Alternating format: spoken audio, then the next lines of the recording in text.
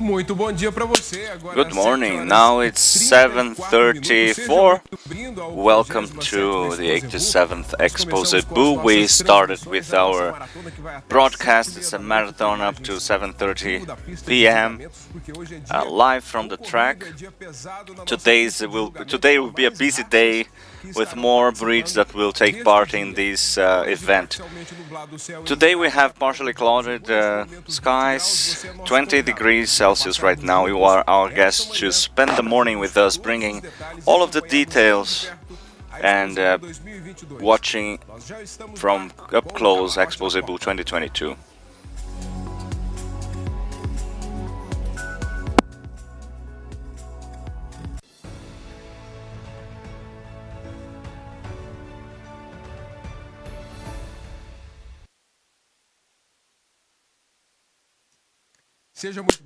Welcome to. It's good to see you here again on this Wednesday, and today you will watch all of the details because in addition to the track, we also are going to have our youth encounter and the Equi show too, and that's what we're going to talk about this morning today.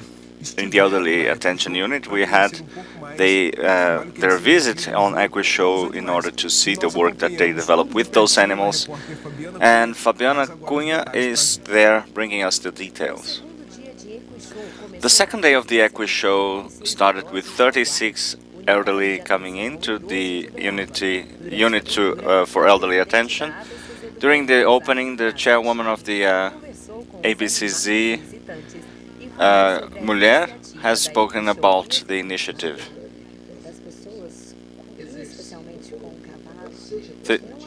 This is a work that we are not. It's not like we just came up with it out of nothing. It's research that has been done for a long while. And the horse with the people they have a link that is fantastic, and it works very well. They had a brunch and then they gathered with Nilson Dornella, who spoke about the interaction between humans and animals.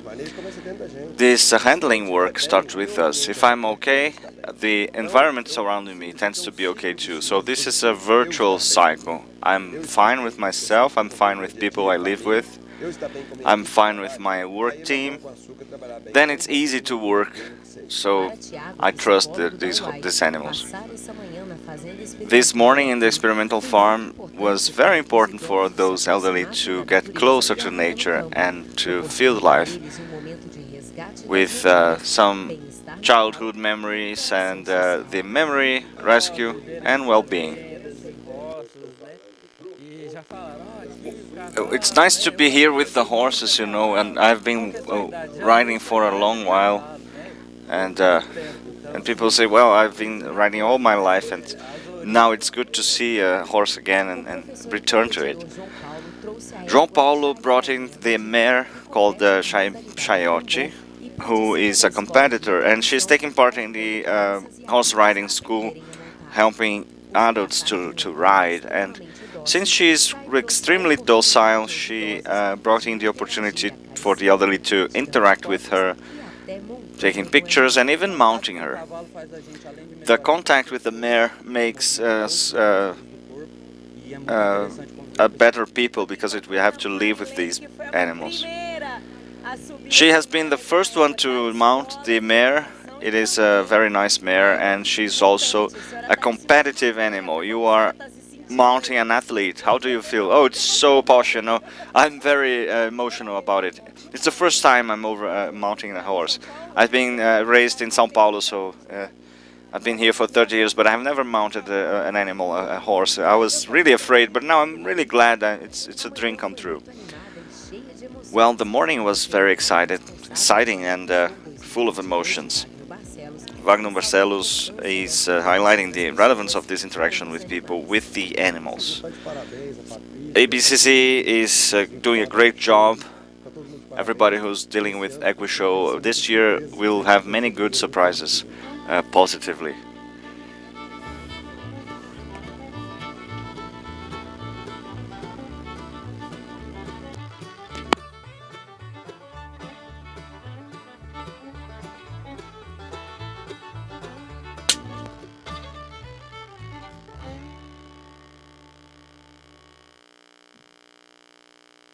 Muito bem, estamos de volta. Very well, Você we're back. conosco?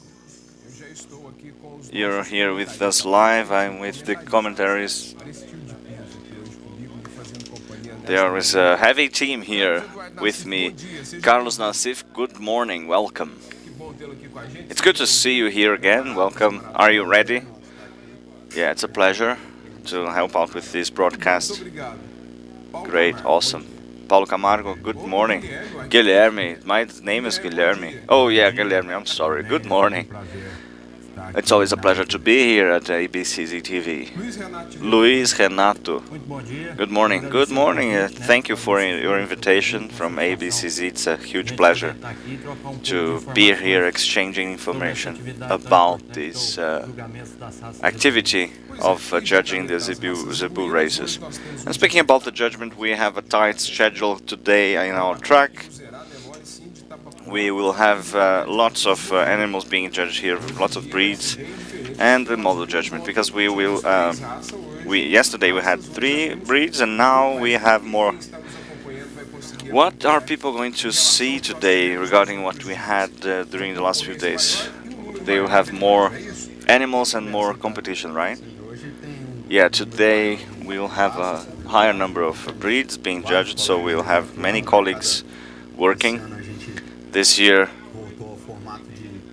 we had a format of committee for judgment, so we have 3 for each breed, and today we will have the many good people in the track today for this judgment. So this day for me, that is the highlight is really the model matrix award. It goes to show the longevity of the Zebu matrices, and they are cows that are a bit older, but they keep the characteristics of the breed, and they also have we have some breeds that have this racial characterization, this beauty that is well defined in the older animals. So especially with the Gir, Buzerá, they have a very characteristic horn, and we can see that the older they get, the prettier they become in terms of racial breed characteristics. So if you like the breeds, if you like to see good characteristics matrices, I think it's today will be the highlight of a week. So let's go to the track, let's see some shots from there, because we do have animals being positioned already, being assessed. So can we see it from here? We can see on the corner of our screen. Over here you can also see what's going on, and these animals are being this is the dynamic stride, that is the circle. They are parading, being assessed in movement. And we can see those animals, Guilherme Pereira and Luis Renato. I would like you to comment about this moment, this beginning when the animals are walking around and they have the dynamic assessment. Just to remind the people who are watching about the relevance of this moment to assess. Well, this is a very important moment, as Nazif mentioned too. Mais de 15 jurados atuando nas raças zebuínas. It is important because we are assessing, evaluating those animals, and we are going to see the examples for selection. So when the animal has a circle stride, the 3 judges are assessing the silhouette, the posture, and their development in their stride. So this is a characteristic of the Zebu, because they have the capacity of walking beautifully, and that is why it's expanded throughout the country. So they have the good posture for a reproducer. They have to walk after the herd. The female that walks well has also a very good long life. So this assessment of the posture on the circle, and then while they're standing still, it's to see the posture. They have to have good posture in order to sustain the whole weight and the whole musculature.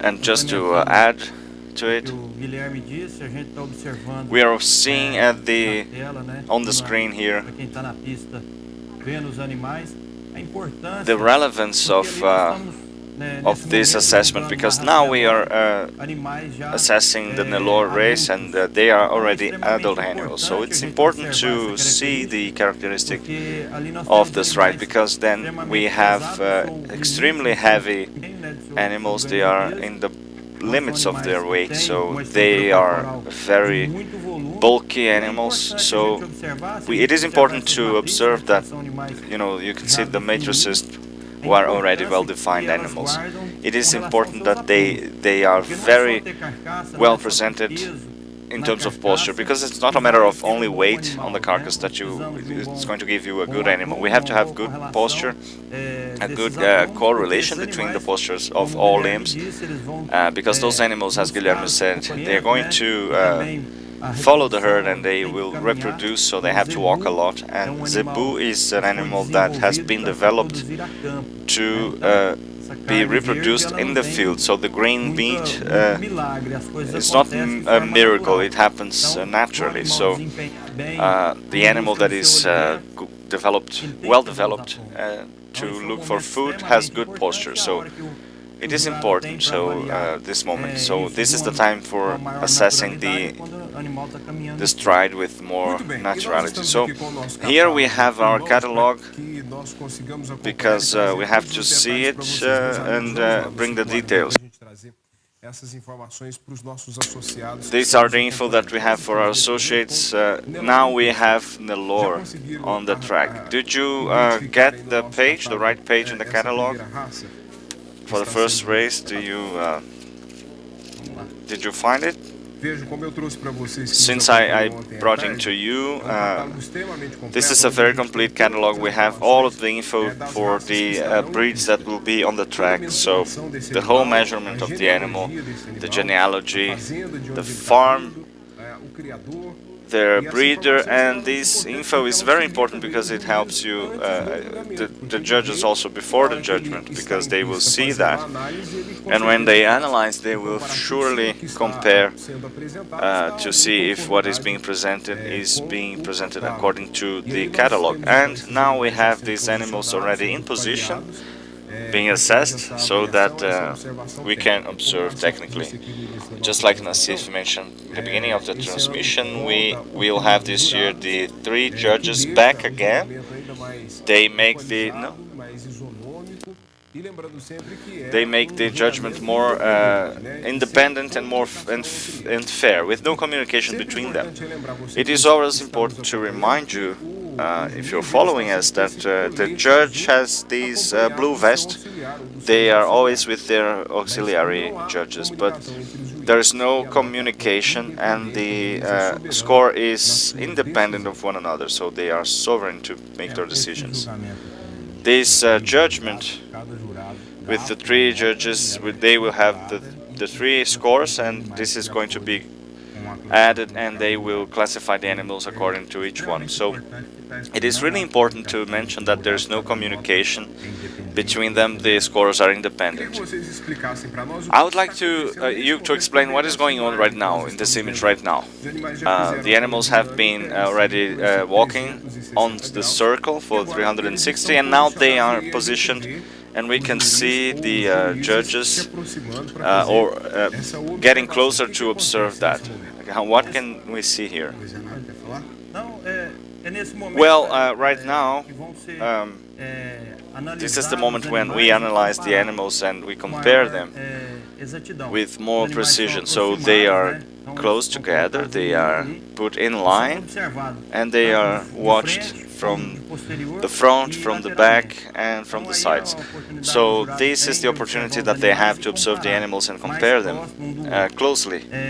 Quando a gente tem alguma When we dificuldade, have o any jurado tem difficulties, toda a the autonomia judge will de be movimentar independent esses to animais, move the levando até a animals, frente, né, bringing e them to the aproximando os fourth, animais que ele gostaria to de the front, comparar. and they can Só compare them. interrompendo, Luiz Just Renato, to queria só que interrupt you eles, real a quick, nossa I would just jogar, like por to favor, a outra imagem dos animais have the other parados. image of É isso que nós estamos the comentando animals agora da standing raça still. Nelore. That is what we É are para que não talking haja about right confusão now, dos nossos so we don't internautas. confuse Isso, people. obrigado. Yeah, thank you. Então, So as I said, the animals are being watched closely from up close with close to one another, and if they have a longer distance between themselves in some extremities, the judge will be able to freely pull them to the front, and they can compare them side by side with more precision, because then you won't have any mistakes. So that will be a triple judgment, and it is very important because the scores are individual.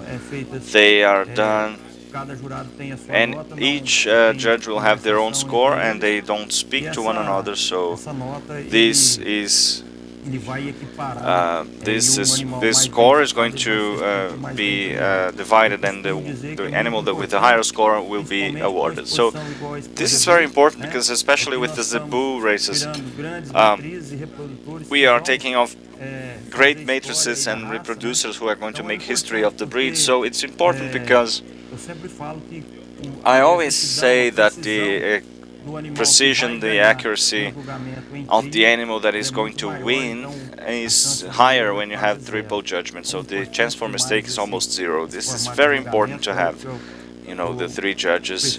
I prefer it like this, and also I think the precision of the assessment is way higher.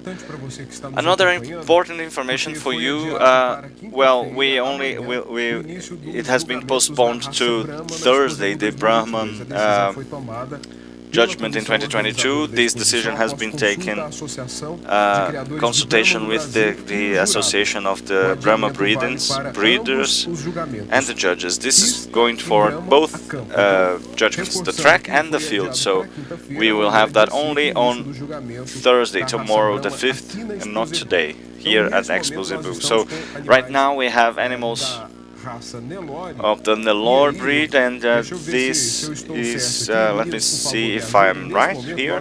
Now we are with the 20th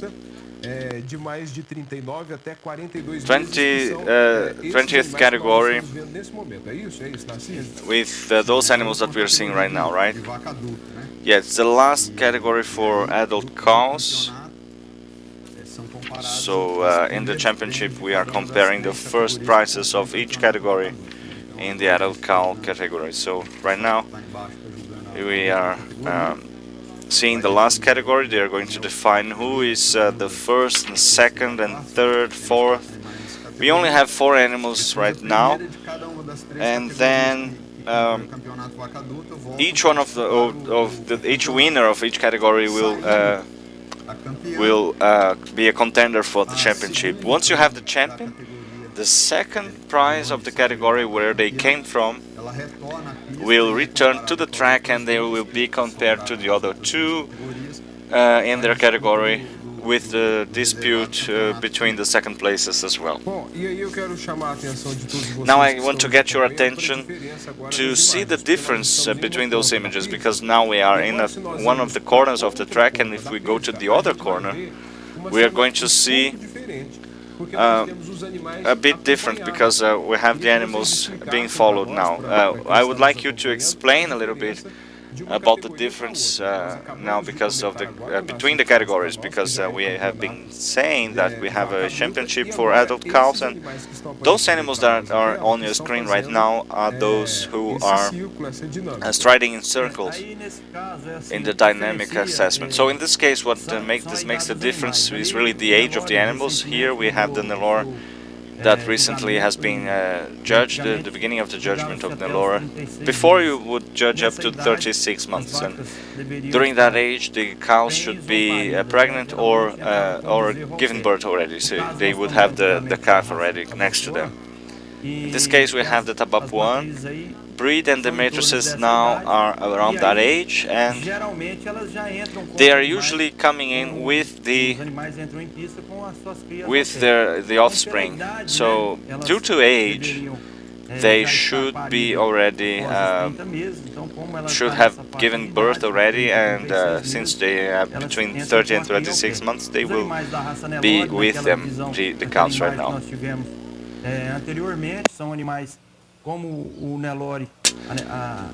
As with Nelore, we could see in those images they have extended the judgment up to 42 months for the females, and also the males, and it goes to 42 months, and now they are weaning their calves, and now they are pregnant, but they don't have a calf together. So that's the difference between the age and the coincidence of the animal being with the calf by themselves or not.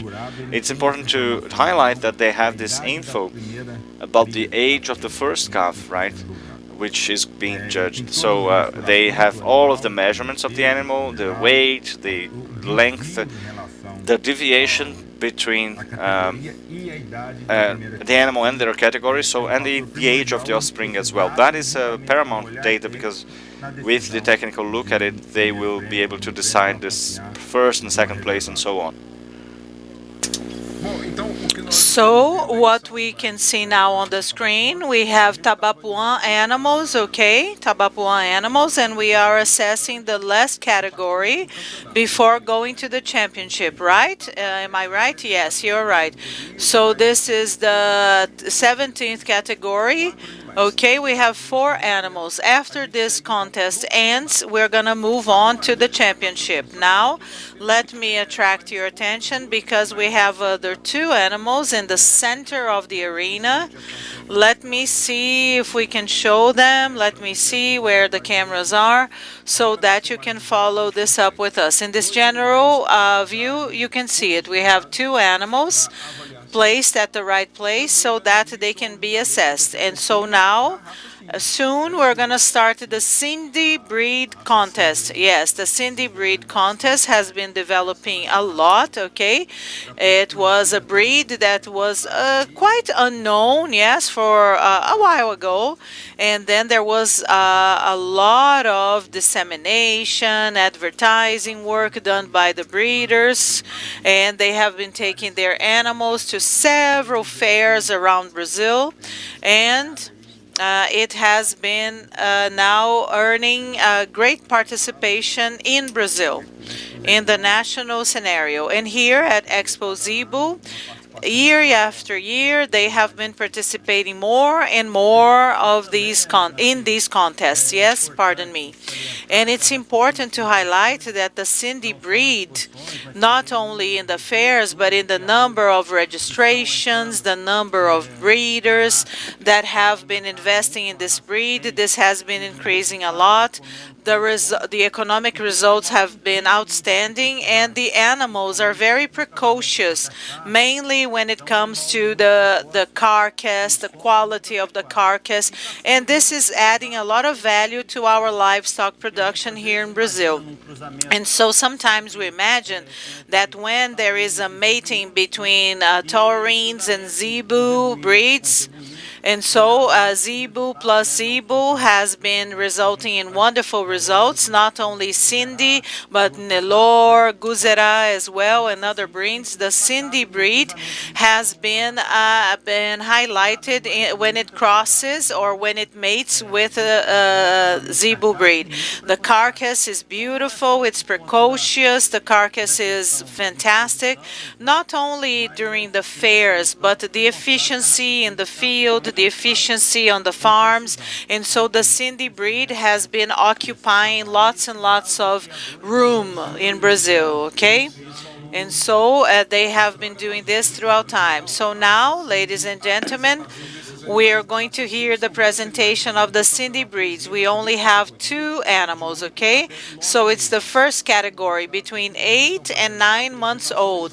They are presenting these 2 animals now, okay? And so from the farm called Três Irmãos in the city of Bezerros. And so we have animals from several parts of the country.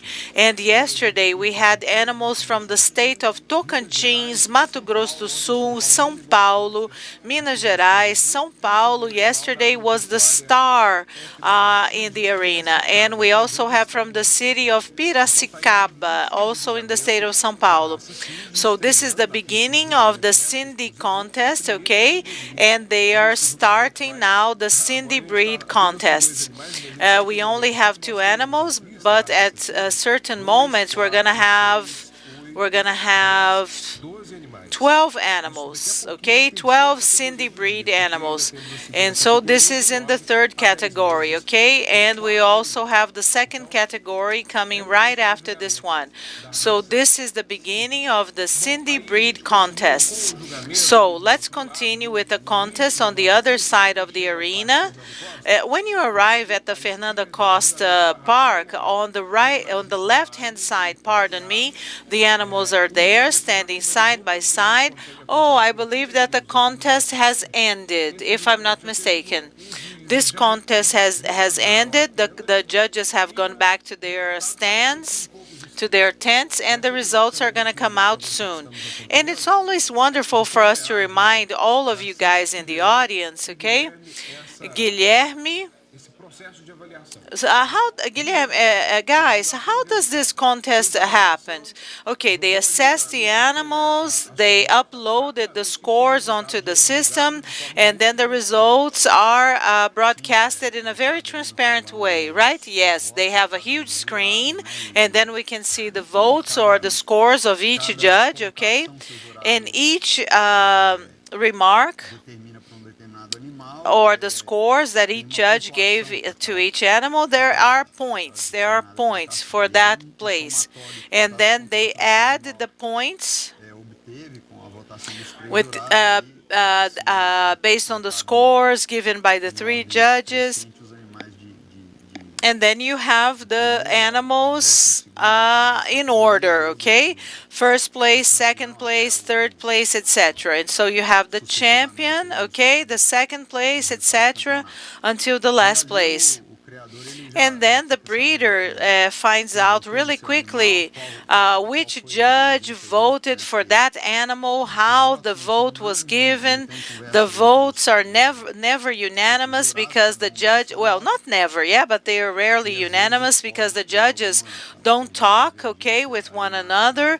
So maybe there can be a discrepancy in the votes or in the scores. Sometimes a judge is going to value a certain characteristics, and then the other judge is going to value another one or another feature, and then all of the points are added.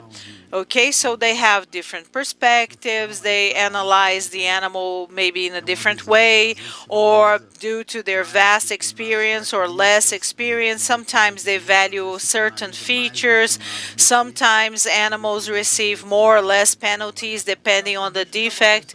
Okay, so our friends who are watching us, we can see Marcelo Toledo, who was here with us yesterday and the day before yesterday. He was here commenting, and now he is one of the judges of the Cindy breed. So we're going to keep our eyes on you. I joked around with him saying, we're going to keep our eyes on you, seeing how you are going to judge the animals. So we have Melissa Paroneto, who is closely following up the results. So our attention now is on the adult cows because we are almost wrapping up. The 4 animals have already been assessed and the results can come out soon. Melissa, good morning. What are the pieces of information that you have to share with us? Bom, a gente não está ouvindo a Melissa Paroneto. Melissa. Well, we cannot hear Melissa. I'm sorry, we're having some technical problems. The audio is not coming to the studio. Let's adjust your audio. So at the moment, we have 4 animals on the tracks.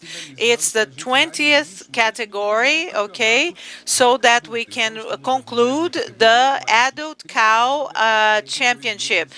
These animals that you can see now are between 39 and 42 months old. Melissa, let's see if your audio is working now. Melissa, which animal won this category? Melissa, can you hear me? Can you hear me? Let me see if you can hear the studio, and let's see if we can hear you. Melissa, please share the information regarding the female winner of the 20th category. Good morning, Melissa. So the winner was Viatina 19 Five Mara Móveis, okay? It was the winner of the 20th category. Okay? Uh, can you hear me, Cesar? Can you hear me in the studio, Cesar? Cesar? Vamos voltar aqui. Melissa, desculpa, eu peço desculpas para você I e para apologize vocês to que you, estão nos Melissa, and acompanhando. to all of our audience. I'm sorry, we cannot hear Melissa in the studio. Let's try once again. So, what was the result of the 20th category? What was the first result? It is the 20th category, female Nelore cows who are between 39 and 42 months old. Melissa, now I believe we can hear you. Melissa? So adult cows. So now we have. So would you like to hear the 17th category? Number 69. 69. Second prize 72, Meta CCC. First prize 71. Okay, Ecamis Fivi da GE05, number 71.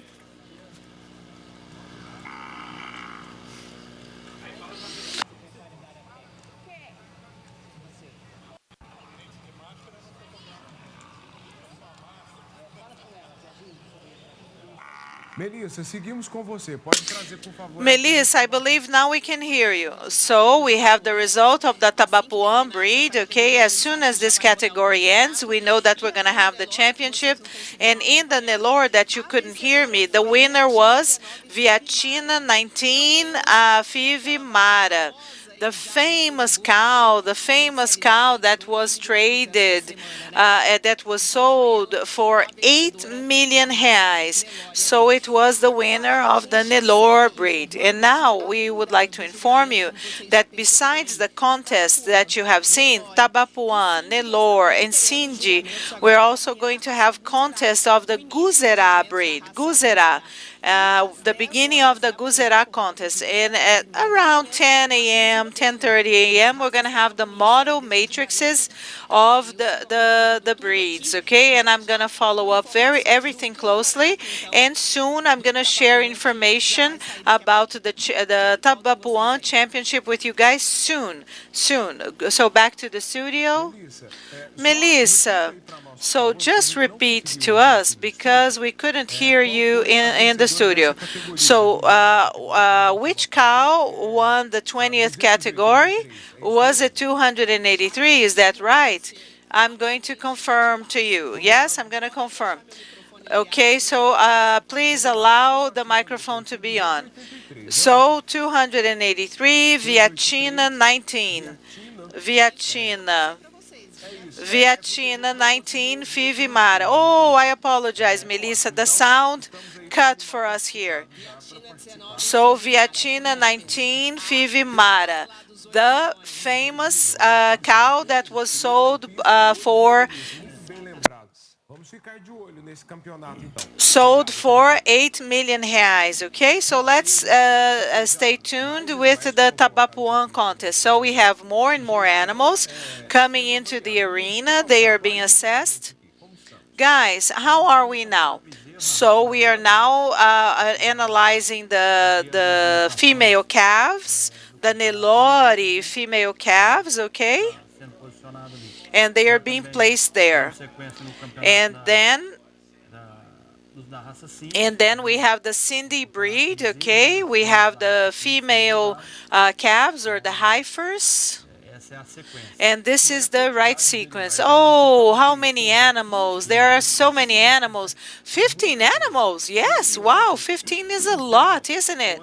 And yesterday and the day before yesterday, the contests were a little faster because we had 3, 4, 12 was the highest number, if I'm not mistaken. And today, wow, we have 15 male calves being assessed. The first young bull contest. And so yesterday, even though we were not present here, com idade um pouco mais avançada. we had older animals, and so it's interesting because the older they get, the smaller the number. So since now we are having the young bulls or the male calves, okay, and I believe it was the first category, the categories they have the maximum number, 15 animals, and so the number becomes higher, and then they are subdivided. So it's common at this moment for animals that are extremely young to have a higher number of animals in these categories, and we can see this. Isso acontecer quando a gente chega no campeonato vaca adulto. And so when we see older cows or adult cows, and so we have Viatina receiving the first prize. And so the older they get, the smaller the number of animals is. And so you mentioned the value of the animal.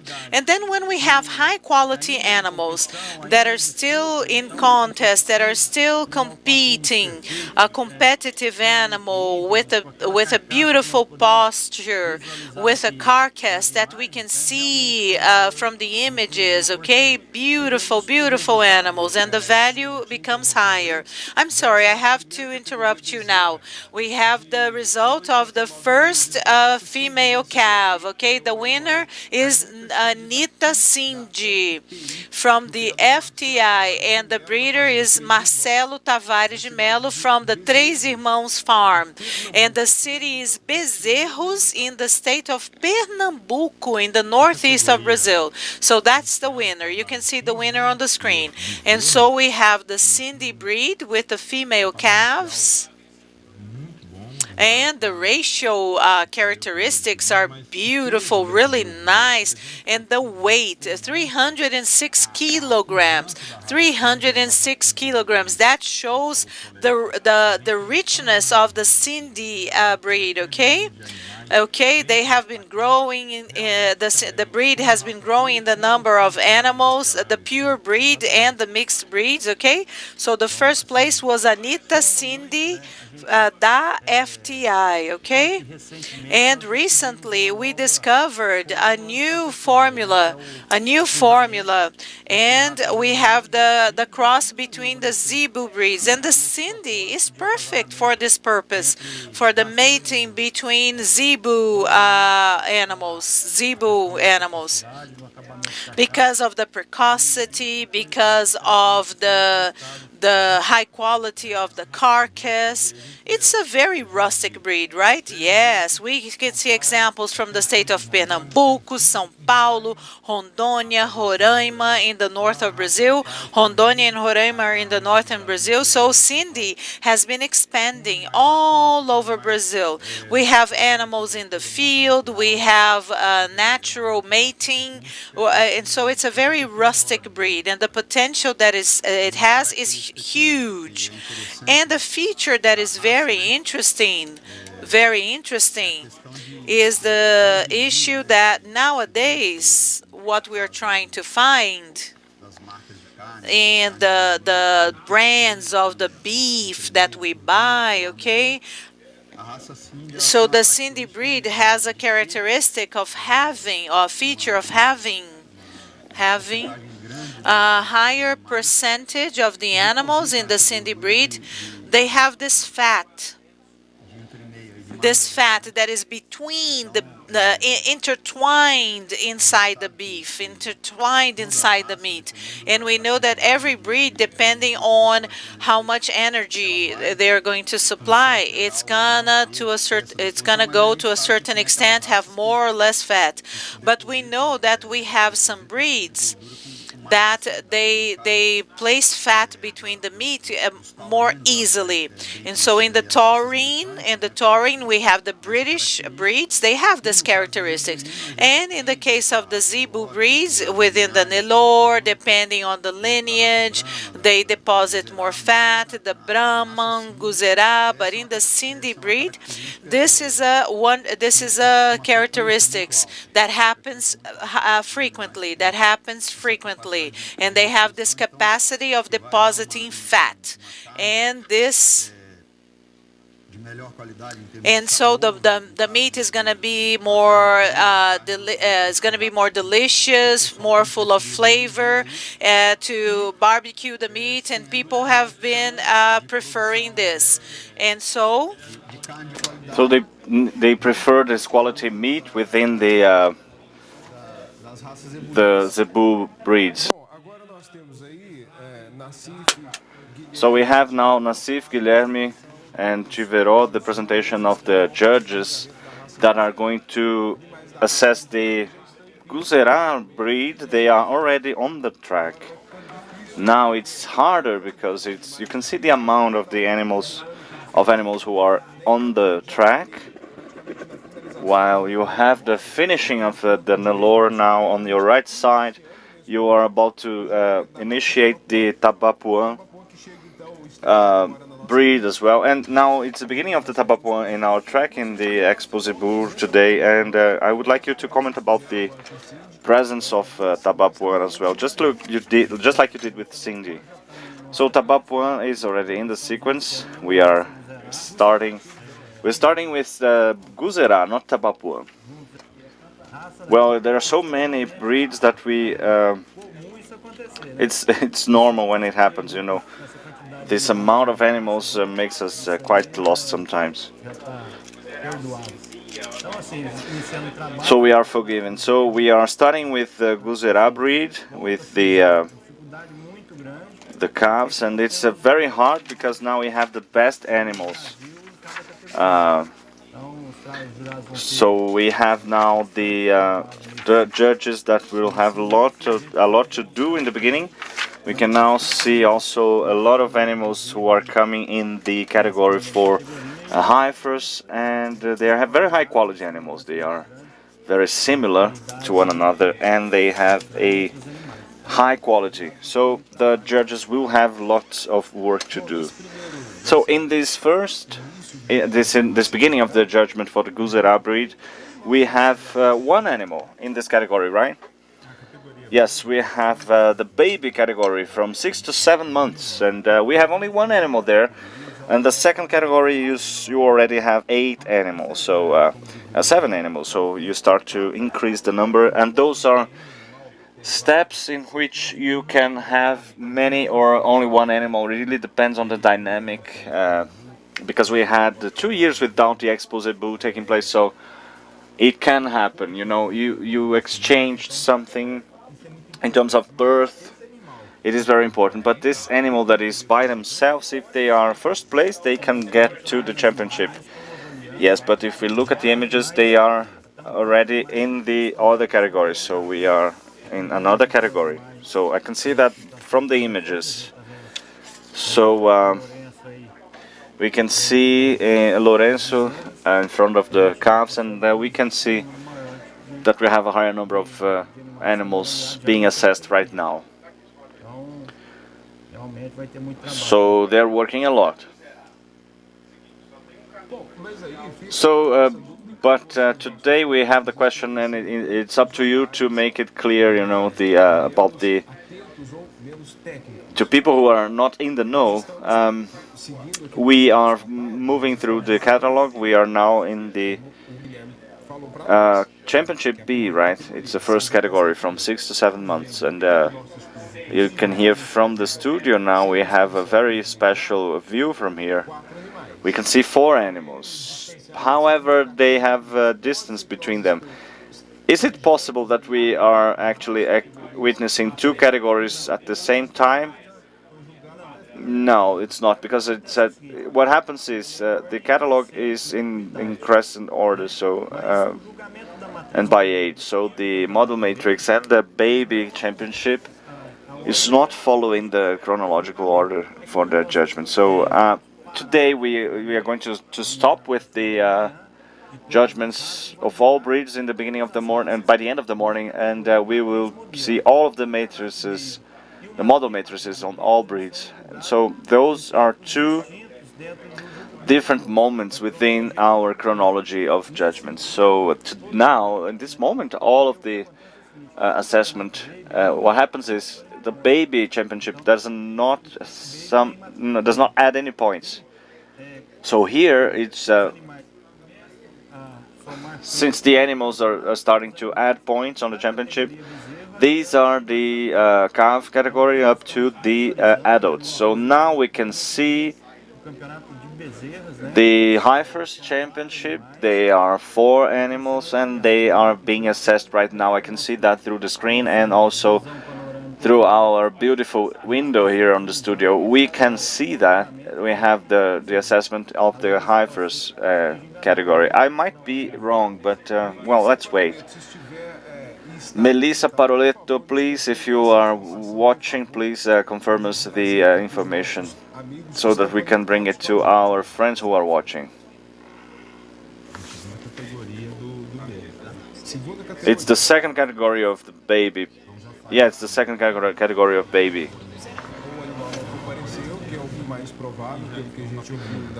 So one animal was not, didn't show up. We have 4 animals, but actually now for us, the animals who are apt to be part, they have 4, 2, 6, 7, right? We have only 4 animals. That's the second category, baby from 7 to 8 months.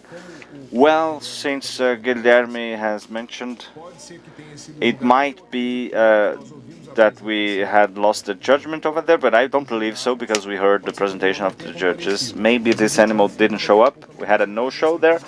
And Melissa might share this info because she is right there on the head of the track, following along. This is the second VIP room for our transmission, for our broadcast. This is a beautiful image that we have of the animals that are being assessed and the animals who are still going to be presented in the upper corner of your screen. Those who are still going to join the track to be assessed. And in this image we also have Nelore breed animals being presented. And now again it is important to highlight, and now in the lower image you can always also see that you have the handlers who are presenting those animals. It's very important, this work that they do, because the animal will be well presented and well assessed from whatever the animal has to show, right? The best of the animal. Just to interrupt you again, we are following the results of the second category. Biada da Estiva, number 4. Third, number 5, Pleaser from Estiva. Second prize, number 3, Croata Cindy. And number 1, number 6, Branca Vive Goiabeira. There we have it. That is the result of the first round of assessment on the Cindy breed. This is the animal who is awarded is Branca Vive da Goiabeira from breeder Henrique Carbellini Carnio from Goiabeira Farm from Santo Antônio da Alegria, São Paulo State. It's an animal who is part of the PNGZ. The amount of animals who are part of the PNGZ is amazing too, right? Which is the genetic improvement program for Zebu animals. Please, Melissa, go ahead. Hello, Cesar, can you hear me? We can, yes. Well, now we have the result of the second category for Cindy. Branca Vive da Goiabeira from Goiabeira Farm, Santo Antônio da Alegria, São Paulo State. All right. Okay, Melissa, thank you very much for your information. I had interrupted Nassif before because we had to bring in this result. Please, Nassif, go back to where you were. No problem. Well, I was just saying that these guys who are presenting the animals are really, they are dealing with them daily, and they are not simply the people who are dealing with the animals and treating them well. But that is a person who knows how to present an animal, how to show the best of the animal in order to show their characteristics, their strong points. And also for us who are also judges in the tracks, we know how it goes. We know the colleagues who are handling the cattle and who know how to present an animal well. So we have they have a good presentation, and they hide the defects as well. When they have the flaws, when they want to hide it, they will do so. They will avoid showing the weak parts of the animal, of course.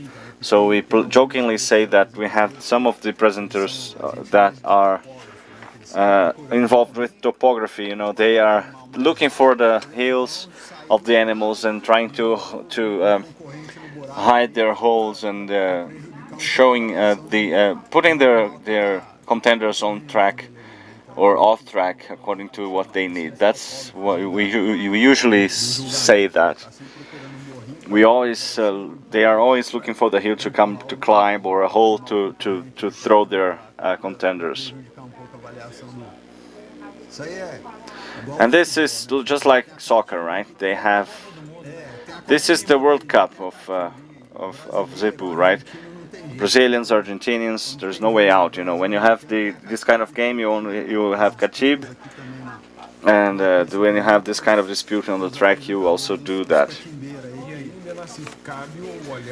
And then there is where you have the extremely attentive eye of the judges who are assessing the animals, in order for it not to hinder the result from being fair and having and assessing the full quality of the animal. And you see that there is somebody who's pulling the animal over to the other animal, and you have to give them more space so that the assessment must be fair and correct. We are joking here, but this is involving a lot of money, a lot of work, and a lot of such investment. Of course, nobody wants to bring an animal here to Uberaba in order to damage a championship due to an ill-made assessment by some not fair game. You have to have a fair play going on, and of course you joke around, but you have to also be serious during the judgment. You were mentioning the Pernambuco animals, and myself and Renato this year we had again the reception for the animals, and we have seen the animals coming from Sergipe. The ones from far away were from Pernambuco, and so we have many animals from far away. That's very high cost to bring them in, and to lose a championship, due to the bad presentation. So we have to be very careful. The judge, of course, has to be open-eyed, and we, of course, the presenters and the handlers who are being hurt by that also have to speak up. It is important to highlight that in addition to the treatment here, they live the life of the animal. That the handler of such animals are suffering with the animal. When they win, they are happy. When they lose, they are sad. Babies, second category. Let's hear. The third is 02, Vestal. Second place, 3, Italia ASW. And the first place, number 6, Adele da Capital. Ladies and gentlemen, we have defined the championship of the adult cow for the Tabapuã breed from Expozebu 2022. ABCZ informs you.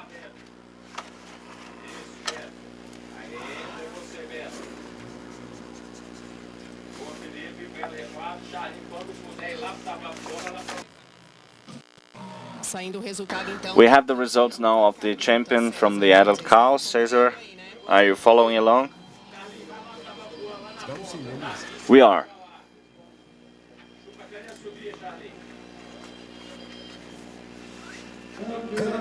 The champion, the cow of the championship for the adult cows of the Tabapuã breed. The animal is number 071. Ekamis Vive from from G04. João Trivelato Neto is the exposer with the farm G05 São Gabriel do Oeste, Mato Grosso do Sul state. Okay, now let's go to number 72. Conduct number 72, please.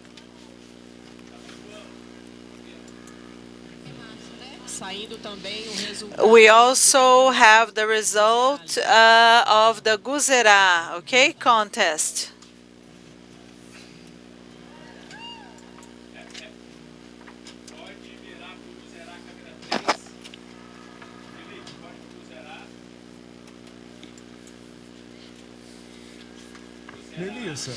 Melissa, so please update us now, and everybody who's switching on their TVs now. Okay, the results that we have just received. Please.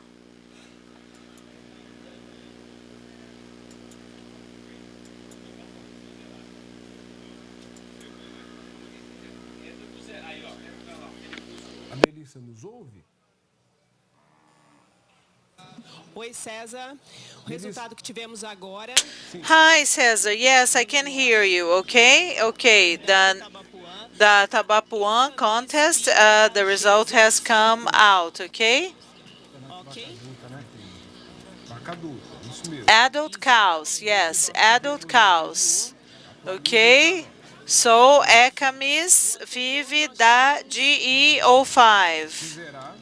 And then we had Guzerá also. Guzerá also. Só instante, César. Just a second, Cesar. E o resultado do Ah, agora. now, the result of the championship is coming out any minute now. Any minute now. No. We didn't miss out on anything. It's because the contest hasn't, or the championship, pardon me, hasn't finished yet. Vocês querem da categoria Baby, isso? Isso, Melissa. Tá. Adele da capital. And now we have Adele, da capital. Adele from the farm called Entre Rios, and it's from the Federal District of Brazil.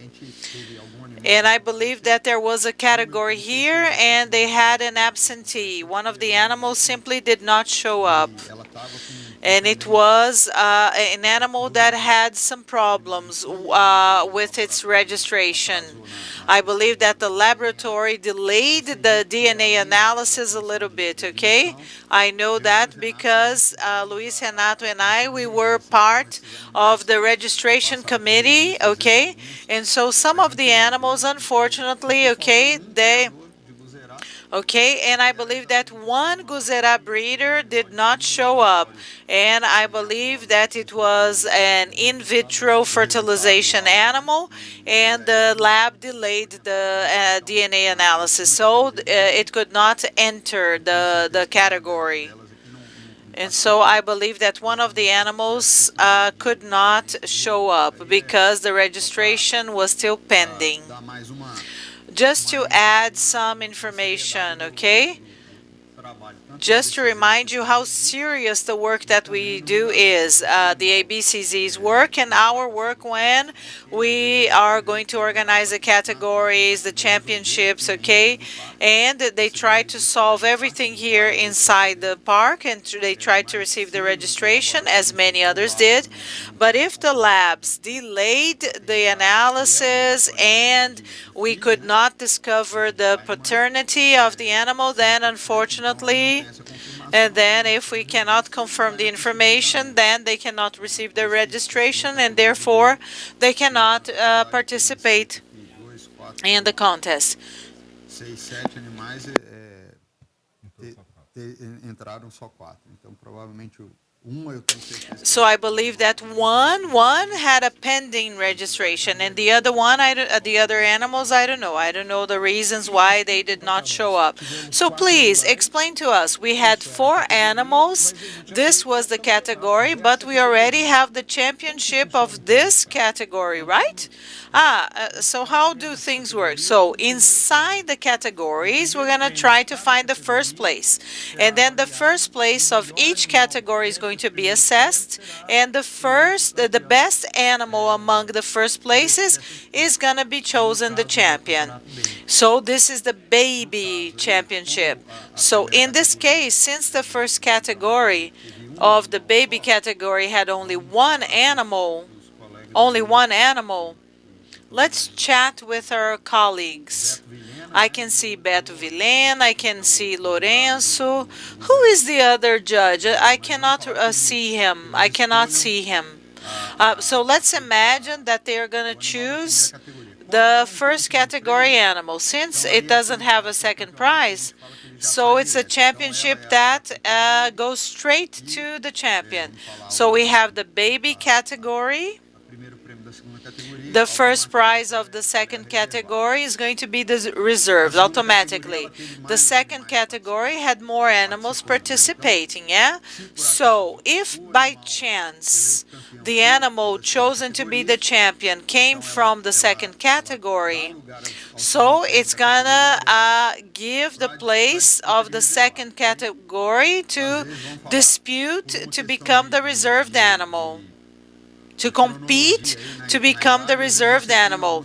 And so some categories are very, very strong, and sometimes the animal that is the second prize or second place of a certain category is better than the first place from another category. That's why we have the competition between the reserved animals and the second prize of the champion Muito bem. category. Conseguiu compreender aí com a gente. Were you able Vamos to passar understand pra nossa this? equipe, ver o que está acontecendo. So let's go back to the arena. Let's update everybody because it's fast. It's really fast, okay? So things are changing all the time. And so we have animals being assessed close to us, near us, okay? So, okay, near us, closer to where the VIP box is.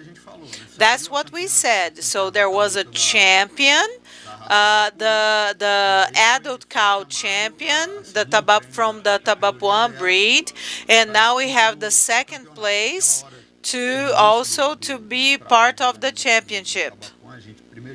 So when we were working with the Tabapuã, yes, no, first of all we saw the Nelore, okay? And now in the championship of the Tabapuã breed, we can see all of the matrices that have born calves, and their age now, it is mandatory in the Nelore breed, since they were older animals, a little older animals, so they have already born babies, they have born calves, they have weaned their calves, okay? And in this image, you can see the assessment of the judges. So when we see animals at the right reproductive age, the judges also assess the cow-calf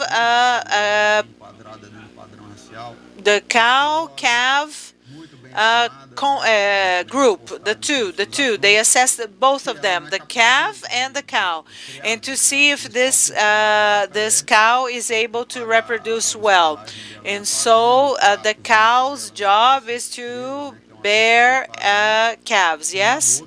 And so they can offer good male calves, okay, to become a reproducer. And here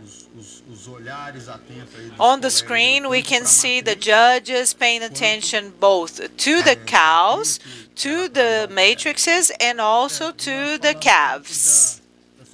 So we discussed the characteristics that the Cindy breed offers: precocity, rusticity, and also the Tabapuã has a very important feature as well, because their carcasses are they have voluminous carcasses. They also have a high milk producing capacity. And we can see all of the matrices that are being assessed, all of them, they have a beautiful calf near them. And so we can see the female that was the winner. And look at that udder. The udder, it is a milk producing animal and the carcass, and pay attention to the memory organs, and check out the calf that they have next to them. So the zebu breeds, they have these important characteristics that each breed has their own unique feature, and so we can see this clearly and pay attention to their reproduction capacity. Look. So at the end of the year in the city of São José do Rio Preto, we had a wonderful fair with beautiful animals, with high quality animals. And so you can see the quality of this fair because of the quality of the animals. So the females, they have to pay the bill. What kind of bill? The bill of them staying on the farms. And the females, they are the greatest asset of any breeder, okay? And the female animals, they should have one calf a year so that they can pay for their expenses. So the PMGZ has a module exactly created for assessing the females. Guilherme, I apologize for interrupting you. Just a minute. So we have the Tabapuã, okay? Okay, we have the adult cow. The ABCZ would like to inform you the Tabapuã results.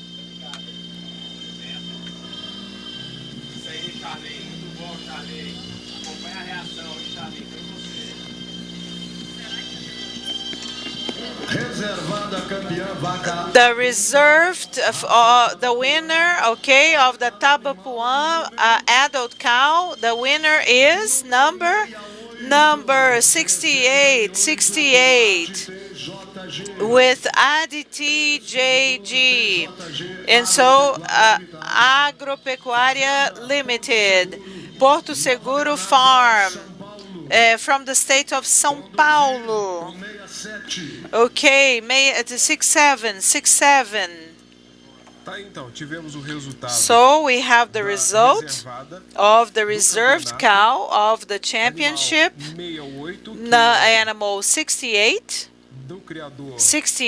and the breeder's name is Maria Cecília Junqueira from the Porto Seguro Farm in the state of São Paulo. TJG. And so I'm going to have a break now so that we can check out, because we're having the 13th Young Rural Meeting. And people are filling my cup with water because we talk and talk and talk all day. So people have to give me water. So we can't do anything alone on TV. So our team is extremely competent and efficient. We already have, okay, the audio, the external audio. Realizado pela Comissão ABCZ Jovem em parceria com a Sociedade Rural Brasileira.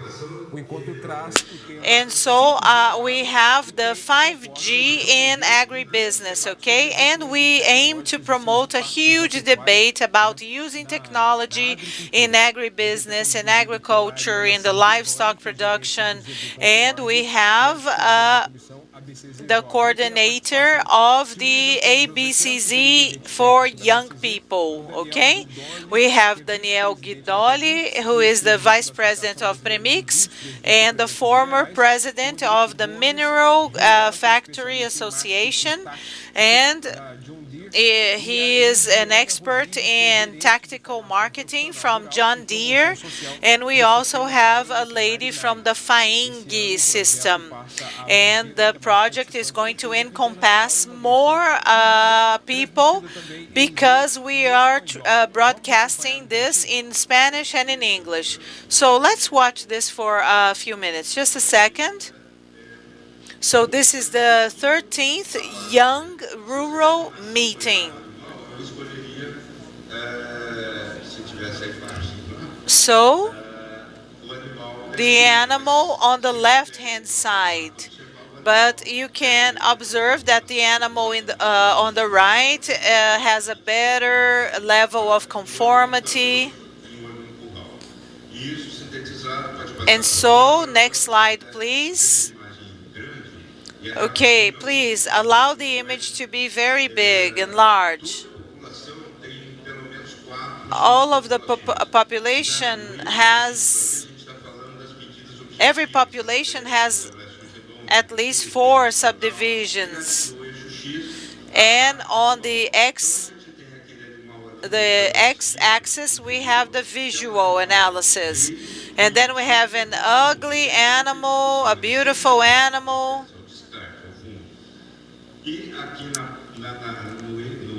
And in the subgroup on top of that, we have the animals that are very good in terms of figures, but they are not beautiful. And on the bottom right-hand side, we have beautiful animals, but they are mediocre in terms of performance, okay? And for us, we have the superior population that has, they unite good performance and beauty. That is the philosophy, the work philosophy used by the ABCZ.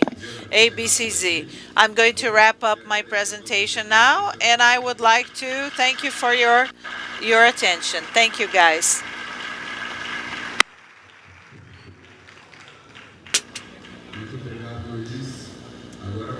Thank you very much. Now let's pass the floor to Mr. Daniel Iranini.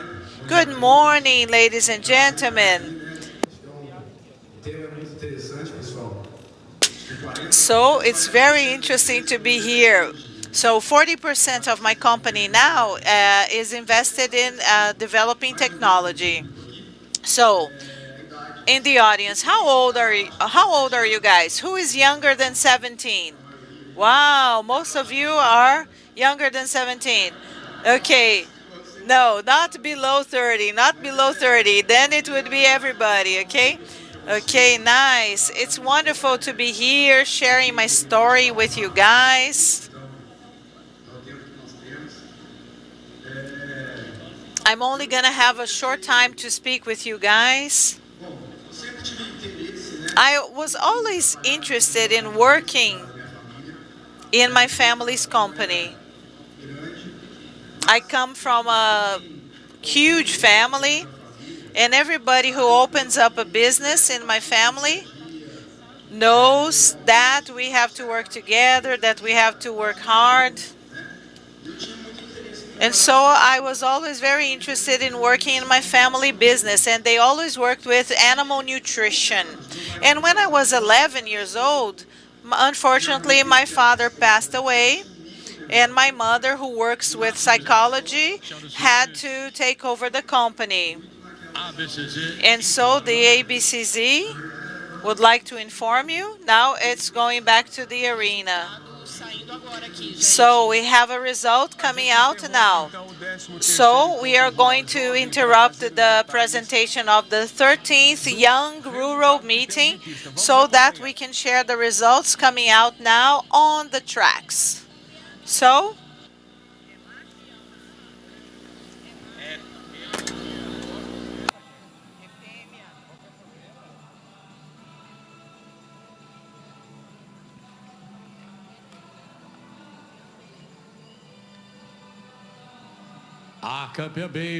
the baby champion from the Guzerat breed is Lara LBL from Mr. Roberto Correia, Geneta Farm, Minas Gerais, Sete Lagoas.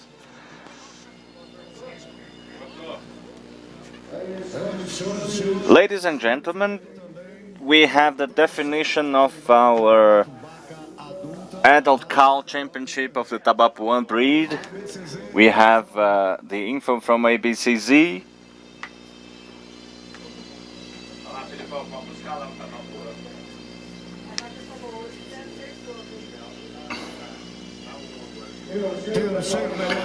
Third place for the adult cow championship, number 72 Meta CCC. The expositor is Divina Lara Deus Dará Ferraz, Cassilara Farm, Guaraí, Tocantins State. And then we have 64 and 67. Well, very well. We had the results now, and let's rewind here for the adult cow championship in the Tabapuan breed. We had in the first place in the championship for the Tabapuan breed. Before, let's hear the considerations from Wilson José.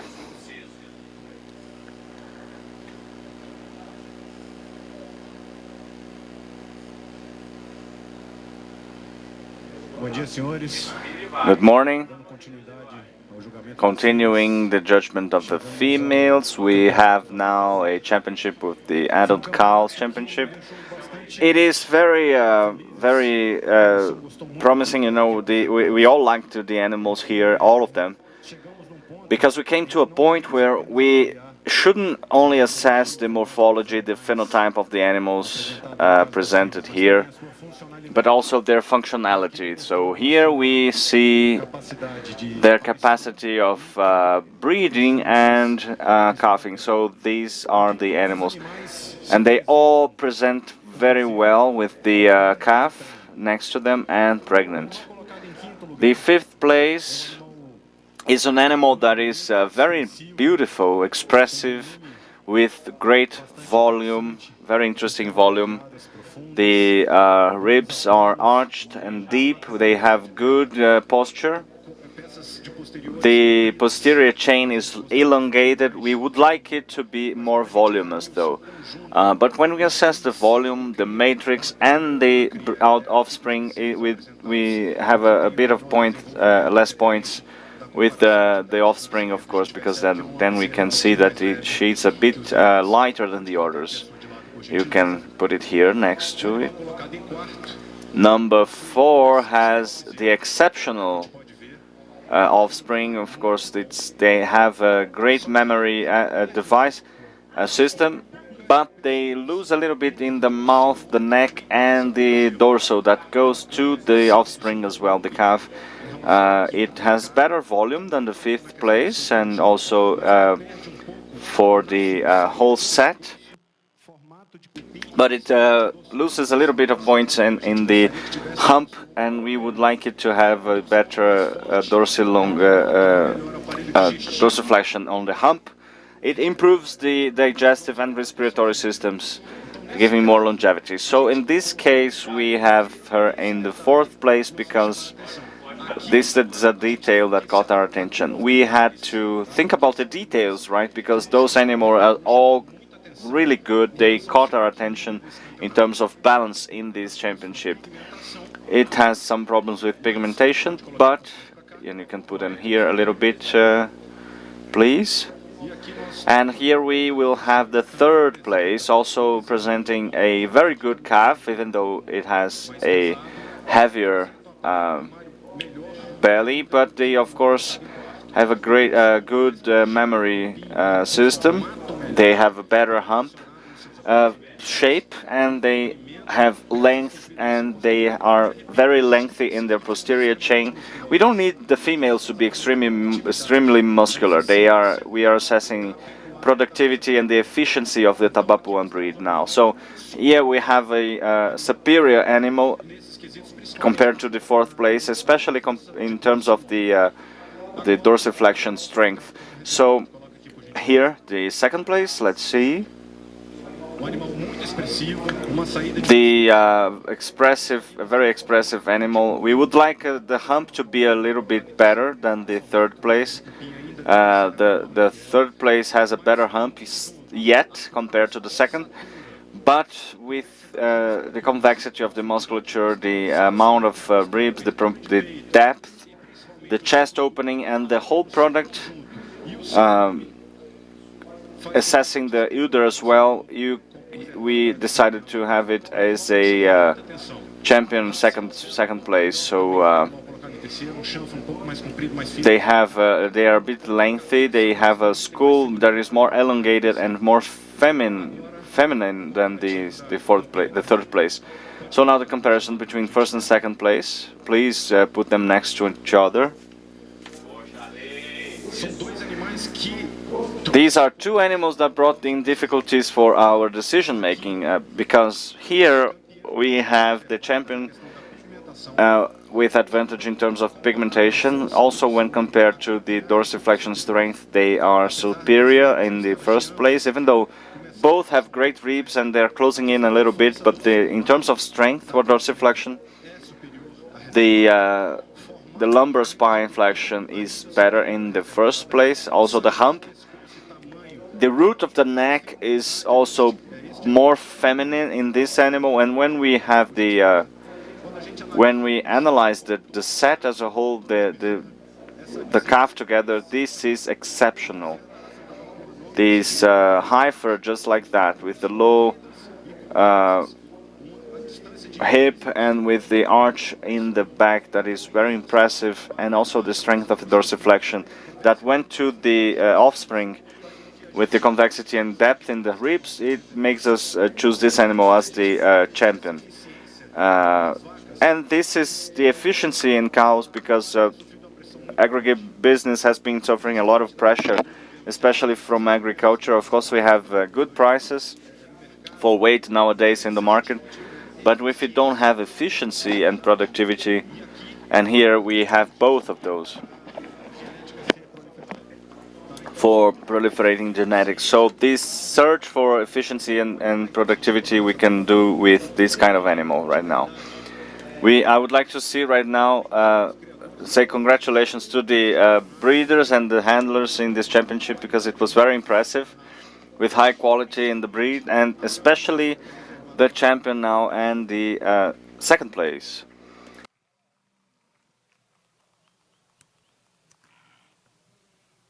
Então tivemos as considerações. Now we had the observations from the judge for the Tabapuan adult cows category. We will soon. Okay, so we have to see the awards now given. Before you make your observations, we can see the results of the championship. So we had, as a champion, we had the Decamis FIV from DG05 from G05 farm, João Trevelato Neto. And as the champion second place, we had Porto Seguro farm from Maria Cecilia Junqueira Germano. And also for the third place, we just saw Meta Triple C from Ponta da Serra farm. Now let's hear from Guzerá, because we will have the result of the third prize. The second place for the Guzerá breed will be animal number 06, Adélia da Capital, from the producer Adriana Galvão, and they are from Planaltina, the Federal District. Congratulations. I would like to invite Marcio Grech to deliver the award to Mr. Marcos and Sergio.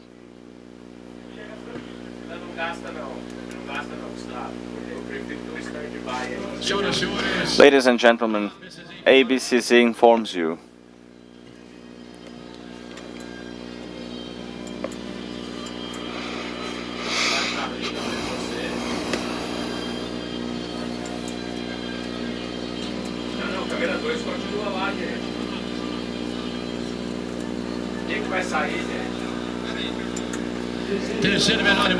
Third place of the Guzerá Championship, animal number 3, Italia ASW, from Arisson Silva Carvalho, São Sebastião Farm, Paracatu, Minas Gerais. For the Cindy breed, the championship of the high first third category classification is 12th place, number 14, Ophelia Fiv. Number 8.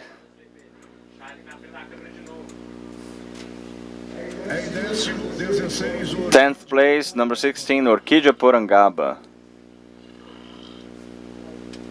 Em nono, 9th place, Chiara Fiv from Baguaçu.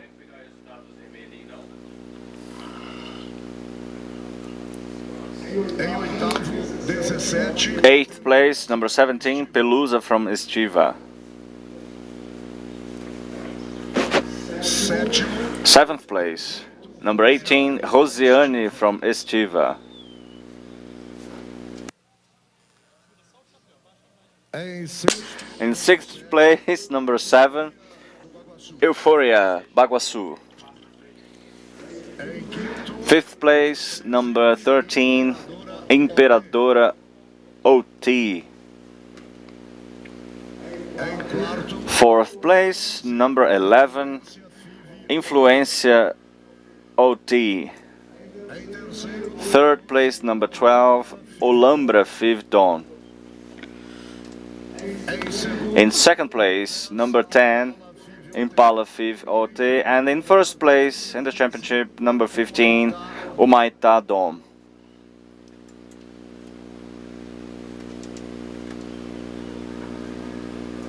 Os meses da raça Cindy. Tivemos então 11 months from the Cindy breed. We had now the result of the 10 to 12 months old of the Cindy breed. We now follow on with the championship of the breed. Vamos lá. De Well, frente agora, meninos, pra gente não perder. from the back to the 4th now, I will even interrupt you for the considerations from the track if we have them, okay? Raciocínio das fêmeas, uma fêmea produtiva, que é o maior patrimônio. With the females, that is the biggest asset that the producer has in the property. PMGZ has a module just dedicated to assess the matrices.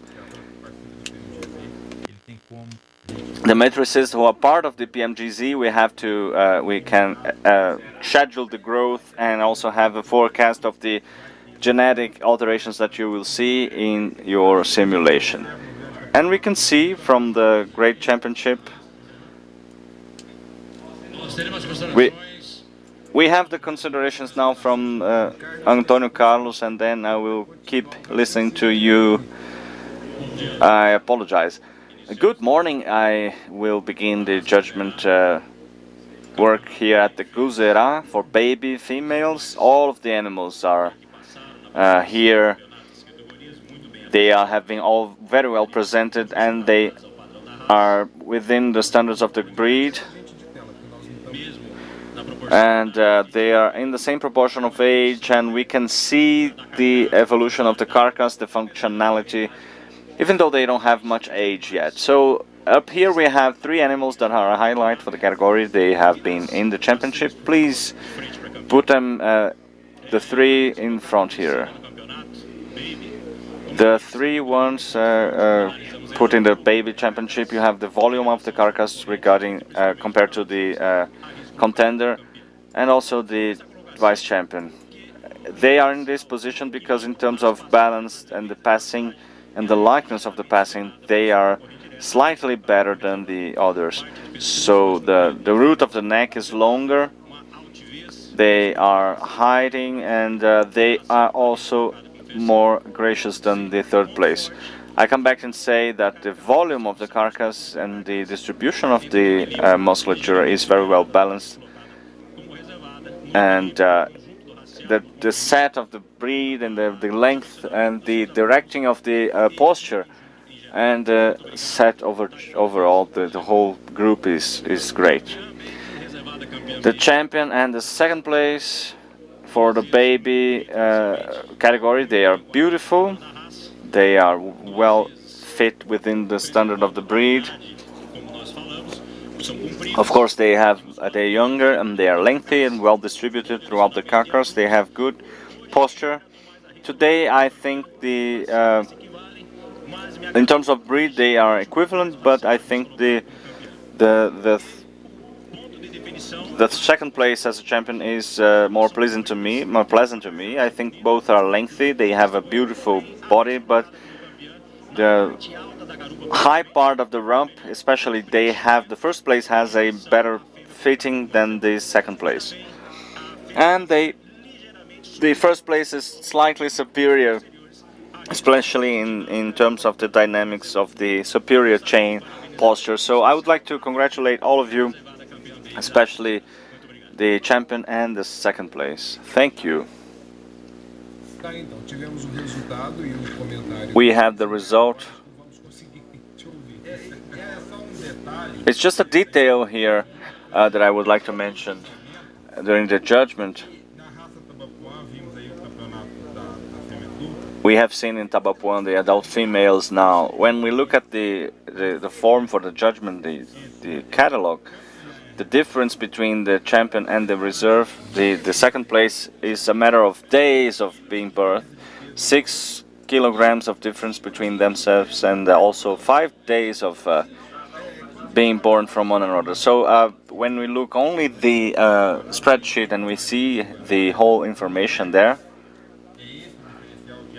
and that is the difference in the judgment of Expozebu, because people have to know how to differentiate between them and look for the champion and the second place for an award. It's very complex. Dois pontos importantes, nós estamos aqui no início We are here do resultado, in the beginning of the result before the commentary. faltamos a capacidade de produção, né, dos animais. We're highlighting the capacity of production that the Tabapuan breed has. We are also hearing the colleagues say that about the capacity of the female to give offspring, so we anticipate the characteristic. Of course, it is evident that it's very important, and we had a confirmation of this opinion by our colleagues when they were commenting about the judgment, speaking also about the characteristics that we just mentioned right before they had this comment made. So it is a characteristic that's very important. We had to consider that, and not only for the judgment, but when we speak about the judgment here, everything that's been said should be observed. Estamos ouvindo aí então agora o resultado. Well, we are hearing. Bezerro Jovem, que é a primeira categoria do Nelore. Vamos acompanhar. This is the Nelore third category. We can see Mike and Fiv from Sabiá. 12,289, Pódio Fiv Machadinho.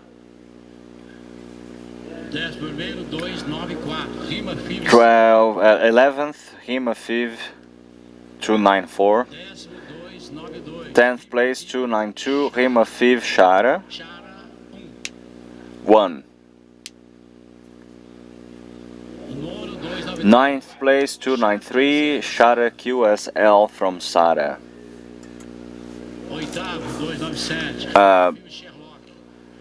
8th place 297, Rima Fiv Sherlock. 7th place 295, J1993 Canaan. 6th place 288, Egito Fiv Brun. 5th 301, Favorito Fiv CRL.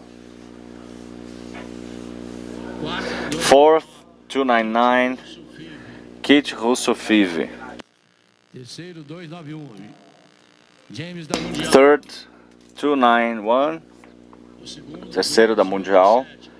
2nd 287, Lotus Baronesa, and the first two would be 290, Rima Fiv 294. Então tivemos o resultado desse primeiro campeonato Bezerro Jovem. So this is the result of the first category of from 7 to 8 months. This is the animal, the classified animal as first place will be 290, Rima Fiv from Genipapo Farm from Várzea da Palma in the state of Minas Gerais. This animal has been taking part at the PMGZ. So now we are advancing this morning, this Wednesday morning here in Uberaba with the judgments of the breeds who are now in the morning on the track. I would like to get your attention here because we had said that we would have some change in weather now on Wednesday, and here we have a very light rain falling down here, pouring down on the park. We can see that from the studio, and it doesn't change anything in terms of the track.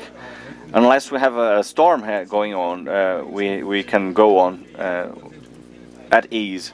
And thus is this is Expozebu going a bit colder today, right? And we saw that yesterday that it was about to happen. That's a characteristic from Expozebu.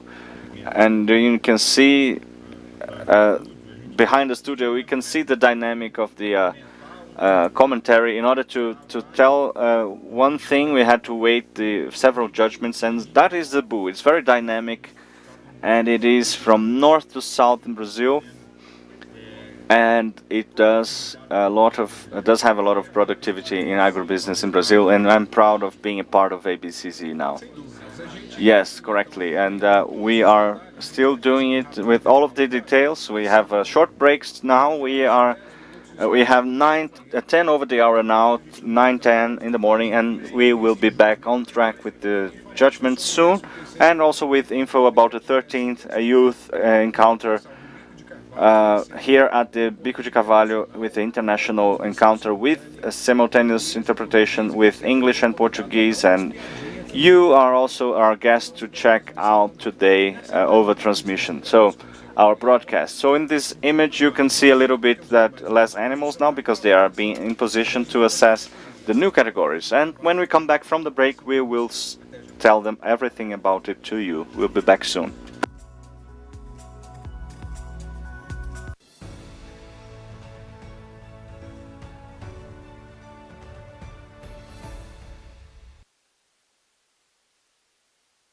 Conozca más del trabajo de ABS, el centro de biotecnología más completo de América Latina. El complejo ABS cuenta con modernos laboratorios de semen convencional, genética sexada y embriones. Da para entregar las mejores soluciones de progreso genético con estándar de calidad tipo exportación. La selección de toros ABS lidera los principales programas de evaluación. Durante 80 años, ABS ofrece soluciones y resultados, garantizando la rentabilidad a través del progreso genético. Conozca más sobre AgroExport, un país generoso en productividad agroindustrial.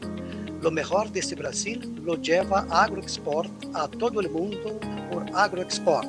AgroExport exporta por aire y mar animales para reproducción, semen, equipos, animales vivos para engorde o sacrificio. Contáctenos. Tenga la marca de garantía AgroExport en su próximo negocio. AgroExport, tradición y confianza más allá de las fronteras. Conozca más sobre la calidad JLT Tabapuán, granja agua marinha, por el empresario Julio Laure. Animales de excelente genética con las características más deseadas. Capacidad materna, peso de destete, peso soberano, fertilidad, estructura, precocidad, musculatura y características de la canal. JLT Tabapuán, amor por la raza.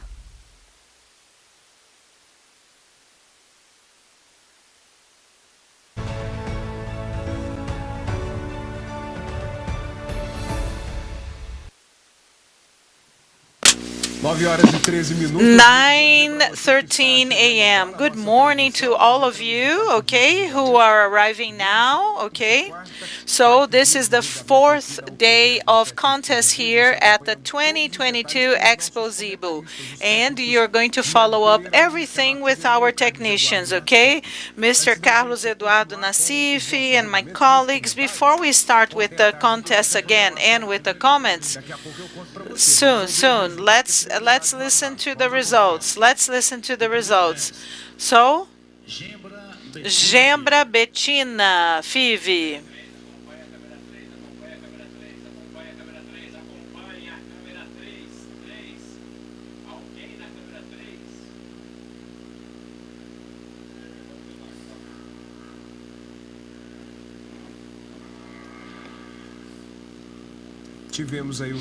So we had the result of the female calf, okay, the first category between 8 and 9 months old of the Guzerá breed, okay? So it's from the farm Lagoa da Lontra, from the city of Paraopeba in the state of Minas Gerais. Gembra Bettina Fivi. So yesterday afternoon during the Expozebu programming, okay, we signed an international agreement, an international contract to export genetic materials. So the ceremony took place at the International Hall. Okay, and this is the international department of the ABCZ. And there were the negotiations between Brazil and the foreign government, okay?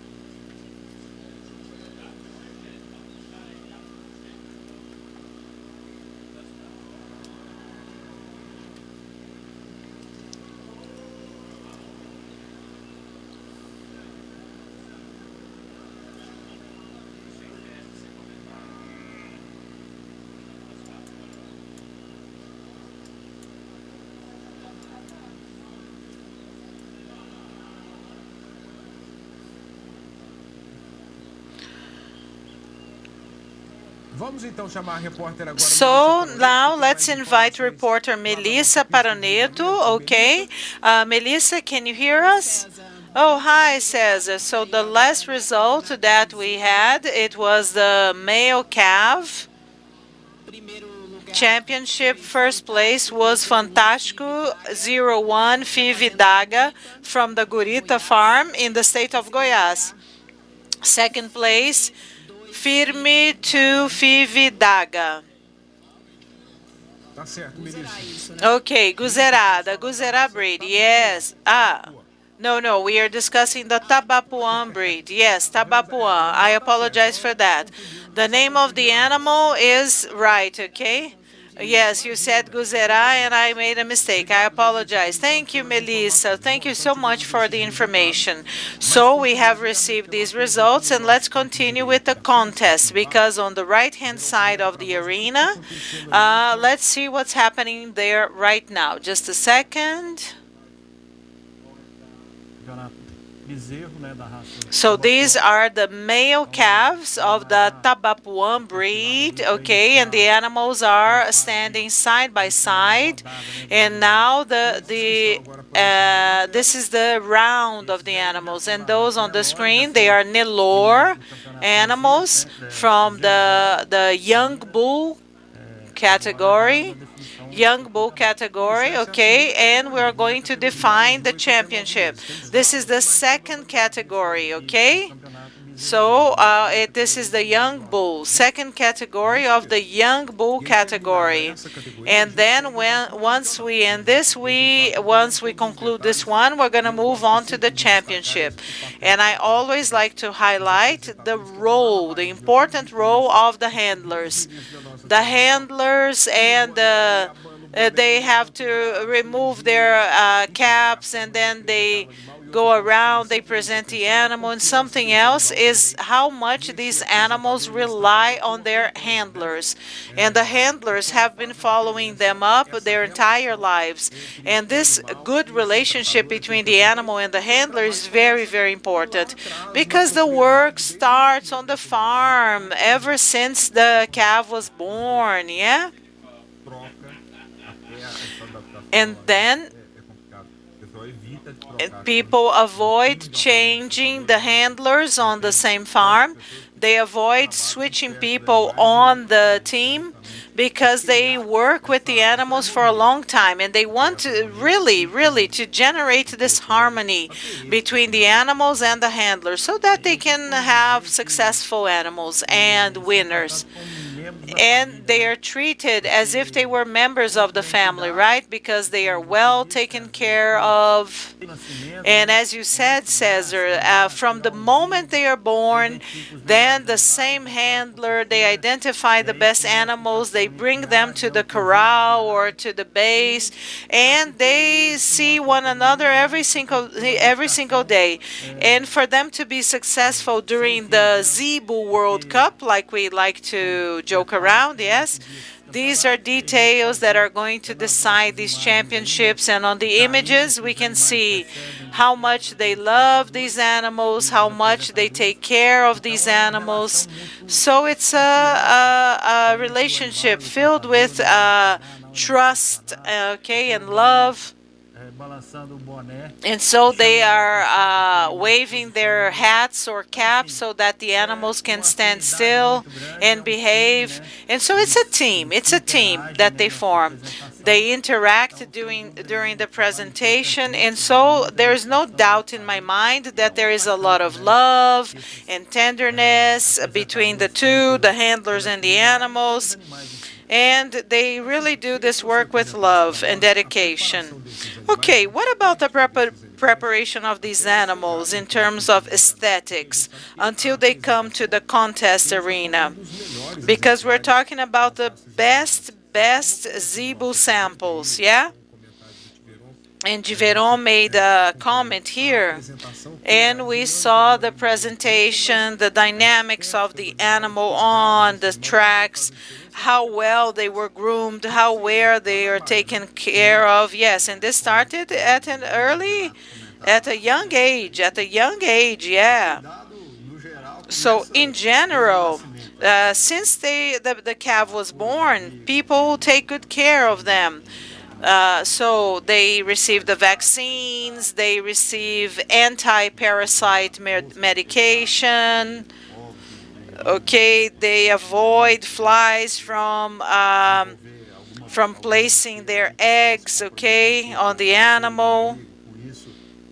They take care of their navel, okay. Sometimes their navels can be a little thicker. They try to avoid infections. And maybe we can have other problems. They try to avoid everything. They try to avoid joint problems. And those who are veterinaries, those who are technicians, we call them arthritis. That came from the osteophlebites, okay? If there was an inflammation in the navel, they try to avoid that. If this inflammation was not well treated and didn't cure well. So when the young bull is young, they identify the best animals. They identify those that have the highest potential to gain weight, to develop well, and then these animals, they're going to be taken to the corrals until a certain age, and then they receive milk twice a day, or they breastfeed twice a day. And they already start adjusting themselves to all of this movement of people coming in, going out, and the noises that they're going to find here during the fair. Sometimes they listen to the radio, to country music here in Brazil, so that they can get used to all of the noise, okay? And they try to adjust themselves, because when they come to these fairs, they're going to be washed, they're going to be subjected to lots of noise and many different people. And so they take care of their fur, they are groomed, they also are so used to their handler's touch.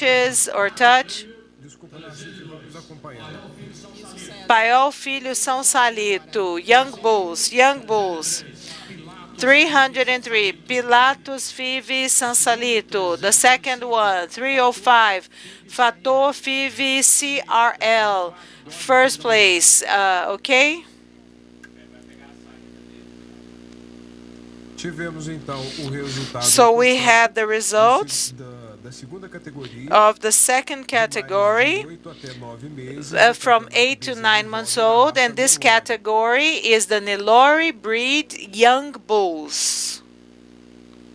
Pilatus Five Salsalito. Pilatus Five Sansalito. Nassif, enquanto você falava, Nassif, while you were making your comments, our camera people, they brought to us a very interesting image. Okay, I'm going to show you this soon. Okay, so the ABCZ.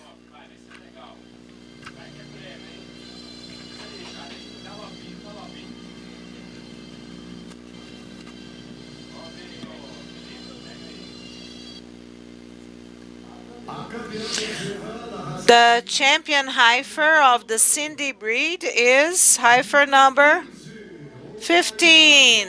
Number 15, 015. Mr. Ângelo Mário de Souza, Santa Ângela Farm, from the city of Três Lagoas in the state of Mato Grosso do Sul. Let's bring on to the tracks number 10. So, we have received the results of the champion of this Cindy heifers and Cindy heifers or Cindy female calves. And the animal that won is the same animal that won the category of between 10 and 12 months old. Now let's go to the Tabapuã breed. Second prize number 76. First prize 105 Futuro, 1 Five Daga. So now we have just had the second result of the second category, okay, of the young bulls, of the Tabapuã breed, okay, so between 9 and 10 months old, okay. So Futuro Five Daga from the state of Goiás, another animal that is part of the PMGZ program. So we have just received these results. Melissa is following everything up closely. And what I was mentioning, Nassif, Fevi, and Tiberon, our team brought to us images that are very interesting. You have the beginning of the tracks, okay, the beginning of the tracks, and all of the animals that are placed there. And they are joining us so that they can be assessed by the judges. And we can see all of them in the arena, and other breeders and people who have come here to have a good time, to watch the animals. It's always important to emphasize how docile the zebu animals are, okay? I'm going to stand for just a second, okay? I'm going to stand. I'm just going to count the number of animals that we have in the arena now. 2, 4, 6, wow, 12, 14. Wow, we have over 30 animals on the tracks. And everything is well organized, no messes, no messes. They are behaving well, their handlers and them. And so everything is very harmonious. There are no messes, no problems. And because they are so docile, yes, we can have all of these animals there together. Being docile is a characteristic that they have, okay, and they were well handled. They have grown up well with their handlers. And so the zebu animals, they are a species that you can handle easily.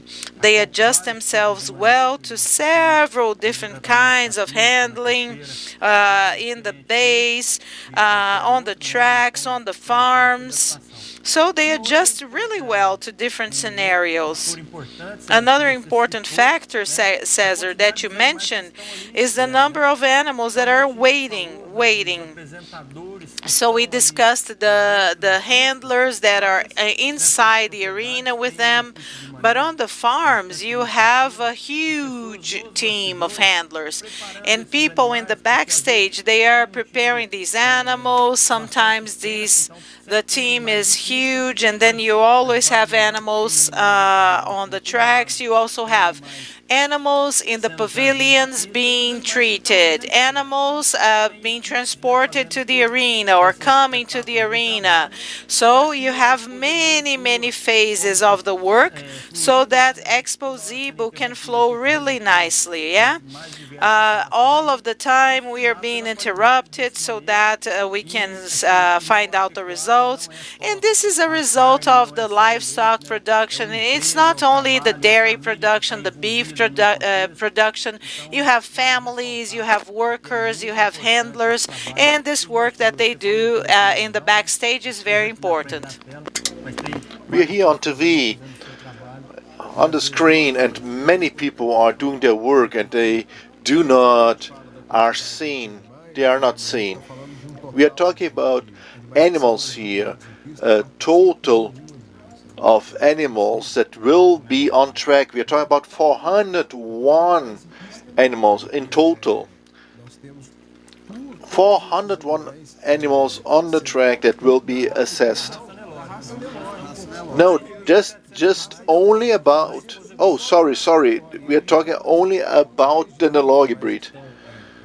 And right now we have over 30 animals on the track. And that shows that the breeder, the rancher, really trust in this methodology of assessment, of evaluation that was improved over the years. This year we have back again 3 judges, and you can see the whole evolution and the necessities of the market, and you can also see the evolution of the breeds. We see the tendency of the world cattle ranching and the needs of the cattle ranching in Brazil. The evaluation based on 3 judges offers a higher guarantee for the breeder that gets a prize, and it also has a higher safety that the right best animal was chosen. So now let's listen. Vivi LBL.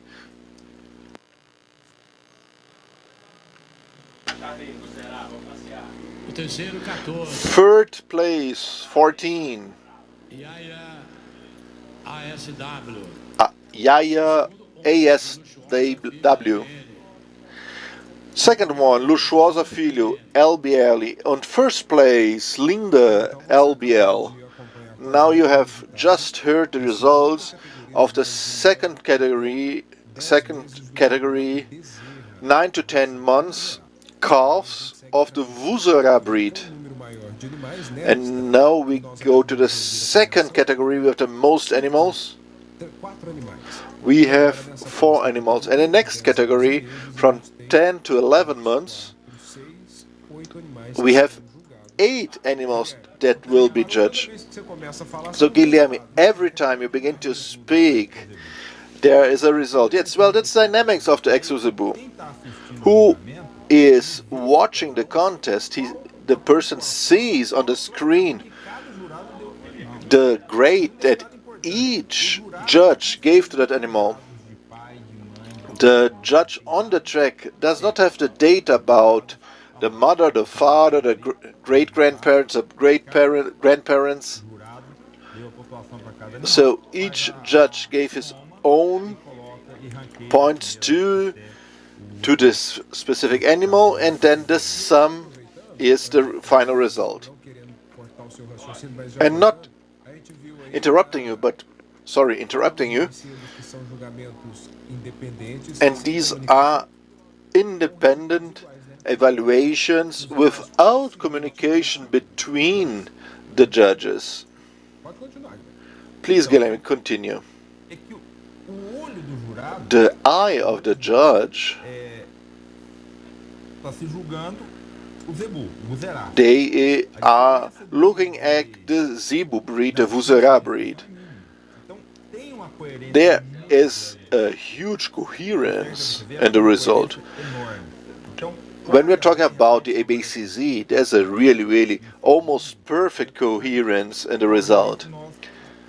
Obviously, we will not see a huge difference between the third and the eighth place.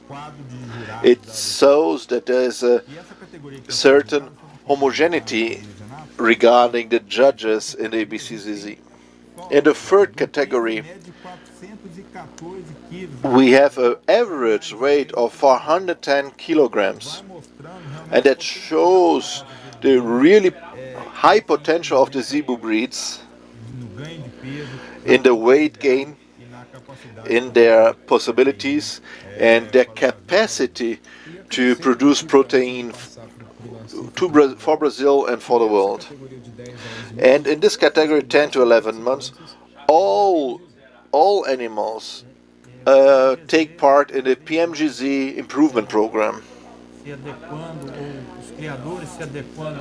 We see that the breeders are adapting themselves to the modern tools, using the genetic improvement program to improve the herds, and we have many ways to select our cattle. We say that nothing is better than the human eye. That's actually a truth. But the help of the PMGZ is great. The PMGZ will offer us great support for our work.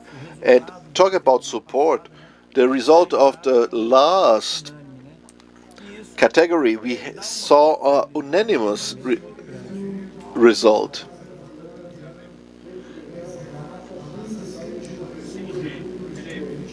Vamos acompanhar. Offers great support for our work. And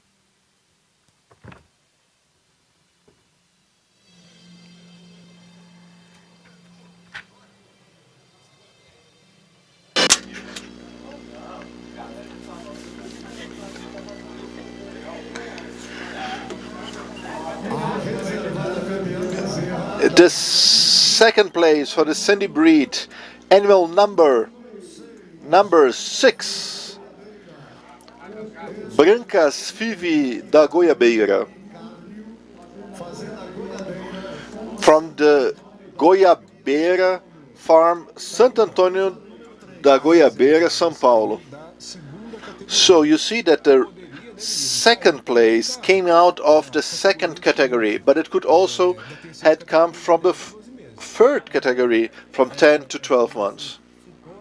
That's what Nassif just said. When they reserved, the second place comes to the dispute of the reserved champion.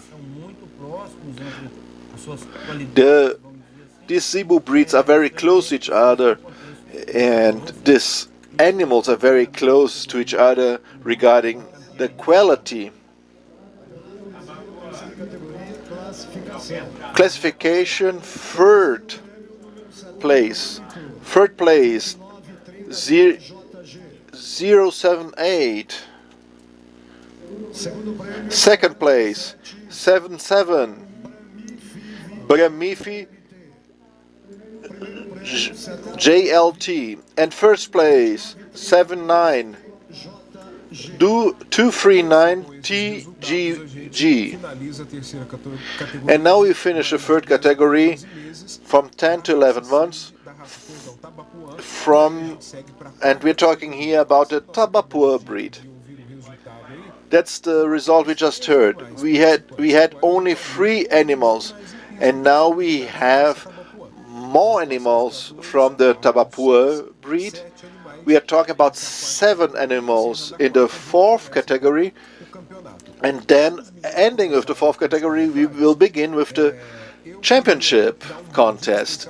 So I want to send a big hello, a big good morning to you that are chatting with us in our chat and YouTube. Caio Pereira, thank you very much for being here with us, being in Uberaba or any place in the world. Inaldo, good morning.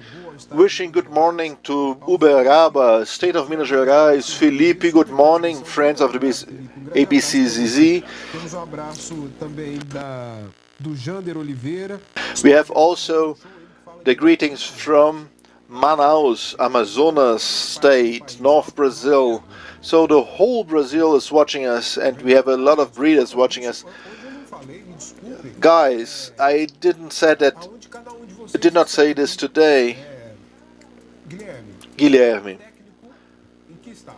are you a specialist of which country? I live in Rondônia, northern part of Brazil, since for 21 years, and I work in Amazonas, Roraima, and Rondônia. I'm here of our main place, Uberaba, but I work in the whole Brazil. So sometimes we talk to him and we ask for help. Please ask him, he likes it.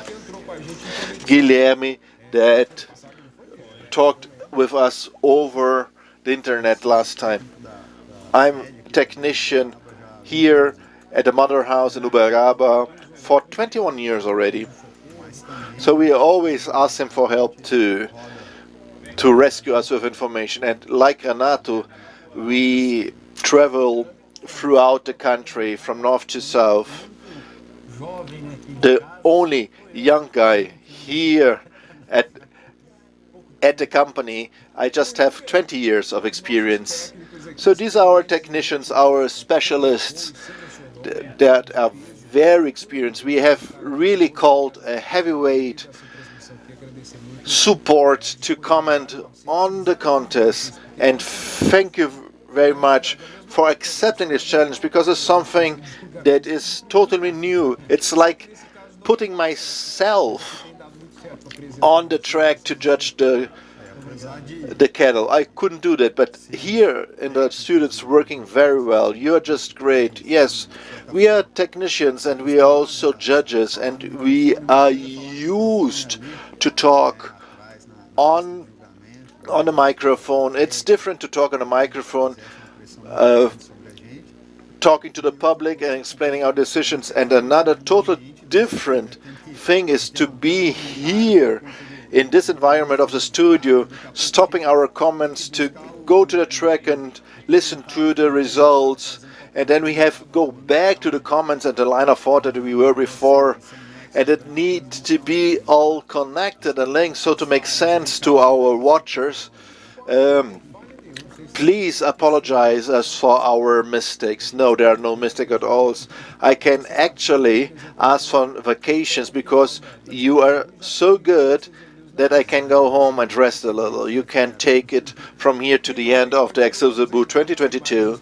And now we still seeing images from our contests, and it's a natural pressure on the judges that are evaluating, assessing these animals, and these are the best of the best.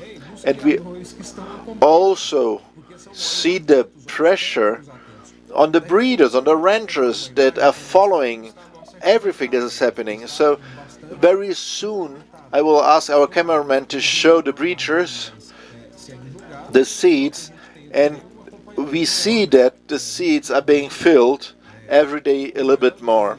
The breeders are looking and watching, and I want to reinforce a curiosity that we saw during our transmission.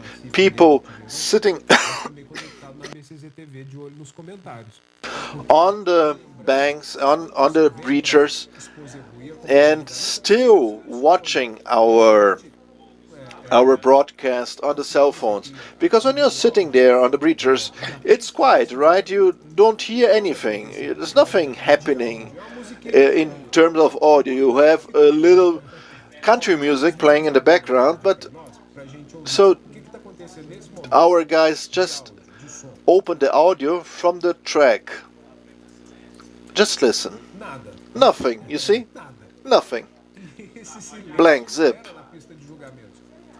And that's the silence, and that's It's very important to have the silence. You see, the image of our breachers, the whole family that is here, the whole family of the rancher is here. Cindy breed, calf category.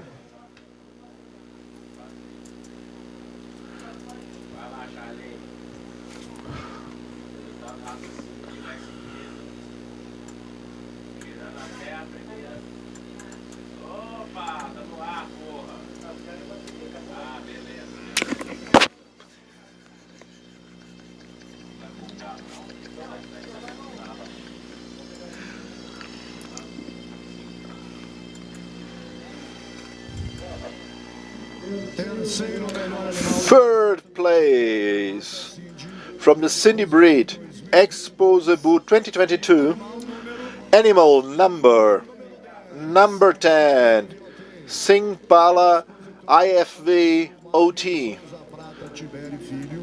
from Mr. Tibério Filho, São João Farm, Três Lagoas, Mato Grosso do Sul State, and in the sequence, second place, number 1 and number 3.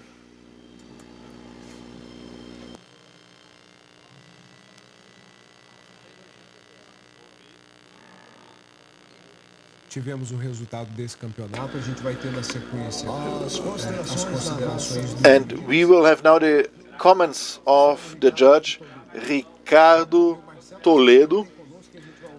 Ricardo was with us here as a commentator, and now we will listen to his comments.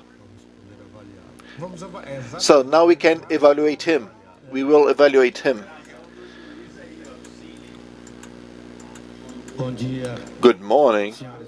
Ladies and gentlemen, this year our evaluation work with the Cindy breed in this 87 Expozebu, it's an honor, a satisfaction to be here and once more be with you with this breed that we really like and have a very close relationship to. It's a breed that is growing a lot and has a fantastic potential in the agribusiness, in the tropical regions, in the breeding, the crossbreeding with the milk potential to breed them, to crossbreed them with a European breed or crossbreed with meat cattle to have a better meat production. This breed is occupying this space, this place. And in my name, Carlos Alberto, I want to thank for the trust that was deposited on us. It's an honor be able to represent, work for this breed and be here explaining our decision once again, and count on your trust too. We are talking here about calves. It's an important moment because in this moment we begin to prepare our whole work forward. What is important in a Zebu fair? The balance lines must be prioritized. Balance lines that take into account the breed balance, the economic balance, and the functional balance. We have young calves, female calves, and balance. We mean balance all around. Mainly when we talk about young females, we balance between muscles and fat. Because when we know that if you have a lot of fat very early, it brings functional difficulties. In this championship, we have very close animals. The youngest female that is in the 5th place, it has a balance, it's harmonic in the passages, and in this championship, in comparison to the direct competitor that is number 1 in the 4th place, she loses in the amplitude of the breast. Please, could you put it sideways? So it's a beautifully conformed calf. And if when you look at from the side, the fourth place has a longer back and has a little bit more of balance in the rump and in the muscles, and a better balance in the feet. Nessa bezerra, a sua beleza, a sua harmonia, mas nas medidas, nas mensurações, ela ficou prejudicada em relação ao seu concorrente. Parabéns. So thank you very much.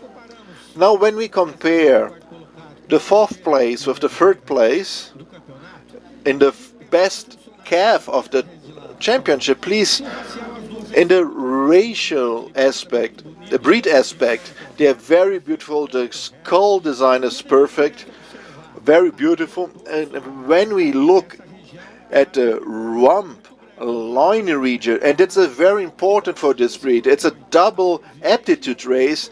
They have aptitude for meat and milk production, and the strength at the region of the hump, and it's better as the younger.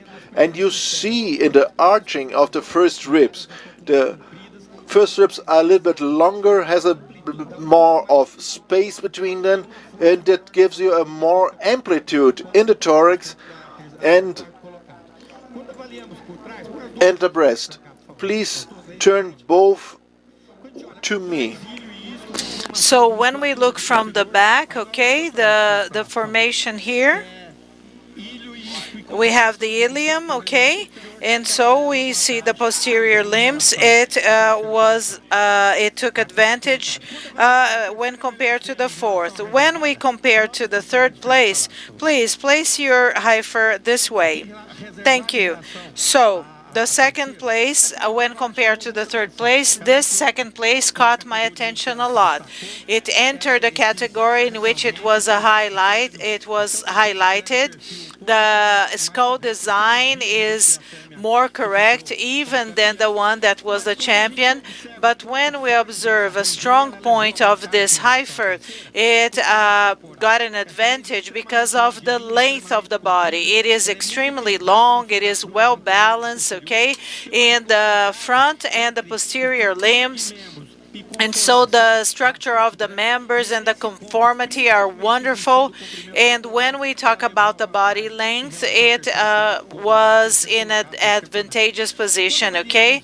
When we assess it and compare it to the champion, the same points that we identified in the fourth and the fifth places regarding the dorsal and the hind alignment. So they are well balanced. Both of them are well balanced. The structure of the members, the posture, everything is correct. And the champion is a little wider, and the hump and the dorsal, they are a little broader.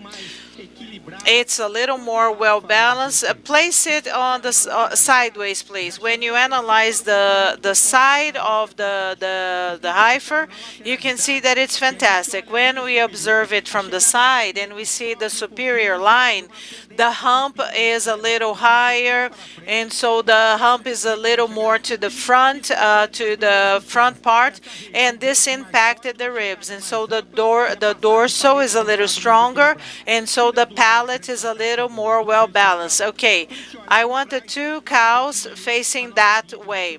And then I'm going to conclude my line of thinking. When I analyze the ilion, okay, and this in a zebu female calf is important. Both of them, they have the hind that is a little more inclined, okay.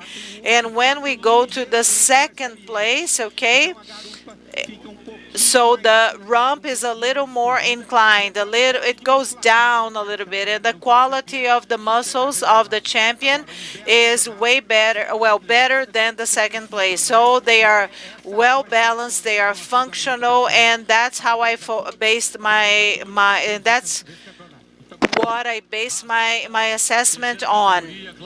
Third category, classification, 11th place, 307, okay?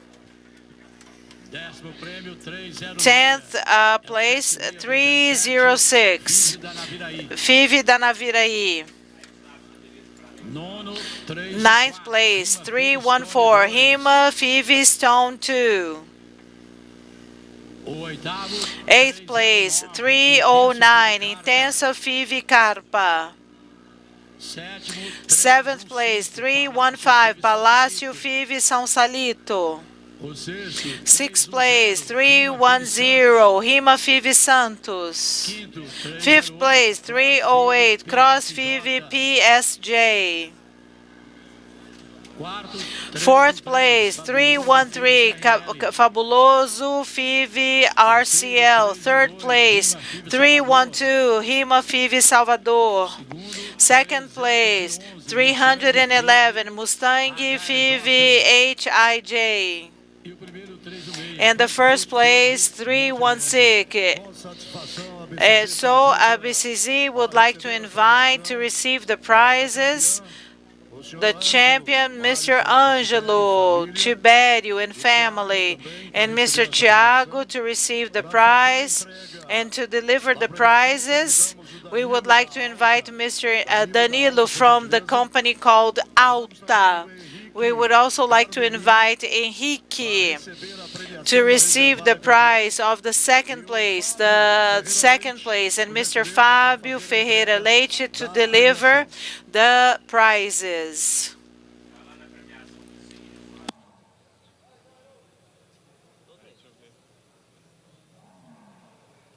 Então, enquanto é feita a entrega da premiação, eu queria voltar aqui com os nossos comentaristas, o Guilherme e o Luiz e o Carlos Eduardo Nassif. So, Carlos Eduardo Nassif, okay, we're going to comment the results that we have just received, okay? And so Marcelo has approved it. Yes, no, it's impossible to fail, for him to fail, okay? Okay, he's one of the oldest and most experienced judges, okay? So it's difficult to fail him. And yesterday he explained to us that whenever there are 3 judges, so who is going to comment when we have the champion at the end of the championship? And he explained to us that it is the judge that is the most experienced. So when it comes to the Cindy breed, okay? E eu quero chamar a atenção que a Fazenda Santa Ângela, do criador Ângelo Tiberi, and the Santa Angela Farms, okay, took the first prize and the third place, okay? And so throughout our broadcasting, the same farm, the same breeder taking more than 1 prize. And that is not uncommon when we have so many animals on the tracks, okay? And the animals are extremely good, and they are extremely competitive. And so many farms and ranches, they come and sometimes they present more animals, and it may happen that the animals are going to compete one against the other and win. So Angelo is a young breeder, and he's now raising the Cindy breed, okay? And there was lots of tradition. And now he changed to the Cindy breed, and he's doing outstanding work.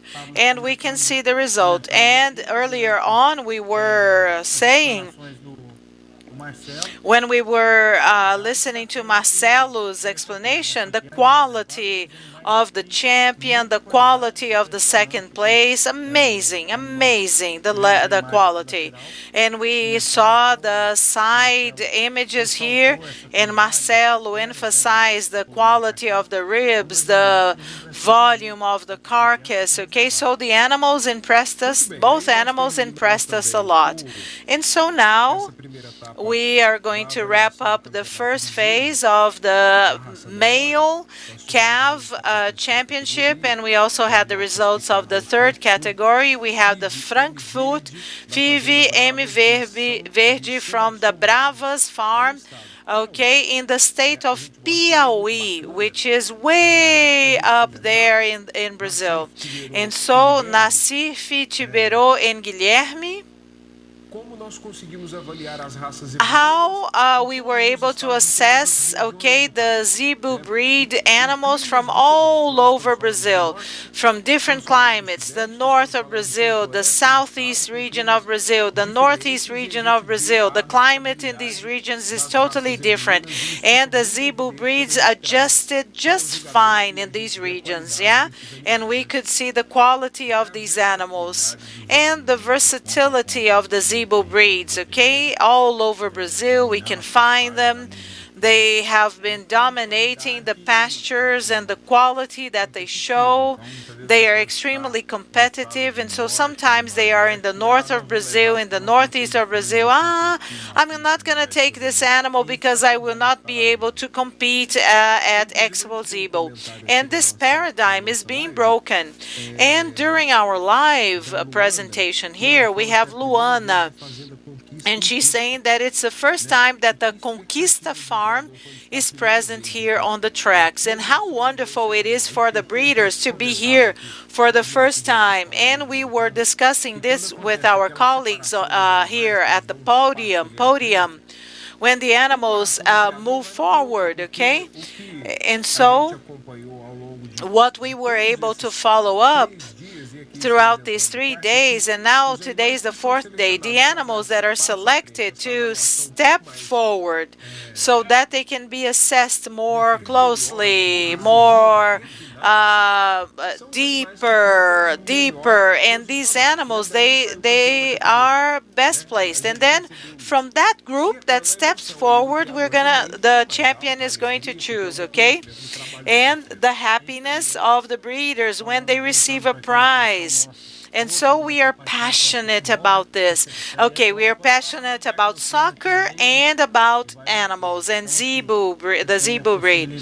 So you have the possibility of defining a championship, and the expectations are always high for those who are on the tracks, for those who are watching us, and mainly for the breeder. Imagine a breeder bringing the animals here to the first time to Expozebu and winning a prize. Oh my goodness, yes, and the level of expectation must be high. Okay, Nassif, from our studio, please, let's look at through the window. Different moments for the different breeds. So we have the complete image on our screen, on our big screen. Animals standing at different positions, different places, the judges assessing everything, judging everything. On the right-hand side, we have the 3 judges assessing the animals. One of them has the assistant judge beside him. So they are analyzing the posterior limbs of the animal. And you can see the animals from the front. We can see them from the back. They are walking beside the animal, and then they carry out another assessment. Mr. Nassisi, what is assessed at this moment? Okay? Well, Cesar. So 3rd category of the Guzerá, okay? So Vitoriosa, okay, please move the animal forward. 7th place, Valsa Five.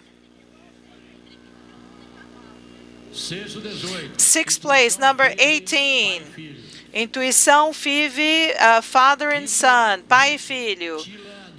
Okay, Tila do Diga, number 20. 4th place, Tailândia do Diga. 3rd place, number 19, Lua LBN. 2nd place, number 16, Imperatriz Five Pai Filho. 1st place, Tutu. Number 22, Virna Five Daicil. So we have the result of the 3rd category, okay, animals that are between 10 and 11 months old, okay? So this is the Guzerá breed. Guzerá breed. We were asking you, how do they carry out this assessment now? The image that we are looking at now. So going back a little bit, the animals, okay? The contest begins with the animals walking around the circle, and you're gonna notice any posture defects. If they are limping, you're gonna be able to see the animal first walking and then standing still. Okay, we have already analyzed or assessed the animals while they were walking. We have been able to see if they have any ligament problems, limping problems during the dynamics, and we also assessed, we have already assessed this animal's proportions, and then when they stand still, we are going to analyze the posture from behind, how they stand from behind. They are standing still, and then from the front, and then when we are assessing them from behind, the Tabapuan breed that is being assessed now is a breed that is raised so that we can produce beef, and we're gonna see if the muscles are better developed. Okay, we know that the highest concentration of beef, high quality cuts, the most valued cuts, they are in the posterior region of the animal. That's why we're going to analyze the muscles, the posterior muscles. We're gonna see them from the side to see the muscles in the palate. We're gonna see the proportion between the ribs. We're gonna see the length of the ribs, if the animals are more precocious or older. And then so I believe that my friend there in the arena knows that I am the one commenting about him. And then we're gonna see the position or the place of the hump, because this is a characteristic of the Zebu breeds. And then when we look at them from the front, we are going to analyze the conformation of the head.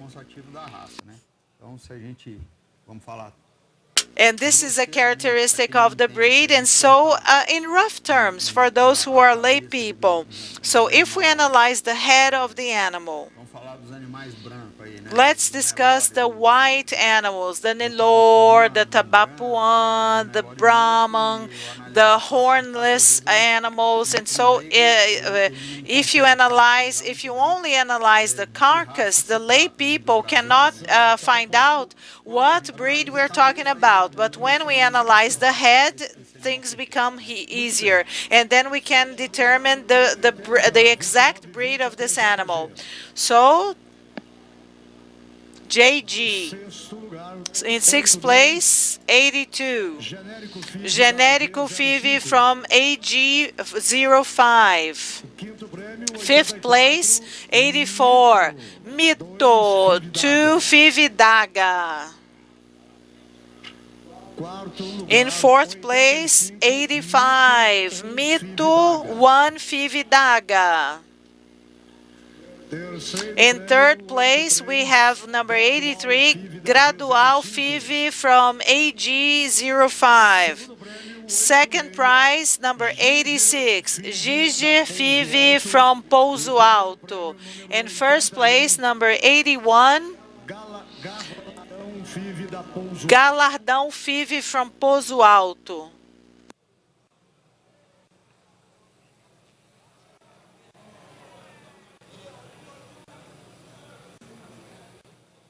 Tá, então, tivemos o resultado de mais esse.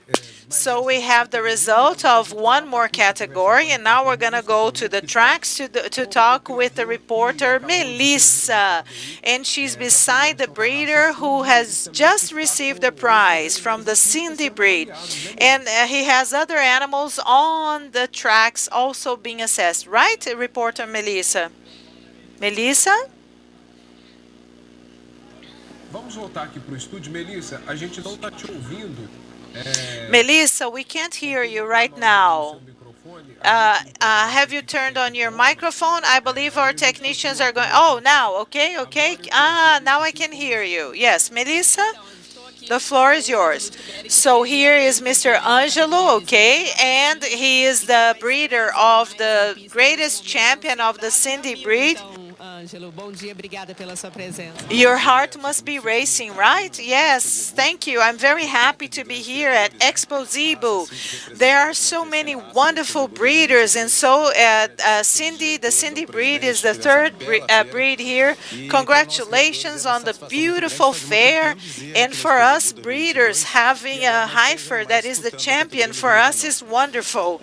And now I have other animals competing for the smallest heifer, and this is the World Championship of the Zebu breed. This fair is amazing. The friends that we meet here, the friends that we make here, thankful. I'm very thankful. I'm very thankful. And my father used to be the president of the ABCZ, and now we have President Rivaldo. Okay, so it's wonderful to be here. Thank you, thank you. Good luck in the next championship. That's it, Cesar. Okay, the breeders are always really happy to be participating because this is the Zebu Breed World Championship. Thank you very much for your interview, for your participation. That's a general image of the track. You can see all the animals are being assessed, evaluated right now.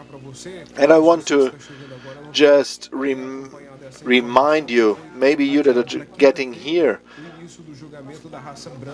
the Brahman contest was postponed to Thursday after consulting the Association of Brahman Breeders. This postponement is valid for both contest, track contest and field contest. These are the information that we are getting now here in our broadcast in the studio. It's 10:10 a.m. 4th of May.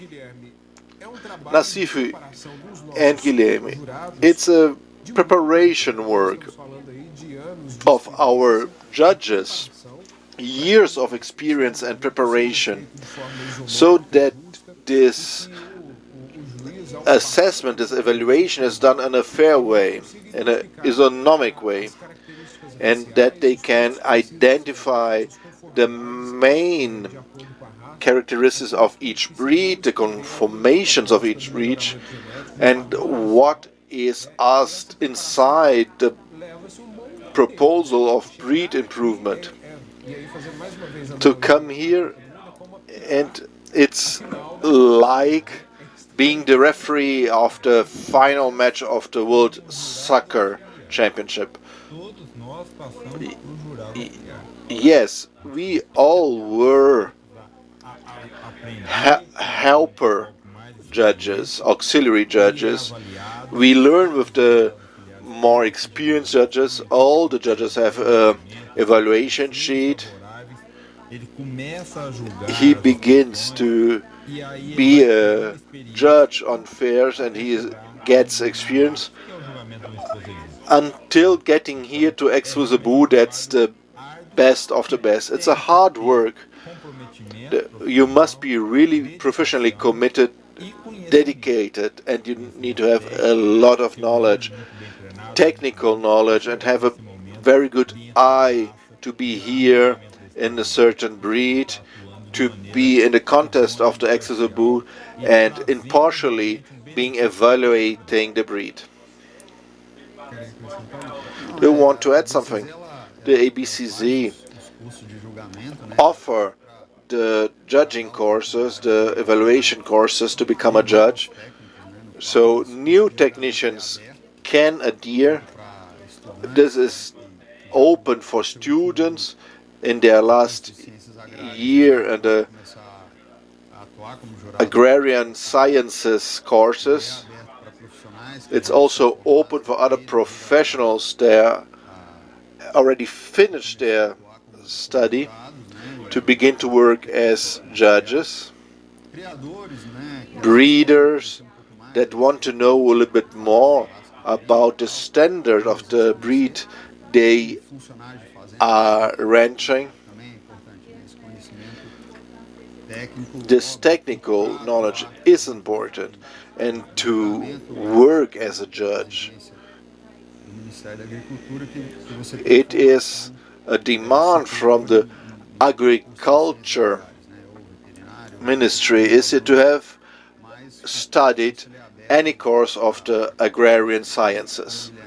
As Guilherme said already, this person will have the course, the training, will be auxiliary judge, needs to have a positive assessment from their peers, of the experienced judges, so then he is through his tenure years.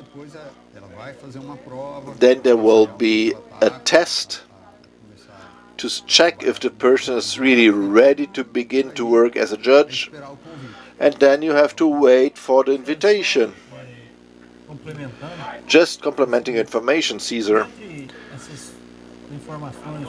Among all this information that Nassif Guilherme brought to us, another very important topic is the experience that we have with the Zebu breeds on the field. Everything that is being assessed, evaluated here, will be passed to the animal on the pasture.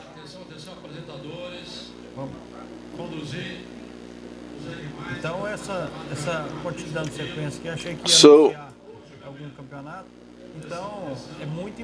to have this knowledge is very important to, at the end, be here announcing the result. The everyday experience is very important to identify the characteristics here in the evaluation, to see which animal can contribute for the improvement of the race, of the breed. So let's listen to the MC. 7th place, 321. 6th one, 318. Confidence, GKF. 5th place, 323. Militar Filho da Sabiá. 4th place, 317. Patal. 3rd place, 320. Salazar 2. 2nd place, 322. Manhattan Filho da Sabiá. 1st place, 319. Modum Fivi Serri Rio.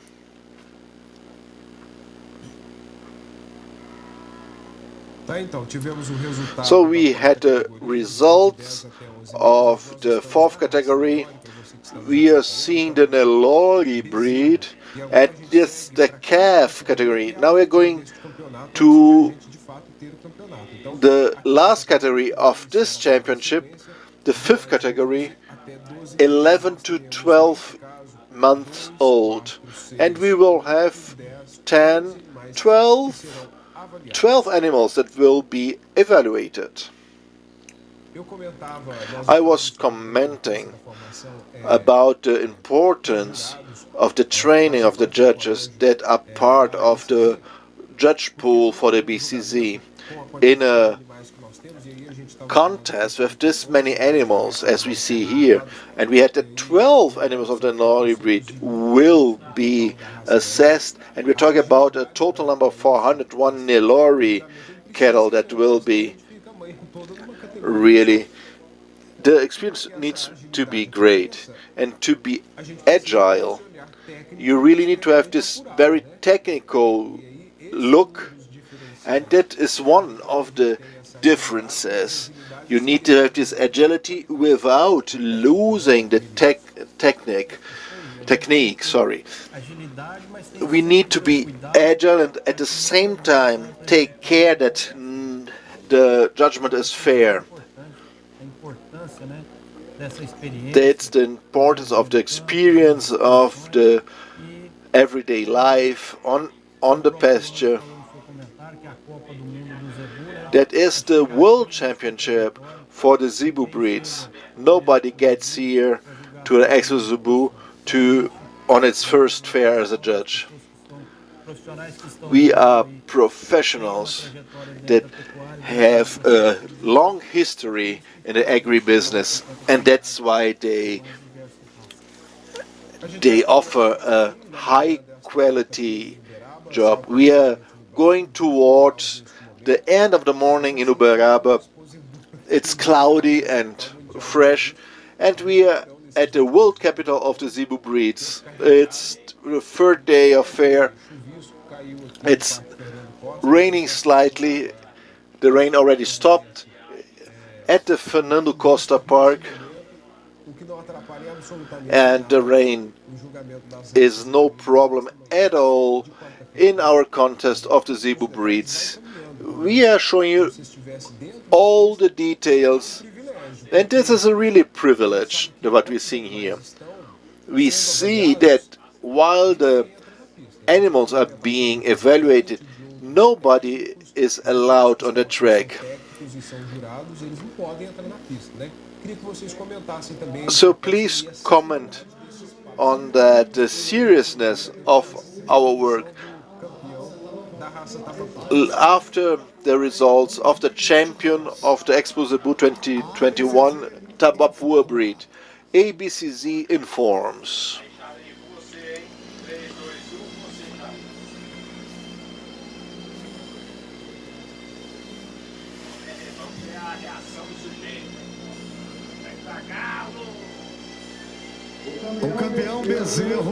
The champion calf Tabapua breed, animal number 81, Galadão Five from Pouso Alto. Edgar Martins da Silveira Júnior is the owner. Bela Vista Farm, Silva Jardim, Rio de Janeiro State. Please bring number 86.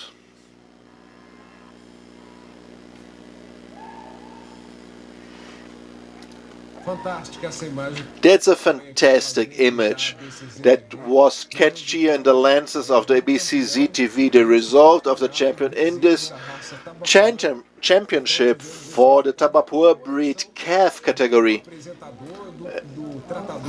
The happiness of the handler was just very beautiful to see.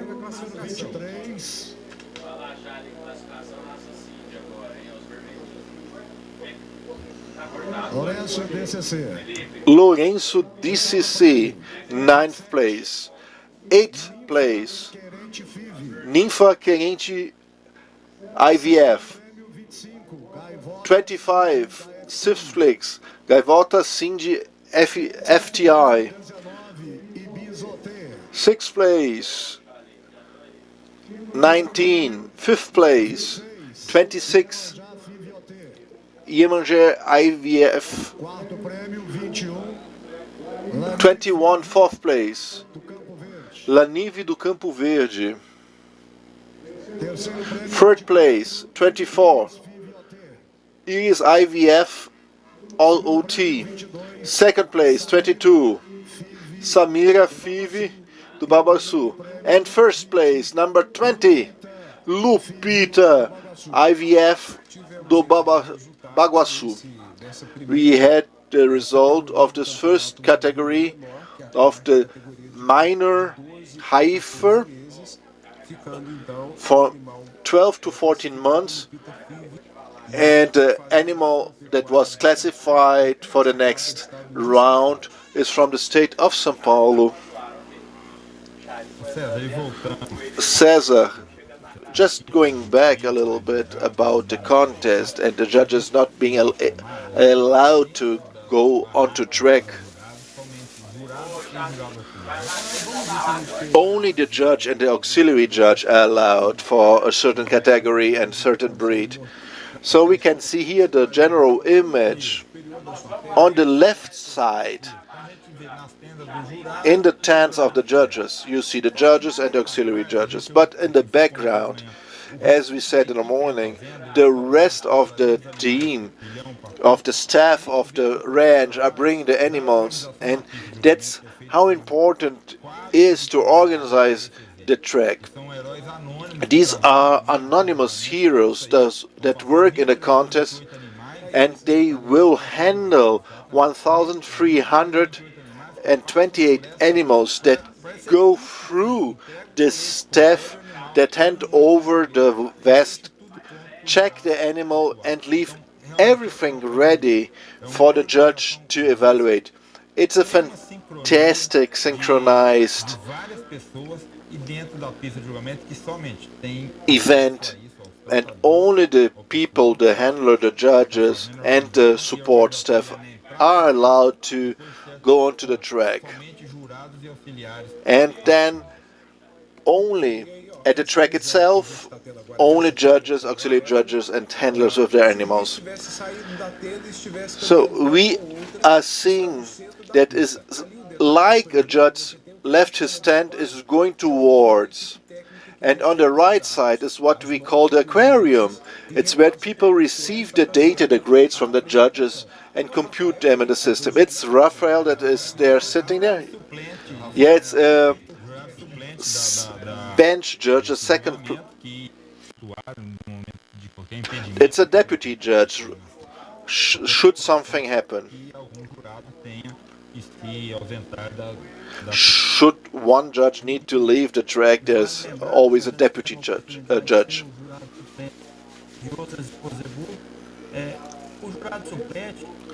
The deputy judge must have knowledge of all the breeds, because he can be used in any of the contests.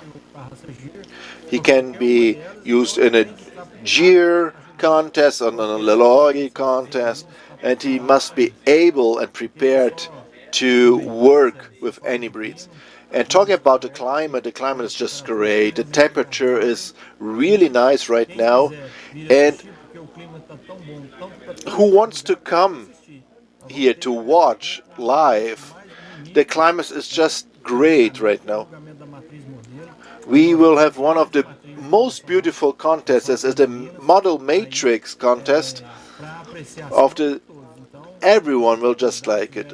Whoever is able to come, is near to the park, just come. It will be a unique moment. The animals is being called for the matrix, model matrix contest. Larissa's at the track, bring all the information. We go to a short break, but we want to show you this detail. On the right side, in the lottery contest, the animals that were pulled off the line to be compared directly and be assessed more closely. We will have a short commercial break, and we will bring more details, and we will have also the contest of the model matrix.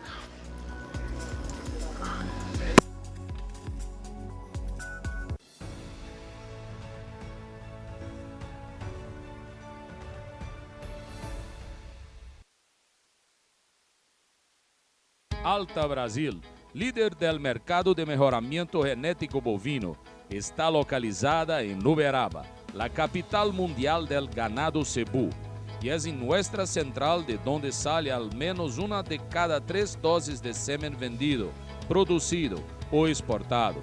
Solo en 2021 hubo más de 8.6 millones de dosis. Así crece el agro y nuestra credibilidad también.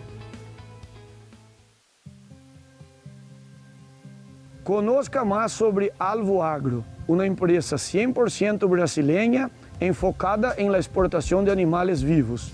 Con estaciones cuarentenarias estratégicamente localizadas para embarque desde los puertos de São Sebastião y Vila do Conde en Brasil, ofrecemos a nuestros clientes una diversificación de raza y especificación de los animales que Brasil ofrece. Piense, Alvo Agro, soluciones que alimentan el mundo. Agropecuaria Baguazú desarrolla un excelente trabajo en el mejoramiento genético de la raza Sind en Brasil.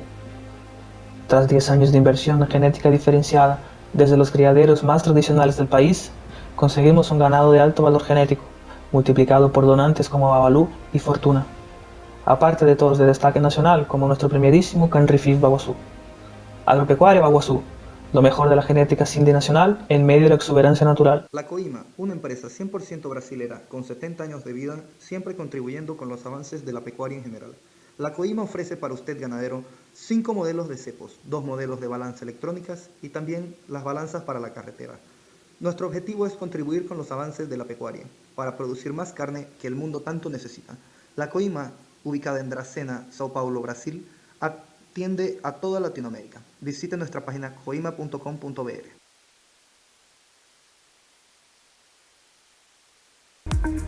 Olá, conozca CRV, con más de 140 años en el mundo y más de 50 años en Brasil, siendo pionera en mejoramiento genético en el país. Somos el proveedor de servicios más grande de la América Latina, elegida la mejor empresa del ramo en Brasil. Ganamos el selo ICAR y creamos el selo IFERS, que atestigua la fertilidad superior de los animales.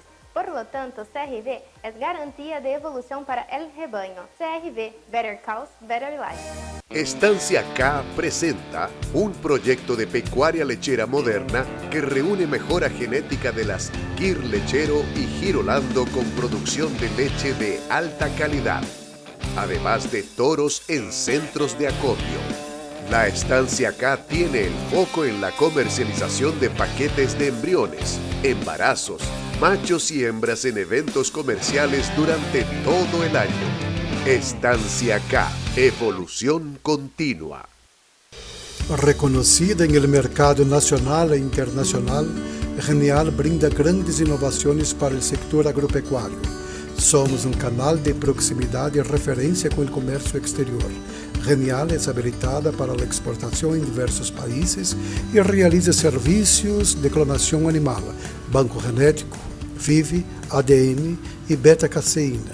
Desde hace más de una década somos un laboratorio completo, somos Genial. Conozca más. En Gusera Yus estamos trabajando en la selección y mejoramiento genético del Gusera lechero. Creemos que el Gusera es una herramienta fundamental para el avance de la pecuaria tropical, sea en sistemas intensivos o de doble propósito, ofreciendo al mercado machos y hembras productivos, fértiles, rústicos y longevos.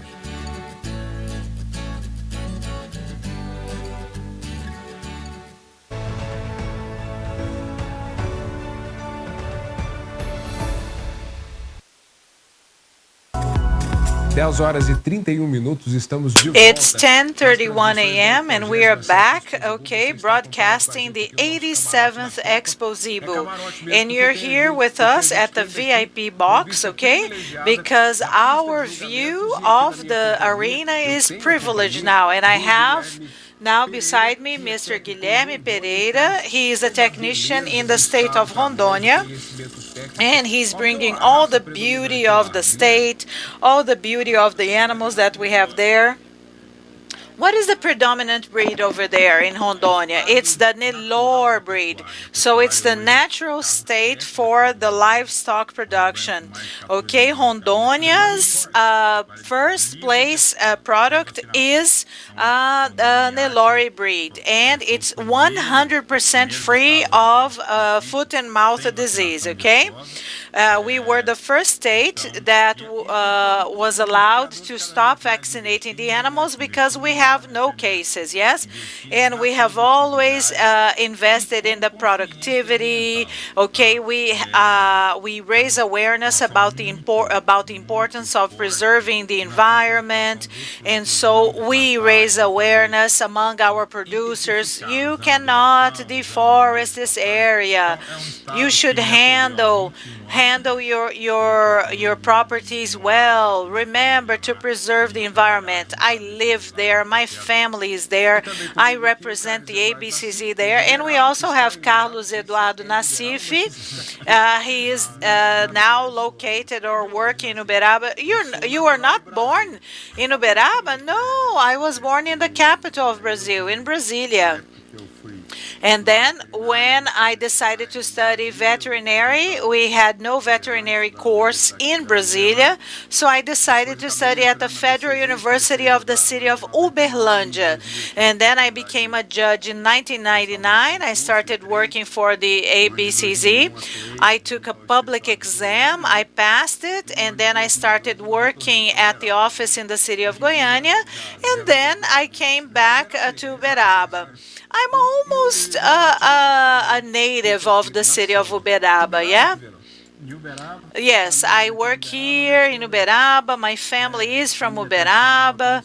We come from a traditional family. I have a degree from the University of Fazu. I got a scholarship at the time. I received a scholarship because I was an athlete. I worked at the ABCZ's office in Goiânia, in the city of Goiânia. It was awesome. I learned so much. I worked there for 1.5 years, and then I came back to Uberaba. And I have been here at the main office of the ABCZ for a long, long time. So welcome, guys. It's always wonderful to have you guys here during our broadcasting. We saw the image of how many animals we could see here. We saw also the Guzerá animals here. There are many, many Guzerá animals here in the arena. 2, 4, 8, 10, 12 animals. 12 animals are being assessed at this moment. In the fourth category, okay?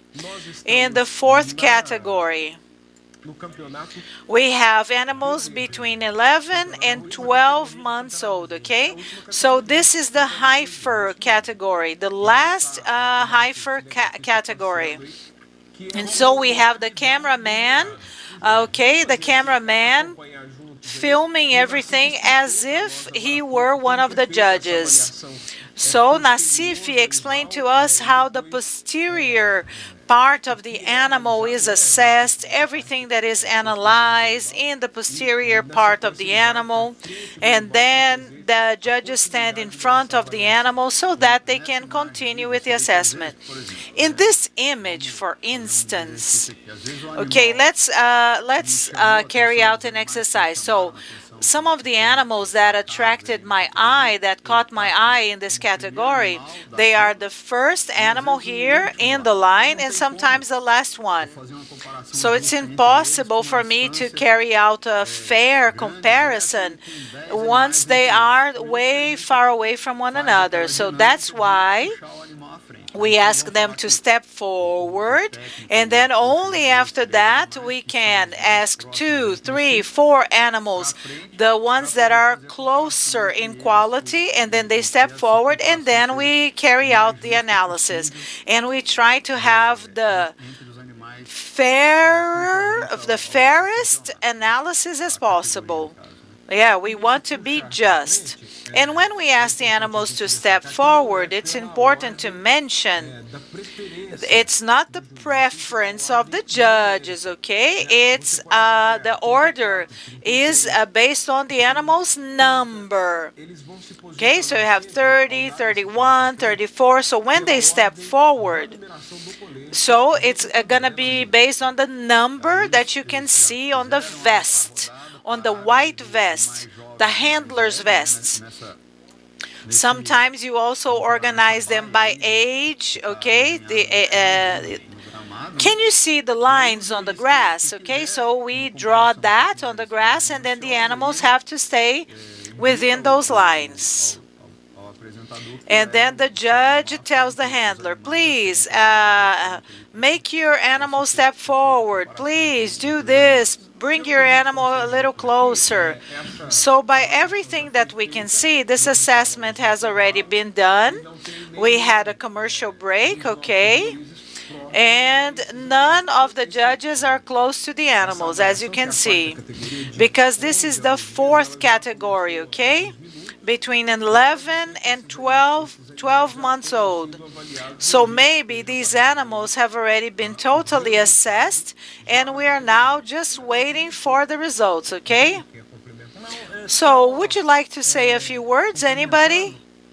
Às vezes até o jurado pode até tirar Sometimes the judge can change the order in terms of numbers, okay? Sometimes they are going to invite 4 animals to step forward, and then you want to compare the 2 animals more closely, and so sometimes you can ignore the order of the numbers, but the regulation says, okay, you can make the animals change the numerical order, okay, to analyze them, but right afterwards you have to place them back in the right order.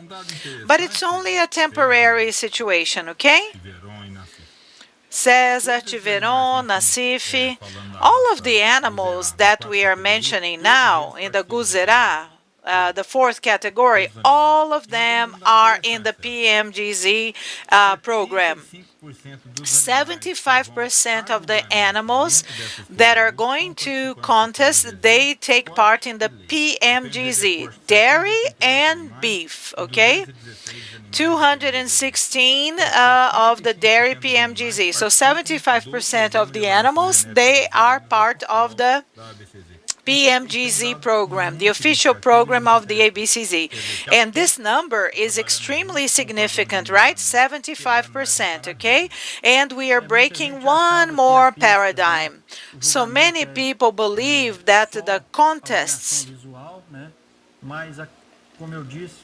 were only made up of a visual assessment. No. And then the PMGZ enters, joins in, and helps them with the assessment. So we are on the other side of the arena, okay? Não consigo ver, me parece que não, né, meninos? Que nós não temos. I cannot see it. Just a second. Ah, yes, we have the result. The 11th place, 326. Okay, 325. 10th place, 325. Paraná, Five Sansalito. 9th place, 333, M693 HBP. 8th place, 332, Indu Five da Sara. 7th place, 334, Mandrake Five da Sabiá. 6th place, 328, Xandaque Five Ibanês. 5th place, 330, Camparino Five Ibanês. 4th place, 329, Porsche Five São Salito. 3rd place, 324, Ferros Orofino. 2nd place, 327, Mara Móveis.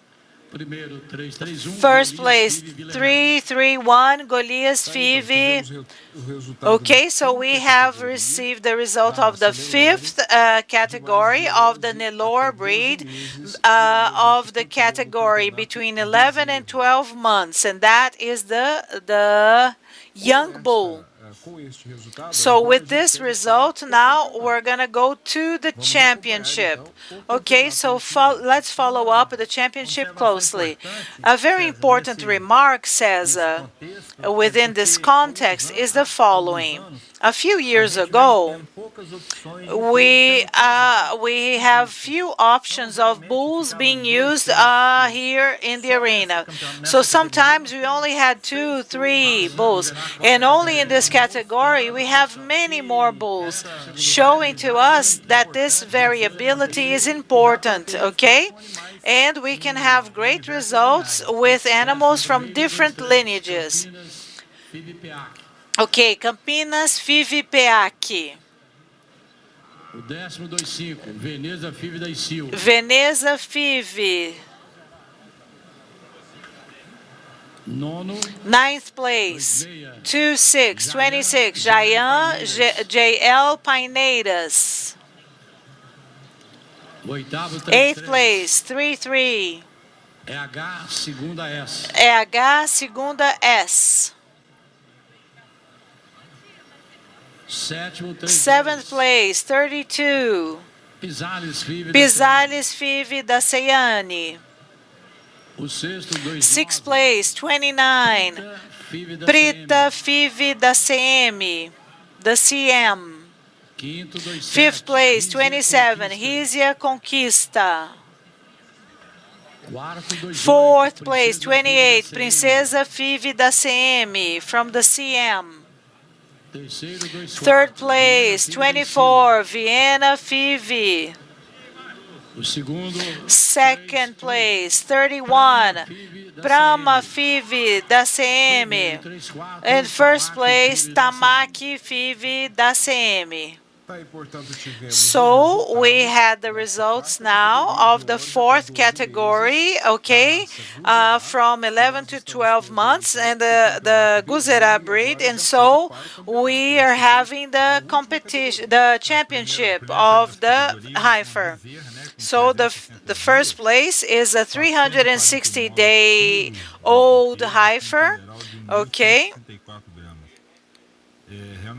It is an animal that we can highlight in this category, and we observed that the average weight was 410 and it weighs 349. So it is an animal within this composition highlighted, and we also have the racial structure, the racial characteristic. So the second place of the Young Bull Championship of the 2022 Expozebu, ABCC would like to inform you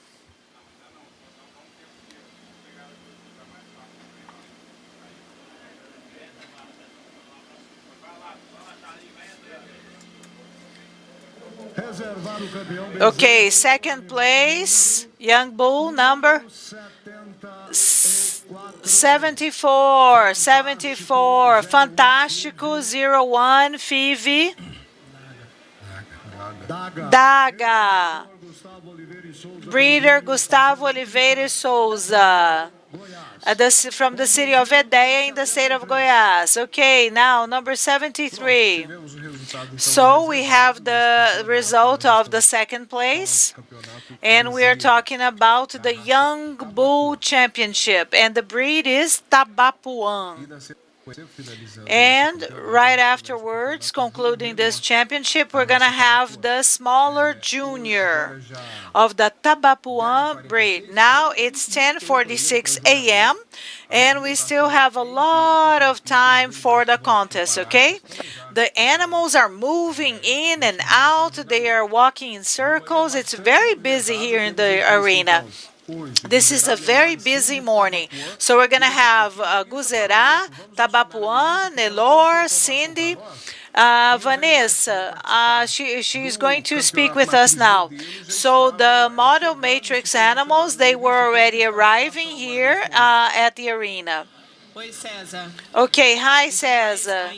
So the animals are arriving at the arena, and soon we're going to have the beginning of the Model Matrix Championship. So the animals, as you can see, they are at the back of the tracks, okay? So thank you, Melissa. And this moment is very special, right? Yes. So this is a project that was created by our former president, Mr. Orestes, and he made this suggestion so that we would assess these animals of the model matrix. And when they asked him a question, he said, this is going to be the opportunity for our audience to get to know the matrices that are being used on the farms, okay? Because sometimes when they are 36 or 40 months old, depending on the breed, sometimes it takes them longer. But when they arrive at this age, they go to the farm and we lose track of what's happening to the cow. And so now we can see these animals once again. We can bring them to Expozebu, the audience and the expectations spectators can see the animals once again, and they can see how the cows are thriving, okay? And they have all of their characteristics well defined, the racial characteristics and the reproductive characteristics. One of the criteria used is observing its reproductive list. So this is a very important moment, a very special moment. So ladies and gentlemen, if you can come to the Fernando Costa Park, this would be wonderful. So you saw images on the screen with the results of the Tabapuan breed, and it's the young bull contest, okay? And so you can see everything on the screen, okay? We have the second place and the first place, and we're also going to have a third prize. Now we are going to have, okay, we're going to have a brief break, okay? We're going to have a brief break. Just a second.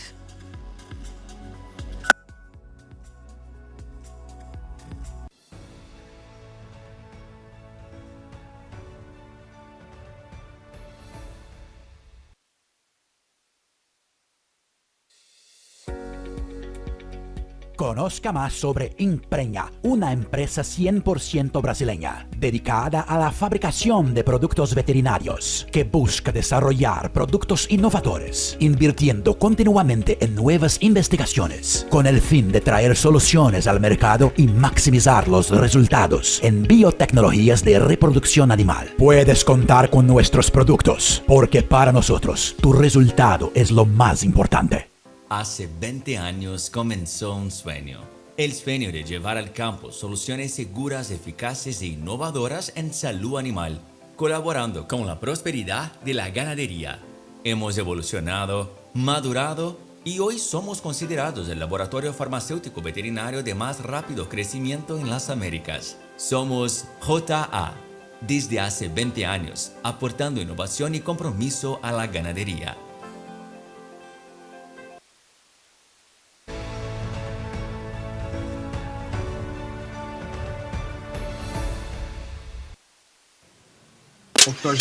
Okay, so this is the 87th Expozebu, and you are watching everything, every single detail of our contest. We have our cameraman, our camera women, everybody is standing by, they are ready, our reporters. We have the breeds Vuzará, Sindi, and Nelore being assessed, evaluated on the track, and we have to remember also that for you that are just coming to our broadcast, the contest for the Brahman was postponed to tomorrow. This decision was taken together with the Brahman Breeding Association. The postponement is valid for both the contests. So let's see the results of the Sindi breed. 8th place, 30, Capitu Guerreiro IVF. 7th place, Ogia Guerreiro IVF. The next one, Planta da Estiva. 5th place, 32, Rafir IVF FTI. 4th place, Indica Sindi FTI, number 33. Next one, 34, 3rd place. 2nd place, 35, Iluminada IVF. And the 1st place, Havana, 31. We had the results of this category. That is the 5th category, 14 to 16 months, 47 to 43 5 days.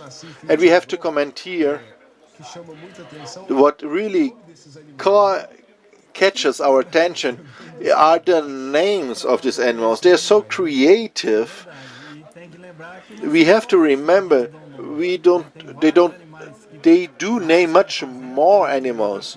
So many animals that live on their farms, on their ranches, that do not come. So they really have to have a huge creativity, a great creativity. So people use dictionaries or some atlases to see the cities in the world or in Brazil, or people when the IVF products, in vitro fertilization cattle, they use a male or female, and they use numbers 1, 2, 3, 4 in the sequence of calving, and they have huge herds. They have a number at the animal, and then they look for the animal that will be a donor or central bull or a contest animal, and they change the name to be in according to the regulation of the contest. The breeder is allowed to change the name until they get the final registration. So you are here with us in our transmission. We see the animals from the Nelore breed that are being evaluated right now. Nelore obviously have a lot of animals, 401 animals being in the contest. And these are the calf category, and we will have the result very soon.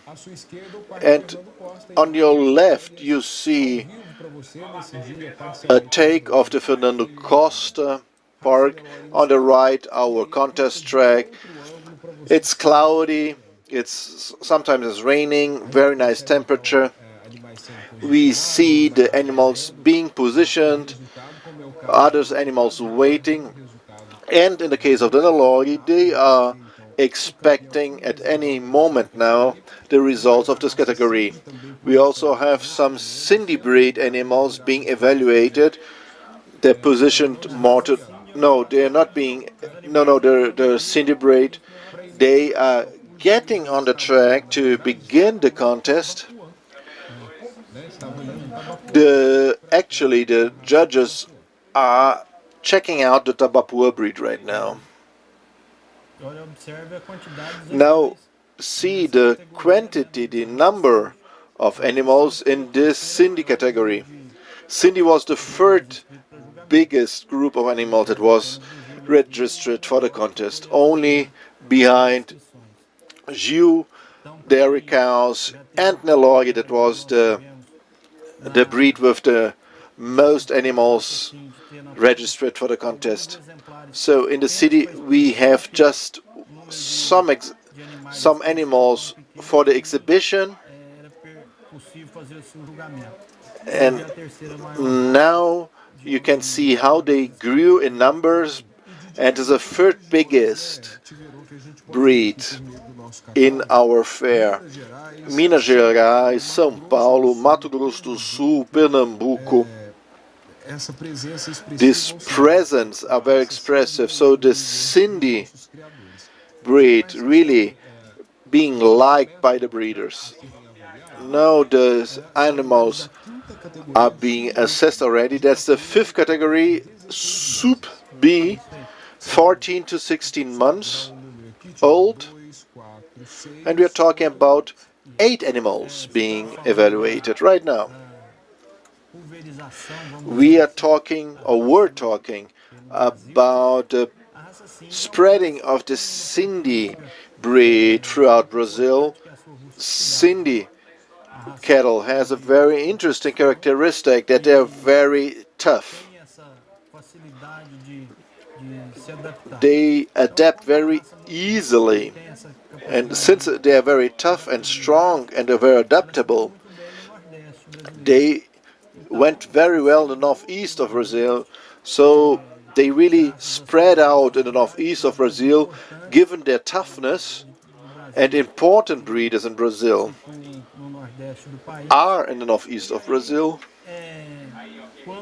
And when this breed was used in the center west and where they had a better pasture, this breed really took off and spread to other regions, Mato Grosso, Minas Gerais.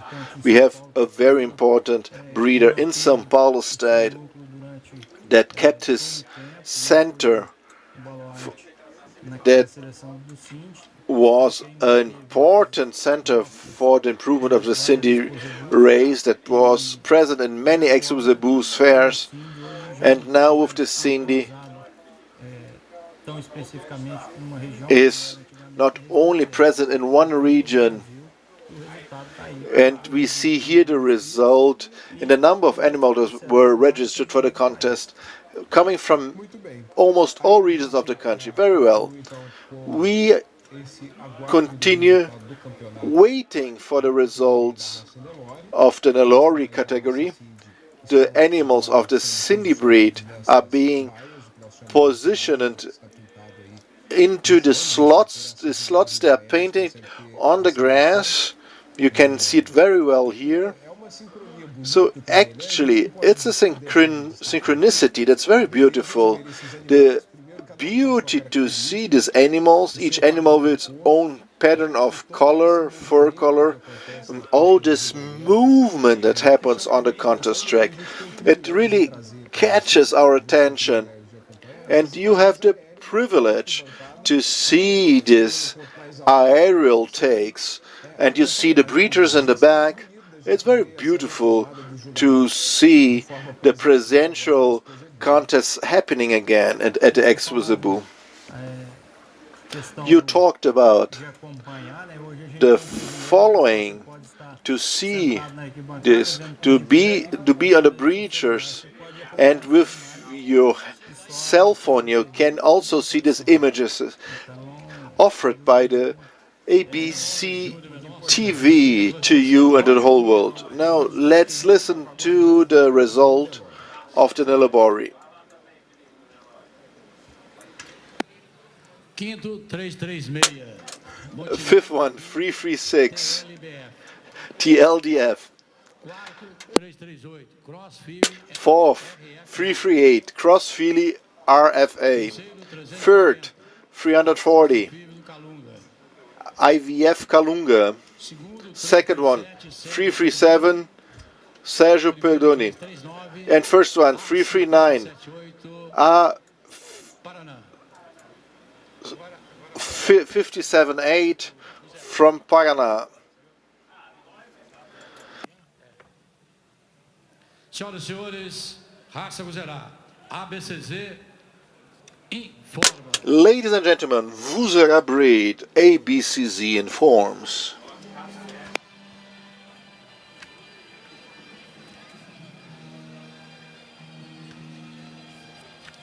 A campeã bezerra da raça Guzerá. The Guzera breed 2022. The winner is animal 0-0-3-4. Congratulations. 8. Exhibitor Nelson dos Santos from the state of Minas Gerais.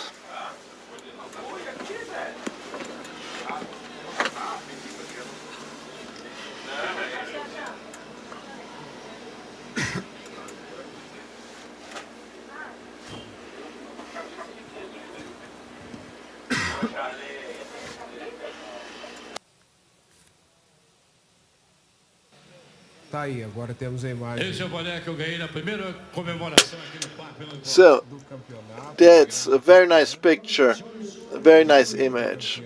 That's the big champion of the Guzera breed. And now let's go over to the Tabapuã result. ABCZ informs.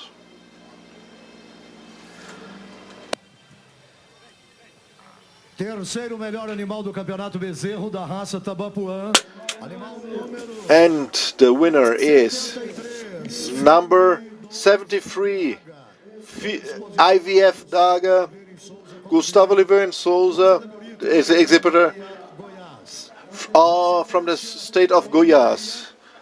86 is this, 75 and 79 are the other places. So we had the results of the calf category of the Tabapuã breed, and we will listen to the comments of the judges. The consideration of Tabapuã breed, Genésio Kondo Jr.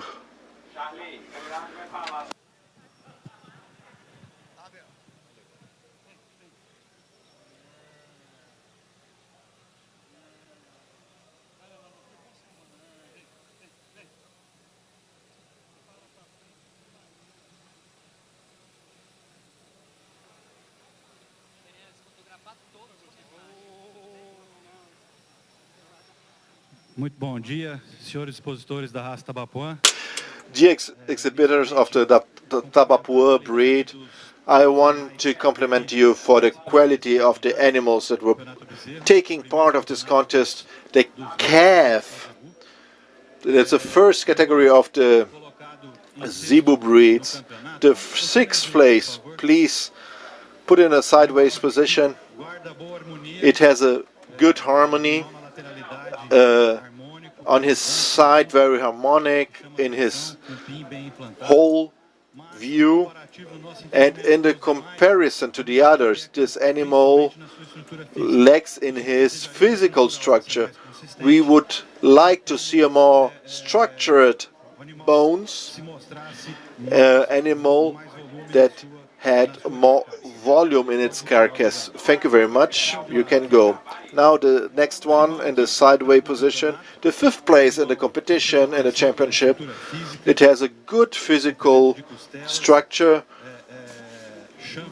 rib length, and a very short face that we want to see, and a nice ears, and with a good format. In a comparison to the others, we penalize the fifth place when we analyze the definition of his hump. That is a very young animal in the calf, an animal that walks already and feels it in its quarters. So we thought it to be fair to penalize it for this condition, in this functional condition. Thank you very much. The next one in the sideway position, the calf in the fourth place in this competition. It's also a comparison that made us really sweat a little, because in his lateral view it impresses us with his muscle volume that really catches our attention. 73, please position him sideways too. In comparison, the first and fourth place, and we had divergent results regarding this position. We chose the youngest calf in this competition when we talk about the functionality of the male. The navel flap in the third place, it's a perfect navel flap inside of what we are looking for. When we also evaluate at the male, the scrotal sac, it's younger than the fourth place and has a bigger scrotal circumference than the competitor. In the lateral view that you can see here, the younger animal also had a very beautiful back rump line. And when we get now to the three first places, we have the second place in comparison to the third place in the championship. It's an animal that today has a a little of a rash of the hay of the exposition, so it has a little projection in the sheath, and it's a naval flap that is very close to what we are looking for in an animal. So we have to mention that because it's very visible. But in the comparison of the second place and the third place, we see clearly that the physical structure, the conformation of the carcass in comparison to the third place and of the second place. And we also see the implement of the neck and of the back. And it's just better in the second place and the third place. Thank you very much. You can go. And now, when we now talk about the champion and the second place, please put them at a sideway position. It's a satisfaction to get here in the championship with animals of that quality, of that condition, carcass condition, with reproductive organs as there is scrotal circumference of the champions and of the second place with a good volume. It really caught our attention, and in comparison, the second place, if we respect the difference in age of the animals, the second place shows us a stronger length. The champion is bigger than the second place. Please put your animal towards the rear, and when we analyze this animal from behind, and we see that this animal really catches our eyes, it's an animal with this quality of back limbs, with this strong muscles, balanced in a back line that is almost flat, and it's parallel that grows from the front to back with long ribs and has this strong back. Also, the placement of the neck, okay? The winner, the young bull that won, attracted our attention as well.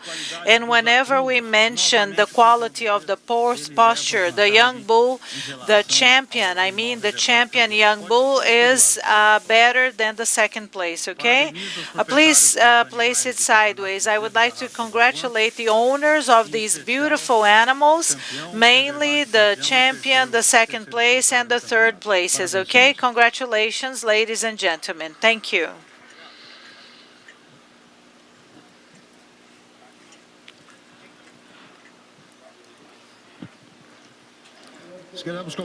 And now we would like to invite Mr. Edgar to receive the prize, okay, on behalf of the champion, and Gustavo Daga is going to receive the prize on behalf of the second place. Excellent. So you have heard the remarks made by the judge about this, the championship of the Tabapuan breed and the young bulls or the male calves, okay? And so we have reporter Melissa in the arena because she has the results of the model matrix contest. So differently from the previous years, okay, the model matrix championship is not going to happen by itself. The other contests are going to continue, okay? They're not going to stop. And also the assessment of the model matrix. And so they are, the announcer is requesting that all the model matrices come to the arena so that we can have all of them here. And we're going to follow up the results of the other contest.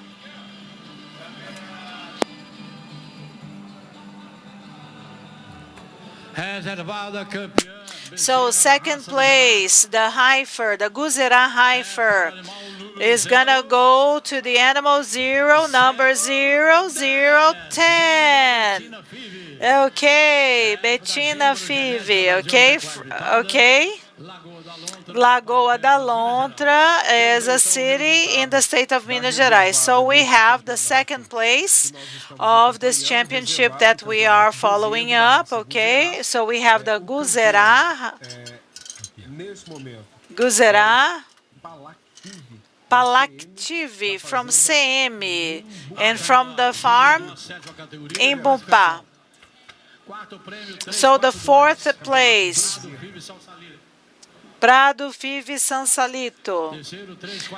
Third place, Marinheiro Five do Sabiá. Segundo, 344, Pacífico Five Salsalito. Passivo Five São Salito.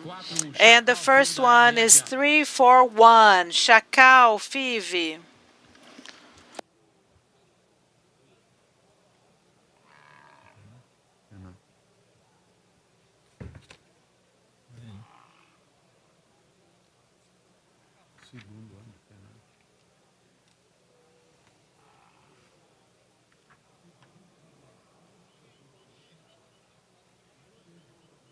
Muito bem. Tivemos mais este resultado. Excellent. So we have this result, and each detail we followed up each detail, the result of the smaller junior category, right? Is that the right category? Yeah, it's a 7th category. And the interesting aspect, okay, that Luis Renato mentioned, the variability of the parents of the animals on the tracks. The first prize here is the son of a bull that went through Penate of the ABCZ in its 2nd edition. And so it starts having this alignment between an efficiency test, because Penate is a highly complex test, and the tracks here. So bringing to Expozebu, bringing to the tracks, to the ABCZ, this desire that modern livestock production has. And we can see the results on the tracks, okay? From the programs that have been developed by the ABCZ, the PMGZ, and also the bulls, the young bulls that went through the Penate program. And so now we can see a top view of the arena. We have Cindy animals, they're waiting. Now, Cindy breed. So we're going to listen to the results of the smaller heifer. The 8th place, animal 42, PS Filho da Estiva. Number 42. And the 7th place, 38, number 38, Acha Querente Vive. 6th place, number 40, Perpétua da Estiva. Number 5th place, 37, Imaculada Querente. 4th, 41, Ibérica Porangaba. O terceiro, 43, Number 43 is in 3rd place, Pinga Morangaba. In 2nd place, number 36, Grega Querente Vive, which means in vitro fertilization. 1st place, 39, India Vive OT. So now we have just heard the results of the subcategory B from 14 to 6 months old of the Cindy breed. And you are watching with us the Cindy breed championship, and it is the smaller heifer. And we have one more category, which is the 6th category, subcategory A, and then subcategory B, and then we're going to have the championship. Maybe we're going to have this result today, this morning, yes? Maybe we're going to have it this morning. Now it's 11:17 a.m. And we still have many animals to be assessed, okay? So the animals now are leaving the arena, the Cindy animals, and then we have other animals getting ready to present themselves. So since the beginning of today's broadcasting, okay, we are waiting for these dynamics. Oh, we are going to have these dynamics all through the day. And so we're going to have a higher number of animals, then we're going to have less animal, 15, 10, 8, and this is going to change throughout the day depending on the category and depending on the breed. And Melissa Paroneto shared some information with us that differently from what happened in the previous editions of the Expozebu, the Model Matrix Championship was carried out separately, but then today we're going to have this championship jointly with the others, jointly with the other contests. So we're having Guzerá, Cindy, Tabapuã, and Elor. Okay? And now they are going to analyze this. And we still have intense movement, yeah? Right, Melissa? On the other side of the arena, the animals that are still going to be assessed, right? Is that correct?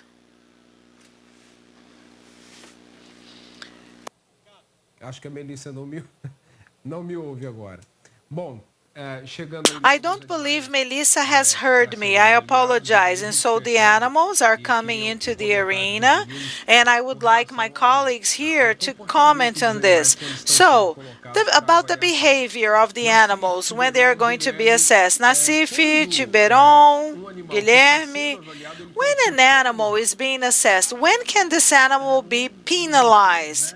Well, one of the reasons for penalizing the animal is bad behavior.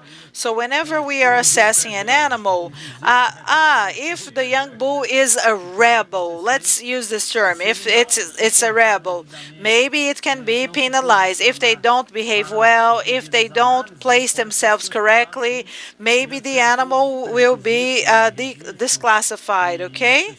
And so, if they arrive on the track and they do not behave well, if they are angry, if they are rebels, this is not desirable for the Zebu breed. So then they can be penalized. And then the judges, they have all the right to penalize the animal that they feel would be the right thing to do. And during the classification, excluding them from the tracks. And this is a more drastic attitude, right? Yes, exactly. And then you can see the animals walking around. And then sometimes you see the animal jumping up and down. And then the animal is inside the pavilion all tied up sometimes. And then maybe just to use some energy that they have. And so if that animal... Okay, so you have the handler, and then they escape from the handler, and then they run across the tracks, and you have people, you have personnel working, and so maybe this baby bull is gonna fight with another animal. So when we have males that are older and the male hormones are rushing up and down, and then this can impact this kind of behavior, okay? And then if it's an animal that causes problems, then the judges, they have the right to order the handlers to tie them up and remove them from the tracks to avoid any accidents, any incidents, okay? And regarding the docile behavior, the docile nature of the Zebu breed, okay? One result took a little longer, and then the animal went to the ground, laid down. laid down, and it was a marathon for all of them, okay? Everybody's tired, yes? And so regardless of the department, we are responsible for the communication. We have the handlers, we have the technical team, we have the technicians, and the animals get tired as well. So in order for the animals to be here, being judged at 11:23, they woke up really early. They started getting ready really early, and this is not part of their routine. And then the judges consider this because the judges, the technicians that are assessing this, they know that the animals may get tired, yeah? But I would like to complement the information you have just shared. So the animal laid down because it's tired, but nobody lies down. Nobody lies down to rest if they are stressed, if they are stressed out. So the criticism that we receive on a daily basis, the animals are being badly treated. And I say this, and I feel happy. So I have come from Brasilia. My family's mother has come from the city of Rio de Janeiro. My father's family was a little bit more in the rural areas, but whenever we come here, people complain to us. People who are not used to this world, they say, the animals are being badly treated. If the animal lay down there on the tracks, is because the animal is relaxed, it's at peace. And what attracted my attention when we had the Tabapuã Young Bull Championship that we had a few minutes ago, when the announcer announced the champion, the handler threw his cap up, and then he gave a wheel cart, okay, and then everybody was celebrating. But at the same image, you saw the young bull standing there, peaceful, at peace. And so he released the rope, and the young bull remained there. There it was, there it stayed. And so just to complement this image, so the handler knelt in front of the young bull and kissed its nozzle, its head, its face. And so this kind of relationship between the animal and the announcer and the handler, so there's a lot of complicity between the handler and the animal, the love that they share. They are together on a daily basis. And so for the animal to only be assessed at around 11 a.m., so you have the place where they were washed, and some people woke up at 3 a.m., 4 a.m. Translation apologizes. We have lost the audio.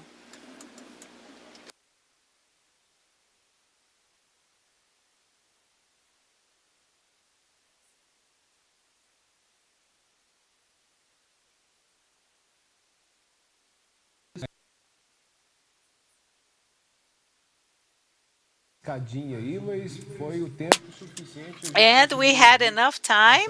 We were able to listen to Nassif's final remark. And so the well-being inside the Fernando Costa Park, and also the way they are treated. Yes, you mentioned that, right, Mr. Nassif?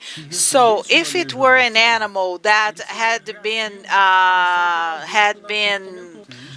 badly treated, for instance, okay, the animal, when the handler let the animal loose, threw the cap up and knelt down, maybe the animal would start running away from the handler.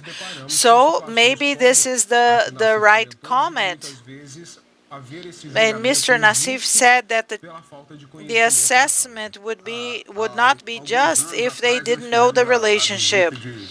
A few years ago, we had a YouTuber who came here, and she had many followers, and she came to Uberaba to talk about the bad treatment that the animals received. But she herself, in the photo that she posted, she contradicted herself because she took a photo lying down on top of a cow. So if the animal were hyperactive, if the animal had been badly treated, nobody would be able to get close to the animal. And nevertheless, she took a photo there. She was a stranger to the animal, and the animal was there. Peaceful, okay, so only the handler is gonna come in.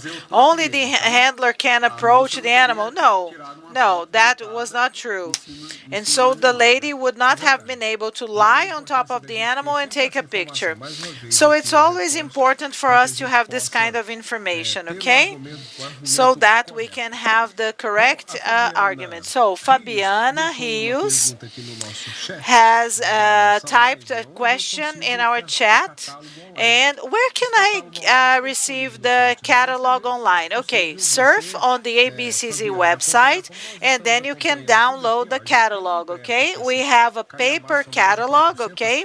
We have over 400 pages, and everything is jotted down, written down, and you can also take notes here. May I interrupt you for 1 second? I'm paying attention to the tracks and the model matrices. They are already going to the right places. So let's talk to Melissa. César. Hello, Caesar. That's right. I was calling you already. That the model matrices are already on track to begin the contest. Judges are going towards them already. And the next contest is beginning right now at Expozebu. Nassif, Guilherme, and Tiburon. What is being assessed in the model matrix contest? And obviously we'll not. We have a result, so let's talk about Tabapua results.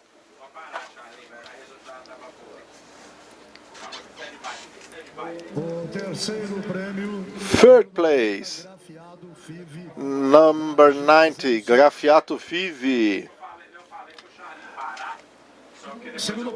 Second place, 89, Falcão IVF Daga. And first place, 088, Fasto IVF Daga.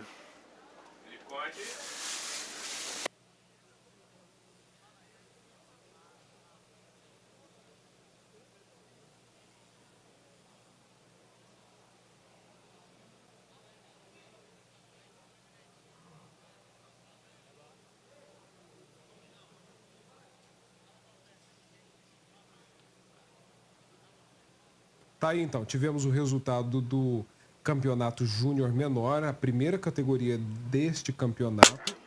É a quinta categoria. That's the minor junior, 12 to 13 months old. Now we're going to the sixth category, the seventh and the eighth, to have the final result of the championship and the champion of that category that's being evaluated. So you are seeing at the right of your image, it's the positioning of the animals in the contest right now. And here we are the females of the model matrix contest. You were talking about the evaluation for this contest. It's evaluation basically translating what is written in the regulations of the Zebuine breeds, and they are looking for the animal that is the closest to the standard. and then they will choose based on that the model matrix. And you have have animals from each breed. Thank you very much for being here in our contest track. And we have the model matrix contest of the Expozebu 2022. Acting as judge of the model matrix, Antônio Batista Vilas Boas, 57 years old, having been born in Anápolis, state of Goiás. Otávio Vilas Boas studied agrarian sciences and finished his course in 1998. Tavinho has a postgraduate school for judging at the FASU. He works as a judge since 1952 and has judged over 150 contests.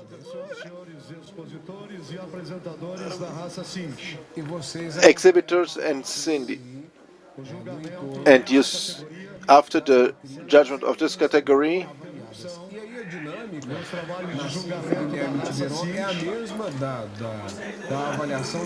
and the dynamic is the same as the other contests. First they go and walk in a circle, and the judge write down what they see. It's a dynamic as in the other contest. Basically, in this case of the model matrix, correcting the prior information, they just are evaluated while standing. There's no walking needed.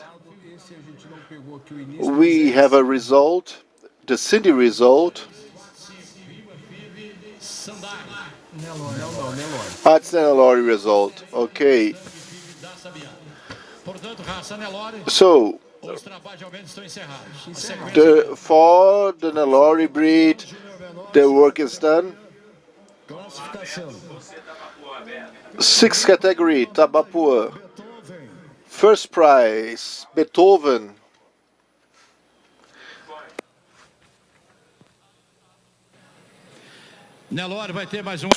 Okay, Nelore will have one more contest and then it stops for today.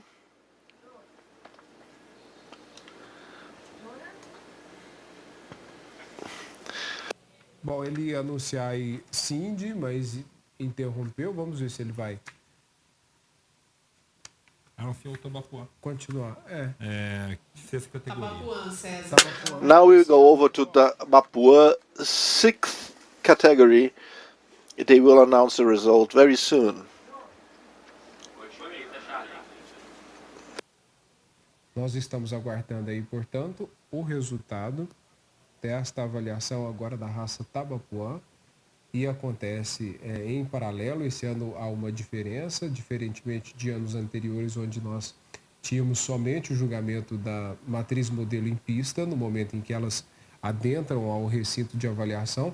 Agora os julgamentos acontecem normalmente das outras raças programadas para este dia, juntamente com a avaliação ou julgamento das matrizes. Now we will go over to the championship of the matrices. We see the judges being filmed now. I don't know if this is Otávio. No. Based on the position on the track, the matrix contest is happening on the other side of the track. In the previous category of the Cindy category, the first place in the subcategory B is also the son of a Penachi bull. ABCZ informs.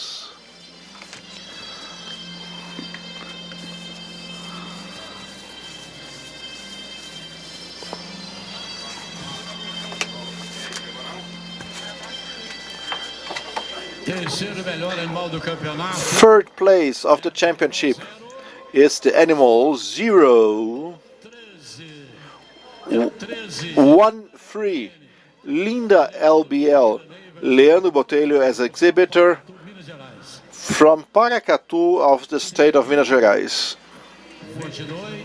Portanto, o resultado do campeonato. So that's the result of the calf category of the Guzerá breed, and the champion was Talaki Fivi from the Umbuk ranch.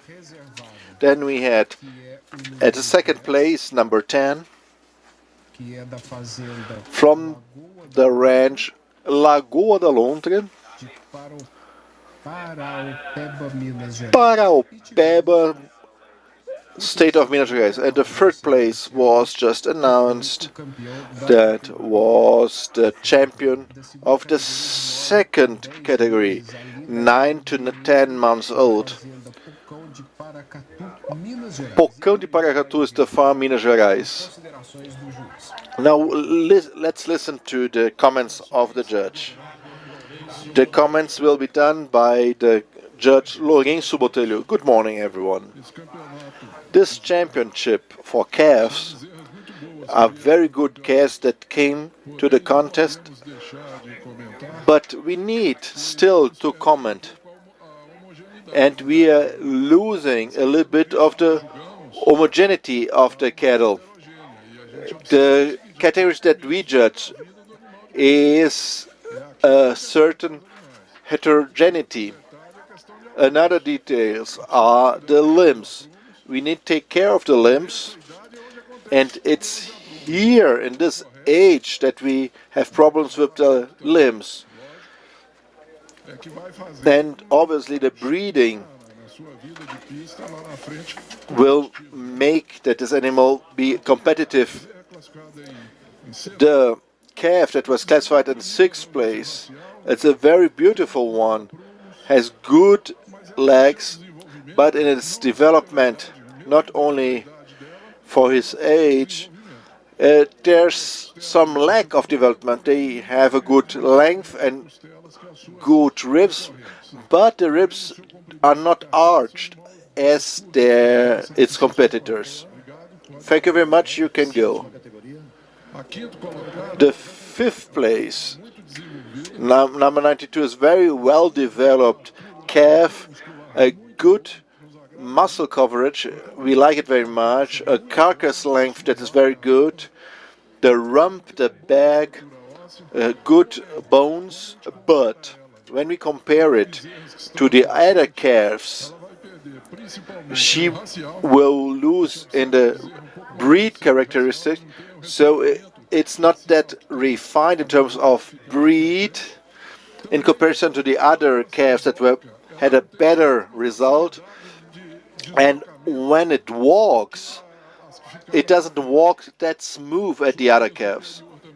The upper line is not so good as the upper line of the other calves. Thank you very much. You can go. The 4th place, we like it very much in its femininity, in the design of the head and the quality of the ears and the movement of the ears. Had good limbs, a good structure, an excellent carcass length, very feminine. But when we compare it to the other calves, she loses because she is a little bit later in comparison to the others. We can compare 3rd and 4th, one a later one and another more precocious one. And the 2nd and the 1st one are more balanced in this criteria in our evaluation. So she should have a better back and a better finishing of the carcass. At the 3rd place, it has very good breed characteristic, a nice head, a very beautiful horn, and it also has a very nice carcass, good arched ribs. It has a good rump, there's a little lack of muscles on the rump, has good posture, and in comparison to the second place, that's the youngest of all calves. Both are good, but the superior line of the second place is stronger. The back rump line is better, and the sacro bone is more visible. The second place calf has a better.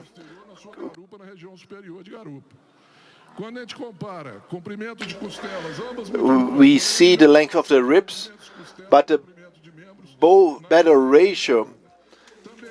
The better ratio is at the second place. It's a calf that has a better body length in comparison to the third place. The expression is not so beautiful as the third place, but it's still very good. And in our point of view, this was the calf with the best balance in the quality of carcass. We see that the champion has a very nice upper line, as well as the second place, and both of them have a loin region that has a good cover, a good passage with harmony. The coverage of the back and of the rump are good and have good legs, and with a good breed characteristics of the breed, as well a nice face. And another detail, the depth of the thorax of the champion is better than in comparison to the others. It's deep, but not precocious. She has a balance with the length of the ribs and length of the legs, and has a complexity of the muscles on the back in their thighs that's just fantastic, and is better in the convection. A very nice placed hump, and very feminine too. So all three are very nice. Congratulations to the handlers for the championship of the calves.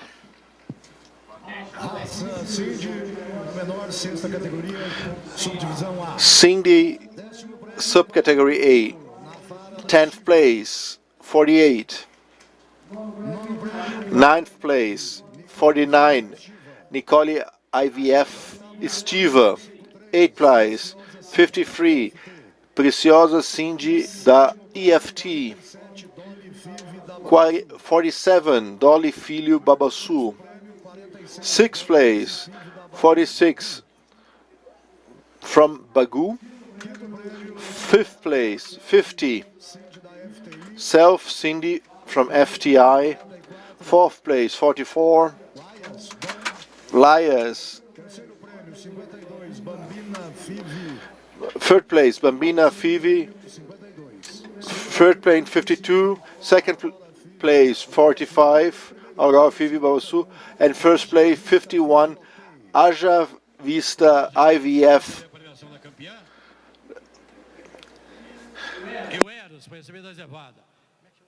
Logo após as considerações, você já acompanhou com a gente na sequência o resultado do julgamento da sexta categoria de... Now we have just seen the results of the sixth category, 16 to 18 months from the Cindy breed, and the champion was the Raja Vista from Santa Angela Três Lagoas that was classified for the championship.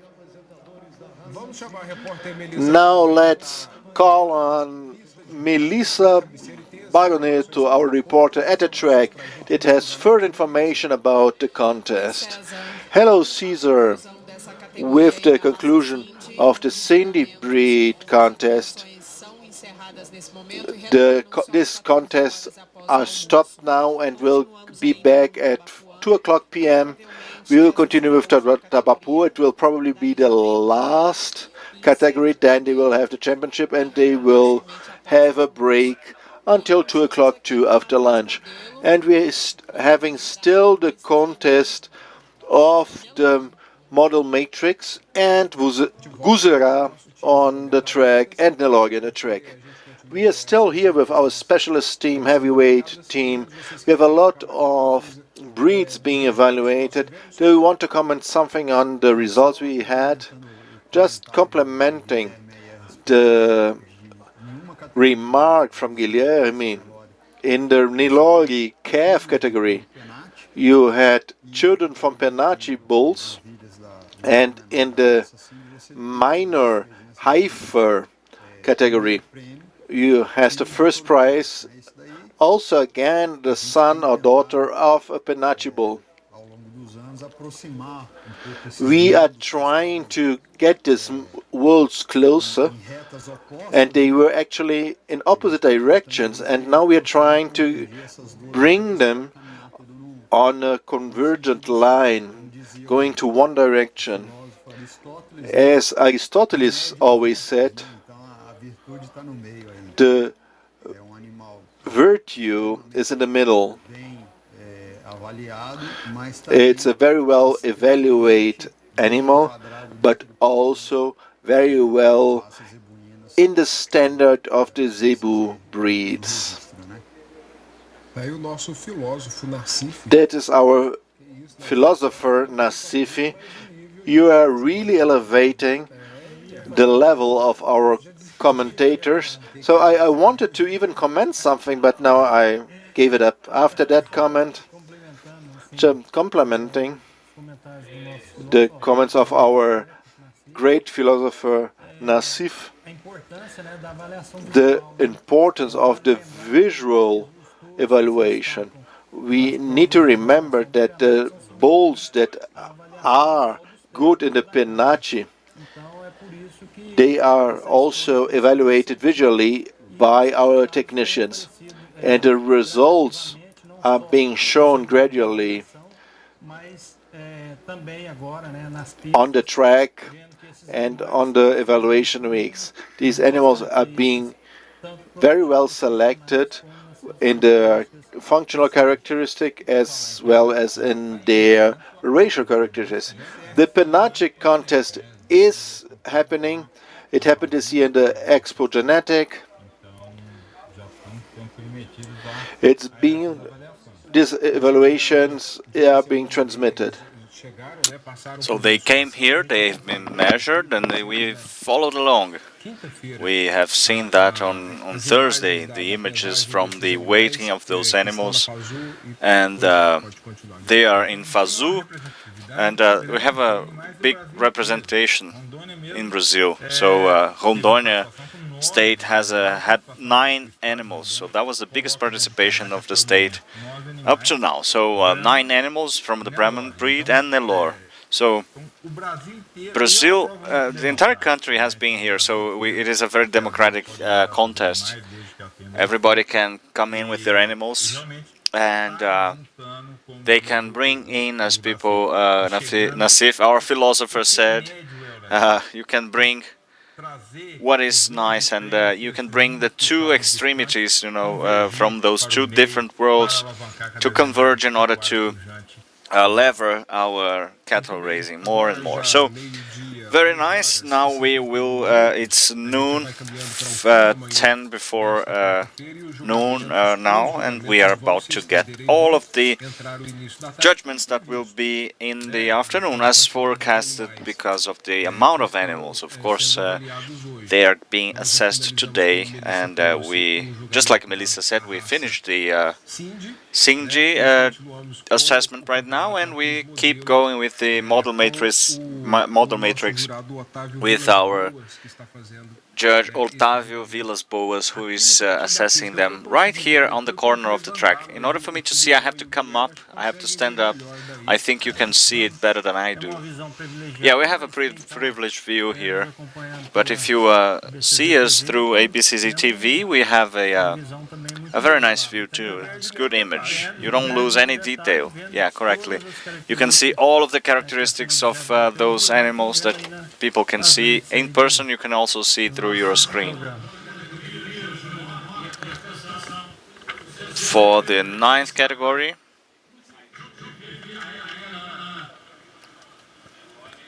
The fifth place is 351, Mohammed Fiv from Sabia. Fourth is 350, 6426 from Burichi. Third is 353, Rima Fiv, Sagittario 1. The second place is 355, Aero Fiv CRF. And number 1, 352, Monico Filho from Sabia. Ladies and gentlemen from the Nelore, we have come to a halt, and it was going to keep going tomorrow. Pronto, então tivemos aí o encerramento dos julgamentos nesta This is the end of the judgment for this morning for the Nelore breed, and we didn't continue with the championship that will be taking place tomorrow here. So we have that result, which is the 9th category for 15 to 16 months. Monaco Fiv is the animal that has been classified and awarded with the category from the Sabia farm from Capitólio, Minas Gerais state. Now we will hear from Melissa on the track, right, Melissa? Hello, Cesar. Yes, exactly. I am here with the champions of the Guzerá breed, which brought in the champion, the heifer, and also the second place. I have Nelson here, and next to him we have Eros Gazinelli, and I would like you to tell me about the feeling. You know, you have the trophies here.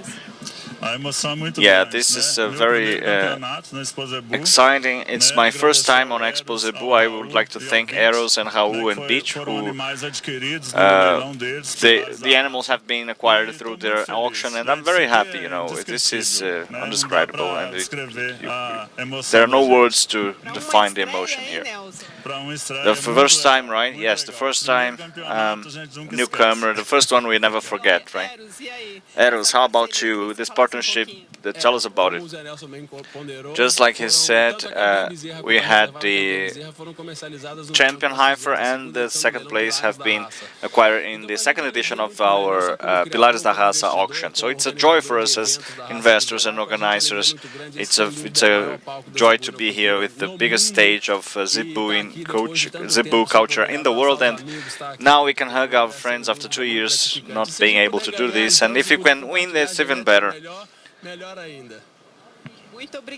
Thank you. So that's it, Cesar. That's the joy of the champions here on the track of the biggest fair for Zebu cattle in the world. It's back to you. Okay, Melissa, since you're there and you are on camera, while we have the assessments going on, the judgments going on, the tracks going being emptied out, in the studio we can see that we have clouds over us, and is it colder there? Does it feel like Expozebu yet, or our shirts are just holding the cold outside? Well, I was talking to Amarelinho, João Batista, that I am actually feeling a bit colder now. We are getting into that atmosphere, because I'm a native of Uberaba. I was born here. I have been in many Expozebus, and for me it was weird, you know, to see that heat in the first few days, and now we are finally with those clouds here. We just have to pray it's not going to rain now, because we have to keep going with the judgments on the track with this climate, pleasant climate. Okay, yeah, it's 22 degrees now. It's a good temperature for noon in Uberaba, right? We have a partially clouded sky, and it's covered up. So, Melissa, thank you so much. Be my guest to talk to us anytime. We are going to almost finishing the works at the judgment track, and then we will be back. I will, before I go to the break, Melissa, with you again, I would like you to speak, because we are about to have a difference tomorrow in the time of the beginning of the judgments tomorrow. Is it earlier? 1 second, I'm coming back, Cesar. Well, that's the info that we had while ago, you know, the judgments are going to start earlier. I think because of the amount of animals that we still have to assess, we have results now.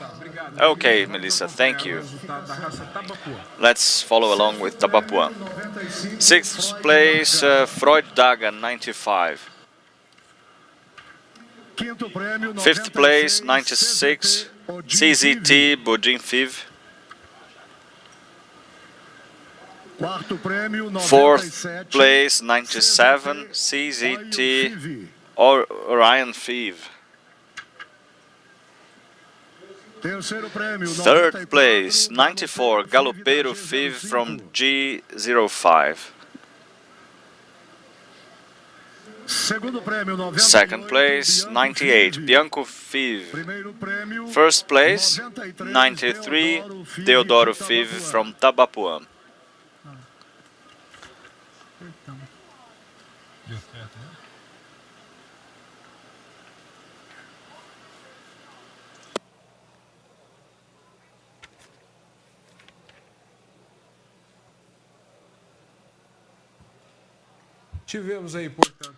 We've had the results now from the 8th category for the Tabapuã breed, from 15 to 16 months, with the classification of the winner in this category. And now we finished the category 8, which now we will see, you know, if we can see the announcement. It doesn't seem like it to me. I don't see it like we are finished with the Tabapuã race this morning. Otherwise, we will have one more category that would be, in theory, should be quick, because or maybe we will have the championship of the junior minor, so we either have the finishing off right now or the championship. I think it's the championship because yeah, I will just check, Cesar. Okay, so we probably have continuity here because the champion, I can see the animals. The first award has remained on track, so it's probably going to happen. It's a quicker assessment round, right? Yes, it is. We have less animals, and all of them have been through a first assessment of the jury, and now they just have to see the details to find the champion. While those details are finished and they are observed by the jury, we will go to a quick break, and we will be back right after the break with info from the judgment track, because we still have the results from the model matrix, which is being judged right now, and you will follow everything over here at ABCZ TV. In the beginning of the afternoon, now it's noon sharp, so stay with us.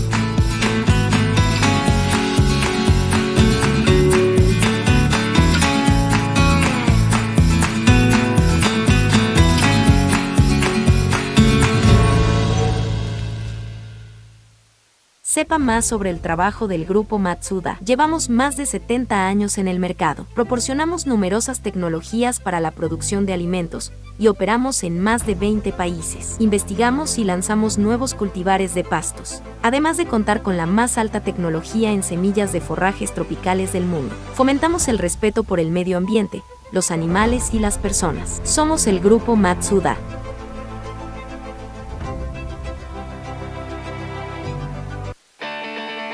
Desde hace 55 años trabajamos con el objetivo de una ganadería más eficiente en pastos en Anelor y Sen. Un rebaño con hembras mejoradas por una fuerte presión de selección para la fertilidad, habilidad materna y precocidad. Siempre estamos buscando toros que mantengan y mejoren estas características en nuestro rebaño. Producir animales de buen temperamento, rústicos, funcionales y productivos.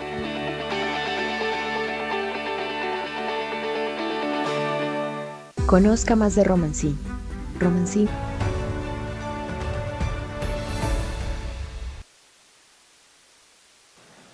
Estamos de volta ao vivo agora. We are back live now. It's 3 past noon. We are almost, ladies and gentlemen, we are now informing you that we have a result. Which are the animals that have been contemplated?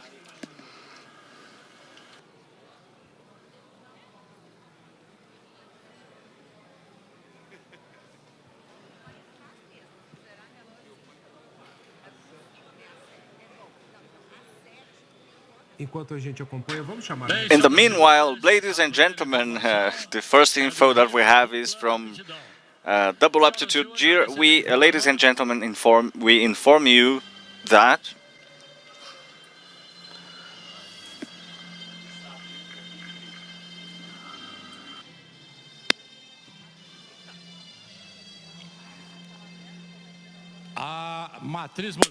the model matrix for Double Aptitude Gear is animal 001 Maestria B from Mr. Barros from Café Velho Farm, Cravinhos, State of São Paulo.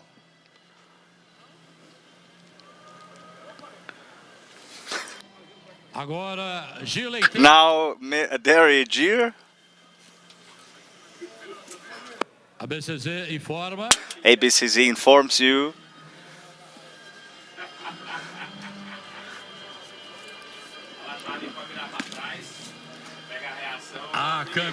the champion of Dairy Gear is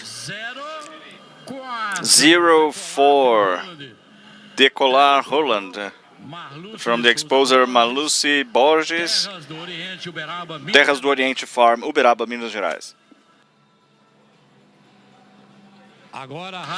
Now we will have the Guzerá breed.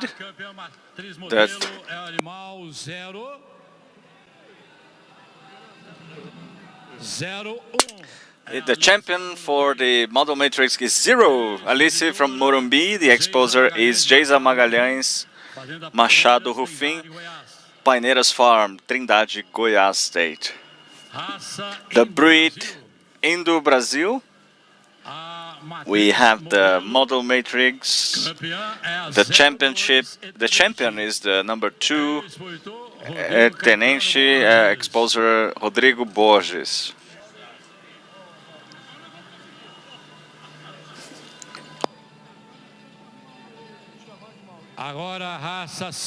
Now for the Cindy breed, we have the champion is animal 007 Frida JCF. The exposer is Ângelo Mário de Souza Tiberi, Santa Ângela Farm, Mato Grosso do Sul State.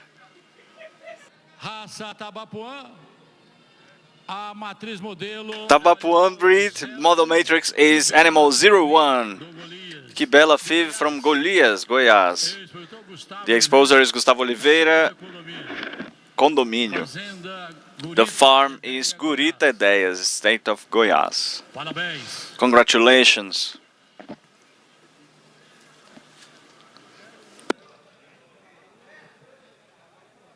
In the judgment for the model matrix here at Expozebu 2022, ABCZ has the honor and the pleasure to bring to you the final considerations of the Model Matrix Championship, our dear Otávio Batista Vilas Boas. Obrigado, Amarelinho. Thank you, Amarelinho. Bom dia. Good morning. Todos os criadores, todos os expositores, ao público em Good geral. morning. A gente gostaria de iniciar esses We would like to start this judgment with the model matrix with some comments. Thank you for the invitation, ABCZ. It's an honor to be here taking part in this event together in one of the championships that are one of the most important for each breed. We always look for the mirror where we want to see the matrix, that we want to see the animal that would... It isn't perfect, but it is as close to perfection as possible for that breed. We have here today the Gyr breeds for double aptitude Gyr. They are Dairy, Guzerá, and Indo-Brazil, Tabapuã, and Cindy. We have great representations here in the matrices. We can see the champion for the double aptitude Gyr. They have their racial expression and their beauty and their femininity. A female that is amazing, extraordinary. She's very well characterized. The standard is very good. The good length, plain dorsal line. We can see the double aptitude traces in this matrix, both for musculature and the length of the ribs. They are open ribs, the posture is very good quality, and we see the calf also together here with the full set is here. We have a good female, an animal that is very well characterized with good structure and posture, and very good mother. Congratulations to the owner of the champion and the presenter of the champion for double aptitude Gyr. The female for the dairy Gyr is a good mirror of the model of the carcass that we want.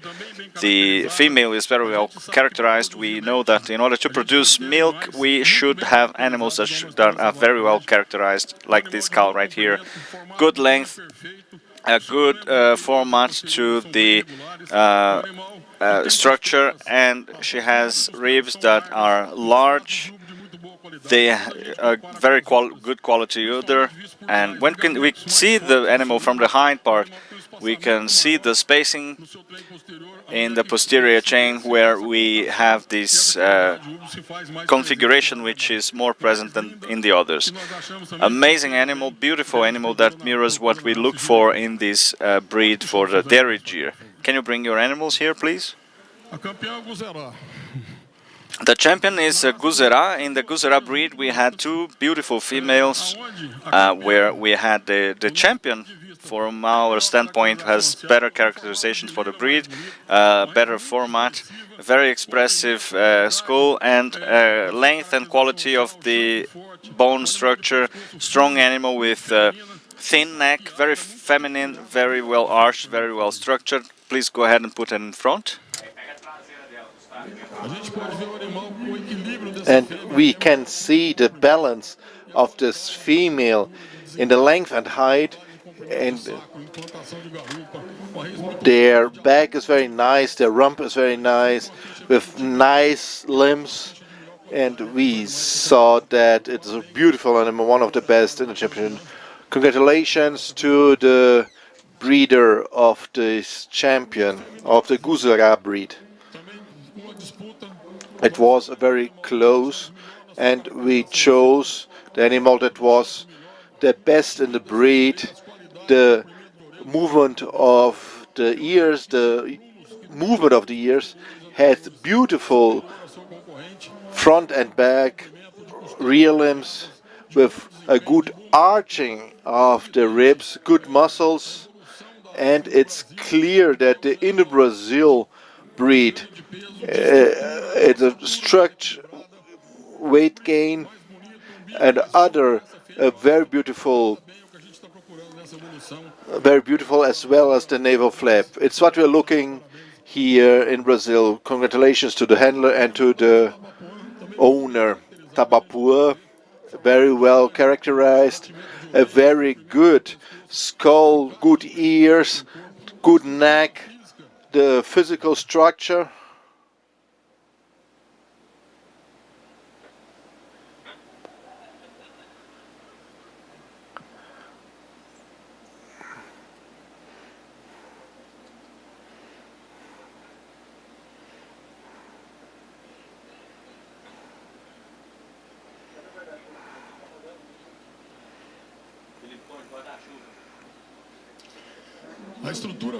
The physical structure is very clear. We know that the Tabapuã is one of the best breeds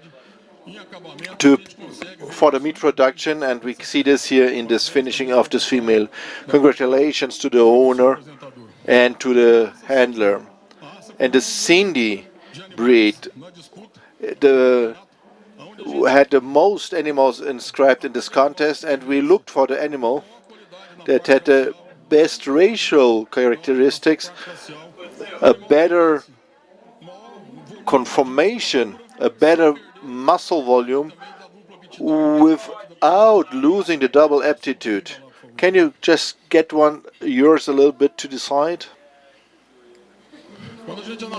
When we analyze the Cindy animals, we see it clearly, mainly in the champion, very well structured, well characterized, the large ribs, the dorsal line is firm, and after 5 calves is still very strong without losing double aptitude. Animal that produce a lot of milk and a lot of meat. And we have to invest in a double aptitude breeds where we will be able to have a better income. The small rancher will have a good milk cow and will really have a very good meat calf too.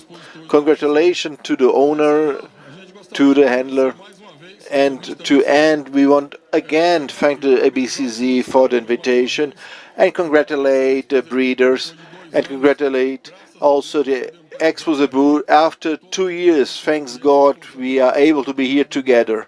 There's nothing like the Expozebu. Thank you very much to all. Da avaliação, o campeonato matriz modelo, gostaria de ouvir os nossos comentaristas aqui no estúdio. Nós vamos proceder à entrega da premiação. Vamos convidar aqui. Campeonato que tivemos aí. This was the championship. O seu representante vai receber a premiação. Can I talk? Yes, please, go ahead. As we said, one of the most important contests, we could see these breeds with a very clear, defined, rational breed characteristics like Guzera and Gyr. We saw this characteristic very clear demonstrated. As we said on the track, a precocidade, a gente acaba encerrando a carreira de pista desses animais um pouco mais cedo, né? Algumas raças com 36, outras vão até um pouquinho mais tarde e mais pouca coisa aí, 40 e poucos meses. E nessa idade, at this age, you don't have a very clear breed characteristic like a horn set that you can see in the older animals. Obviously, this needs to be adequated. The market wants quicker, more precocious animals, and that's why we also get younger animals here on the track.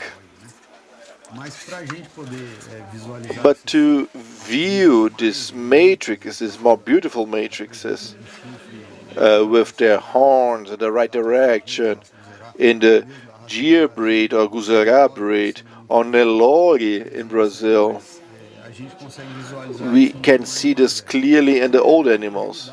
And we are talking also about the longevity. We saw already these animals when they were contest animals, and at certain age they are too old, and they will become donors. And as the rare opportunity to see this animal in an auction or of gestation, or normally we just see they on films. The people that I know Uberaba can see the matrices, how these matrices matured and became these great cows. Guilherme, on the contrary, what people say, the age from the model matrices shows this complete breed expression. This title, model matrix, it's a model for the breed. Model in limbs, in the breed expression, in a model as a mother. The other, a great other amplitude of the rump. So this shows only the longevity of the zebu breeds and their capacity to foment ranching in Brazil.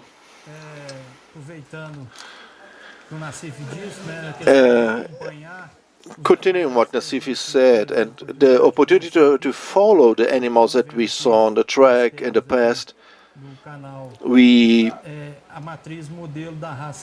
matrix, model matrix of the Indo-Brazil breed, the big champion was also the model matrix of that breed in Brazil.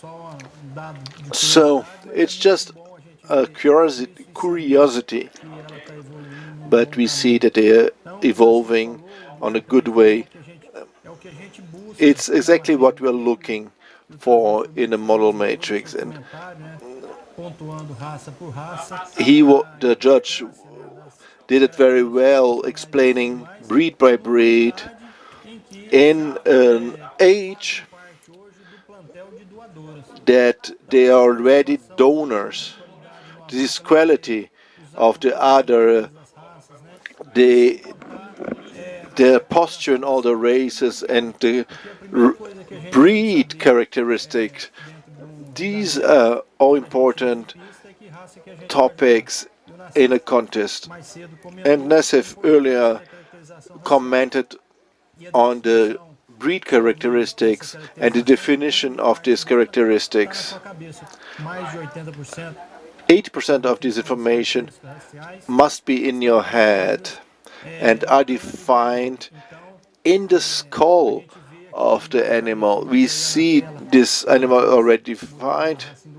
That's on the screen, the Indo-Brazil model matrix, and now we see the Cindy, a very beautiful rib length, a very special breed that has as a main characteristic the double aptitude for milk and meat.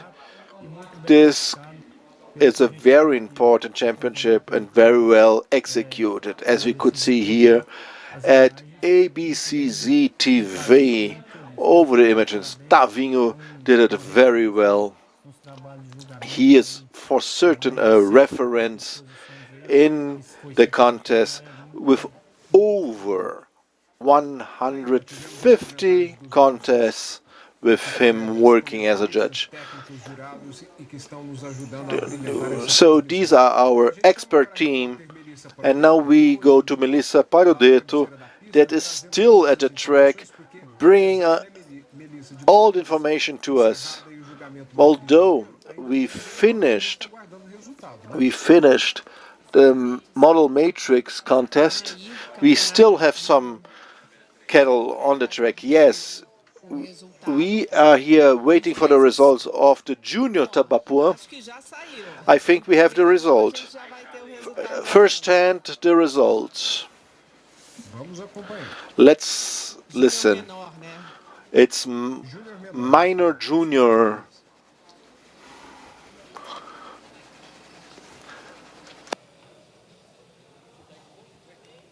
Senhoras e senhores, definido o campeão júnior menor da raça Tabapuã. The champion of minor junior Tabapuã breed 2022 was defined. ABCZ informs.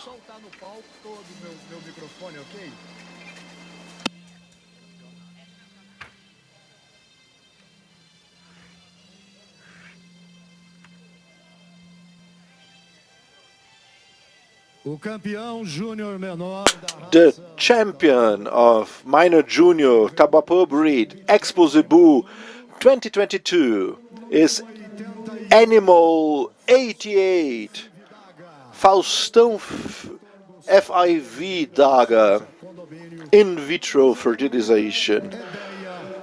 Fazenda Burita, Burita Ranch from the city Edeia in the state of Goiás. That is the champion of the minor junior IVF, and Burita Ranch had also a champion yesterday. Now let's wait for the result for the second place and third place, and then we finish for the morning. Esse primeiro momento de julgamento nesta quarta-feira, encerrando os trabalhos na parte da manhã. Agora, meio-dia e 23 minutos. Now we have 12:23. We have a light rain in Uberaba, rain that goes and comes. O julgamento da raça Tabapuã será amanhã às 7 horas da manhã. Então não teremos a continuidade. Encerramos por aqui. Okay, we stop here. The Tabapuã work is finished, and the information that we asked Melissa to give us, so it was confirmed already in the voice of our MC at the track, and the contest will begin tomorrow at 7 a.m. Brazilian time. We have a lot of animals that need to be evaluated. E aí a gente percebe lá os jurados. Sim, Melissa. Melissa, yes, please. We will have Tabapuã and Nelore tomorrow morning on Thursday, beginning at 7 a.m. These are the confirmed breeds that will begin earlier. Thank you very much, Melissa, for your information. We are waiting for the evaluation to know who will get the second place. Minor junior Tabapuã breed. And we want to round up things here with our guys. We had a lot of work this morning because a lot of breeds being on contest.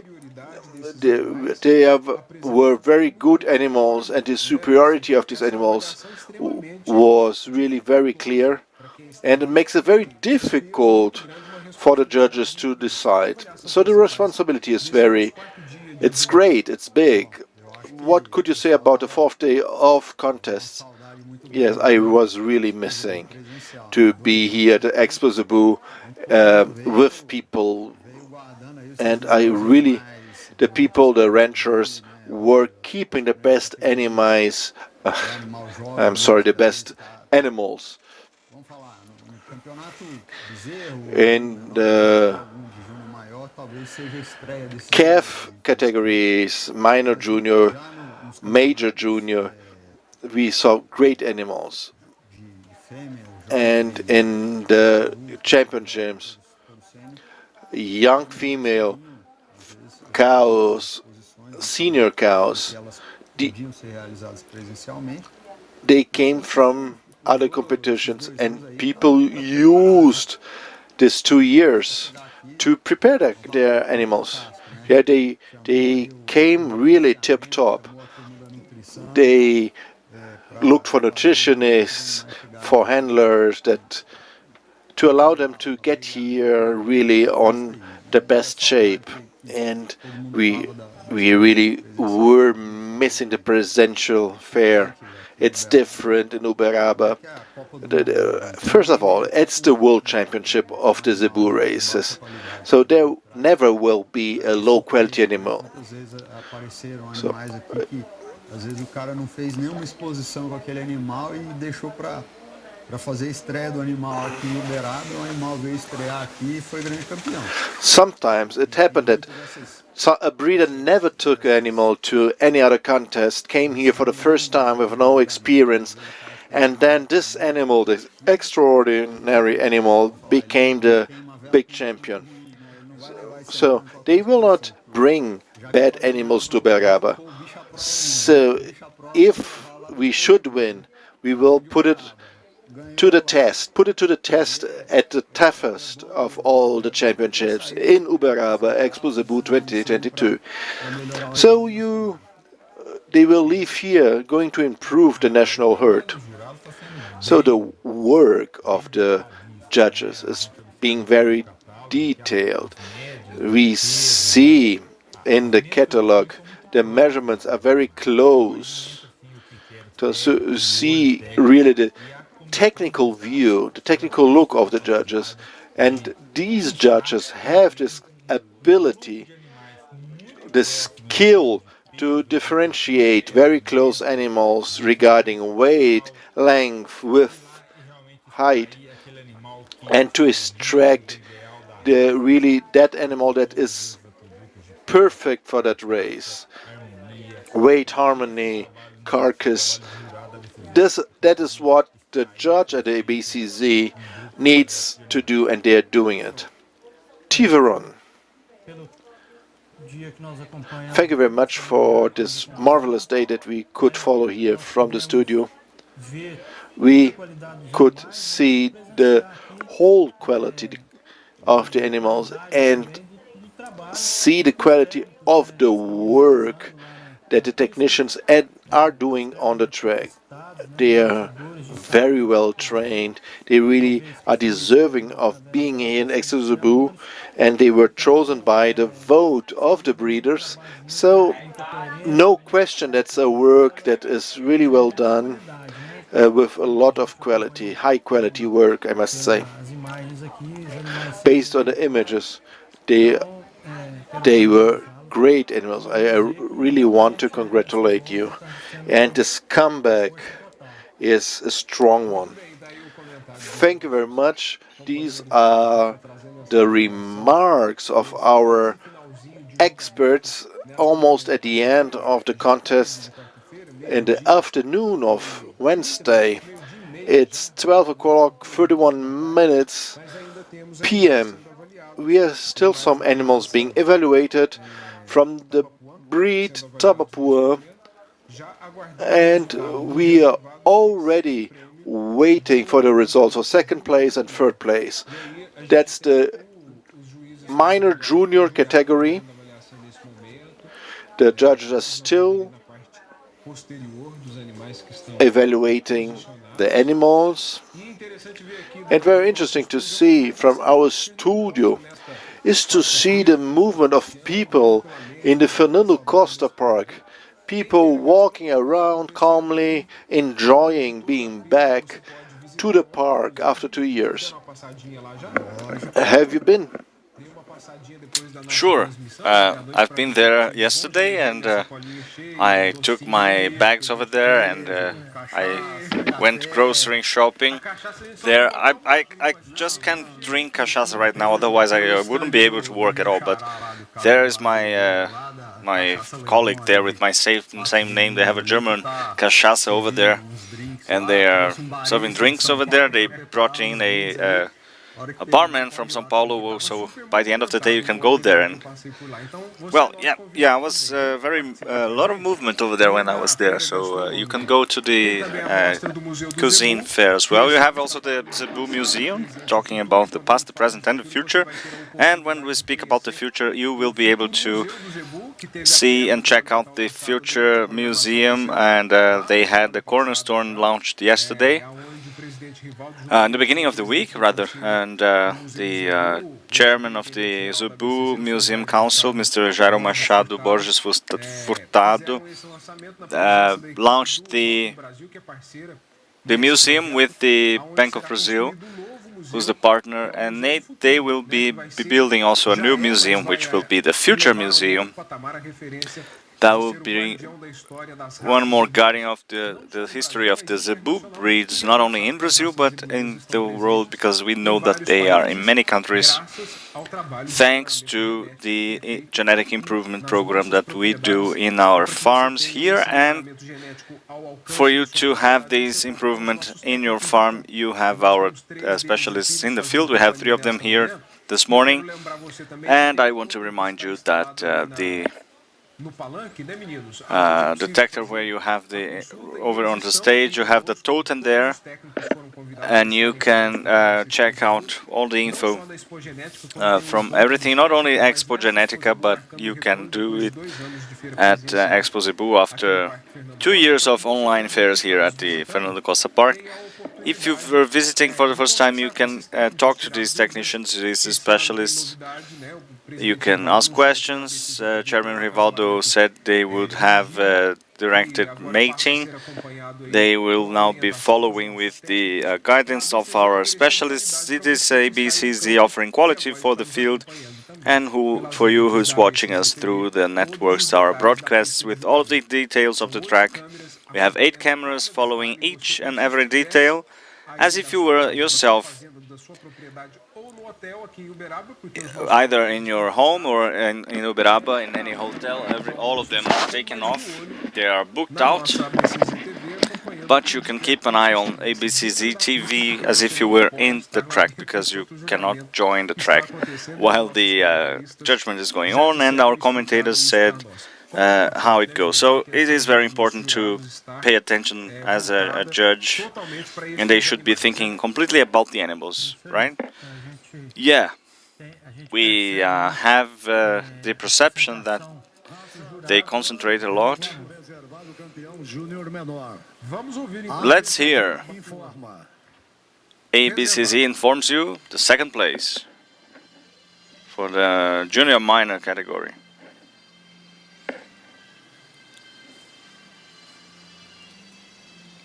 The junior minor champion is the animal number 93, Teodoro Five from Tabapuã. The exposer is Edgar Martins Jr., Bela Vista Farm, Silva Jardim, the state of Rio de Janeiro.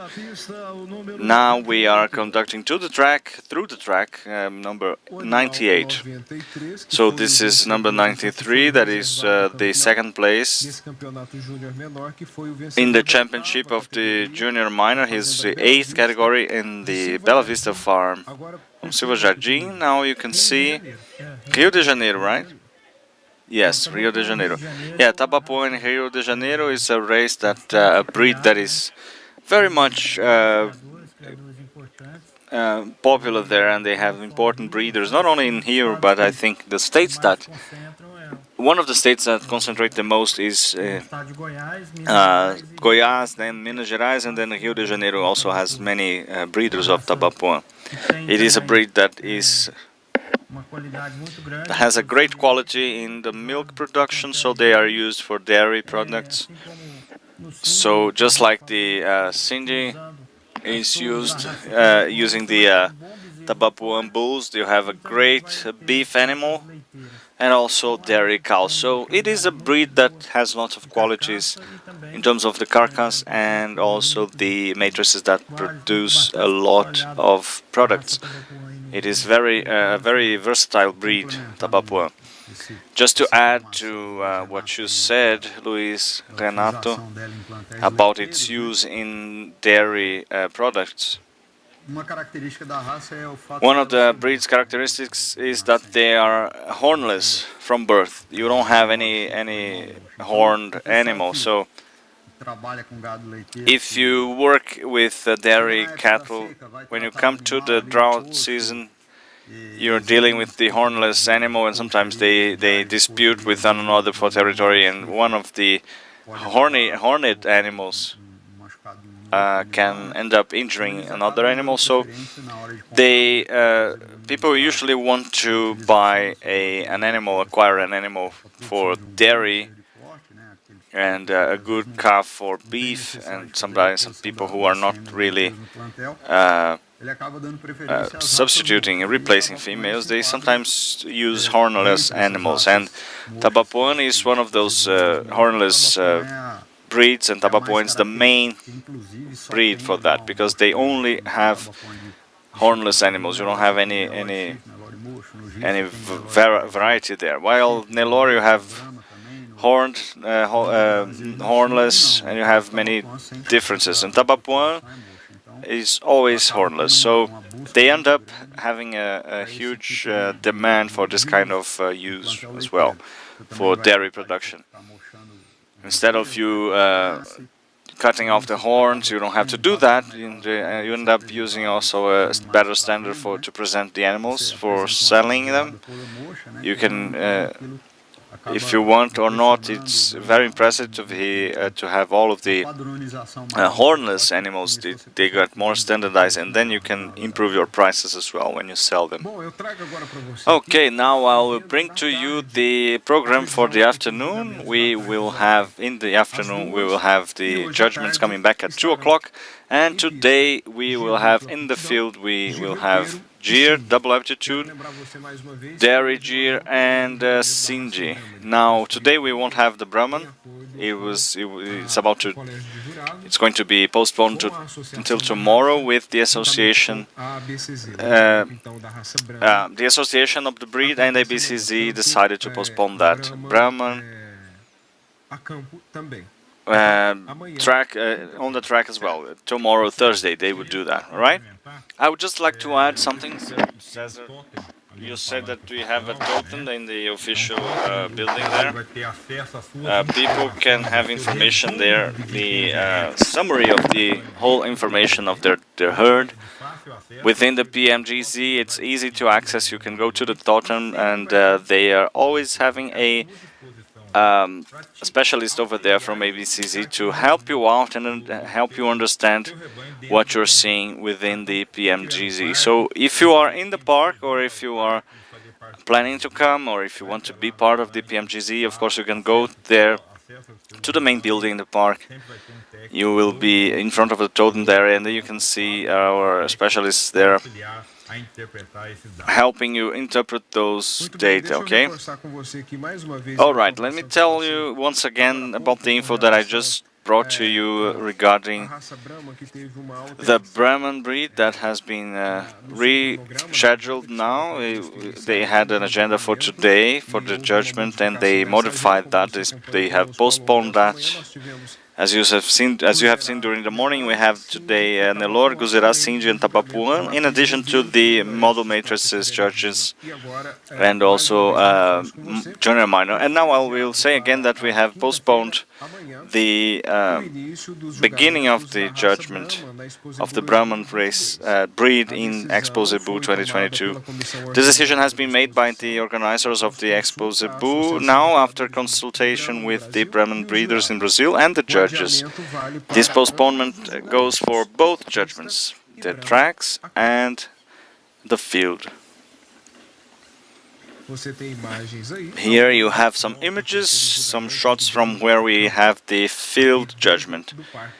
Here within the Fernando Costa Park, these are the animals that take part in this judgment.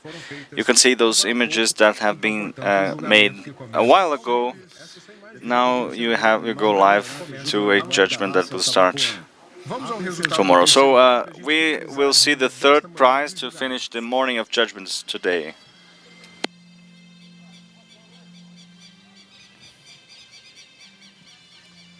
Third best animal of the championship for minor junior category, 92 black. The exposer is Marcelo de Castro. The farm is Império das Palmeiras, Guaratinguetá, the state of São Paulo. And then we have 89,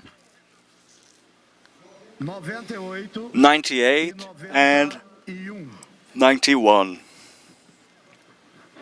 The final considerations for the Tabapuan breed, the judge William Uri Filho.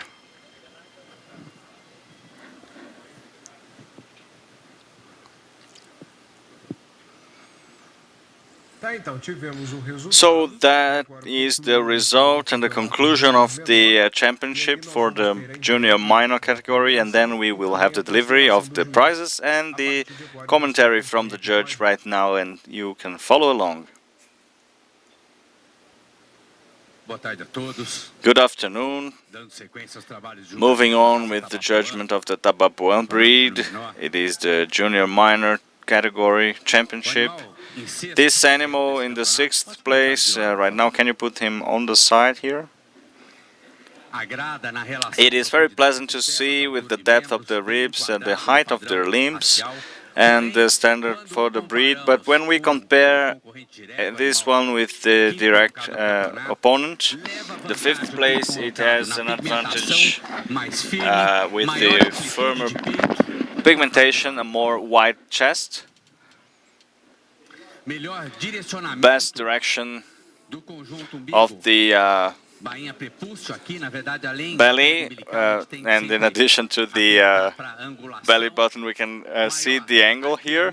Higher arches of the first ribs, of the ribs as a whole, and the bodily length is exceptional with the amazing performance. Congratulations, thank you. When we compare the 5th place with the 4th place in this championship, this animal, the younger animal, is pleasant to see. It is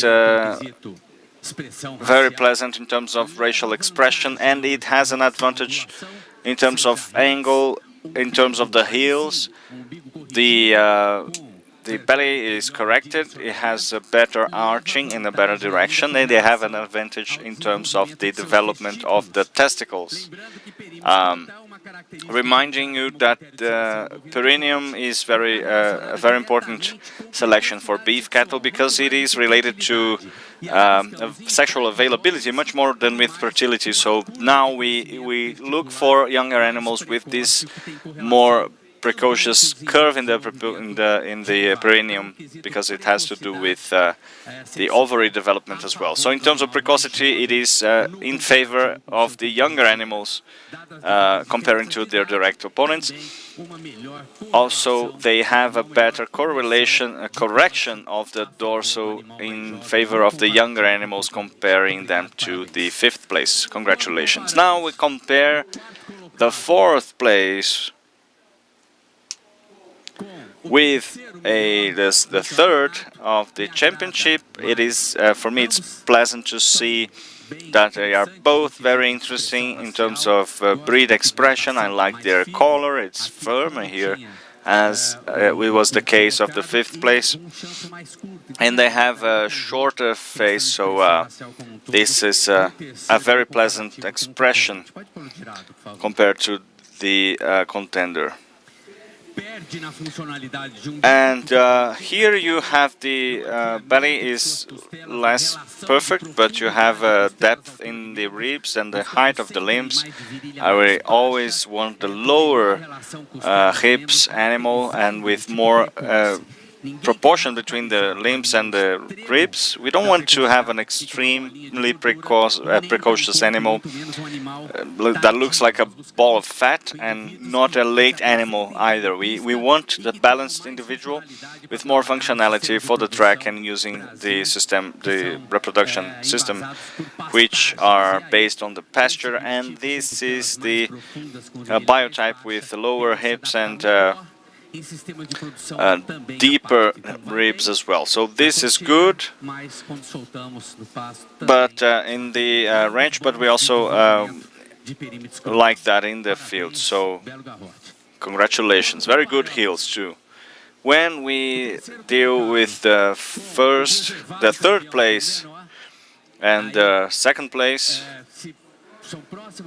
we have proximity in terms of racial characteristics, but we have proximity in terms of the belly as well, so the navel, so they where we have a hump that is better compared to the direct contender. And another point of advantage, in addition to the widening of the chest, is the exceptional length of the body. It is a strong point. And we know that the heel is very important, and the length is also important.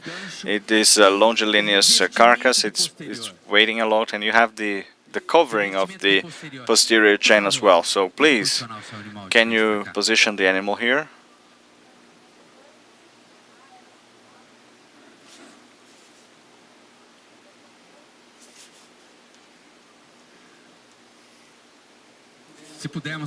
If we can see the posterior chain of the second place comparing to the third, especially in the highest part of the rump, we can see that they have advantages in comparison to the third place in the championship. Congratulations, thank you. When we compare the second place to the champion, now the most complete animal within this championship is very expressive in terms of breed characteristics, good colors. Can you put it here in front of us? Also in the younger category, also presenting very good proportion between the length of the body, the depth of the ribs. The hips are also good, great evidence of musculature in the hind parts. Good posture in the posterior chain as well, and very good heels. And the testicular development, it is younger than the second place, and we show some more sexual precocity. The hump is in place, the root of the neck is good, and a good relationship between the whole group of the body. So congratulations to the exposer for what you have been presenting here in the track, especially the owners and the presenters of the third place, the second champion, and the grand champion that has also advantage in terms of its behavior within the track. Is a very well behaved animal, which is a criterion for this divide here. Two beautiful animals. Congratulations. Congratulations, and that's it. Thank you so much. Something that we discussed here throughout this morning, which is the behavior of those animals in the track. That makes a difference as well. Do you want to say something else before we finish? You're kind of tired right now, right? In the afternoon we'll be back. So I want to thank you again for your participation over here. Thank you for being here. You have been in the show again during the presentation, so it's very good to have you here with us in the studio. Let me just check out your names, because I should do that correctly, otherwise I would call Guilherme something else. And Guilherme came from Rondônia to see us here up close, and he has accepted our invitation as a commentator. Luis Renato Chiveron, who is here in the headquarters in Uberaba, and Carlos Eduardo Racif, who is also here. Are you coming back today? Yes, I will be back, and I will help out with everything. That's lunchtime now. Thank you very much for being here. It was a pleasure. We have to thank you, and we are here to help you. No, don't say that, because we will really need your help. It's always a pleasure to help you here. We are always so welcome here. It's our house. We feel like at home. We are here to help you with whatever we can. We will have a short break now. We will be back soon.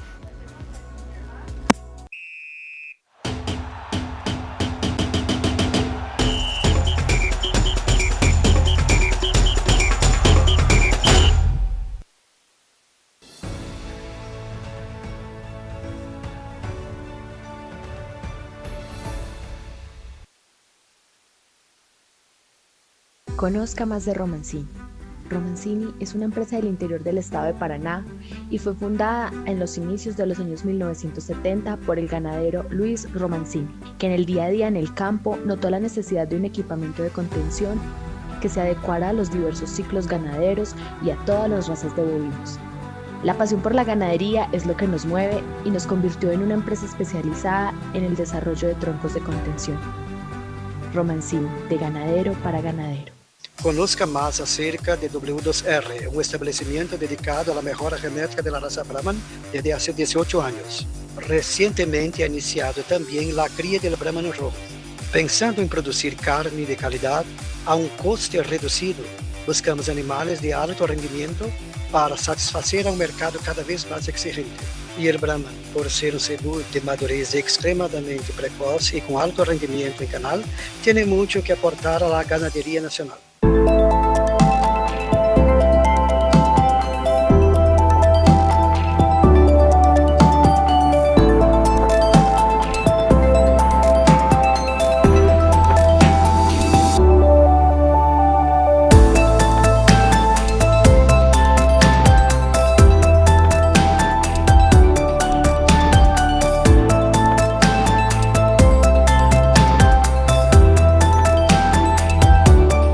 Conozca más del trabajo de ABS, el centro de biotecnología más completo de América Latina. El complejo ABS cuenta con modernos laboratorios de semen convencional, genética sexada y embriones. Da para entregar las mejores soluciones de progreso genético con estándar de calidad tipo exportación. La selección de toros ABS lidera los principales programas de evaluación. Durante 80 años, ABS ofrece soluciones y resultados, garantizando la rentabilidad a través del progreso genético. Conozca más sobre AgroExport, un país generoso en productividad agroindustrial.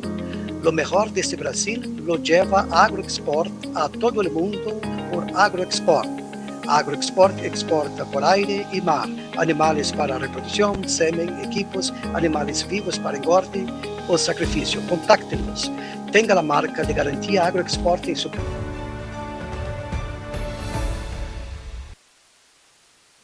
Meio-dia e 53, estamos de volta. 12:53, we are back here on the coverage of the ABCZ TV at Expozebu 2022. And during the whole fair, we are receiving and inviting the professors from the FAZU to talk about important topics about the agribusiness. We have Professor Lívia Magalhães that talks about well-being of the animals and meat quality. Thank you very much. It's a pleasure to be here. We have Professor Camila Raimundo that we're so often here. She's always here with us, and she again accepted our invitation. And she came to talk about the quality of the calves. Professor Lívia, when do we have to take care of the calves? So it's an interesting question because we think that we have to take care of it when it's born. But the gestation already is very important, and it's important the staff to be prepared to receive this calf with a cow that has a good health, evaluate the body constitution of the cow, if it's, well, 100 days before the calf comes to the world. So you need to look to this animal. A cow that has a low degree while calving, she has problems to rebuild colossum, to get pregnant again. We try to disseminate information, and when they see that a cow is calving and is very slim, they see that the colossus does not go down right. They see that when the calf is born, they need to be prepared. But the problems happen when this is not done correctly. So let's talk about the chronology of that. By implementing these strategies for the fetal strategy, what are the factors that we need to pay attention to? The first factor is to understand this fetal programmation. It seems very far away, but it's just, we're talking about the fetal development. To feed correctly and have a feeding strategy for the pregnant females to have a better fetal development, a better organ development. Congratulations, the testicle, the ovary, that will be the gonads, that will produce the genetic material. You need to have a good development of the muscles and of the bones. The muscle skeleton development must be great, and this all happens during the gestation. As Liv already said, during the strategic feeding, we need to think about the best development of this calf during its life. And you see that in our interviews in the FAZU, our conversations, our interviews are getting more and more technical. And this, I will read the question because we prepared this. What is the correlation between the fetal programmation and the epigenetic development? You can understand what are the courses that are offered at the FAZU and the quality of the professionals that work there. There are no weak professionals there. They know what they're talking about. They know what is about cattle breeding. The epigenetic effects, they module the adaptation of the fetus in the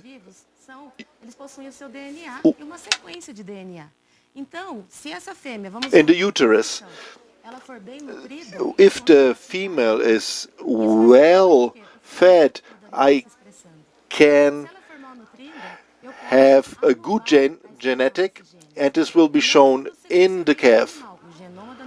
The genoma is the same, but I can activate or annihilate genes depending on how much or how well fed the cow is. These epigenetic effects are the response to a feeding program for the female that will be good for the fetus. And how should be the place where these animals are kept? Yes, we call this maternity places. So it must be one of the best places on the ranch because the cow is at certain point at risk, and this calf that is to be born has a very low immune response, and the cow cannot transfer to him the immunoglobulin. So the more careful we are to have a clean environment, a low pasture in which we can really watch these animals with low ticks infestation, good water. So we saw, for example, calves being born in the water of the rain that was falling because there was no drainage. So we really need constant improvement, a staff that is watching this animal the whole time so we can offer them assistance. After the birth, Professor Camila, when we are talking about the gestation time, what are the care? What is the care that is needed to get a good result? We need to think about the gestation. We are talking about 9 months and 9 months and a half, and we will have 3 thirds in the first, second, and third part. In the first third, there must be enough food. The placenta will be formed, and there will be exchange of nutrients from the mother to the fetus. In the second third, it's 7%. So there is a slight increase, but at the end of the gestation, it represents 29% of the conformation. So the care of the female is to have good and enough food for proteins, energy. At the beginning of the gestation, the first third, the muscle cells, that was called hyperplasia, they have enough cells. So what is the muscle? The muscle will be the carcass afterwards. So in the first moment, these cells increase. Afterwards, it doesn't happen anymore. And at the end of the gestation, you have hypertrophy. The fat cells will be formed at the end of the gestation. When we think about the function of the animal, when it, from the weaning to the puberty, and create its offspring or to being slaughtered, a good part of this answer, this result, will come from the nutrition of the mother. There are different needs, and we need to follow these needs. It depends on each production system. It can be a proteic supplementation to not allow it go lower than 7%, or a supplementation for energy to have a higher energy density if you have a restriction regarding pasture, if you have a restriction of food, but you need to follow this to have a good result. So we can summarize our talk in planning and technical knowledge. Without these two components going together, it's very difficult for the breeder to have a good result. Yes, exactly. Independent of the technology that is being used, sometimes he needs a staff that needs to use this technology. We are talking about strategy, handling, processes. So planning and a very well-trained staff. So thank you very much, professors, for being here, bring us this very important information to our breeders that are watching us. Thank you for coming to talk to us at the ABCZ TV, and you are brightening our broadcast. Are you curious to know a little bit more about what the FAZU can offer you, for you that want to have a great training, a great graduation? Come to the FAZU stand that is near to the ABCZ TV. You will get all information, and the tests for enrollment are being held very soon. Thank you very much for your presence. Thank you very much. It's a pleasure. Good afternoon. Now we will change the subject to talk about the protocol that was signed yesterday in the international room. It was signed between the Fazendas Graunas and the government of Peru. It happens in the international room.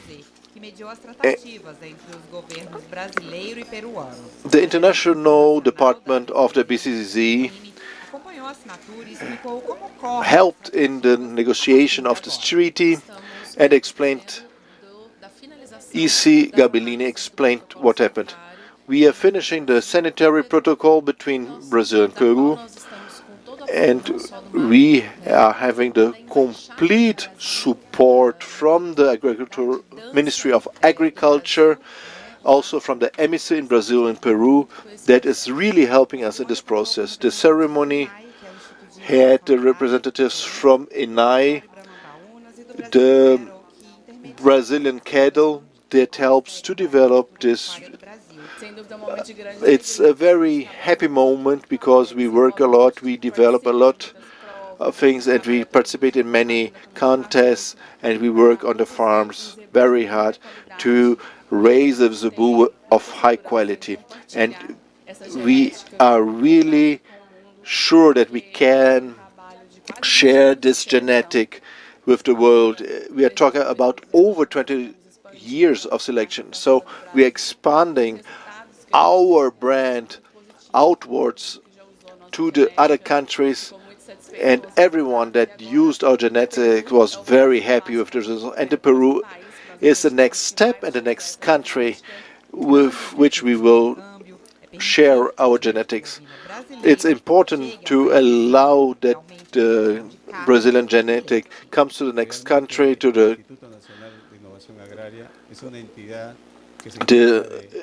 National Institute for Agrarian Innovation. It's an entity that is really great, and we are very proud to be here with the BCZ and the Brahma Braunas, and the importance to be here. We need to thank really the ABCZ and the Brahman Browners for the invitation to visit everything that was done here in the genetics and the transference of technology. For the Brazil berry, it's a further step that is almost in every country in Latin America. It's the region with which we work the most. There are just some countries left that we are developing countries. Peru was one of these countries, and we are working for some years now, 4 or 5, to have this protocol signed. The embryo protocol is done, and now we are working on the semen protocol, and this is happening with most of the tropical countries in the world. We have many other countries that are potential markets or markets that are being developed for the Brazilian cattle in Africa and Asia, and we want to expand to the southeast of Asia. That are tropical countries, a huge population that need quality food, and we believe that zebuine genetics can help with that.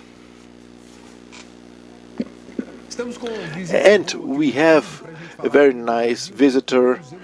It was the first zebuine that was in Brazil. We have selection centers. The breed is in many countries through official exports that were done. To talk about the perspectives of the market of this breed, we are going the president of the Association of the Breeders of the Indo-Brazil. He is one of our main visitors from the beginning on of our broadcast. Thank you once again for inviting me and for the participation of the Indo-Brazil breed at the ABCZ TV. Well, it's not an invitation, it's a convocation. So Dr. Roberto will begin tomorrow with the contest of the Indo-Brazil breed at the Expozebu. And what is your expectation for tomorrow? Very well, yes. Tomorrow we will have the contest of the females in the morning. We know we have many breeds at the track at the same time. The ABCZ makes it that way that we have all the breeds evaluated. And at Friday we'll have the contest of the males, and on Saturday all the breeds together, and we will have the big champion at female and male. And these breeds are being assessed thanks to a good job from the association, especially during the pandemic, right? It is true. I was even advertising that Indo-Brazil doesn't stop. It's just like Brazilian agribusiness. What we did was that we had a hiring of a company so that they could coordinate the entire social networks, and we started to disclose during those 2 years all of our meetings. It would happen through the computer, right? We didn't have a choice, so we should stay. And I live 2,000 kilometers away from here, so thank God everything went fine, and it was fantastic to see. There was a growth here of 2 years ago, from 2 years ago up to now, of 130% of animals being registered for these expositions. So this was great, not only from the presidency, but also the entire directorate. That is very cohesive to lever Brazil up. And people are now finding a new breed now, right? Yes, thanks to Mr. Rivaldo. He's also a friend, not only of Brazil, but of all of the promotions. So the promotions here have never been as welcomed in a mandate as a directorate for the ABCZ. So that's very good. Thank God we have a new home. We will have on Thursday. We will have our In our house, Rivaldo is going to be paid homage to in terms of gratitude. So we are going to pay homage with him as with a commandment. So that's very nice. And for us to speak about the Indo-Brazil breed, as I said in the beginning, it is a breed that is present throughout Brazil, but it is also in some regions more strongly, right? Exactly. In our work, Cesar, we had to visit the breeders who were inactive with no registration of their herds. So that was our job with the directorate. And each director for each region would start visiting friends and colleagues. And we found out in Bahia, Paraíba, and Rio Grande do Sul states, and also here in Minas Gerais, Mato Grosso, the breeders who would have wonderful herds and yet active. So we invited him again. ABCZ started to talk to the specialists from each state, and we started to do that, and I'm very glad with that, because genetically Indo-Brazil is in a very good place now, and you can see the evidence for that here in the park, where now we have 78 animals in the park. And if you visit the pavilion, you have amazing animals going here. So I'm very glad, because it's not only our work, but the entire team working together, and I have no questions that this is the work of our entity. And this teamwork is more and more in disclosure, right? It's very important to have cohesiveness here in the directorate, and also listening to the breeders in terms of their needs in the property, right? In the farm. That is our work, not only to give out information, but also to have contact constantly with the breeders. And also, Cesar, about the relevance of having an interchange between ABCI and ABCZ. This is very important to us. And we have been together with the possibility with Rivaldo and the other directors, they are always listening to us, so this made everything easier, so that the breed in Brazil could really come together and leverage, and that's what we are doing. Thank you for your participation here with us. We will invite people to join and see the headquarters. Is really beautiful. We have seen the details now of the spaces that were very well thought out. Each area, the meeting room, the reception, so that they can check out their spaces, right? I'm glad, because this invitation have been done before. And thank God we are being listened, heard, because anytime you go there, you have the full house. You see the Cindy. In the Brazil, we are neighbors, and thank God all of the breeders were there. I would like to say also that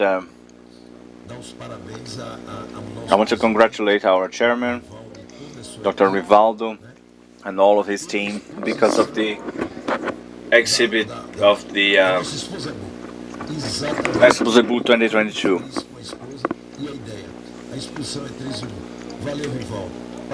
It's a 3-on-1 exposition. It was very nice. Thank you, Rivaldo, on behalf of all of the breeders in Brazil, for your brilliant work ahead of ABCZ. Thank you for your presence again. You are always welcome with us here. Keep following. Sure, I'm far away. I am in Sergipe state, but I will be in touch with you guys, sending you messages. Thank you for welcoming me here. It's very nice to be here. I feel at home. And to all of you, thank you from BCZ TV. Let's speak about the auctions. The finishing of the auctions are still going, full steam ahead, and now we will have one more guest to speak about the VPJ Red Brahman that is happening. He's going to bring all of the details for us of the auction that will be a success, and it's going to happen tomorrow, Thursday, starting on 8 o'clock at night. And we have our friend here. I apologize because I don't have my tablet here. My tablet is died this morning. I have Adriano here. I don't have your surname. I apologize for this, but welcome anyway. And please bring us the details. Thank you. Adriano Rubio, my name. Rubio. Thank you. Welcome, Adriano. Thank you for being here. I want you to bring us the details about how many lots we're going to offer in this auction. Well, in the third VPJ and Red Brahman auction, we will have about 45 bulls and some more females for dairy, and also some semen and embryos as well, some packages with that, some very differentiated genetics. For the first time, I'm in Uberaba, bringing this third VPJ Expozebu auction.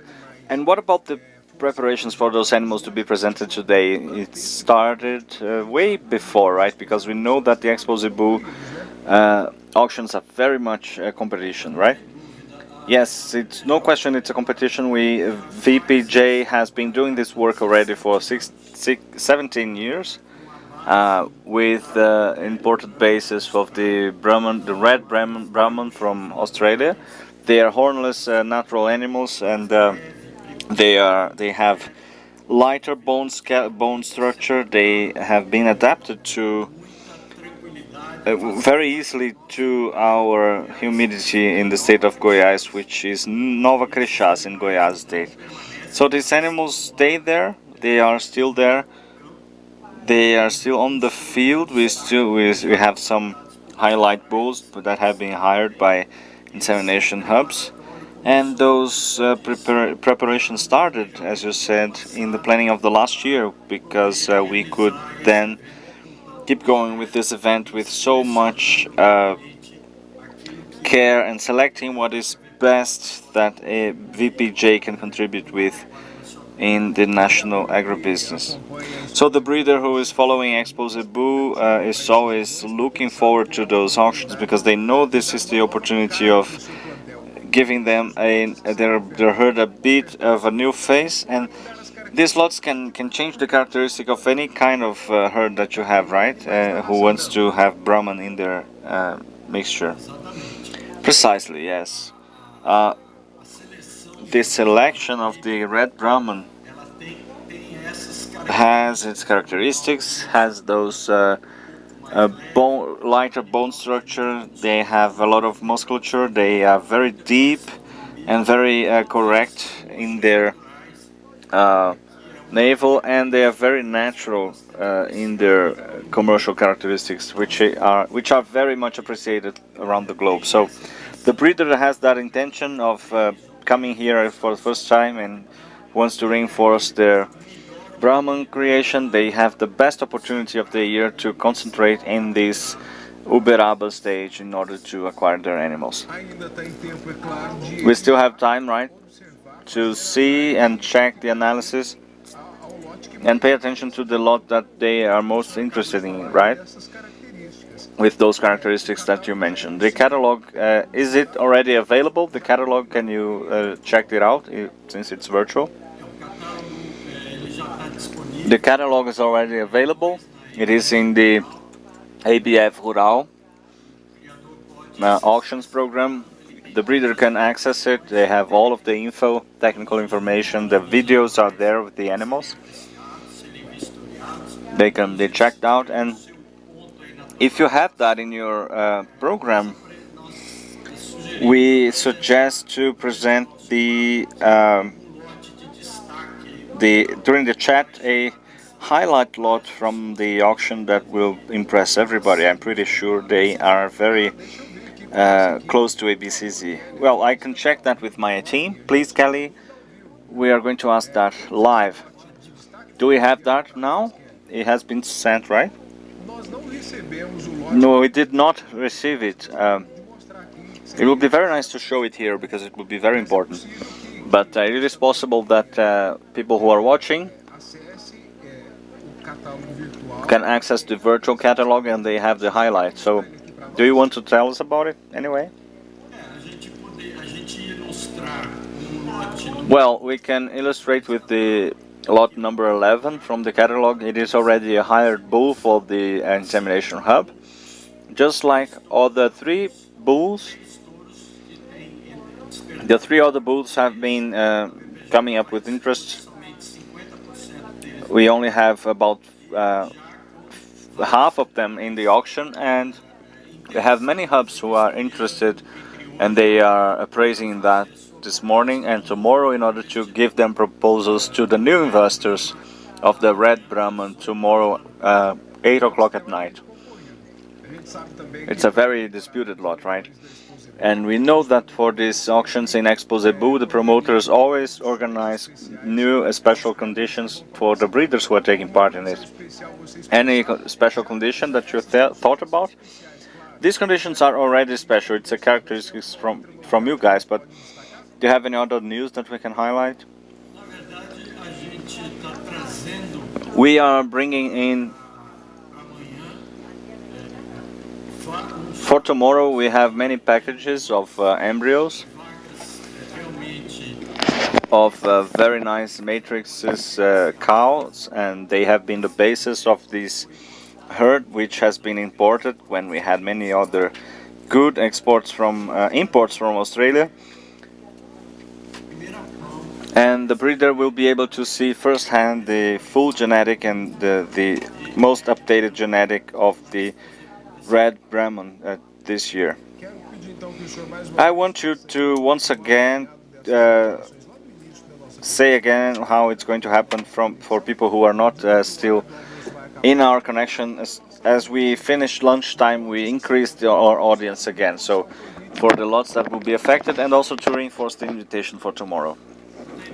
All right. Yes. As we said before in the beginning, AVPJ is with a new headquarters in Goiás. They have a unit there.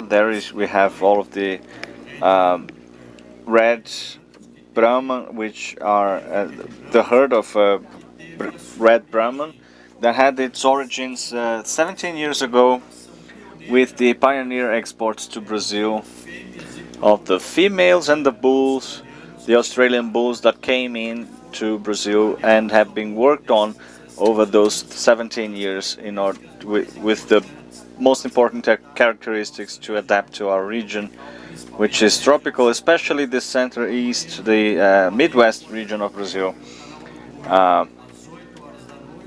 People can see on the Canal do Boi, the Boi channel, the bull channel in Brazil, they can be watching, they will be able to watch almost 45 bulls. They will have some females, elite females. They have been handpicked by us, and not only from VPJ, but some of the guests as well. And some packages with semen, and those three highlighted bulls have already come up with some interest from the hub, so that the new investor can have the possibility to get out of the auction with the bull already in the hub for insemination, probably close to Uberaba. Alright, so thank you very much for being here, Mr. Adriano Rubio, who's the president of the VPJ group, bringing in some information from the third auction about the Red Brahman, that it will be a success, and that's what we wish for the whole team. And thank you again for your presence here again, bringing the details of the auction. I appreciate that. Have a great time on Expozebu, and good business to all of you. Thank you.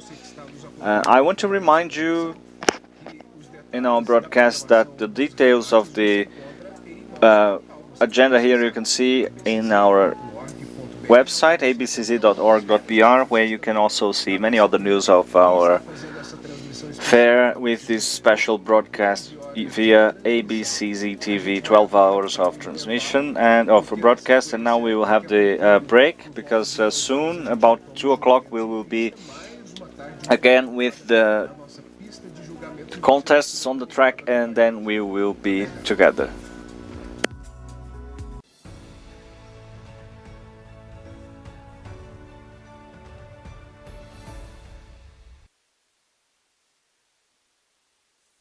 Conozca más sobre la calidad Hotel de Tabapuán, Granja Agua Marinha, por el empresario Julio Laure. Animales de excelente genética con las características más deseadas.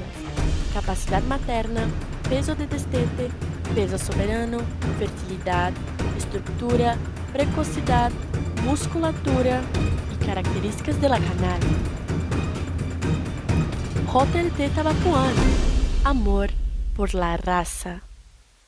Alta Brasil, líder del mercado de mejoramiento genético bovino, está localizada en Uberaba, la capital mundial del ganado cebú, y es en nuestra central de donde sale al menos una de cada 3 dosis de semen vendido, producido o exportado.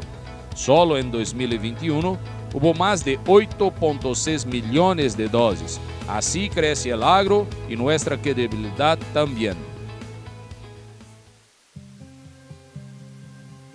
Conozca más sobre Alvo Agro, una empresa 100% brasileña enfocada en la exportación de animales vivos, con estaciones cuarentenarias estratégicamente localizadas para embarque desde los puertos de São Sebastián y Vila do Conde en Brasil. Ofrecemos a nuestros clientes una diversificación de raza y especificación de los animales que Brasil ofrece. Piense, Alvo Agro, soluciones que alimentan el mundo.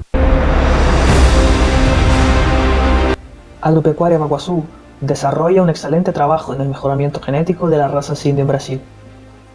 Tras 10 años de inversión en genética diferenciada desde los criaderos más tradicionales del país, conseguimos un ganado de alto valor genético, multiplicado por donantes como Babalú y Fortuna, aparte de todos de destaque nacional como nuestro premiadísimo Canrifif Baguazú.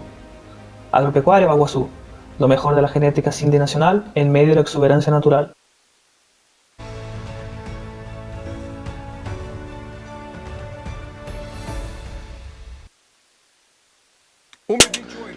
One 28 in the afternoon, we are back with our studio on ABCZ TV. Now we have Renata Paiva, who is going to stay with you this afternoon. All right, Renata, it's going to be very busy. I'm sure it will. I have been here in the morning following you and our commentators. Many animals on the track, and I am very excited to start again our VIP room. Stay strong. Good afternoon. And have a great time. Thank you, Cesar. And before we speak about the VIP room, with our commentators who are here with us, we will speak about the auctions here. We are now going to see another auction with the Remate company that had the National Nelore Night. We had the Nelore farm being moved here with the National Night of Nelore. We have had the virtual auctions for 2 years, and now the 34th edition of the event brings a lot of genetic quality of the 23 lots that were offered in this event. Claudia Junqueira is an expert. She has first-class auctions, and I think it's going to be great. We had some changes. We brought in some growth of the virtual auctions, but equally we had the we missed being here in person, you know, because during the National Nelore Night we have people here with one single family. So just like you have the Guzerá and Gir families, we have the Zebu big family and the subfamilies as well. So this shows the union of the breeders and the power of Brazilian agribusiness. It shows the evolution and the process of improving that we have. And the most important of all is the gathering of everybody here again in person, exchanging ideas about technology, about improving. And you can see people thinking, and the thinking heads within the sector are here. So in Expozebu you have a great stage for the Zebu in the world, and this is where we have the best brains for Zebu. The fair, with the fair, our city becomes more beautiful. It's really nice, really nice. With almost 3 decades of experience, okay, the livestock producer, okay, Claudia Junqueira, okay, has wonderful animals because she wants to maintain the most natural selection of the Zebu animals that she has, okay, and she follows up everything closely. Having a virtual event is nice, but it's so important to meet up with everybody face to face. We are breeders, we know business people here. It's very important for us to have this meeting of all of the zebu breeds, okay? Expozebu is always extremely nice. Whenever we come into the park, is really nice. The energy here is awesome, okay? And it's wonderful. I'm very happy with this fair, okay? And people have come. People have come. Thank God the pandemic is almost over here, and so the genetic follow-up that we carry out is really nice, and you have to like it. So I love my cattle. I love cattle. I love my herd, okay? Congratulations. Congratulations to all of you, to the staff, to the board of directors. Everything here is really successful. So animals that have received prizes, great winners. Okay, so the 2022 Expozebu is going to be a historical fair. Yesterday, we broke the world record of the Nelore breed. All of the auctions had an increase. It is a beautiful party. Breeders from all over Brazil. Everybody celebrating life after this pandemic, this terrible pandemic. We're going to see many things in these following days. Congratulations to all the staff and directors of the ABCZ. It's 1:33 p.m. now in Brazil, and now we're going to continue with the PMGZ program, okay? And we're going to go to the state of São Paulo to pay a visit to the Bom Sucesso farm.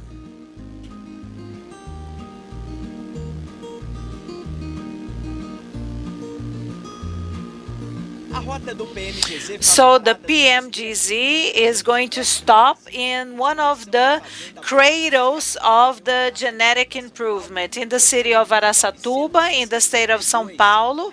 And the program here started 60 years ago with Zancaner's grandfather. And Zancaner took over the business after her father passed away. So for me, it's a heritage. So since I was a little girl, I followed up my father's work, and his work was always very innovative. Many people were attracted to the work that he was doing because we were trying to make the zebu breeds evolve. And with this inheritance, I felt responsible because my father unfortunately passed away, but we wanted to continue working, doing the work that he used to do. So it's the same herd, it's Nelore for the last 60 years, but the passion is the same.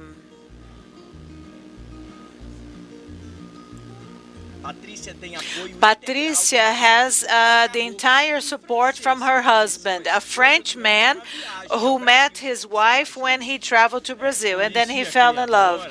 So I met the daughter of the breeder, and she spoke French because I couldn't speak Portuguese, and then we fell in love. And so I was lucky enough to join a wonderful family, okay? They welcomed me, they taught me everything, and much more. The couple learned a lot with the breeder Arnaldo Zancaner, and they continue selecting the best Nelore animals with the same rigor, okay? So we have the tradition that we have continued, and it's a tradition that has evolved, okay? Because we are always improving our animals genetically, okay? So we are measuring. So we have the traditional measures, the phenotypes. We also have the measurements with ultrasounds and images, and we also have the molecular measures, and this is increasing the accuracy of our results. The PMGZ was always connected to the genetic improvement of the Nelore herd here in Brazil.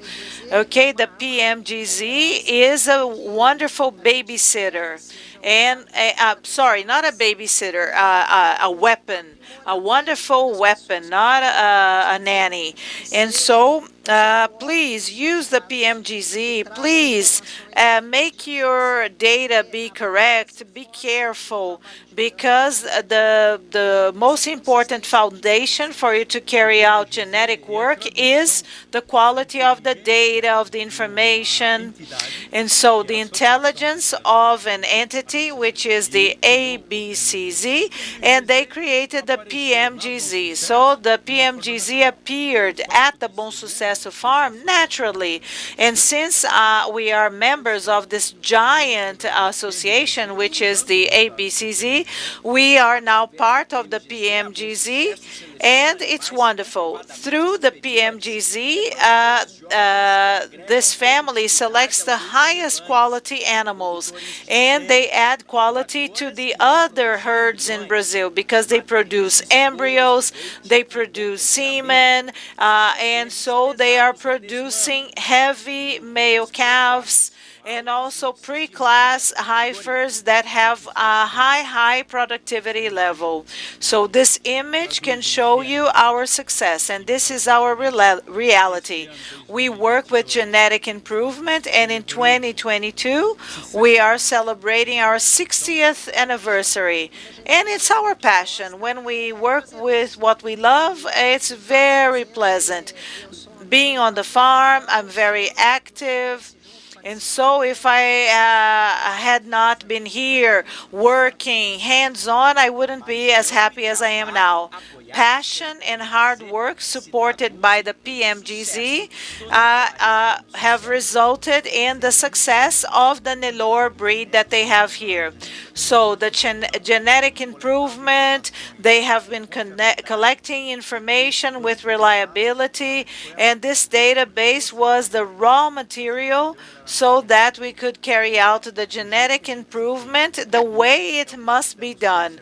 And you can see the product here, the young animals representing the genetic improvement, the donors, okay, of eggs, okay, and then we can offer reliability to our clients, okay? So we have the Genomica tool using the PMGZ data, and then we have the visual analysis that is carried out by our technicians, and so the great work of the breeders and the owners.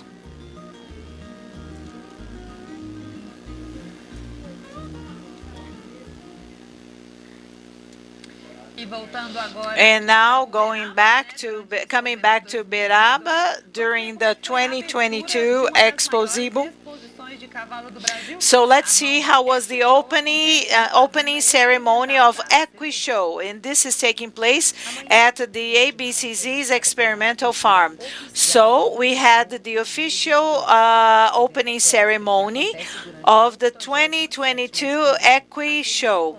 So the ceremony had the presence of the president of the ABCZ, Mr. Rivaldo Borges Jr. He discussed the high quality of the tracks. Okay, so we invested in the experimental farm, okay? Thanks to this great man that is standing beside me. Okay, this arena here received the lighting according to all of the regulations, and so we saw the lights turning on, and there was a guy here measuring the level of the light, okay, and everything was a-okay, everything was approved, and it was better than what we expected. And then down there, we created a parking lot for 150 cars. And we didn't stop there. We created confinement pavilions for Zebu beef animals. And we created the corrals at the back. And we go further. We improved the tracks, the grass tracks. for the quarter-mile horses, for all of the horses. So we invested a lot here. So the Vice President, Mr. Marco Antônio Andrade Barbosa, commented on how important this event is for those who love horseback riding events. So we are here with a proposal so that we can have a new equi show. It's a new time in history. It's a new moment after a pandemic that unfortunately had us suspend our activities. And so we propose to carry out the best equi show of the moment, of this moment in history. And the main idea is for us to grow and grow. Let's leave a legacy to the new board of directors so that they can continue our work. So we created many new facilities, the lighting, the structures, the coverage of the tracks, okay, according to the standards of the APQN. And so one day we're going to be here with everything covered, and we're going to be having contests and judging many animals, organizing shows all the time. One day we're going to have all of this in place. Not now, but soon. After the opening ceremony, the gentlemen, they went around the facilities horseback riding. And so they went horseback riding, and Mr. Renato de Oliveira Luiz da Costa, the president of the Jockey Club in Uberaba, gave his remarks. Oh, the weather is nice. We had a wonderful horseback riding. Everybody was riding beside a friend. It was wonderful. To wrap up the day, everybody got together in a restaurant to taste the cow ribs here, and they had the burning of the garlic, and that was the opening ceremony of the Equi Show.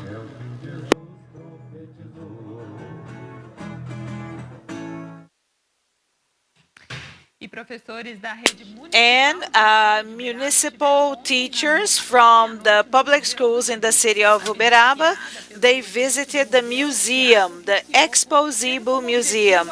And the main objective was to make the teachers to get closer and closer to the breeding of zebu animals, okay? So they wanted to share everything with the teachers. And they signed a technical cooperation agreement between the ABCZ, the museum, and the municipal government here. And so this museum was created to offer capacity building to everybody. And so many people are going to visit the museum tonight. Now it's 1:44 p.m. We're going to have a very brief commercial break. Just a minute.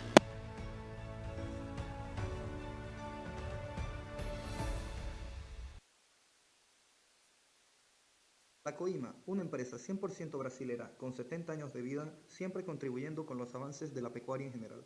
La Coima ofrece para usted ganadero 5 modelos de cepos, 2 modelos de balanza electrónicas y también las balanzas para la carretera.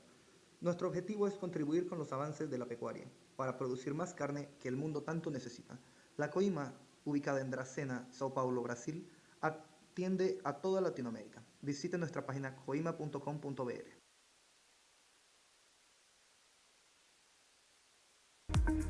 Olá, conozca a CRV, con más de 140 años en el mundo y más de 50 años en Brasil, siendo pionera en mejoramiento genético en el país. Somos el proveedor de servicios más grande de la América Latina, elegida la mejor empresa del ramo en Brasil. Ganamos el selo ICAR y creamos el selo IFERT, que atestigua la fertilidad superior de los animales. Por lo tanto, CRV es garantía de evolución para el rebaño. CRV, Better Cows, Better Life. Estancia K presenta un proyecto de pecuaria lechera moderna que reúne mejora genética de las Kir Lechero y Girolando con producción de leche de alta calidad, además de toros en centros de acopio. La estancia K tiene el foco en la comercialización de paquetes de embriones, embarazos, machos y hembras en eventos comerciales durante todo el año. Estancia K, evolución continua. Reconocida en el mercado nacional e internacional, Genial brinda grandes innovaciones para el sector agropecuario. Somos un canal de proximidad y referencia con el comercio exterior. Genial es habilitada para la exportación en diversos países y realiza servicios de clonación animal, banco genético, FIV, ADN y beta-caseína. Desde hace más de una década somos un laboratorio completo, somos Genial.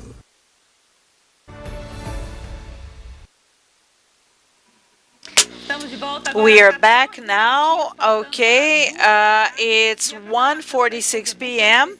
and the program was very special for a group of elderly who paid a visit to the Equi show. They interacted with the animals that were participating in the show. So the second day of the Equi show received 56 elderly people from the city of Uberaba. During the opening ceremony, the president of ABCZ talked to the visitors, discussed the initiative that EquiShow had, okay? Miss Rosália Curado Machado. Okay, they were specially invited. So there was a study, there was a research, okay, that was done many, many years ago. And so the people and horses have a wonderful relationship, and this do us good. And so they had a snack, and then they had a chat about the horses. He discussed the interaction between human beings and animals. And so if I am okay, my environment is going to be well too. So if I'm good with myself, if I'm good with my family and the people who coexist with me, and then it's going to be wonderful for you to work well with equines, bovines, okay? So they spent the day on the farm, and this was important for the elderly people to get closer to the life in the fields, life in the rural areas, with nature. They had social interaction, and we had many of them, and they said, the horses. I have already ridden a horse a lot, and so I rode a horse for as many years as you are old, yes, and so it was very important for them. So the teacher, João Paulo, brought the mare, this mare here that competed in a special category, and he taught young people and older people how to touch the horse, ride the horse, and this was an opportunity for the elderly people present to pet the horses, touch the horses. So having contact with horses improves us as human beings. You can move all of your muscles. I'm here with Miss Marilene, who was the first one to ride this mare, the mare from the horseback riding school. So you are on top of an athlete mare. I'm so chic, I'm so fancy, my heart is beating fast, okay? This is my first time riding a horse. I was raised in São Paulo and I moved to Uberaba 30 years ago, but this is my first time getting on a horse, and so I'm very happy. The morning was really happy, filled up with emotions, and so the person in charge of EquiShow said how important this is to have people interacting with animals. The ABCZ deserves my congratulations. Everybody should be congratulated because we are having many surprises, positive surprises this year.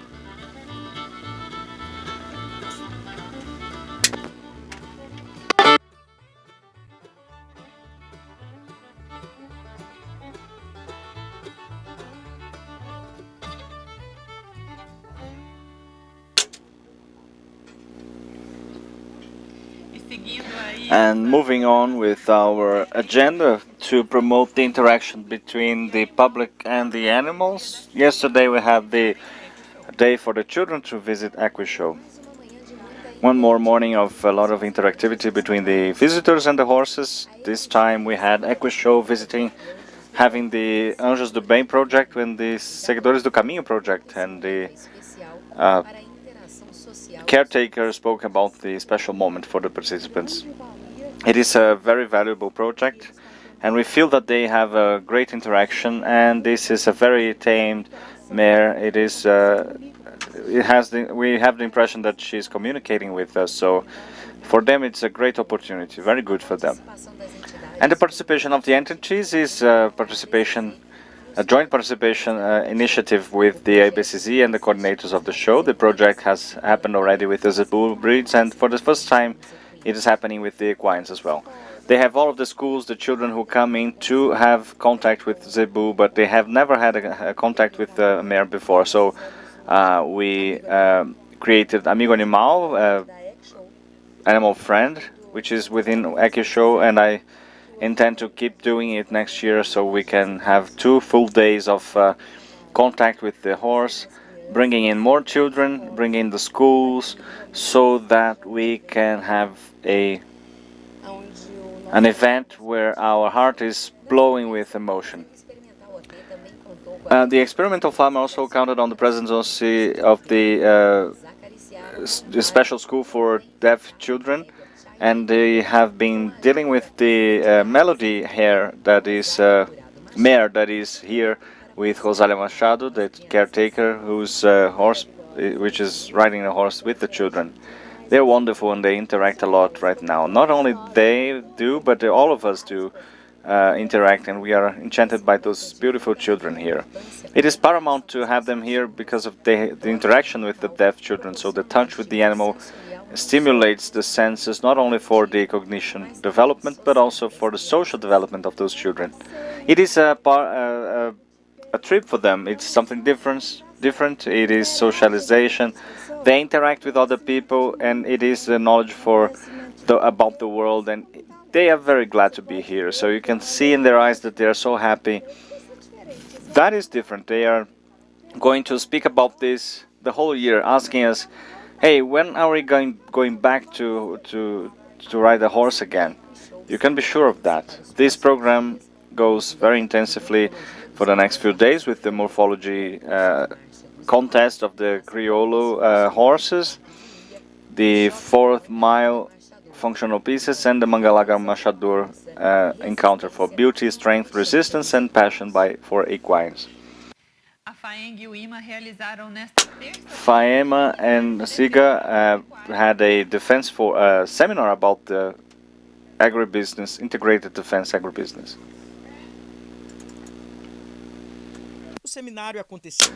The seminar happened in the Noble Room of the ABCZ, and they had technicians from the entire state. The goal was to make people aware of these sanitary situations for the animals nowadays. It is a huge barrier now, and in order for us to protect this asset that we have, this heritage, we have been free of foot and mouth disease for many years. So the idea now is to broaden this sanitary state with no vaccination, so it's going to open the doors for other markets that pay better for the rural producers. So in order to keep going with the evolution of this, we will have more money in our pockets.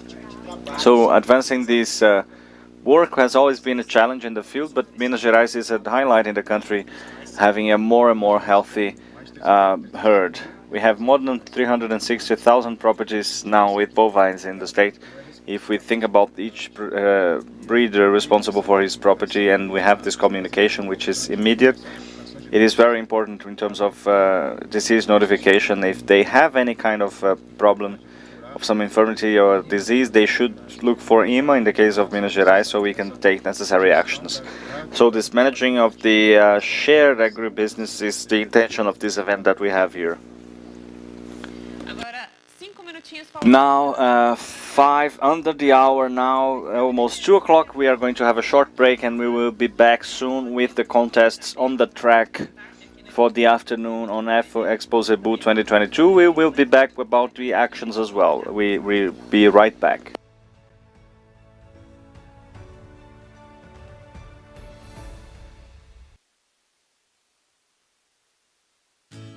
Conozca más. En Gusera Juice estamos trabajando en la selección y mejoramiento genético del Gusera lechero.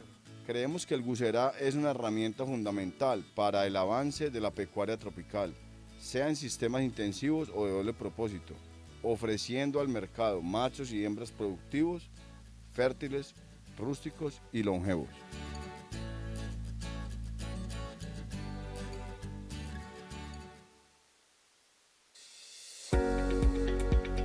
Conozca más sobre Impreña, una empresa 100% brasileña, dedicada a la fabricación de productos veterinarios, que busca desarrollar productos innovadores, invirtiendo continuamente en nuevas investigaciones, con el fin de traer soluciones al mercado y maximizar los resultados en biotecnologías de reproducción animal. Puedes contar con nuestros productos, porque para nosotros, tu resultado es lo más importante. Hace 20 años comenzó un sueño. El sueño de llevar al campo soluciones seguras, eficaces e innovadoras en salud animal, colaborando con la prosperidad de la ganadería. Hemos evolucionado, madurado y hoy somos considerados el laboratorio farmacéutico veterinario de más rápido crecimiento en las Américas. Somos JA, desde hace 20 años, aportando innovación y compromiso a la ganadería.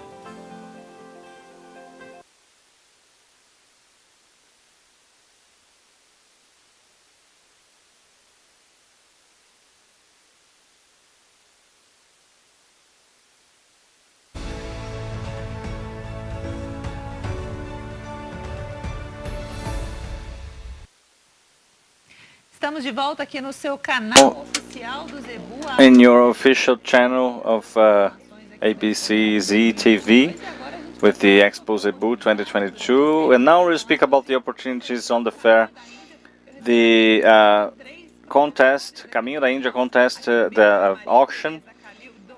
The Indian way, we are going to speak about with Maria Teresa Calil, who is the promoter, and Tatiana Grumon, who's advisor for the auction, but she's also representing the Quilombo farm as a promoter of this auction. And I would like you to speak about this new moment that we are living right now, the 3-in-1 Expozebu fair. We are now back in person, everything now is in person again, and I would like you to speak to us about the feelings of coming back and seeing your friends again, seeing everybody again here on agribusiness and cattle raising in person.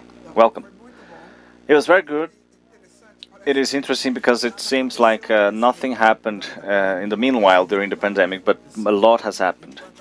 And while that was taking place, you know, the pandemic in the farms, each one will be taking care of their improvements, the cattle. So it's a surprise to us to come here and see what we are seeing right now. We could imagine that, but it was something that we now are seeing in practice. You know, the dairy animals are so amazing. The animals on the track. So each one of us in the farm, we are not asleep. We were making things happen. So it's very good to, when you speak about re-encounters, it's very good. It's very good. Sure. We need that, right? Brazilians need to gather and hug. Yes, for sure. That's true. Now we have a different moment, and God willing, we will keep going only to improve and get better, right? So just like Maria Teresa said, Rodrigo, the farms didn't stop, right? You didn't stop working and producing and looking for different animals. What did you prepare for this auction? Well, within the farms, just like Maria Teresa said, we didn't stop. We kept going after it, preparing the cattle and using technology. Last year we had the questions, you know, is it going to happen? Is it not going to happen? We didn't know, and now it's very good to see the huge amount of animals that we have here. Great animals, and for the auctions, haven't been different. We had the record holders and the great champions of the Expozebu, the national champion, lots of quality. And Tatiana is also here. She is a great connoisseur of the breed. She's an expert. She, if not the best throughout Brazil and the world, not only she is in Brazil talking about the breed, but also outside. let us hear how it was to take part in this event and in person. Now, speaking about the quality, the genetic quality that you're offering, I think first of course we involve all of the specialist part, but the passion for the dairy gear, we follow the numbers according to the subscriptions going up. We were very excited about the numbers, the second main breed of the fair in terms of number of animals, the contest tracks. And it is the whole genetic modernity that we can see, not only for dairy, but also females with higher quality now. The udder evolution, the amount of young females, it was a record number as well, and a lot of quality from the animals that we have seen. So it's great to be back again with the works.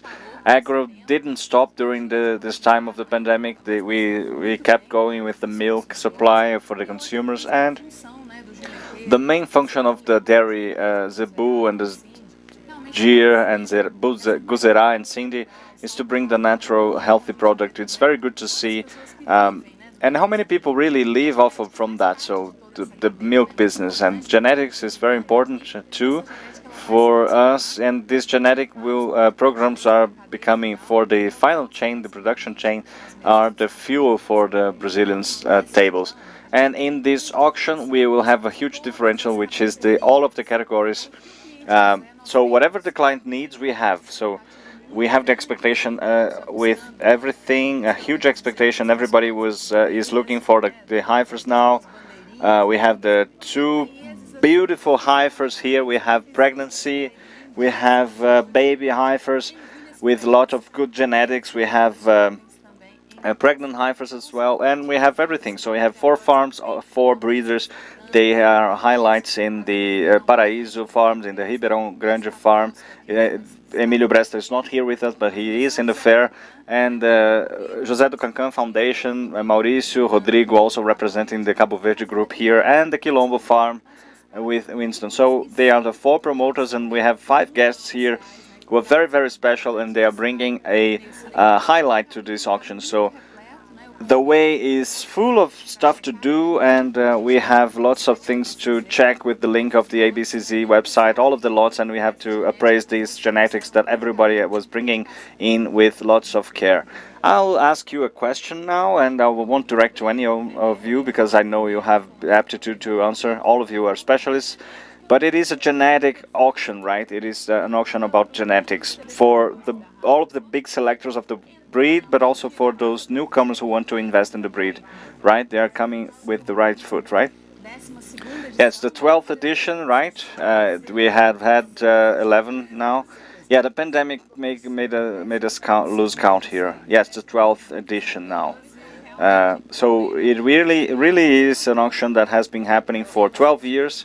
Yeah, we started in 2009. It was the first one. So every 2 years we do that. You bring that from all of the breeding grounds, from the promoters and the guests as well, right? Because the guests also bring representatives to make everything brighter, right?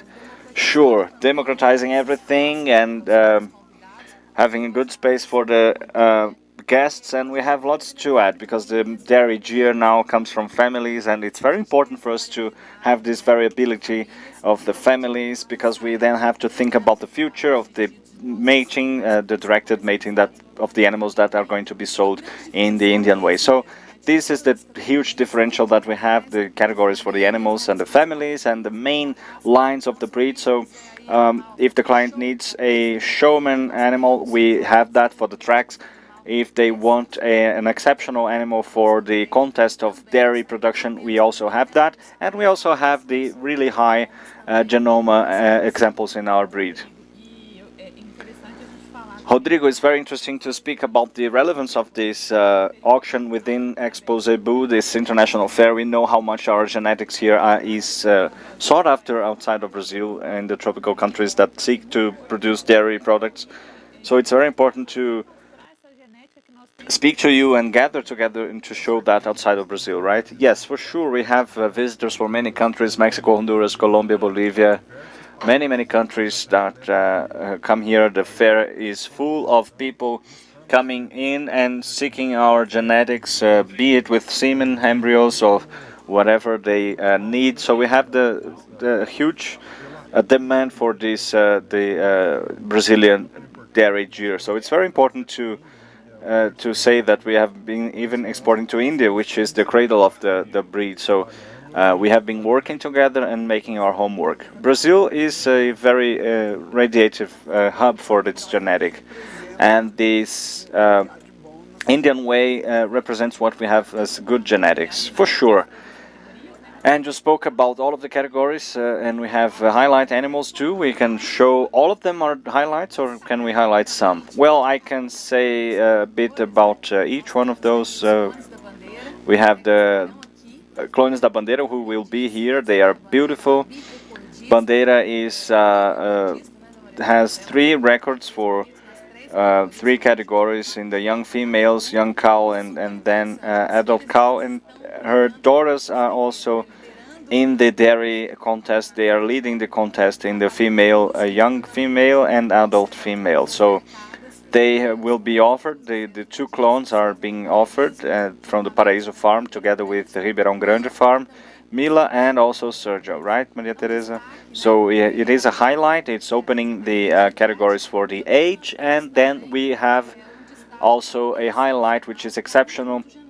Number 1 of the genome, which are 22,000 females assessed, and in the last summary of 2021, which is the most current one, we have 50% of the quotas. She's the top number 1 with 1,300 scores of GPTA. So she's the first one in the list. From the Quilombo farm that brings this opportunity of business, they will be sold in 50% of the quotas. In São José do Cancan farm, we have the daughter of Jiba, who is very special. Jiba now is the great mother of the females for the Genoma program. They have 4 daughters with the 10% top in the race.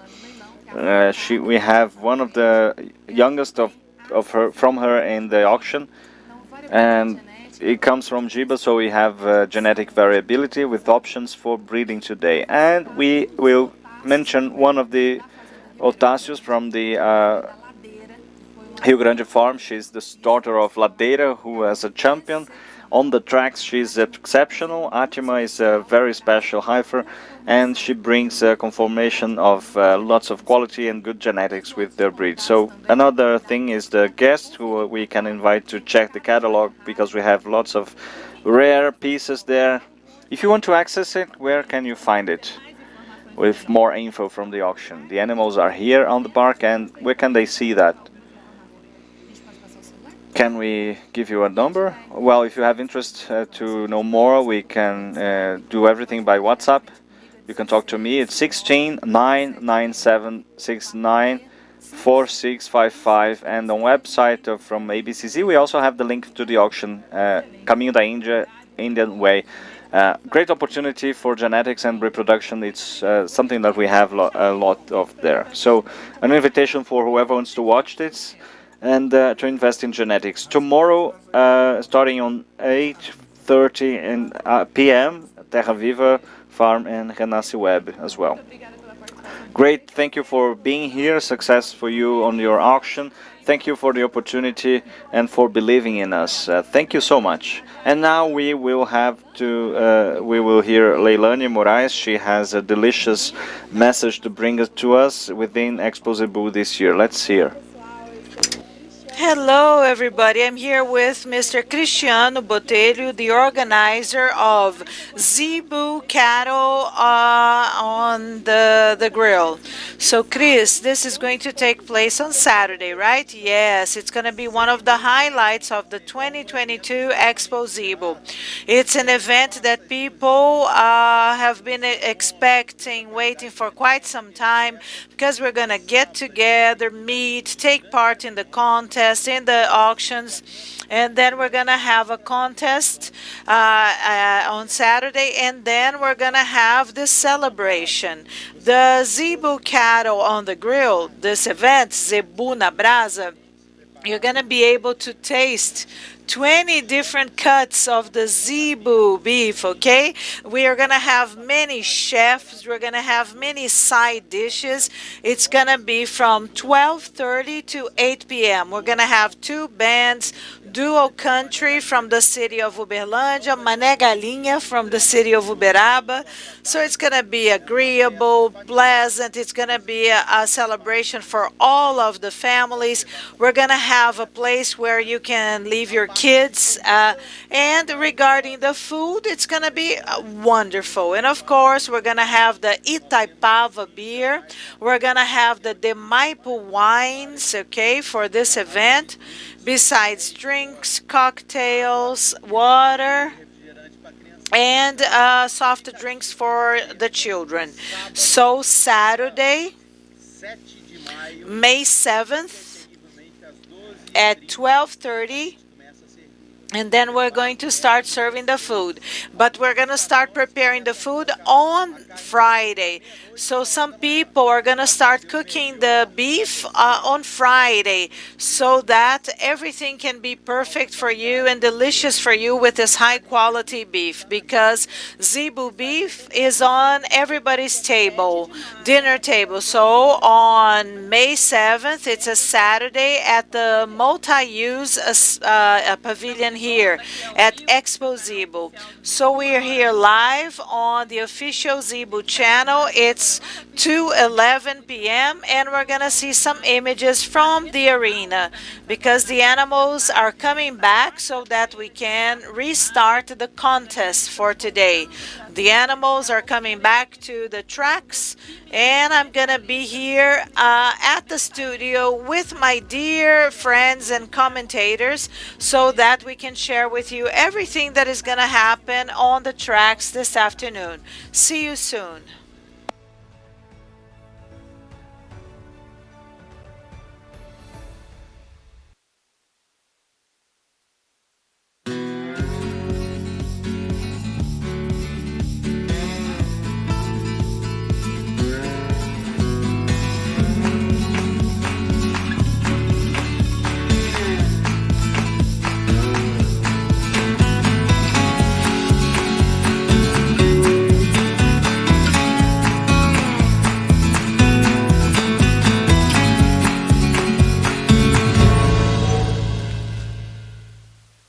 Sepa más sobre el trabajo del grupo Matsuda. Llevamos más de 70 años en el mercado. Proporcionamos numerosas tecnologías para la producción de alimentos y operamos en más de 20 países. Investigamos y lanzamos nuevos cultivares de pastos, además de contar con la más alta tecnología en semillas de forrajes tropicales del mundo. Fomentamos el respeto por el medio ambiente, los animales y las personas. Somos el grupo Matsuda.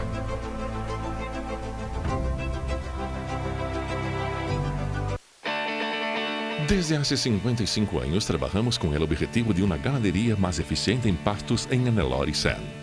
Un rebaño con hembras mejoradas por una fuerte presión de selección para la fertilidad, habilidad materna y precocidad. Siempre estamos buscando toros que mantengan y mejoren estas características en nuestro rebaño.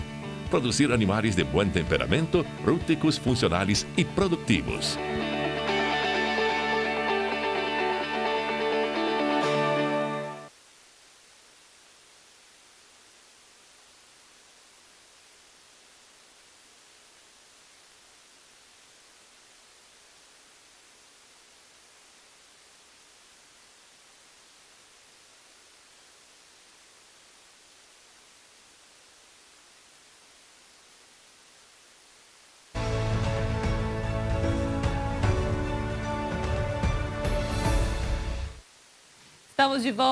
We are back here with all the information you need regarding the 2022 Expozebu on the official Zebu channel. It's 2:14 p.m.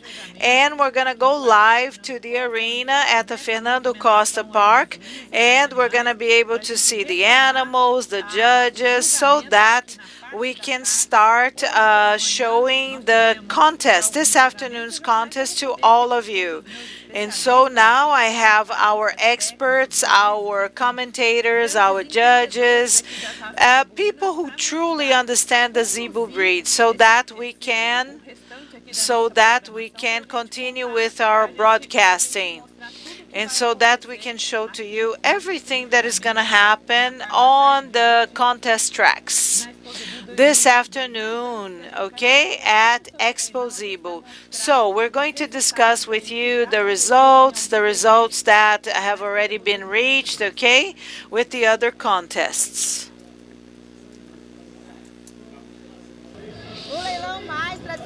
So the most traditional Tabapuã auction brought 32 lots of this breed to Expozebu. So Expozebu is a world benchmark, okay, and a world reference. And now we are coming back face to face, and we can see that everybody is excited, everybody is happy, and this is going to impact the market positively, okay? So record prices were reached here, and so there is a technical and commercial interaction between everybody. It was good for the clients, it was good for the breeders.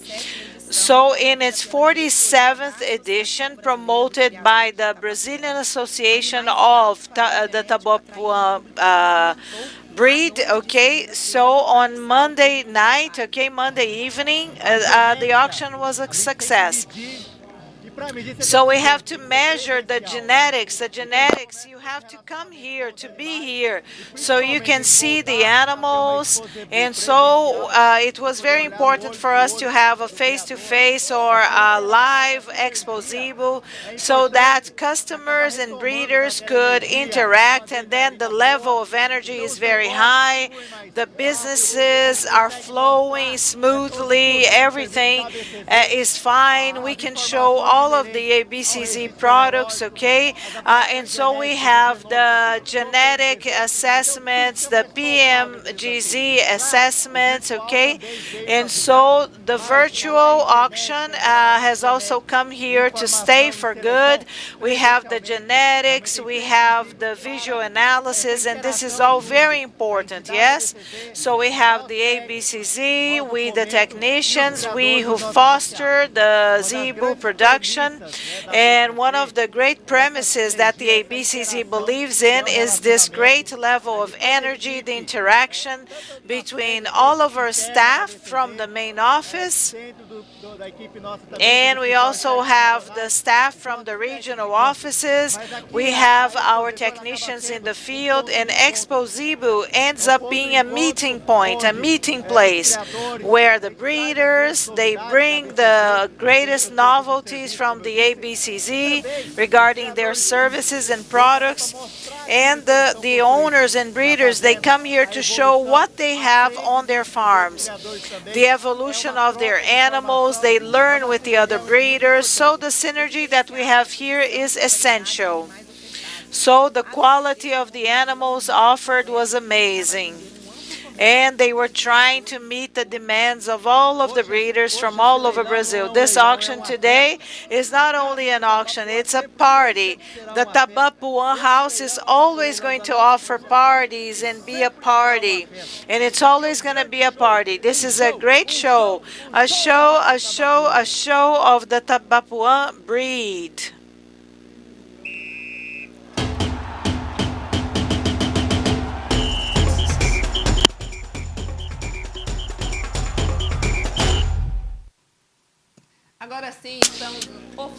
And so now we are here officially at our VIP box, and this is the Zebu World Cup. So we have Carlos Eduardo Nassif. He is a technician and he works at the ABCZ. And I'm going to welcome Alisson Andrade de Oliveira. He's also a technician here at the ABCZ. Welcome, thank you, good afternoon to all. I'm going to ask Nassif to share with us what has happened so far. And I would like to welcome Allison, because this is Allison's first day here at the VIP box, okay? So what are your expectations regarding the 2022 Expozebu? It's wonderful to be here at the park. I'm feeling very happy. I can see everybody moving around, the animals moving around. It's a great joy to be a part of all of this. It's very pleasant, agreeable.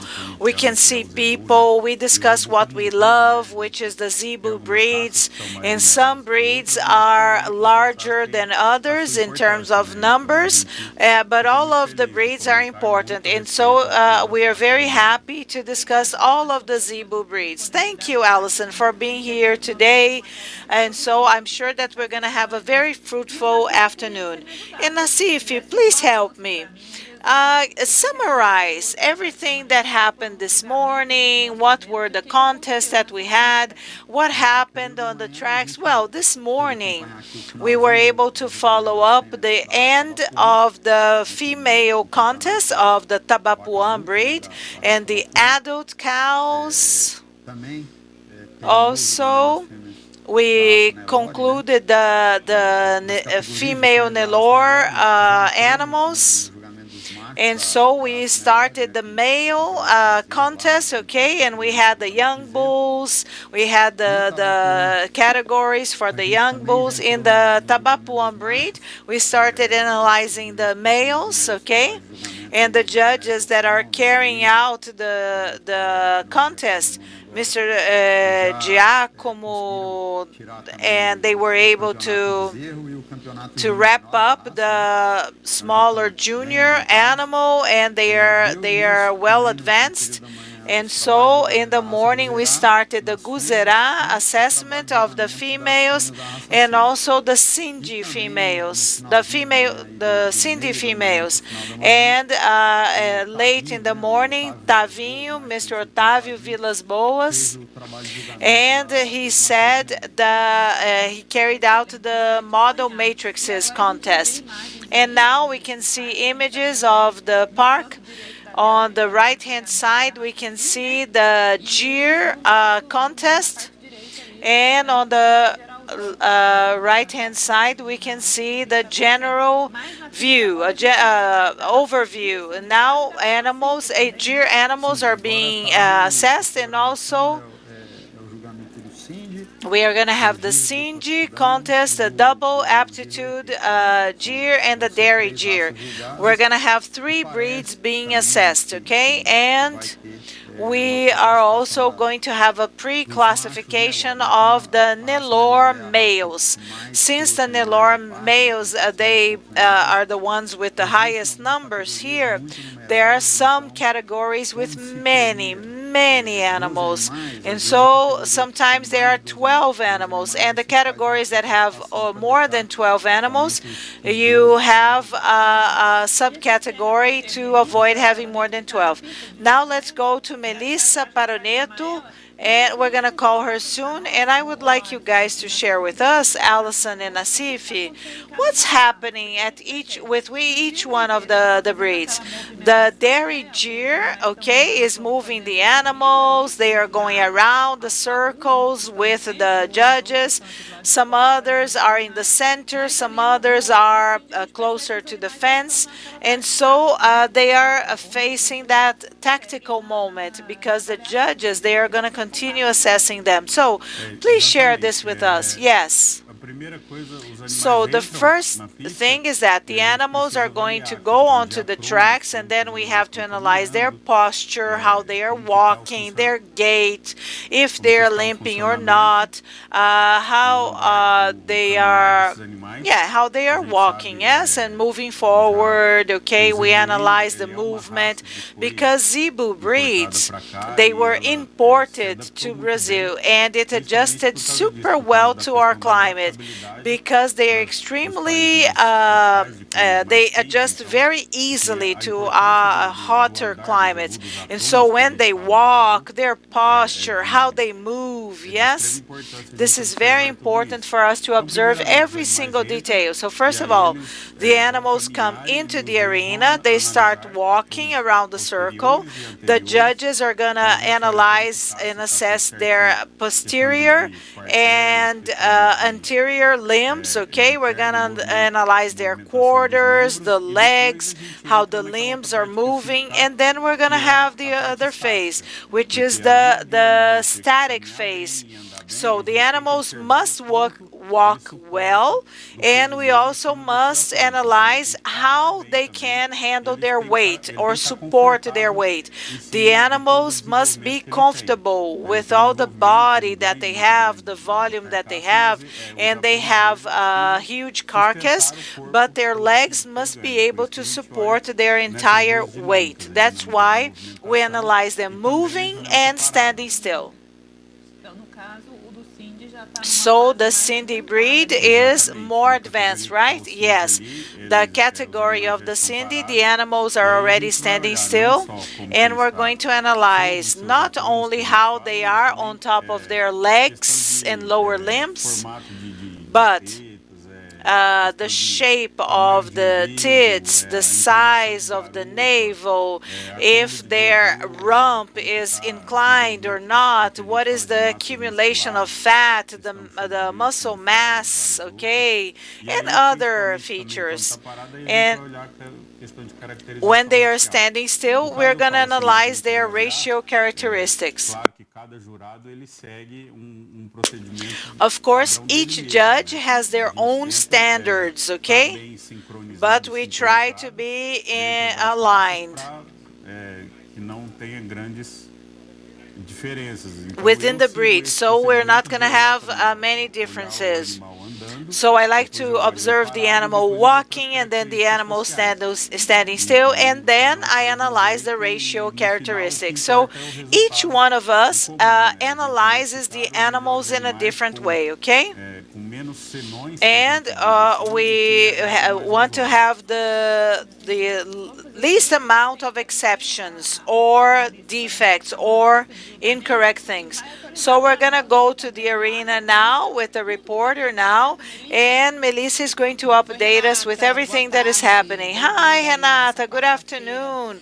Welcome, everybody, to our Wednesday broadcast, yeah? So for the entire afternoon, I'm going to share all the information with you, everything that's happening in the arena, and so we have the Dairy G, the Double Aptitude G, and the Cindy breed. These are the breeds that are going to be judged. Well, at least up until now. And now the climate has changed. It's a little cold here. As you can see, I'm wearing a jacket because it's a little chilly here. Thank you, Melissa, so much. Thank you so much.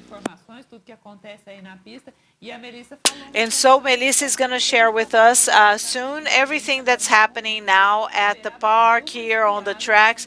So the temperature in Uberaba dropped a lot, yeah? So if you're still not in Uberaba, you should bring your sweater or your your jackets, okay? Bring your jumpers. It's a little cloudy. We had a drizzle, a light drizzle. And so I'm an expert in climate, and so according to me, the cold weather is arriving. And so I heard Mario say, yes, exactly. Expozebu is the traditional event that we have always had. About 7 or 8 years ago, every time I thought about traveling to Uberaba to attend the Expozebu, I would put some sweaters and jackets into my suitcase. Yeah, so it's really cold. So if you're coming to Uberaba now, pack some cold clothes, some winter clothes. So after 2 years, because of the pandemic, so Expozebu now is a Expozebu again. We had records being broken during the auctions. We had a cow that was sold for millions and millions of reais, and the cold weather, yes, everything. Shows, cold weather, everything is happening like in the past. So let's update our audience. Now we can see the animals, the jeer animals on the contest tracks. And guys, please help me out. We have the double aptitude and the dairy jeer on the tracks. Is that it? No. Only the dairy jeer is here on the tracks and the Cindy breed, okay? The double aptitude is not having its contest now. So this morning we saw that they asked some animals to step forward, and usually those are the animals that they're gonna compare one to the other, look a little closer, analyze everything a little deeper to define the positions. So the animals in that wide circle over which they walk around that Allison mentioned to analyze them dynamically, okay? The order there is according to the age, from the youngest to the oldest. And when they're standing still, in order, the judge might be willing to compare the youngest animal to the oldest animal. So each one of them are in opposite sides. So we have to give them the freedom to make those animals step forward in order for them to compare. So we can see here the jeer, and let's show the Cindy images just to update our spectators. You help me out if I'm mistaken, but I think I'm checking my catalog. I am in the 54th animal there. If you want to follow along, you can go to the website on abcz.org.br and download the catalog in PDF form. We are following through the catalog and showing you. We are in page 270. Sixth category for 16 up to 18 months, and this is subcategory B. This is the subcategory for the animals with 16 to 18 months old. They are being assessed right now. And we can understand from the images that the judges have already left. And we can see that the animals are not standing there anymore, and they are probably sending their votes, and they're being counted, and there are the results of the category. And right afterwards, we are going to see the 16th category. That will be the last one, and then we will have the minor heifer championship. Yes. And I am taking note of everything because otherwise I'll be lost. So I can help people who are following along. If you want, you can send us some messages on our YouTube chat. If you have any questions regarding the breeds, or yesterday we started the contest broadcast here. We had many breeds. We would have the Nelore, and then we would have less animals in the track. Now, if you have any questions regarding the assessment itself or the contest itself, you can ask us, and we will be answering them live, so that you can be very well informed about everything that's happening in the contests on Expozebu 2022.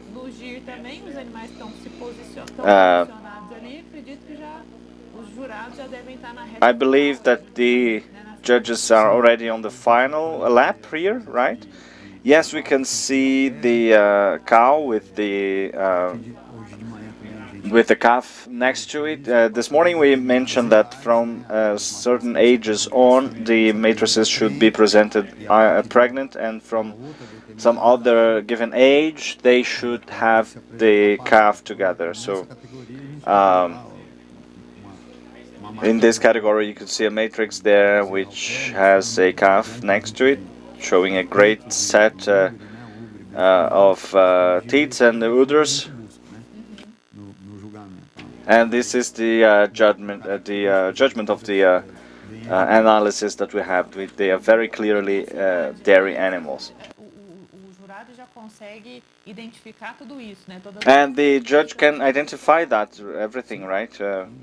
the whole dairy characteristics there over the assessment, right? Yes, when we're dealing with this kind of breed, beef breeds, just like we said this morning, you could see the analysis of the matrix and the calf. So now this was something the decision point in the championship for the adult cows. They have been put last in the order of the jury, so they were the matrix with the worst calf compared to the other ones. Of course, it wasn't a bad one, it wasn't a bad animal, but compared to the other ones, we only have quality animals here. Compared to the other ones, this one was, as we vulgarly say, it was the less well formed calf. So now this is the young female 12th category. Second award, 17, 18, Serenata B.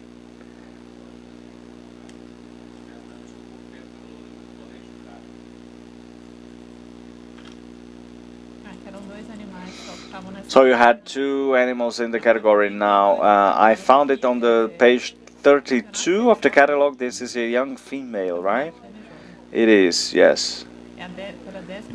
It was the 12th category of the animals with 28 months up to 32 months on the catalog. And you only had those two, right? Yes. So we have dairy gear and we have double aptitude. That's correct. And in our official program here in the afternoon, we would have both of those contests going on, and that would be very.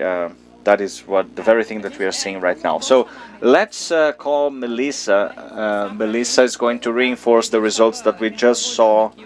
And we were looking at another part of the catalog and we didn't note down. So do you have the info, Melissa?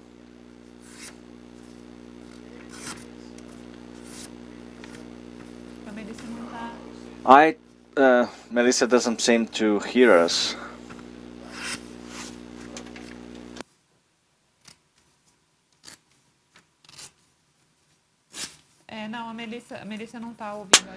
Melissa can't hear us, so let's try again later to bring some more info. So now what we see is the assessment of the Cindy group here, the contest of the Cindy, and then on the other hand we have, on the other side we have the dairy gear. So for you who come to the Fernando Costa Park, as soon as you step on the track, from your left to the right, we will have the Cindy being assessed right in the middle of the track, right in this part of the track, and then we have double aptitude gear, and on your right we will have the dairy gear being assessed too. So let's see again the names of the jury. For the double aptitude gear we have, and for Cindy we have Carlos Alberto Souza Celestino and Marcelo de Araújo Lopes and Marcelo Toledo. These are the people who are responsible for identifying the best animals from Expozebu. E a gente fala aqui sempre, né? Nós estamos esperando aí os resultados dessas categorias, né? Tanto do giro leiteiro e do Cindy, né? Mas é importante. We were waiting for the category for both breeds, but it's important to mention the work that we do until we get to Expozebu. So we have commented. Sobre essa feira 3 2 anos sem Expozebu presencial. E essa também era uma feira que no começo do ano a gente. This was a fair that in the beginning of the year we had questions. Are we going to be able to do is all the health problems and the sanitary problems? Even the breeders themselves, they are going to, for them to prepare those animals, it was a hard job to do, to come into the fair with this level of quality, right? Yes, you could, the breeders should choose, right? They have high investment. You have to prepare an animal, you have to keep it there in terms of food and being taken care of and everything else. So the breeder is between the cross and the sword, right? They don't know if they will, well, let's say now I have the confirmation, let's try and prepare, but then the animals wouldn't be in the top shape, right? Or in time. So we really had that was an act of a lot of courage from the people in the beginning of the year. They had one more wave of the pandemic, and the people were, of course, people were firm with the dates, and they were on schedule. They knew the deadlines for the animals and the care that they had to give to these animals to represent those animals during Expozebu. And as you know very well, I can assure you that all of the breeders who are here, I'm pretty sure they have prepared these animals. I think they are going to announce here soon. Let's hear. Sixth award, 55 category. Fifth place, 59 Princesa 2 Cindy. Fourth award, 54. Third award, 58 Nairobi Porangaba. Second place, 57 Lucky Fiv from Babaçu, and the first place for 56 Peda Fiv from OT.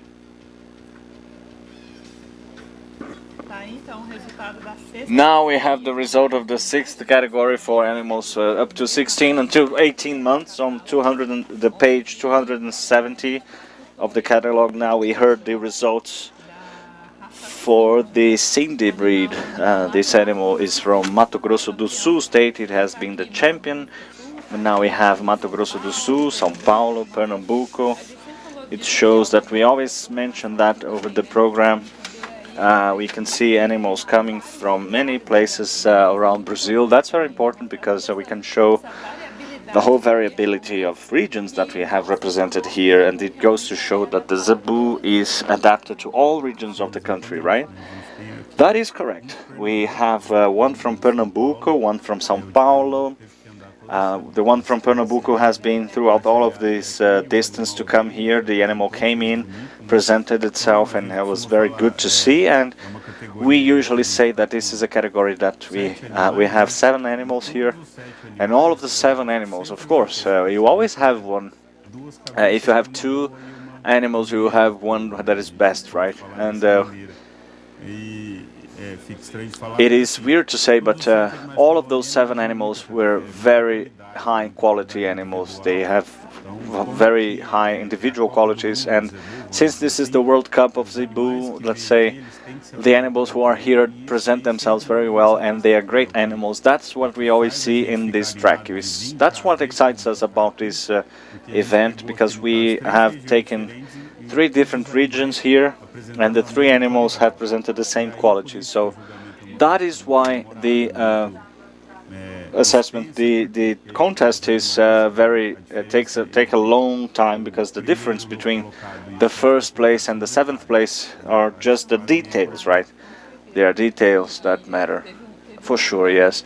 And one of those contests, I don't remember which one, we said that I think it was Tabapuã, right? Oh, let's hear the commentator for the classification of the 12th award. Zoifi Vila Rica. 11th, 69 Zoifi Vila Rica. 10th place, 65.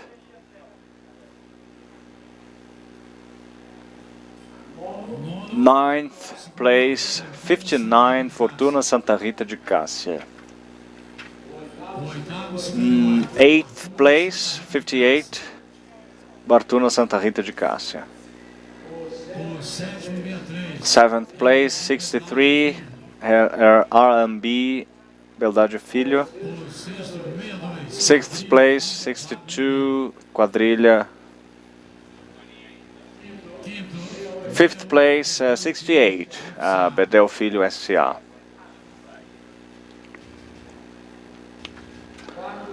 Fourth, 660, Barbara Filho.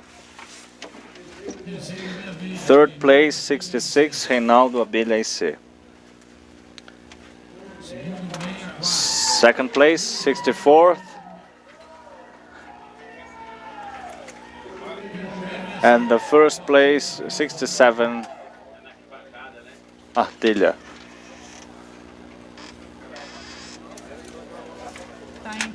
So there is the result from the fifth category for the dairy Deer category. This is of the 14 to 16 month old animals. We see animals from Minas Gerais, São Paulo, Goiás.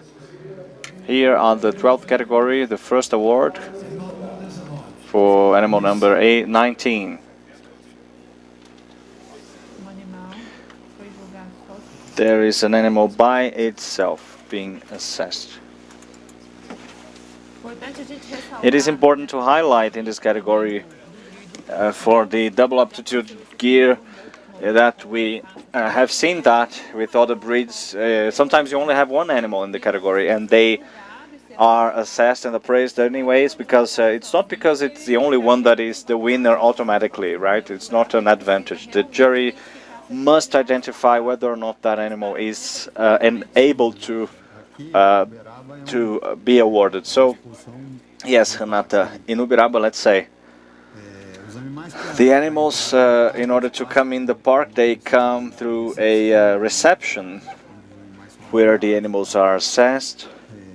And for instance, when sometimes you have a smaller fair, you could see an animal that is not within the standards of the breed, right?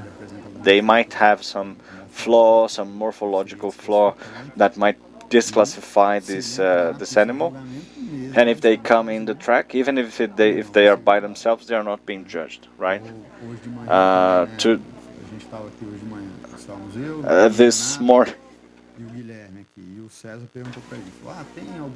This morning people were asking, hey, do you have any situation where you can put an animal outside of the track? And we said, well, sometimes the animal has a bit of humor, you know, they are less tamed, and of course they are not in their natural environment, they are not in the farm, they are not really at ease right here. We know that some breeders will prepare those animals, they have professionalism regarding the preparedness of these animals. So I jokingly said that we got to the farm, you get to the farm and you can see a radio playing some farm music to the bovines, not only for the animals, not only because it's a good music, but it's also because when they are here, they have to be used to this kind of sound and people around it and children running by, so and trying to put their hands on them. So some breeders don't have that professionalism that much, at least, and sometimes they come with an animal that gets to such a place and they see themselves in very stressing situations, and they might want to escape, and they might feel threatened, and they might run away, try and run away at least. So in the case of the males, the older males, they might have been sexually hormonized, so they might want to fight. So in this case, the judge is free to take this animal off track. And it's not because the animal is by itself that is the winner. They might have some problems with humor and behavior, with its demeanor, of course. If it's the behavior is not good. For instance, in the Tabapuan breed, one of the decision-making points was this one. You know, one of them had a bit more of a behavior and a tantrum, and they needed more attention from the presenter. So that's why they compare with the others, and that was a problem then.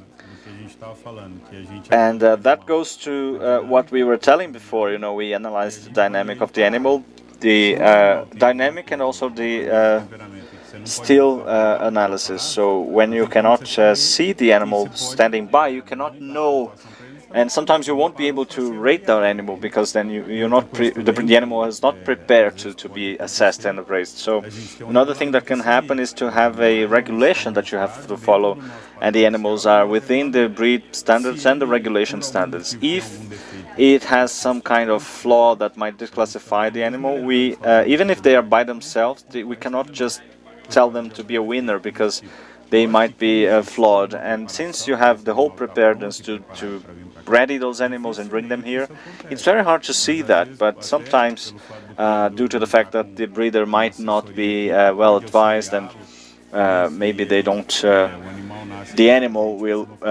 We usually say that every breeder that is in love with the breed that he breeds is loving before time. And we know that. So sometimes it does happen. It's very hard, but it's to happen. But it does happen. Sometimes you have some flaw that you have to be penalized for. And here we are also speaking about Expozebu. Of course, this is, I believe, the animals are even more well prepared, and they have this kind of situation going on sometimes, more times, right, because of the pressure. Yes, and then we. I was telling you that we had the category about the jeer, double aptitude jeer with one animal, and there is a moment in the contest that we had one category with two animals, and then Renato was telling us that perhaps this category should be quicker because we only have two animals, but then it was the longest time, right? Because the animals were really close to each other and very similar, and they explained later on that they were very similar, and therefore it was way harder to choose. So sometimes a category with 10 animals is sometimes faster than a category with only 2 animals, okay? Yeah, this happens frequently, yeah? And more in Uberaba during the Expozebu, the Nelore breed, for instance. I have already had the opportunity to judge Brahma, Sindhi, Nelore breeds, okay? So the decisions, they are based on small details, okay? Small details, because this is going to make you give the prize to one animal and not to the other, okay? So sometimes you have animals that are extremely similar. And then whenever you have animals that are not so similar, it becomes easier. The appraisal becomes easier, okay? Because the same way that we are on the tracks judging the animals, we are being judged by the audience. The breeders have invested money, invested their time, okay? And everybody believes that their animal is the best. So we have to be super careful whenever making a decision with our arguments, so that these decisions are never ever going to be questioned. And so the work of the judges is exactly that, right? They are assessing something that doesn't belong to them. And so they have to be very careful, and they have to be sure of what they're going to say, because they're going to explain to the owner of that animal why that animal lost or was in second place. So we have to be extra careful, because the preparation was the same for all. And sometimes it's only a small detail or a few small details, and so but the details that make all the difference. So people, I believe that people have to be extra careful so that they can show the positive points, explain the negative points, but they have to be very delicate. They have to be how can I say, careful of the words that they use, how they explain everything. I believe that everybody says that. So the first animal is won first place because of this, this, and that. The second animal did not win first place because of this, this, and that. So I have already judged animals, analyzed animals outside Brazil, in Bolivia, Bolivia, in other countries, and so their contests are very similar to our contests. But I have already done contests in Central America, and it was very, very difficult for me because in Central America, since they are extremely close to, there is an audio coming in now from the arena.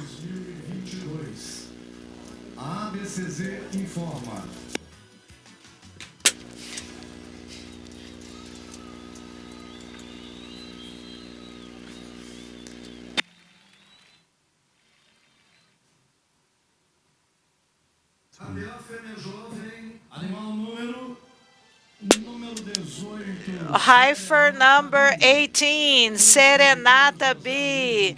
Breeder José Luiz Junqueira Barros, Casa Velho Farm from the city of Cravinhos in São Paulo. Okay, number 17.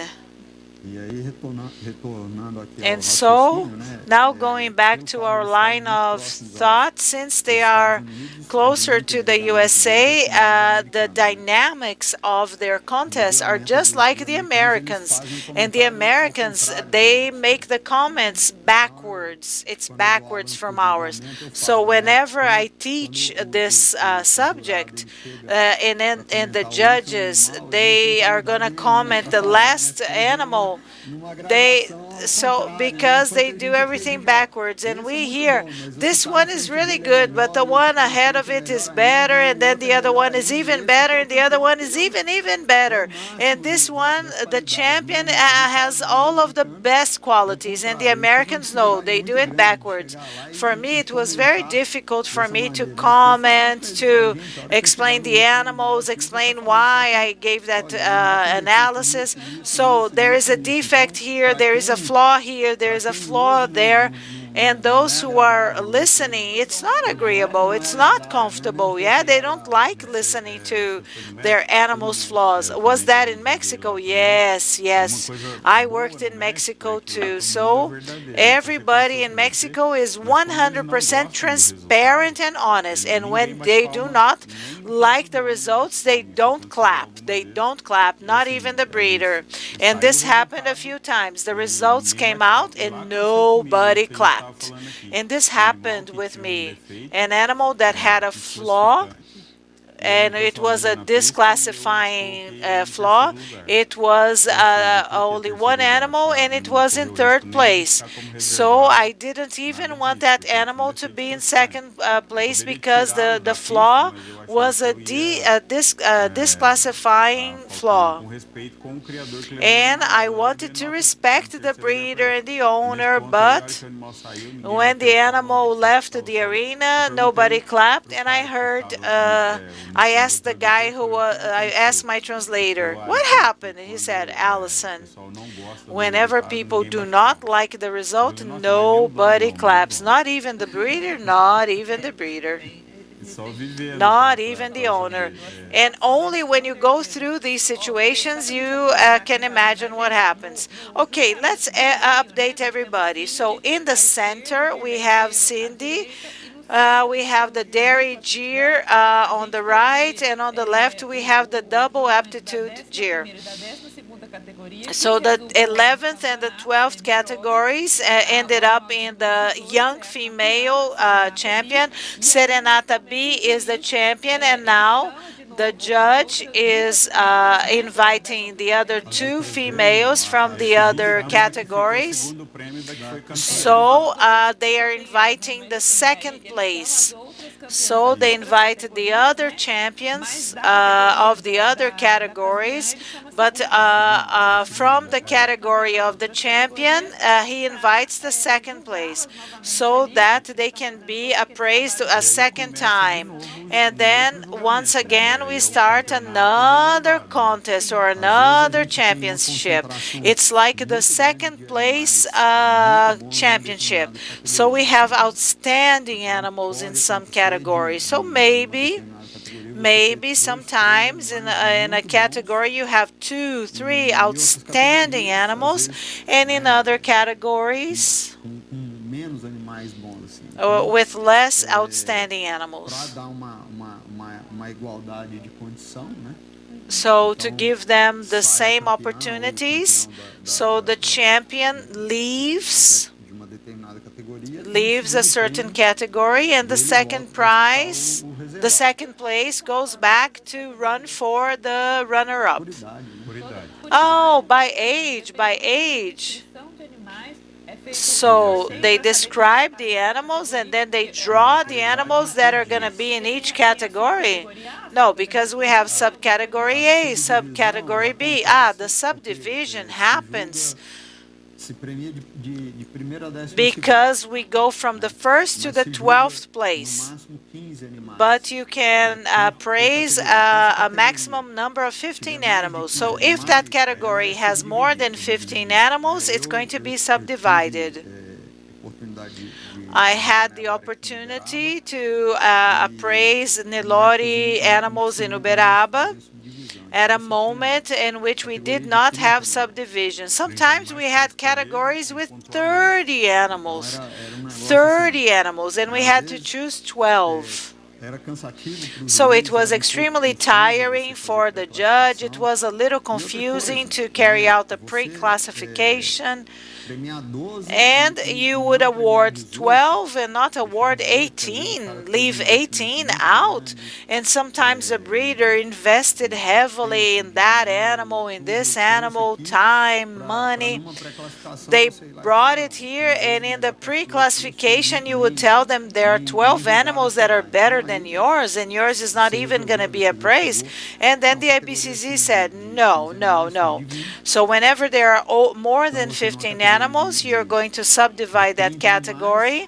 So among 30 animals, you're going to have two subcategories with 15 animals each, and then you're going to choose 12 in one and 12 in the other.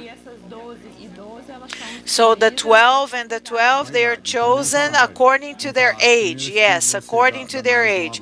So the 15 first ones, they're going to be from the youngest to the 15th, and then the second subcategory from the 16th to the 30th in age, in terms of age. So Cindy breed of the 2022 Expozebu, ABCZ informs you that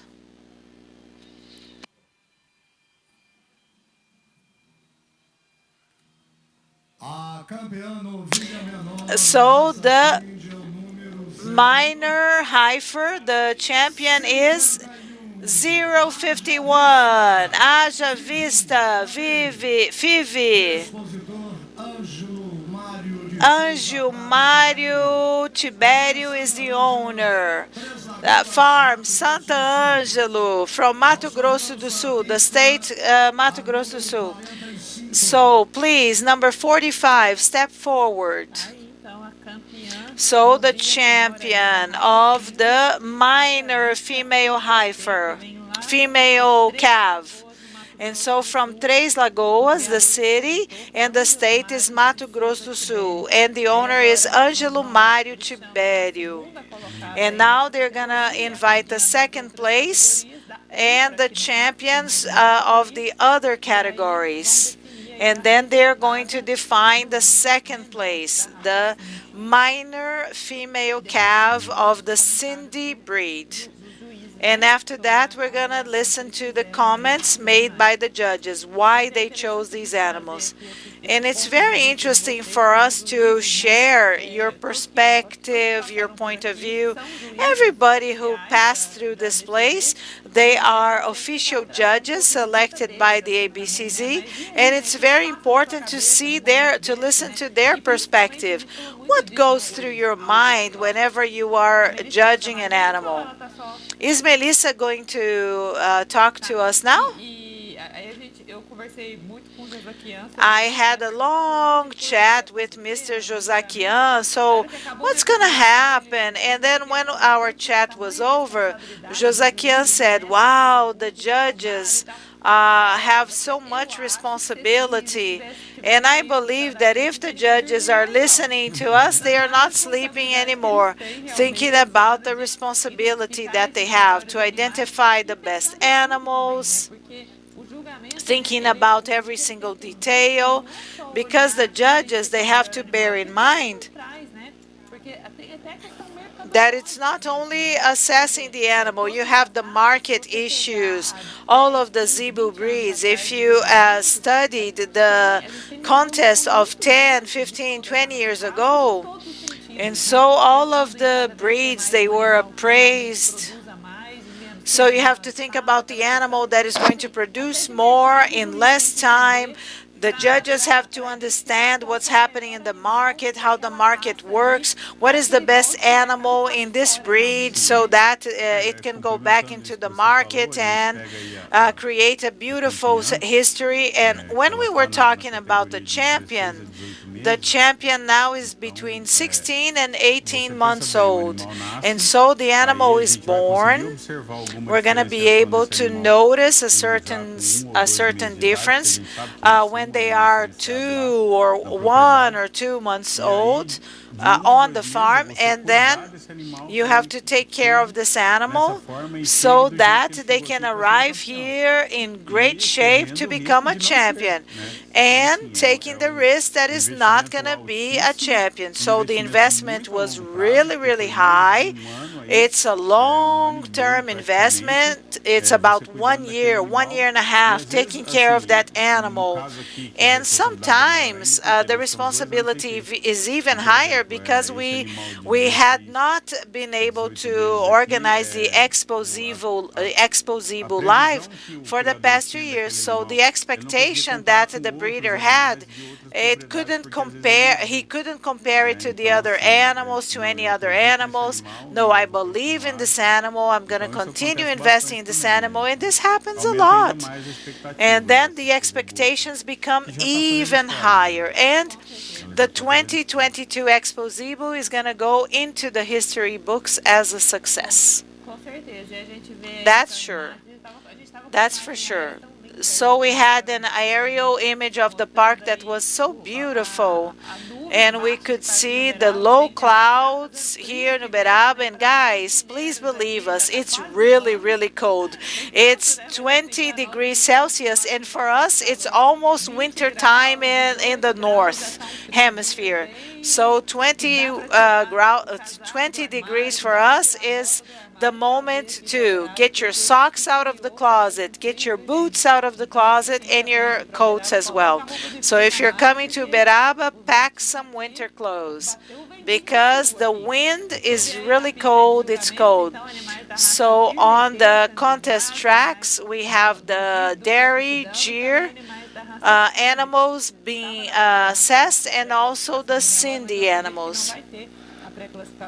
I don't think we're going to have the pre-classification of the Nelore breed this afternoon, but I'm sure they're coming back to the park tomorrow. And the Brahman, that was part of our program today. Unfortunately, we're not going to have the Brahman today. They decided to have the Brahman contest tomorrow. So the Brahman Association and the judges and the ABCZ decided to start the Brahman contest tomorrow. So all of the types of Brahman. E aí amanhã, então, aqui na programação, a gente tem na parte da manhã o julgamento. And so tomorrow we're going to have the Guzerá contest. So we have 3 breeds today, and tomorrow we're going to have Guzerá, Tabapuã, Cindy. So a slaughterhouse model or... So how is this slaughterhouse model contest, please? Can you please explain this to me? You're the oldest here. You're the oldest here. So we are going to have males.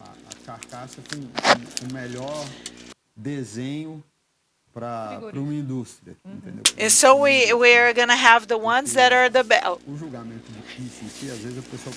So we're going to say the contests on the tracks, okay, is this animal the best for the industry? So this one is going to be the greatest champion. And sometimes, for instance, this is not true. So sometimes the best animal in terms of performance, carcass model, biotime, and we call them the greatest producers of beef. Sometimes they have a posture problem, and I want a reproductive animal. I don't want a bull to kill and use the beef. I'm a registration technician. I am a track judge. I'm going to choose the bulls.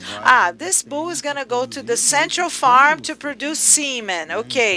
And for the industry. And then we have a balance. We have a balance in terms of development, carcass, and then we have great posture, and the animal is beautiful in terms of race or racial characteristics, okay? And this animal shows that it is purer in terms of race or breed. And so when they mate, we can predict more accurately what's going to come out of that mating.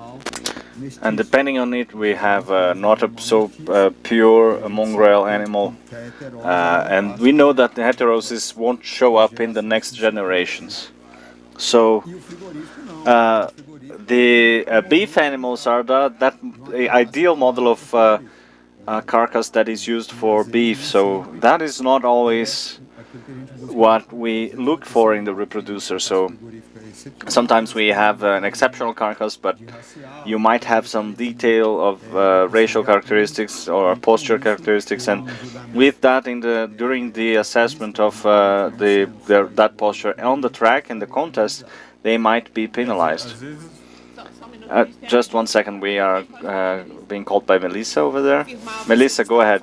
Just to confirm, you were speaking about the Brahma contest. We have the confirmation of the beginning of this breed tomorrow in the afternoon. All right, excellent. Thank you, Melissa, for that information. So tomorrow afternoon we will begin with the Brahman race breed. Go ahead. So sometimes we have a animal that is losing, especially because of this very issue. You know, the format or the size of the ears, or sometimes the beef type that you are looking for. It's not in the detail, that minutia. It is the whole set of the carcass and the whole grouping of the length, and especially more length, in order to make the tenderloin more evident and more covered loin, so we can see the posterior chain. The volume is good. The animal has good musculature that goes way under the heel, so that we can see the whole evidence of the posterior chain, where you have the roots of the best cuts, the most noble beefs. So the judges are always looking for that when they judge, when they assess that beef model.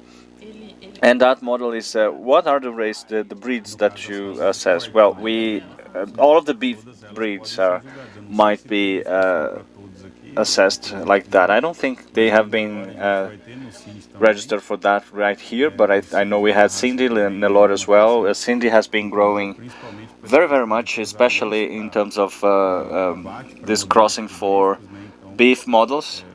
And so for all breeds, it's important to have that assessment for beef animals. But sometimes the breeder doesn't want to describe that animal for some reason. So I can on Brahman, I don't know if it's going to happen. I'm seeing in the catalog you had the subscription of Nelor, the registration from Horner's Nelor, Tabapuã too, Gusera, Brahman. Ladies and gentlemen, we have Junior Minor Heifer here for Expozebu 2022. ABCZ informs you.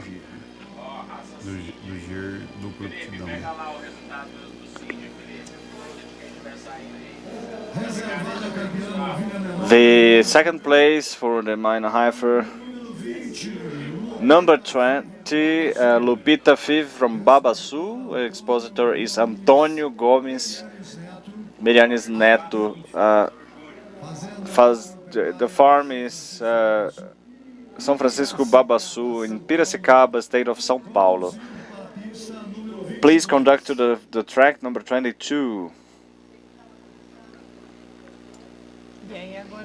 And now we have for the third place, we have the same situation, right? Yes, the same one. We have the second award for the 20, and now we have the new assessment for the third place. Yeah, because then now the fourth category, which is the Lupita category, the second female will be a contender for the third position. Yes. Derrigier, minor heifer, with the following numbers: 9th place 710 Gesiane Cabo Verde, 8th place 77 LPD Filho,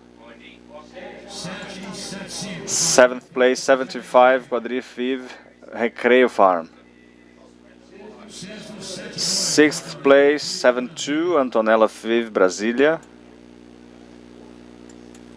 5th place number 70 Falange FLC, 4th place 74 Surita Vive Estância K,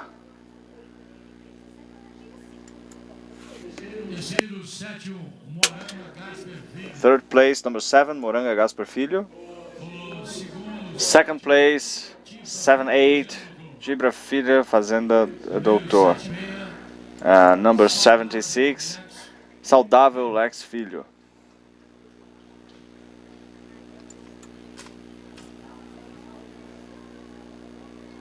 Então, o giro leiteiro, o resultado da sexta categoria. Now, Derrigier, the 6th category for the subcategory A, the 6th category for animals older than 16 and up to 18 months. So, this is now subcategory B for this 6th category.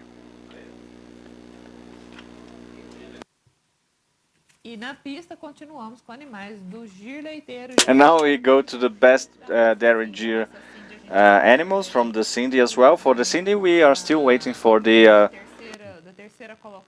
assessment of the 3rd place for the minor heifer there. So afterwards we will have the considerations of some of the judges in order to explain why they assessed those animals the way they did in order to decide the championship.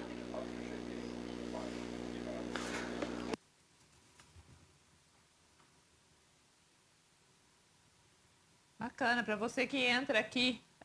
For you who are coming right here, right now, following the broadcast of your official channel for the Zebu on ABCZ TV, you can see live images of the Fernando Costa Park here in Uberaba, where you can see now in real time the contest happening in Expozebu. We are broadcasting since Sunday. We have all of the results here for you live. We have the track with the animals of the Nelore breed, Tapapuan, Derrigier, double aptitude Gier, also Cindy, and we also had Guzera, and what else did we have this morning? We also had the Model Matrix Award, and tomorrow we will have Guzera, Nelore, Cindy, Tapapuan, and the Beef Animal Championship that Nassif has just explained to us what are the main points that usually the judges assess in order to define the championship. And tomorrow we will have the beginning of the championship in the afternoon. Melissa has brought us this information from the Brahman breed on the track, and also the field Brahman, which is different, right? It's not the same as track. So on the field you have another appraisal method, just like the beef cattle. You don't have this track view, right? You have the different prerequisites, right? Yes, the field contest has been an initiative from the association, the Brahman Association. I was part of the association's technical board, so initially the idea was to have a contest in the model of the rusticity model that they have in Rio Grande do Sul state. So they would have 3 judges taking off the best animal, and only males, in 2 categories, 2 different categories. So they would have the older animals around 24 to 21 months, and then the animals 1 year younger. So from the insistence of the administrative council of the association, they asked us to have the contest according to the model of the track contest, with the subdivisions of the categories both for males and females. However, in order to make the situation, the presentation of the animals, more democratic, we established a maximum weight, and so just like you have the minimum weight, you have the maximum weight as well, that the animal shouldn't go over or under, so that takes off a little bit of that makeup, so to speak, that the breeder will have in the track animal. Sometimes the animal has a flaw, and the breeder is trying to handle it and tackle this problem. And sometimes they will have the excessive conditioning, as we say, you know, fattening and trying to use a kind of a makeup to mask that flaw. They accumulate a lot of fat, and in some regions that are very important for us to look at very carefully, with less fat. So in the case of the field Brahman, since they have a maximum weight, we have to say that it is a closer animal to what we would have as a fattening animal for commercial product. So you have a more precise assessment, and you can value what those animals that will be fitting more of a category of what we wish for, which are the animals to the field, right? So that is it. Yeah, this animal is not presented in the chain. It's not. It is. Sometimes you have some hygiene, some washing going on, but it's not as well conditioned as these track animals. They shouldn't be tamed, so sometimes in the farm the breeder themselves have no condition to do that, to pull those animals, to tame them and present them on the track, but they have an animal that is a quality animal that is as good as the ones who are on the track. So they have the opportunity to be here. So sometimes they don't have that structure of the physical hairs. They have the they sometimes don't have the special manpower to deal with the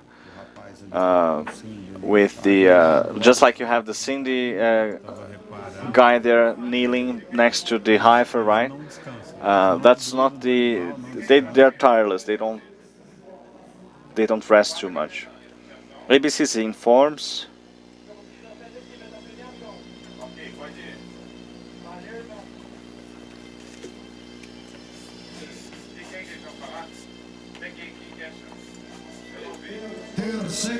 Third best animal. Animal number 45, Aurora Five Baguaçu. Antônio Gomes Periano Neto is the exposer. Farm is São Francisco, Baguaçu, Piracicaba, São Paulo State. Then number 22, 39, 56, and 31.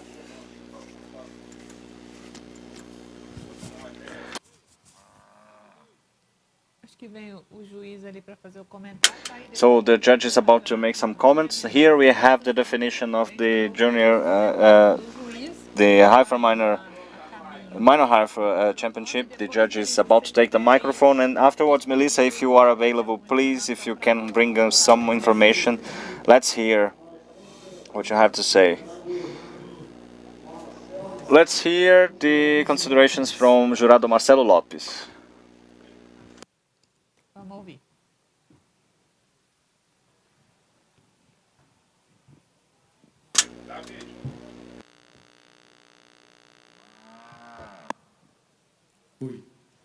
Hello, good afternoon. Moving forward with the contest of the Cindy breed with the minor heifer category, I would like to thank you for your trust and for all of the breeders and producers who are here for indicating these judges, and congratulations to ADCZ for coming back with the tournaments here with the score. I think that's very important, and thank you for rectifying the indications here. So the minor heifer championship, we had 7 animals in this dispute. They have been generating a lot of difficulty to decide because they are very balanced. When we start to analyze those animals individually, when I check them from the 7th place, I can see a heifer that is very pleasant to see. From the ratio aspect, it's very balanced, but when we start to compare it with the direct contender, we can see that I would like them to also have a better arching of the ribs and a deep depth in the ribs, more length and better finishing in the rump. So she is in the 7th place, you can take them off. When we compare the 6th place with the 5th place, we have 2 animals that are also very well balanced in terms of breed, but when we compare the reproductive system, I can see in the right hand side a model that is more pleasant to see of the carcass. So not only is she feminine, but she has also a better rump, a more the palate is easily seen, and also the ribs are more pleasant to see. They are deeper, and the dorsal lines are firmer, straighter, and more they're lengthier than the 6th place. When I see the posterior chain, I can also see the rump and the tail that has more convexity, more musculature, and I can see more correction in their posterior posture. You can take her off. When we compare the 5th place to the 4th place, we can see an animal that is yet even more exuberant in terms of breed aspects. The 4th place is very pleasant to see. She is even more lengthy than the 5th place, with a better positioning. The dorsal lines are firmer than the 5th place, and when we check the posterior line, we can see that they are very well balanced. They are almost equivalent, but the 4th place have more complexity in the heels, until the heels, and they are very evident with the reproductive system, and the posterior and anterior chains are great. Thank you. You can take her off. 3rd.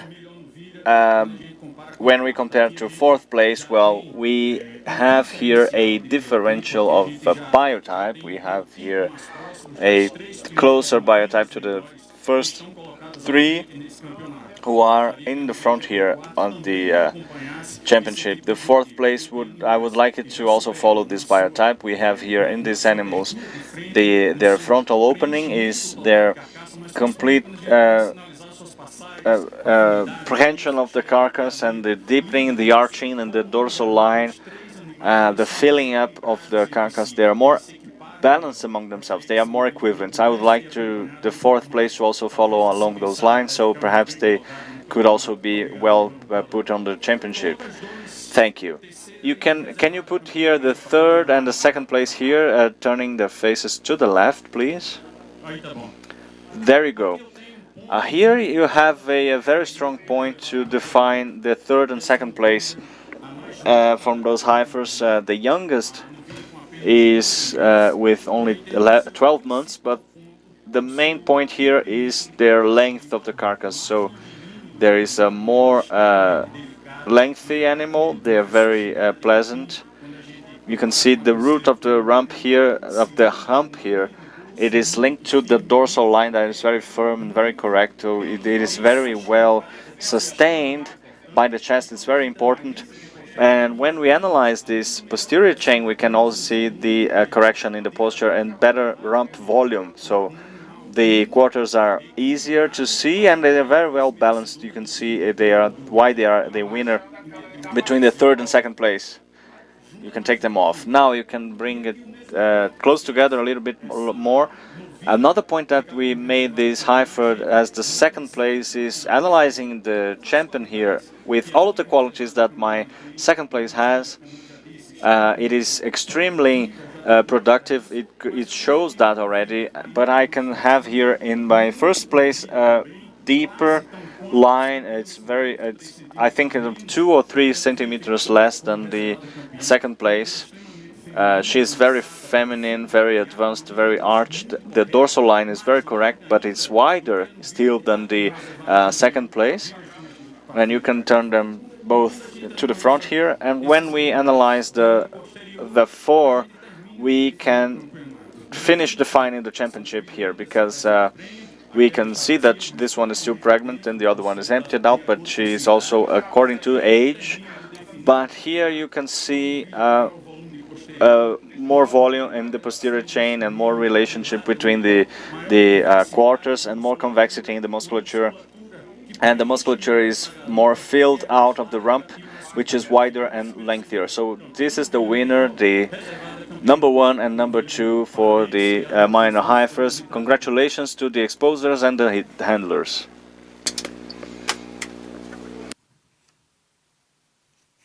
Aí, então, as considerações.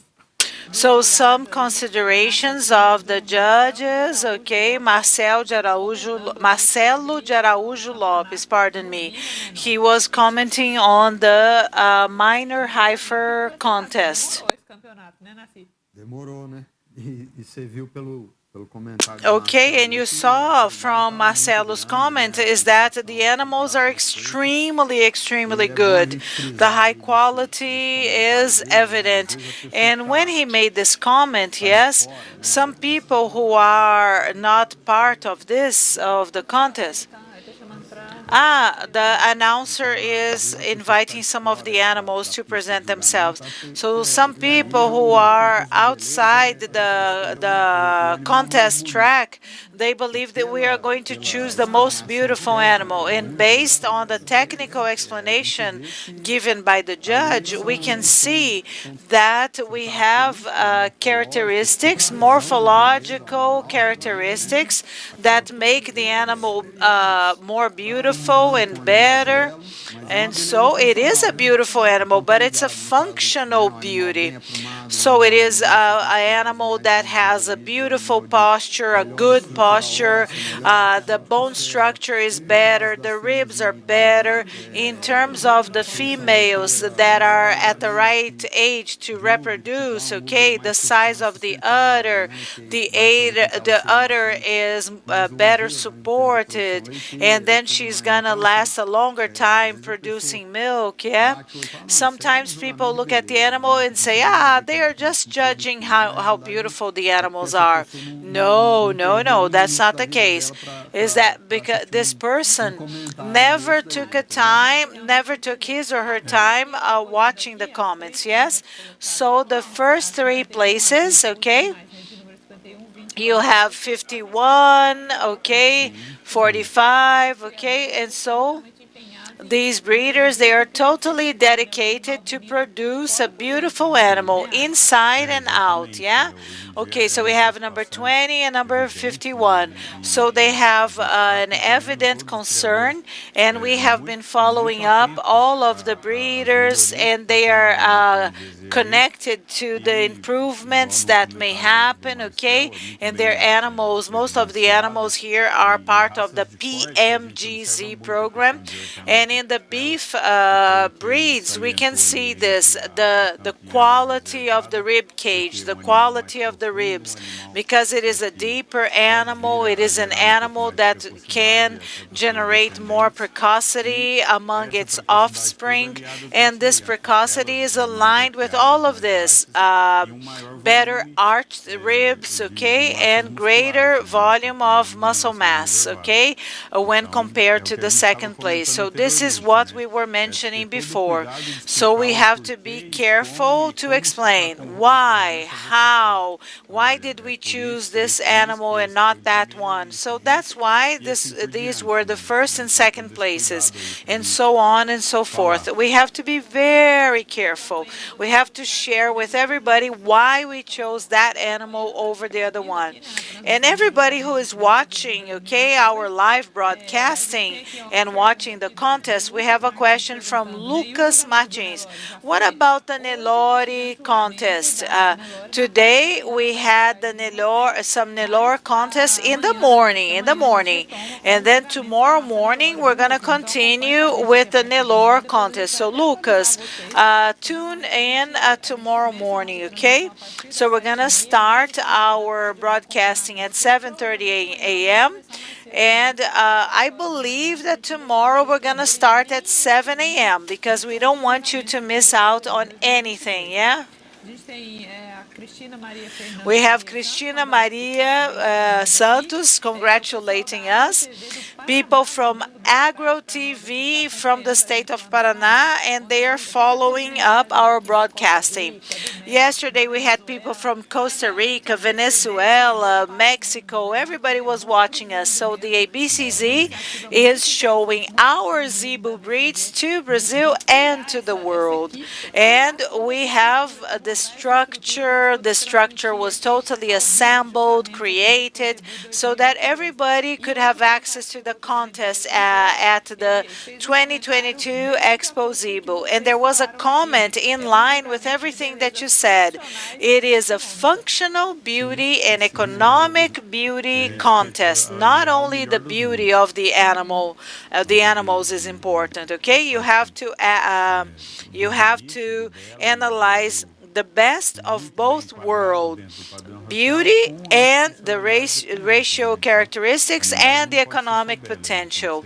The animal should not only be beautiful, it has to be beautiful and economically feasible or viable. So whenever you are judges in contests, you have to take recycling courses, right? Yes. So the level of knowledge has to increase constantly. And what you should be looking for, the breeds, what ABCZ is expecting from you guys. Please share a little bit about this, that all of the technicians, all of the judges, what are the courses that you have to take, okay, so that contest is going to be in line with the market's view. Well, we have the contest course, and after you start working as a judge, and you become a main judge, there is a kind of an internship, okay? So first you become an auxiliary judge, okay? And then you have to receive many favorable reports from main judges, different judges. Otherwise, I can work only with Allison all the time. Melissa? So, the ninth place goes to 93. Iori Villarica.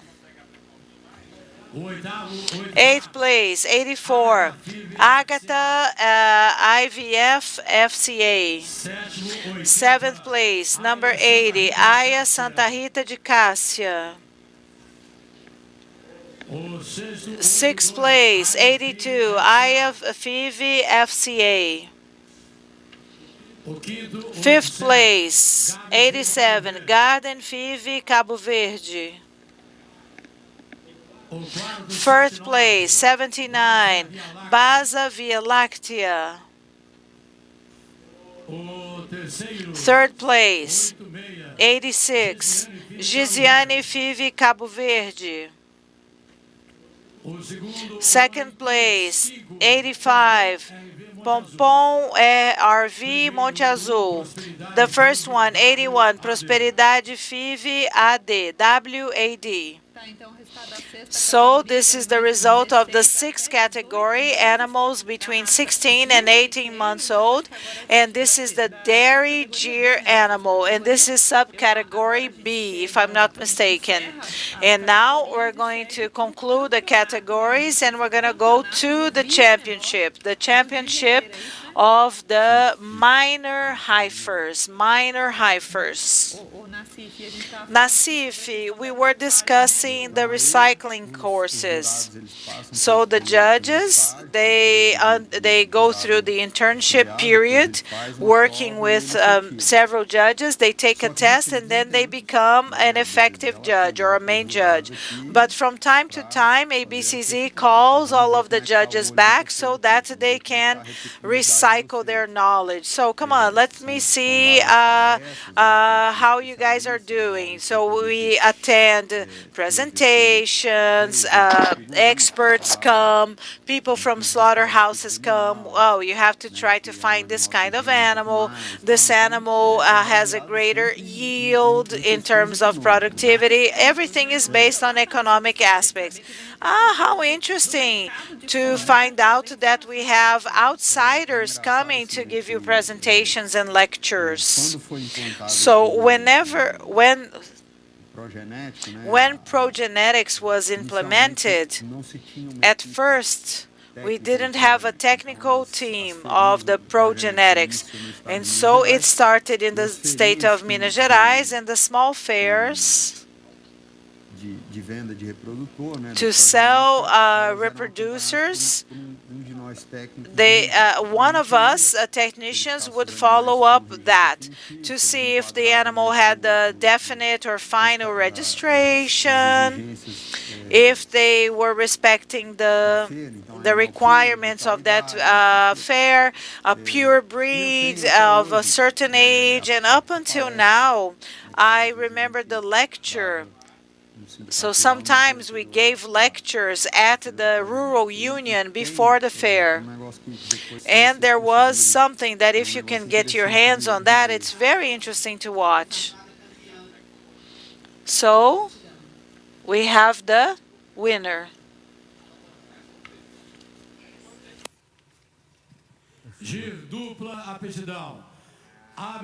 Double aptitude GER. The ABCZ would like to inform you that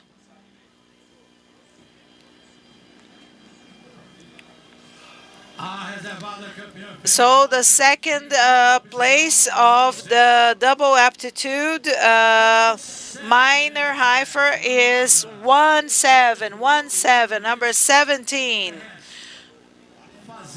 From the farm RJ da Boa Vista in the city of Atibaia in the state of São Paulo.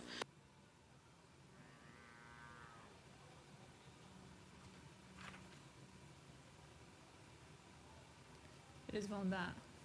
Acho que eles vão fazer o comentário agora, será? Are they going to make the comments now? I believe so, but I'm not sure. We didn't have enough animals even to have the third place, yes? Yes, the number of animals was not enough for them to have a third place. So, we have found a keychain here. We have found a keychain here. Please, if you have lost it, go to the Lost and Found department. So, have you ever seen the reports of the progenetics? The slaughterhouses give us feedback. Melissa, are the judges going to make their final comments now regarding the double aptitude GER championship? Renata, we still have to wait for the third place. I believe they are going to appraise one more animal for the third place. So Nassifi, wrapping up our previous chat about how the judges recycle their knowledge and expertise. So Renata, as I was saying, we're going to welcome a very special person here into the studio. So when the progenetics gave this lecture, and we used it to share it at the rural unions, Lauro was able to get some images from literature, and Anglo Slaughterhouse shared this with us. It was not even ABCZ, it was the Rural Association of the the little corner of the state of Minas Gerais that looks like a triangle. This is where Uberaba is located. And so this kind of information is the information that is going to guide the work that the judges do on the tracks, okay? And also it's going to help the work that the technicians do in the field, on the farms, okay? So here we have the final remarks of the judges that praised the double aptitude animals. Mr. Marcelo Senati Bessi. Marcelo Senati Bessi.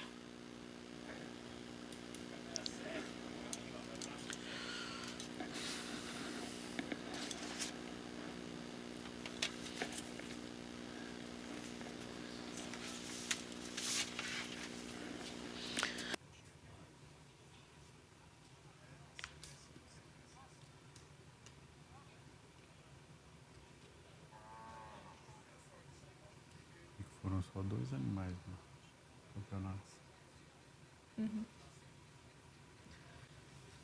Acho que o Domingos, que é o juiz, vai comentar agora, nós estamos aguardando. So the judge is going to make his final remarks regarding this category of the double aptitude year. So we have the young heifers, and we have just heard the result. So number 18, Serenata, and the second place is number 17, Namorada. Two animals from the state of São Paulo.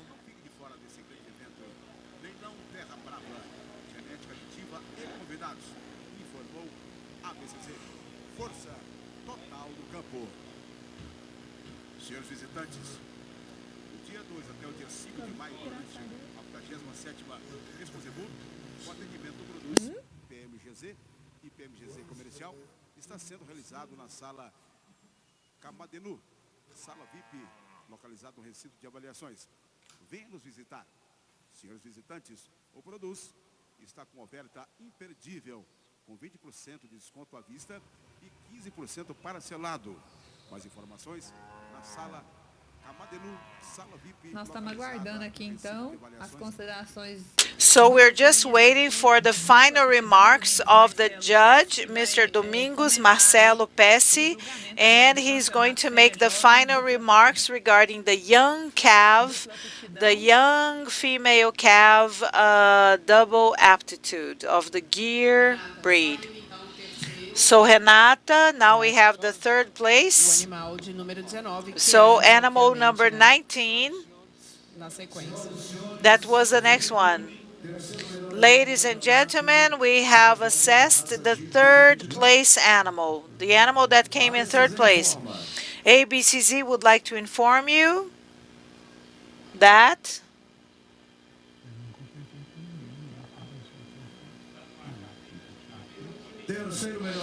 the third best animal in terms of the young female calf double aptitude is animal number 19, Easy. And Mr. Ferretti is the owner. The name of the farm is Pai João da Boa Vista in the city of Atibaia in São Paulo. And so the final considerations are going to be made by Mr. Domingos Marcelo Dias.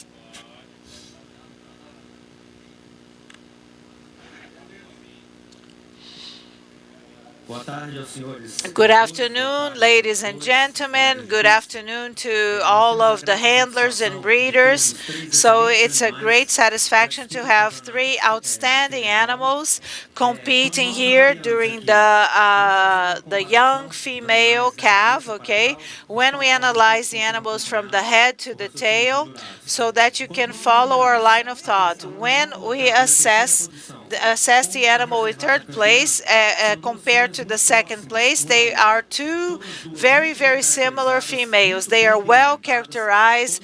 Their pigmentation is beautiful. When we analyze their characteristics from the front, the two females, they have elliptical eyes, dark eyes, well pigmented, horns coming from the line of the eyes.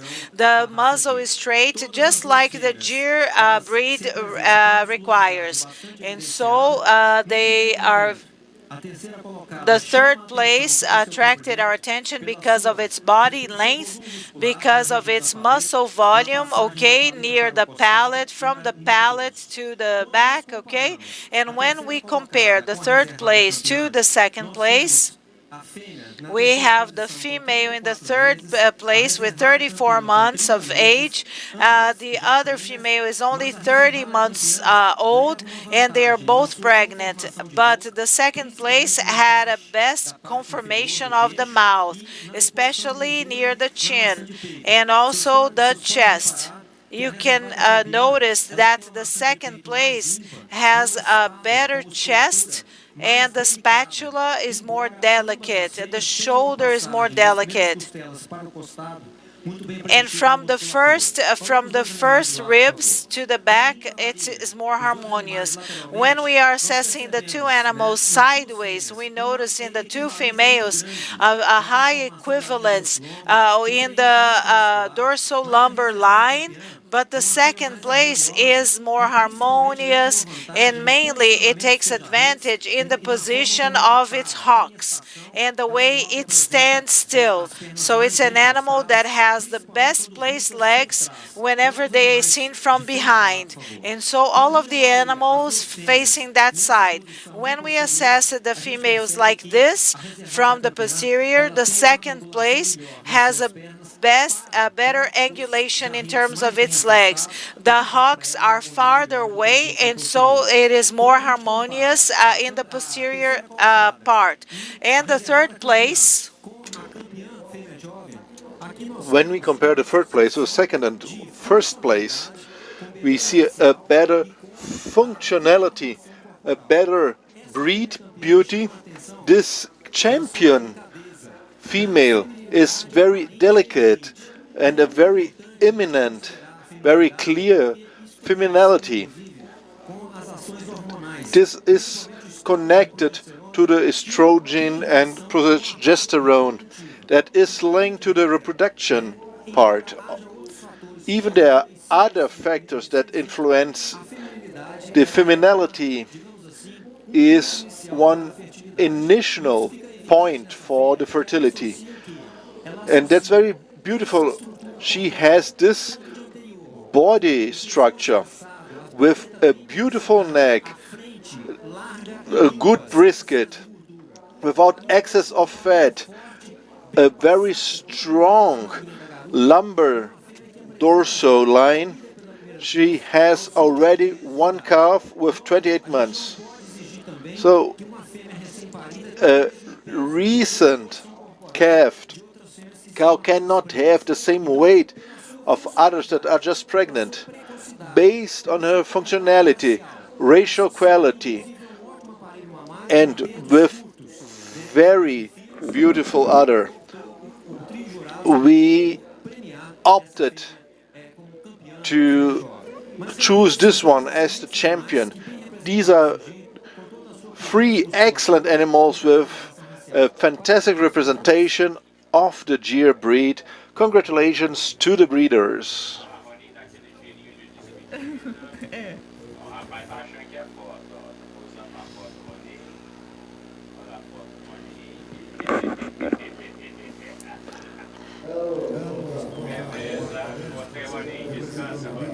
Receberam avaliação?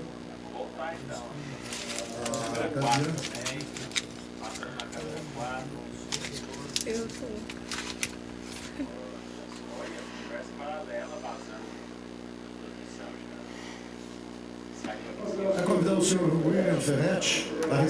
We want to invite Mr. William Ferretti to receive the second place trophy.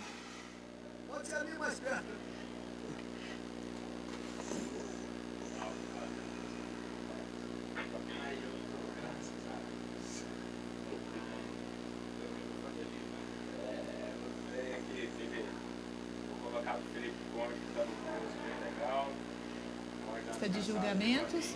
A Melissa tem informação. Melissa has further information for us at the contest track.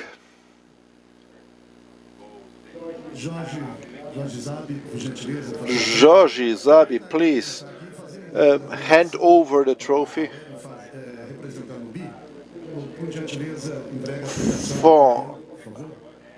Please hand over the trophy to the champion.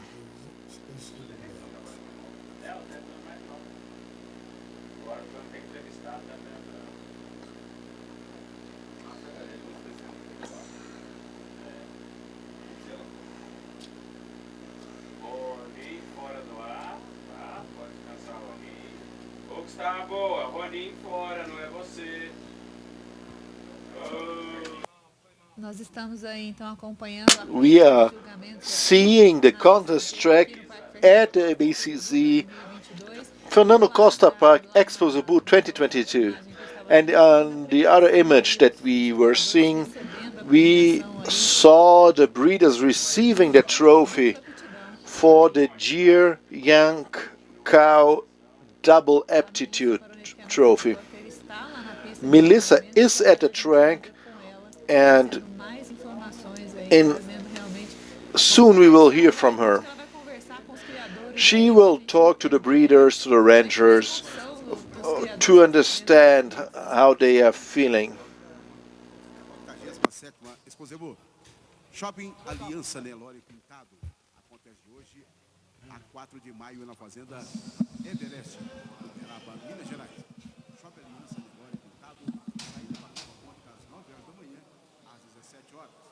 Também, Shopping Giro Leiteiro, em Girolando, Raça Cindy. Novilha maior, 7ª categoria. Cindy breed, major heifer,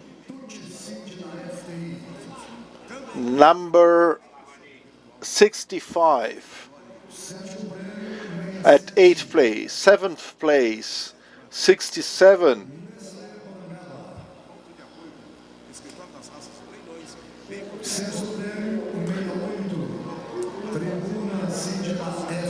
Sixth place, number 68. Fifth place,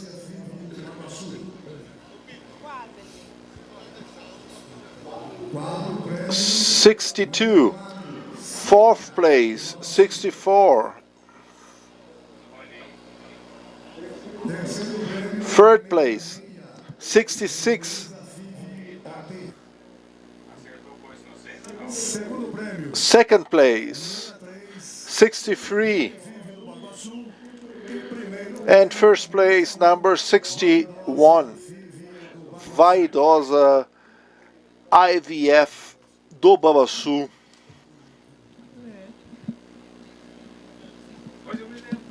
Renata, pode falar, Melissa. Renata, please, Melissa, talk to us. How are you doing? I'm here at the track with Fabio, the handler, with the great champion, Deer Young Cow. He told me that he takes care of her since she was born. And how are you feeling? I'm very grateful. After taking care of her, after 2 years of pandemic and having her the great champion, that's very nice. I'm very happy. It's a lot of work at the ranch. From the moment on that the calf is born, yes, it's a hard work to show at the track the best animals of the ranch. Renata, back to you. Thank you very much, Melissa, with the information from the track. We talked to the handler from the minor heifer of the Deer breed double aptitude. And now back to the studio. We are having here a great friend, José Humberto Vilela. Mr. Humberto, very welcome here to our studio. It's a big honor. I am very happy to be here with you. Exactly. This region is that I'm trying to understand where it is. For you that are watching us, we are from the same area, from Ituiutaba, from the triangle of Minas Gerais. We come from the river bench. We come from the ranch. We are farmers and ranchers. In Tuiutaba, it's almost all the same family. We are all parents. We are all family. You prepared after 2 years a new 2 years only with virtual auctions. It's very important to be here again. It's a really great comfort to be back. I'm doing the first auction that is totally under my responsibility. But there's so many things that you have to think about. But the great part is to see friends that you haven't seen for a long time. People were really anxious to see each other again. So I saw friends again that I didn't see for a long time since the pandemic began, including you. Yeah, a lot of time I haven't seen you. So the pandemic did not allow us to meet. Yes, the auctions are happening very well with all the breeds that are being auctioned, and we have a good perspective, good expectation, and we are bringing what we believe that is the best. Certainly. You told me that you brought different categories of females. If you bring just one category, you deorganize. You need to bring different females, not to deteriorate what is kept on the farm. So it's not quantity what is important here, it's quality. Even more on an Expozebu like that, yes. I know that for over 40 years, not as a seller but as a participant. They really demand the best that exists. It's a great market here. And the animals that you selected, the calves and pregnant cows, you for sure selected animals that bring everything that is looked for here at Expozebu. Animals that are beautiful from the outside and inside. They are very well evaluated and they have phenotype that is just great. Let's talk about the Nelore. Nelore is for meat production. So they are broad, strong, not too high.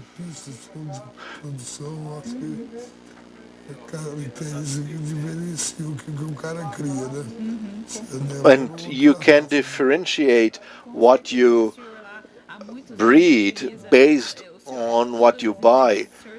In all the interviews that you give, and the best selection tool that I have is my gate at my property.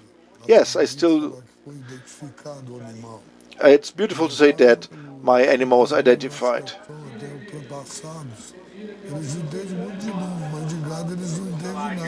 Now, many people just understand about numbers, but not about cattle.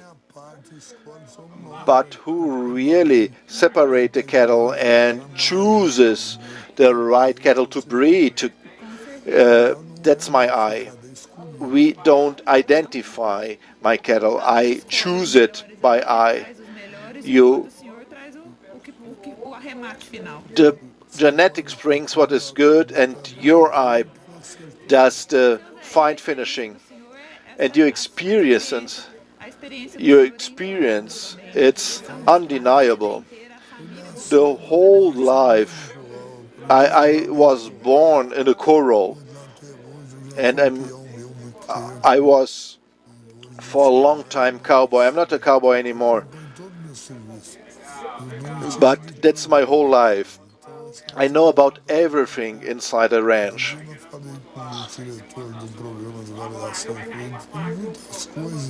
I talked a long time with the improvement program director, and it's important to have the experience, the elementary things. Everything goes through our hand and we help to make the right decisions. It's also important to highlight that we have to see the market, understand the market to have a better selection. And your selection is going to direction of a good meat, the best quality for the consumer. So the good meat goes hand in hand with genetic improvement.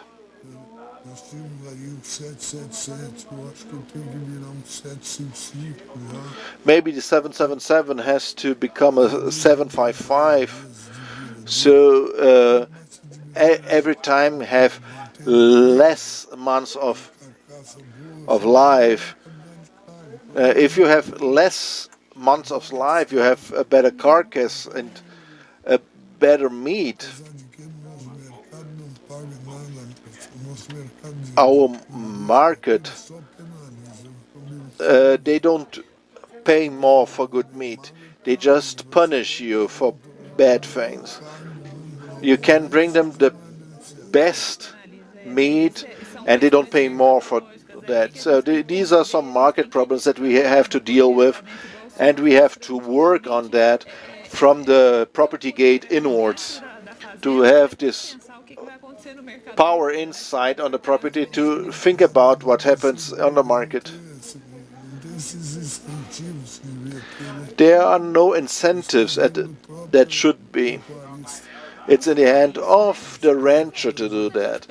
And when we think about the highlights of the auction, we talked about the quality of the animals, your selection line, what you're looking for. And the people are watching us. We understood the whole package that these animals will deliver. Are there some names, some highlights that you want to name?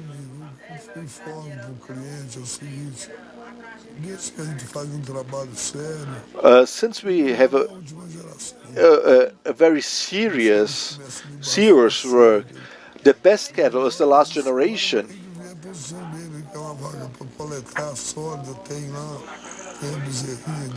You have the young calf.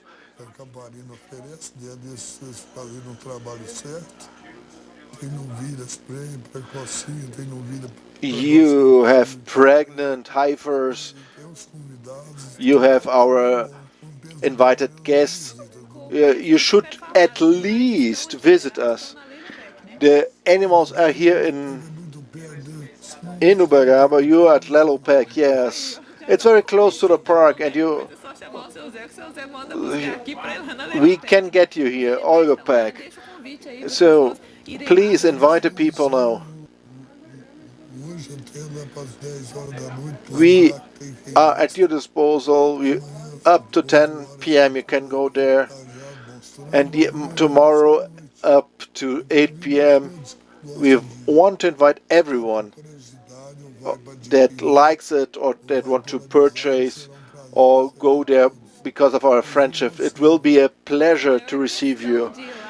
Yes, I will see if I can take my young son with me, so he already falls in love for cattle breeding, for cattle ranching. So thank you very much for being here and talking about Nelore, something that you love and lived. So I want to congratulate the board of the ABCZ for this great fair. Thank you very much for the auction, Campanino and Friends, that will happen tomorrow live at the Lelopec.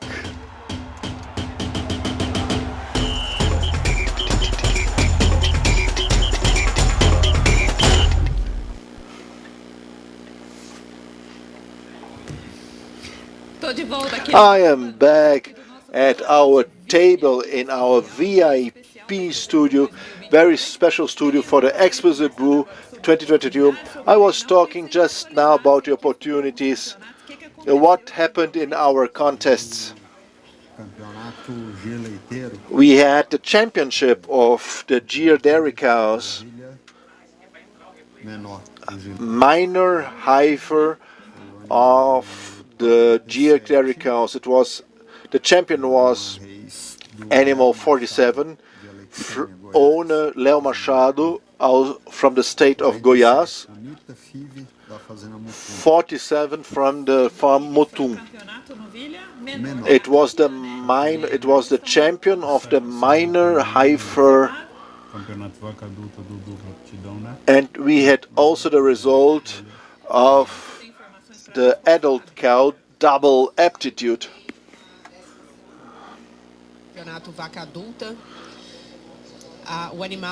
Adult cow, number 20, Querida B, from Cravinhos of the state of São Paulo, also the champion, double aptitude, Gir cattle.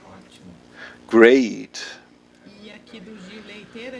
And now Gir dairy cows. Just to remind us, we had the champion, the minor heifer, and we are now waiting for the second place in the Cindy breed. Have we reached the results for the Cindy breed? No, I don't think so, right? I don't think so. And so let's show the Cindy animals here so that we can try to see the numbers. I believe we can see number 74, that is in subcategory B of the 7th category, animals that are older than 18 months up to 20 months old. And we had already mentioned subcategory A. We have already left subcategory A, and now we are having subcategory B of the Expozebu contest. And from the images, I think you have already noticed that it's very, very cloudy in Uberaba. It's really cold. It's raining a little bit. It's like there is a light drizzle, yeah? And so we have a light drizzle falling here onto the contest tracks. So if you're coming to Uberaba, pack some winter clothes. I believe it's 18 degrees Celsius outside. Can you see one of the judges? One of the judges is wearing a poncho or a raincoat. I'm not sure if that's a poncho or a raincoat. Okay, let's hear the announcer.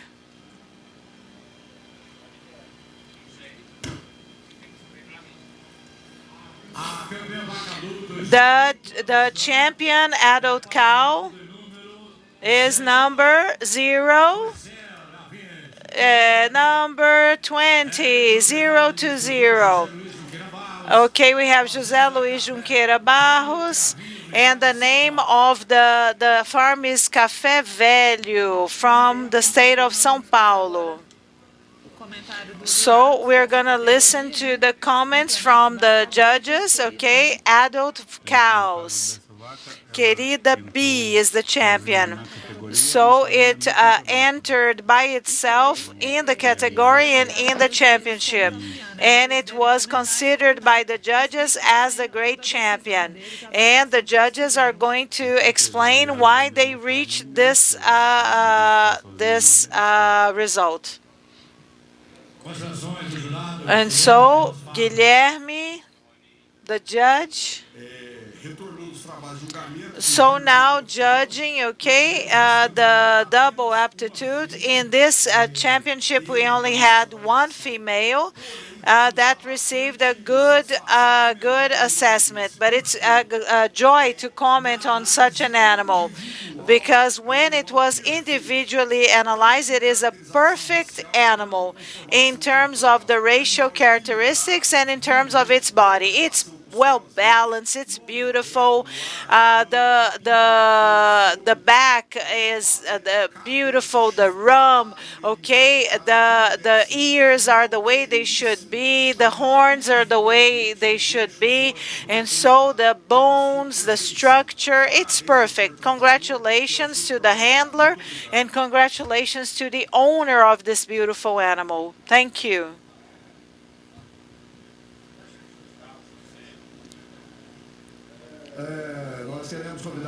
We would like to invite Mr. Fabio to give the prize. Mr. Paulo, please come join us here too.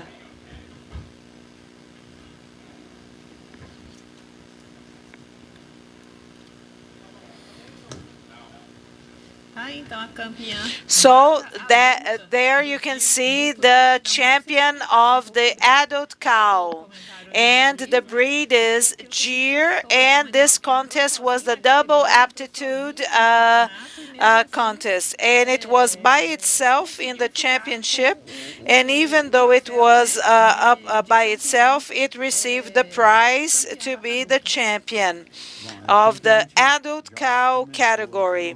This is what we were mentioning before. It was it was just one animal, but it's more difficult for this to happen. But the assessment and the appraisal, they were done perfectly.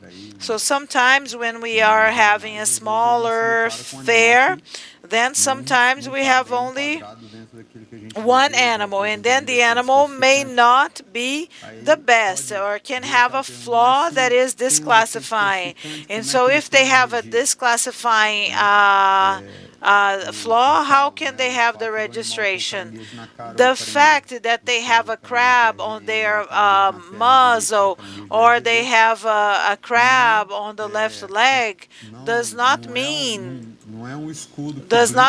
that this is a shield that is going to protect this animal, so that is going to acquire flaws. Sometimes when they develop, when they are handled incorrectly, maybe they can have posture problems or other problems, but during the contest, this is going to be penalized. So we can see that the animal is a bit older, well handled, the posture, the way it walks, the way it's standing still, the reproductive life of this animal is a-okay. It has already born calves, okay? So first prize in its category, and it's the champion. And sometimes it's even more responsibility on top of the judge's shoulders because it's only one animal. Yes, absolutely. And as Guilherme emphasized, it is a beautiful female. The horns are well placed, and this is what we are trying to find in the Gyr breed. Okay, the ears are well located and beautiful, and this female is gonna go back to the large championship or the biggest championship, and I believe it's going to do super well in the bigger championship as well. Then we call it the great championship, and so the winners of all of the categories, and then at the end we can see the wonderful work done by the judges. And so the judges tried to show to us everything they were trying to select, selecting the best animals, the most beautiful animals. ABCZ would like to inform you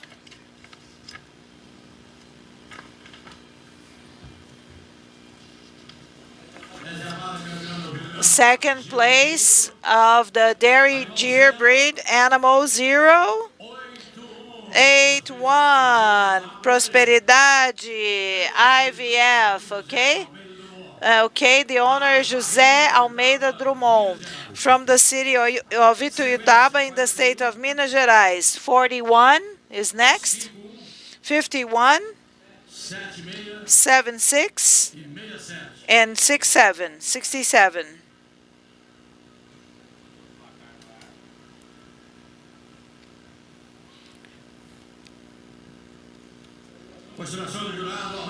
Okay, so we have the ranking of the best animals there on the screen. Good afternoon, breeders of the dairy Gyr breeds. This is the minor heifer. This championship was very, very difficult. I would like to share this with you. The heifers are excellent, and the votes were not unanimous among the three judges because it was difficult for us to find the characteristics, okay, the main characteristics. So when we pay attention to the 6 animals in front of me, handlers, please place your cows sideways. And so in 6th place, we can see a beautiful animal with a beautiful arched ribs, okay? But when we compare the other 5 animals, we see that it is a little far away from the biotype of the other animals, mainly in the hump and okay, in the front, the scapular region is a little more muscular, okay? And another point for our decision, comparing the animals, okay, the rump and so the bone, okay, it's a heifer that has a beautiful biotype. However, it has these disadvantages when we analyze the animal as a whole. So the 5th animal has the passages that are more harmonious, mainly the dorsal lumbar line, okay, when compared to the 6th place, and another was the angle of the rump, okay? So the bone sacral, okay, was a little different, okay? And it was better than the 6th place, but it is very beautiful. The final ribs are long and arched, okay? So when we compare the 5th place to the 4th place, so the two animals are very similar, but the heifer in 4th place compared to the 5th, as you can see, the passages are even more harmonious. The hump is smoother, it is more feminine, it is lighter. Then the 5th place, the heifer that got 5th place, and regarding the bones and the sacks, okay, it is better place. The angle is even better than the 5th place, and so the front is lighter. It doesn't have so much meat as the previous heifer. And also the passages are very harmonious as a whole. Please take your animal. Congratulations. When we compare the 3rd place to the 4th place, the 3rd place pleases us. It was the youngest among all of them, and we can see that the production of milk is better. There is a greater arch when we compare the two animals from behind, mainly the ribs.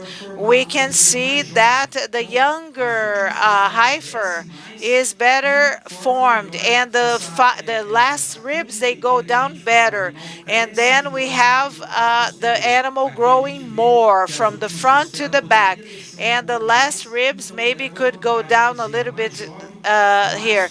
So it is a younger heifer, okay, and the last ribs, they are more arched and longer, and so the youngest heifer won from the 4th place. Now when we see the 2nd place and the 3rd place, the biotype that they have is very similar, and so when we compare the 2nd place to the 3rd place, the two animals, okay, the 2nd place is a little older than the younger heifer, and so it takes advantage because of the body length. The dorsal lumbar line is longer, smoother than the 3rd place. Another decision point between the two animals was the rump, okay? And mainly it is better balanced and better leveled when compared to the 3rd place. The 3rd place is highly producer of milk, okay, but there was a disadvantage mainly in the dorsal and rump, okay, connection. And we can see the rump. The angle of the rump is well leveled, okay? And it goes down a little bit, but it's a heifer that is going to produce lots and lots of milk. And I liked how clean it is at the front. And then when we come to the champion and contrast it to the second place, okay, in terms of the dairy or milk producing phenotype, they are very similar. Okay, they pleased us a lot. The champion, the first point to decide, it is younger. It is 5 months younger than the second place. And please pay attention that the average third or the medium third is even broader. It has even more space, and the space between the final ribs is wider than the second place. And so we believe that it's going to be a powerhouse for the production of milk. And the last ribs, they are longer, they are more arched than the second place. I believe that the main decision point is this, okay? So when we notice the angle of the rump, so the second place pleases me more, okay? The bone and the sac, they are better placed, okay? Okay, here we have the bone sac a little higher. So the second place is even superior when we talk about the angle of the rump. But when we check the total harmony and when we compare the two animals, okay, the arching of the last ribs, the champion surpasses the second place. So these animals are going to contribute a lot to the breed. Congratulations to the owners and to the handlers. So we have the champion and the second place of the Sinji breed, okay? Classification, in eighth place, number 70. 70, can you please go to the front of the arena? 72, Lenda Five of Babuaçu, do Babuaçu. Sixth place, 76, Nova York Five da Estiva. Fifth place, 73, Nájila Five da Estiva. Fourth place, 75, Itaúba Porangaba. Third place, 69, Novela Five da Estiva. Second place,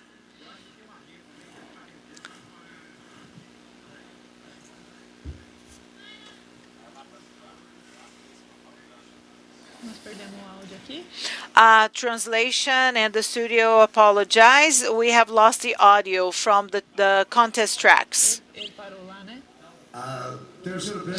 Third place, 69, Nobela Five da Estiva. Okay, let's go from back to the front once again. Eighth place is number 70. Seventh place, 72. Sixth place, 76. Fifth place, 73. Fourth place, 75. Third place, 69. Second place, 74, Imperatriz Porangaba. First place, 71, Hannah OT. Dairy Jeer. Let's continue with the awarding, the prize awarding ceremony. And Tatiana is here on behalf of the owner of the winner, representing Mr. Arlindo. So we have heard now the subcategory B of the Cindy breed, and we heard also the remarks regarding the Dairy Jeer. So they are going to receive the awards here on the tracks. Bruno, please. And so we heard this, the prizes of the Dairy Jeer. And the judge even mentioned how difficult it was to choose the best animals because they are all excellent. Can we diminish the volume of the audio here in the studio? No, let's come back to the studio. We have the commentators here. The judge himself said, "Ooh, how difficult it was to judge this category. There were many animals for them to judge, number one, and number two, the quality of the animals was very high." So previously, they were mentioning that sometimes the animal that comes in second place, maybe it has a certain feature that is more important or better than the champion. But as a whole, and we have to analyze the animal as a whole, the balance, the qualities, the superiority. So, as a whole, the animal received a better place and a better prize within that classification. So sometimes we come across this kind of situation. The judge has to stand in front of the animal and to see how is this animal going to contribute to the future within this breed, what is this animal going to produce in the future, and so then we can analyze the animal as a whole, and then we can classify them. So whenever you take the judge course, are you ready to judge any breed? Yes, any breed. We conclude the course and then we can judge any breed. Of course, we have to become auxiliary judges first, okay? And then we're going to try to assist in one breed more than the other or not. Whenever I teach in these contest courses or judge courses, I teach them. Sometimes I teach and then I tell my students, look, if you want to become a judge, obviously 80%, 90% of our work of analyzing, of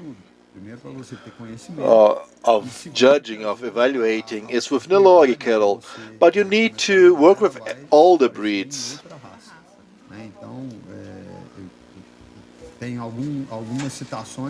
There are some things, situations. The first time I worked as a judge in Uberaba, it was Brahman breed.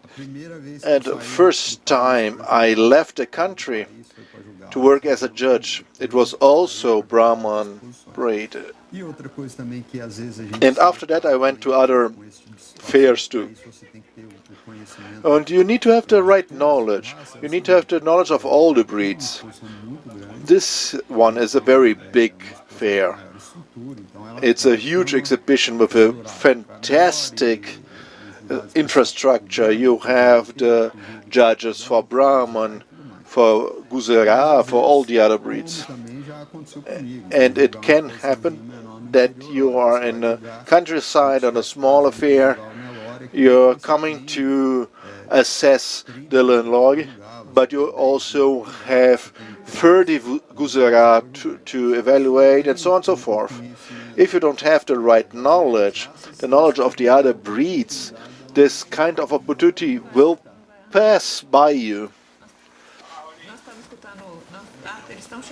Okay, they are still calling some animals, right? I heard a voice. So let's do following. I will leave you here for now. I'll be back soon, because right now we have a very, very interesting, nice interviewee to talk about very interesting topics for the cattle ranching. We need nutrition, handling, and we have here Fernanda Bass, teacher, professor at the FAZU. And Fernanda, please begin telling us a little bit about the animal nutrition and talk a little bit about the fiber. Why is the fiber so important for the feeding of the animals? When we talk about the ruminant, they have the human, and they have microorganisms that they degrade the fiber, and they and that's where the energy comes from. So that's why to have this fiber. And when we talk about this fiber, what have you to think about? It's the physical or chemical the proportion. Please teach us so the people that are watching us can understand us. When we have hay, you know that the most part of it are fibers. And the size in the feeding place, we also need to consider the size, the physical part of the particle, but how much FDN it has in this food, because it will influence the digestion in the microorganism inside the human. Yes, everything must be organized. Please explain us what's the FDN. It's the fiber. Basically, FDN means fiber. It's very important for the human, the fiber, for the digestion. So just, sorry, we will be back soon. There's a championship being decided.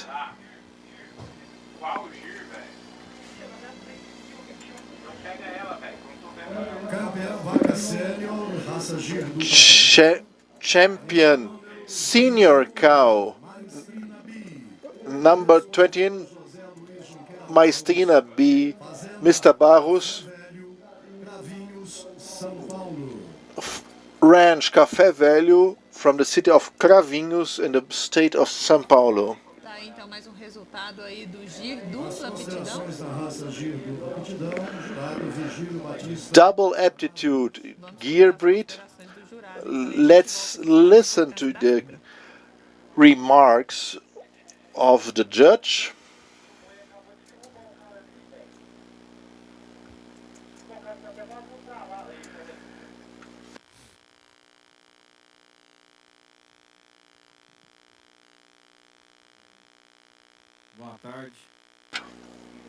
Good afternoon, and completing the contest today with the senior cows, it is a model for double aptitude cow. It's really a model matrix in the perfection of her breed characteristics of the bone structure, the quality of the carcass, the position of the hump, the brisket position, the passage from dorsal lumbar passage, the position of the tail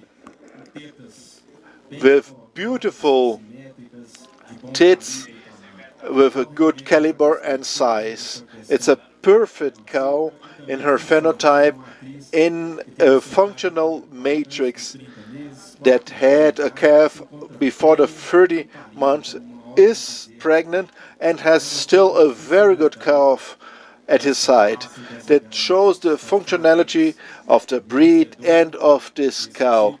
She is deserving of this title and is really a model matrix. Congratulations for the breeder for this exceptional matrix being shown here.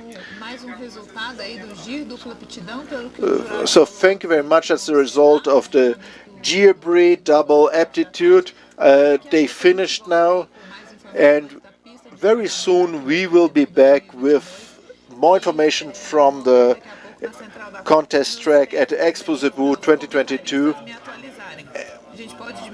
So now I go back to Fernanda Basso, that is teacher at the FAZU, and we were talking about one of the parts that we are talking about handling the genetics and nutrition, and we were talking about the importance of the fiber in animal nutrition. And we talked about the physical and chemical part of the feed. And what is this feed? What is the FDN? When intensify the system for these animals to produce more, dairy cows, confined, or even the meat cows, meat cattle, this is confined, you need a minimum on fiber. It will bring a ruminant effect, and it will have spit and bring a good pH. If they have a good pH, they are healthy. So for ruminant animals, we need them to ruminate and have the health of the human. And what is the importance of this fiber, of this FDN, effective FDN, in the feeding of the ruminant? It must be inserted in confined animals.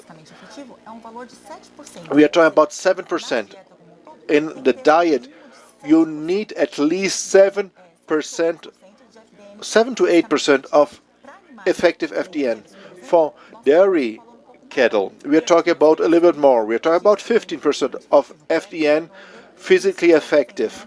That's exactly what I say. They need to ruminate. And this fiber is given to these animals only to the confined animals. Should you give this to a pasture animal? No, on the pasture we don't think that much about FDN and about the size of the article. They have the grass, the pasture to eat, and the animal does the work. But when they are confined and you need to offer this to them, you have to think to have dense energy diets. And so you need this minimum to really tickle the human, and so they ruminate and the animal is healthy. The whole time they are confined, this dairy animal or meat animal, they need this percentual, or the nutritionist of the ranch needs to, of that animal needs a little bit more, a little bit. Yes, that's a perfect question. In confined animals, meat animals that need 8% of the physical active fiber, they need to check, the nutritionists need to check how much they are ruminating and see the difference between meat animals and dairy animals. And they must check the feces, if it's more dry or more liquid. And that's very important for the rumination. So how long are they ruminating the food cake? They use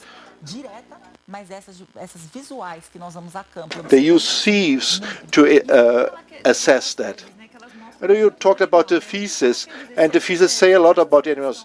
If the feces are more liquid, what does it mean in related to the? So they don't have enough fiber actually in their food. So the passage is quicker. They are absorbing longer. So you need long fibers of good quality to make a slower go through and have a better absorption.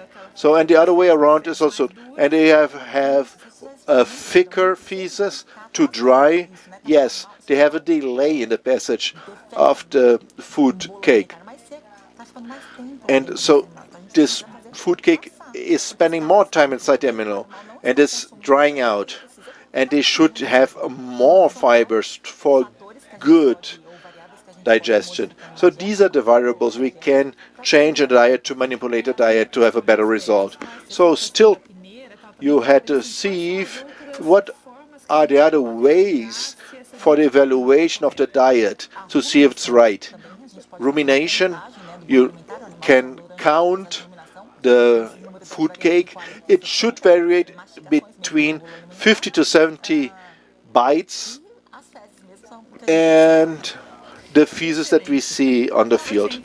So excellent. I talked to Fernanda Bassi, that is teacher at the FAZU College, talking about this very important part of cattle ranching, that is the food, the nutrition, the fiber to feed these animals to produce more milk or meat. So nutrition is fantastic and can really support a genetic through nutrition. Thank you very much for participating. And we will go back to our VIP studio.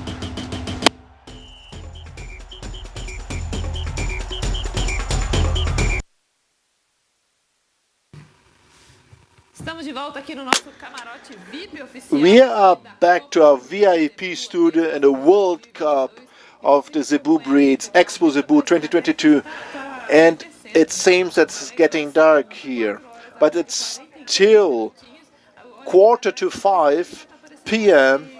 and it seems to be already.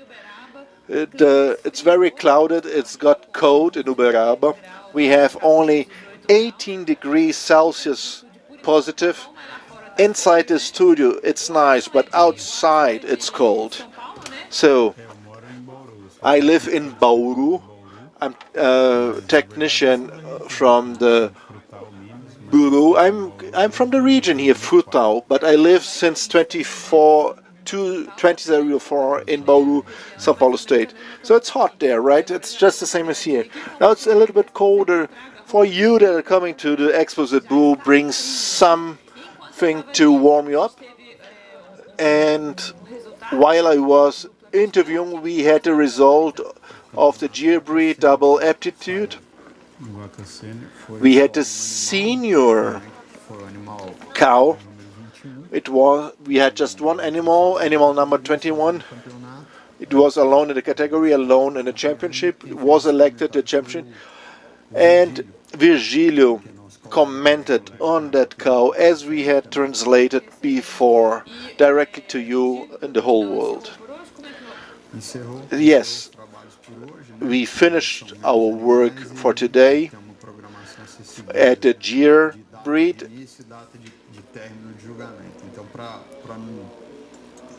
We have initial date and final date, and not to delay the others. We actually finished for the today. We had a little thing happening with a heifer from the Cindy breed. They needed a little bit of time to catch her again. She ran around. I couldn't see if they took her back to the contest. We are seeing the Cindy cows. Let's see which categories are in contest right now, are on the track. We have Gyr Dairy. They are already in the 7th category, so 18 to 20 months old. And on the Cindy breed that you can see on our right side, we are seeing now the 8th category, major heifer, 20 to 22 months, and then we will have the championship for the major heifer. Just for you that are coming now to us, watching us now, we are seeing Gyr dairy cows. We are on the page 273 of the catalog.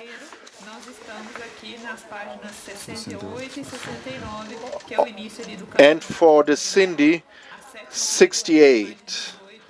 273 for Gyr and 68 for Cindy.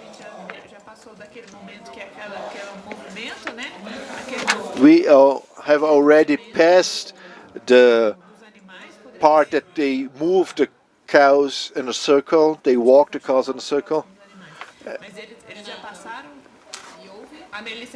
Melissa brings information directly from the track. You said that it got dark much earlier than usual. Yeah, they are ready.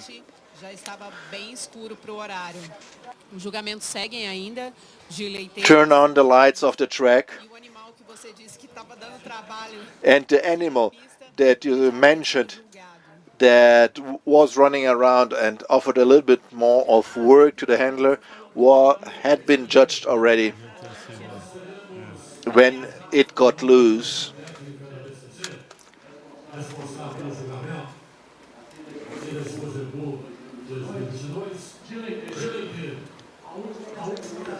Gyr dairy cows, the last category is on the track. The result will be brought tomorrow. Gyr dairy cows of halt.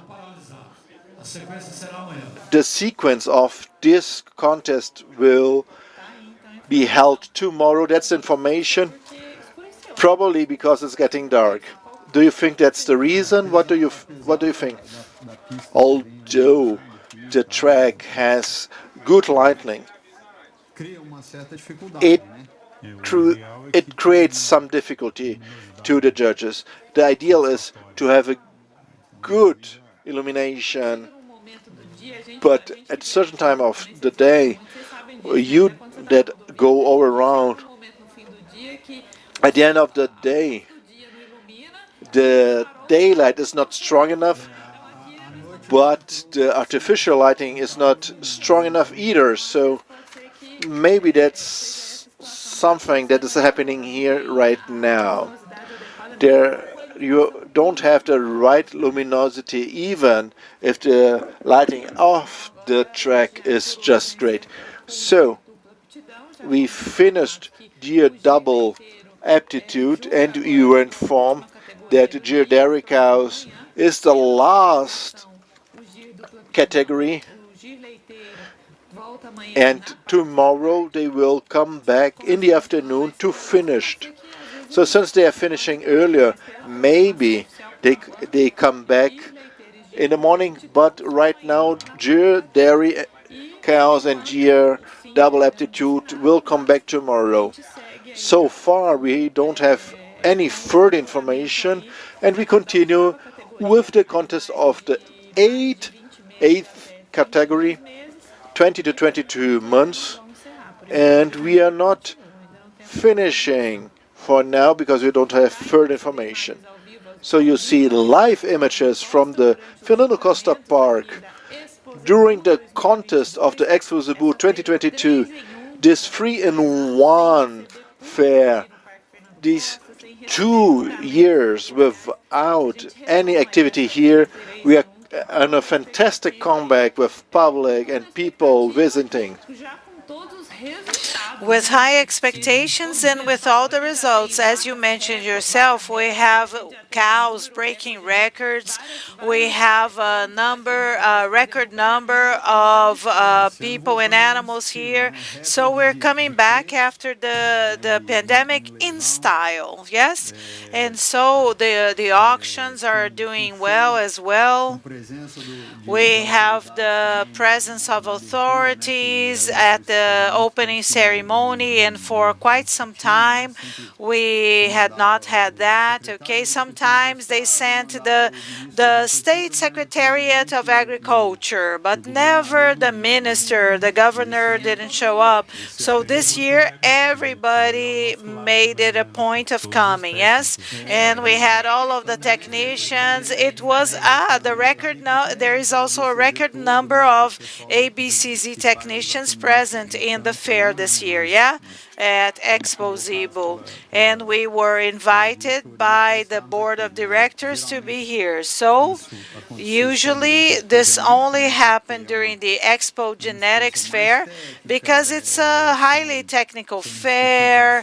We discuss topics, pertinent topics regarding animals registrations, regarding genetics, but after 2 years, without having people here in the park and people present here, the board of directors decided that there would be a higher demand for our presence here.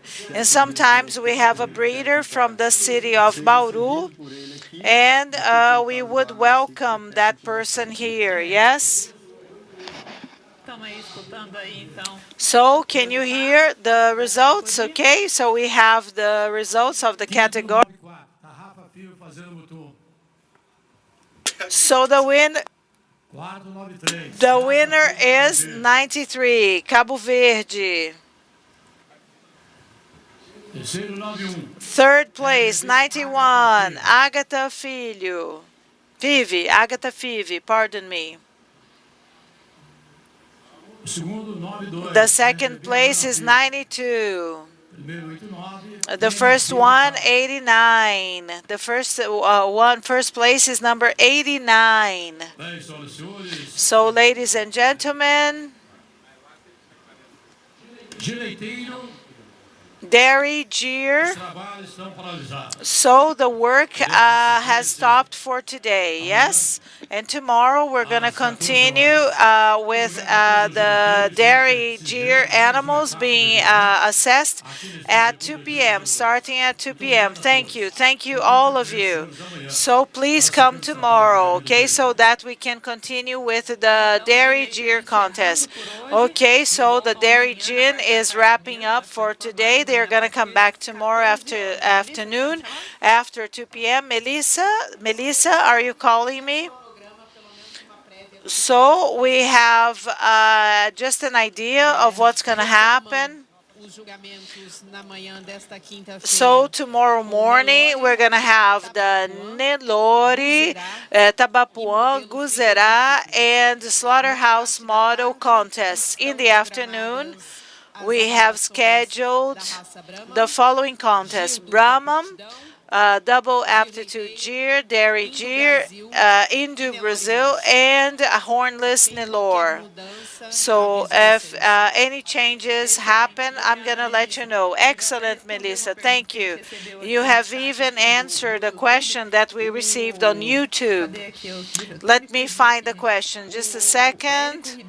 Érico Ribeiro was asking, when are we going to have the Nelore contest tomorrow again? In the afternoon. Let's listen to the Cindy results. Let's discuss the classification. 10th place, number 82, Triste Five Babaçu.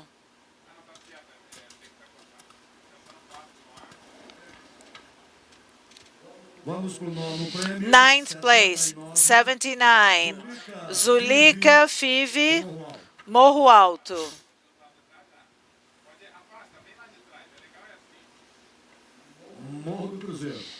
Morro do Cruzeiro. 8th place, number 78, Balanate Five Morro do Cruzeiro. 7th place, number 84, Glória Five Dom.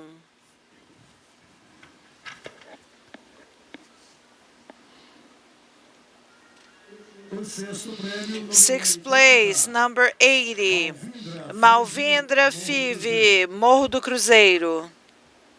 5th place, number 85, Atica Cindy FTI. 4th place, 77, Nera Five da Estiva. 3rd place, 86, Querubina Unicéfalo. 2nd place, 81, Babala Five do Morro do Cruzeiro. In 1st place, 83, Asa Fividon.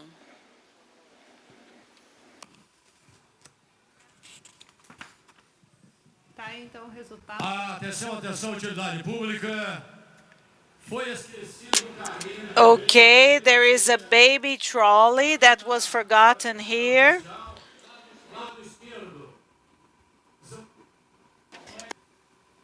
Tá, então, quem esqueceu o carrinho de bebê pode ir lá buscar. Mas nós estamos aqui com o resultado aqui que a gente acabou de escutar da 8ª categoria aqui da raça Cindy, de animais de mais de 20. So they were just making an announcement regarding the lost and found here in the park. So we're gonna have the contest of the Cindy bulls. So they're gonna start by assessing the females, and then we're gonna have the bulls. So we're gonna have the Cindy bulls contest, bull contest. When on Friday, tomorrow afternoon. afternoon, I believe we're gonna see the younger bulls being analyzed, okay? Because we are moving towards the final categories of the major heifers. I don't know if they are gonna wrap up with the championship today, and then you're gonna have the young heifers and also adult cows. And then afterwards, we're gonna have the no, not the heifers, the young bulls or the steers. And I believe we're gonna have the contest of the younger bulls. And so the bulls, effectively, I believe we're gonna see them being assessed on Friday. I'm answering a question asked by Mr. Rafael Scatena, and the question is on the YouTube chat. So when are the Cindy bulls going to be assessed? Okay, Rafael, we are moving towards the final female categories, and as soon as we wrap up, we're going to start with the young bulls and so on and so forth. And then we're going to have the Cindy breed being assessed, and that's going to happen. The same thing is going to happen with all of the breeds. And then we're going to start with the little young bulls. And so I also replied about a question about the hornless Nelore animals, okay?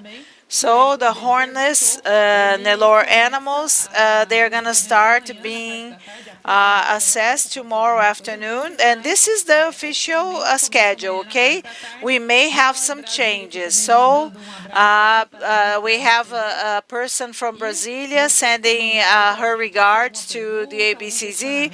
So if you have any questions, if you are in doubt about anything, surf on YouTube and then type your question in the chat. Okay? And so the Cindy breed is going to continue. We can see other animals, and we're going to continue with the 9th category, right? I believe they are going to assess the animals. It's very, very bad for you to judge many animals, to have everything on the tip of your tongue, in your mind, and then you judge everything on a certain day, and then when having the championship, you do that. The wrapping up is on the other day or in the afternoon after the morning. So it's not ideal. It's not ideal. So in the championships, we usually wrap up the championships, and because the champions of the other categories, the best classified animals, they stay here for a long time, and that's not ideal. And then they have to go back to the pavilions, they have to come back, and so we don't want the animals moving back and forth too often. So today is Wednesday afternoon. Things are still happening. We also had the young rural meetings, young people who study veterinary and agronomy. So we have schools, universities, and also younger children coming to the park to see to see the animals, to see where the milk comes from. That milk doesn't come from a carton at the supermarket. And so I was trying to follow up what's happening with my son's class, because he's a young boy and he's coming to the fair. So tomorrow I'm gonna work really, really hard, so I cannot accompany my son. And so you're gonna be the judge tomorrow and guiding the new generations about the importance of the work that we do, the importance of the Zebu breeds, the importance of producing beef, milk, dairy products. There are so many topics being discussed, and and many people don't know what they are saying, so it's important to inform people, giving them true information, important information, so that the young generations can understand everything that we do. You are a mother, right? I am a father. Allison is a father as well. We have to be concerned about that, because nowadays Allison has older children, and so one of his children is at the university, the other child is concluding high school. So when we are parents of younger children, we have to be careful, yes, because sometimes the information that they receive is incorrect, and most of the day they spend at school, yes. So we don't know what they are discussing there. And the pandemic was good because of one thing, because they were having online classes, and we could follow up everything that was being taught. So many of my friends, my son is 1 year and 4 months old, but my friends, they have older children, and so children between 5 and 10 years old. So some mothers were shocked by what they were learning at the schools. Good schools that are expensive, and they were sharing wrong information. And this happened with my nephew. One day he was upset because the teacher said that agricultural producers, they are the culprits, they are bad people. Daddy and granddaddy, they do this. Are they bad guys because they are agricultural producers? So, unfortunately, we have bad professionals in every single sector, yeah? We cannot generalize, we cannot make an exception become the rule.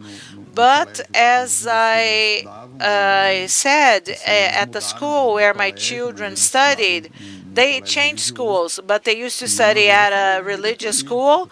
And I told the director, look, the same way that you have terrible agricultural producers that deforest Brazil, make mistakes, do bad things, they use pesticides in a wrong way and excessively. We also have teachers who are pedophiles. So I'm not politically correct. And so I said there are teachers who are pedophiles, there are priests that are pedophiles, and that's not why we're going to say that everybody at the Catholic Church is bad. Everybody at this school is bad. So in the same way, the agricultural sector cannot be judged as a whole, okay? So many people are keeping their eyes on us, paying attention to what they do. Agricultural producers, livestock producers, everybody's paying attention to us. And we're trying to follow everything that people tell us to do to the T, yeah? And so we have rotten apples. We have rotten apples. We have rotten apples everywhere.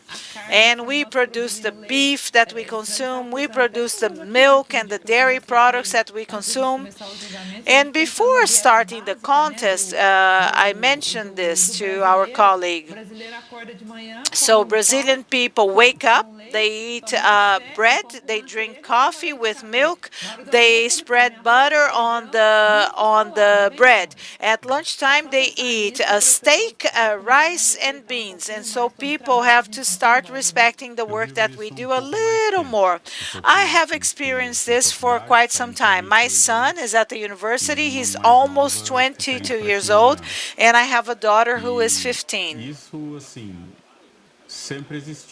And this has always existed. But what I notice is that this year, the situation is a little bit more polarized. I don't know what's happening, but many people are angry. Many people are angry at things in Brazil.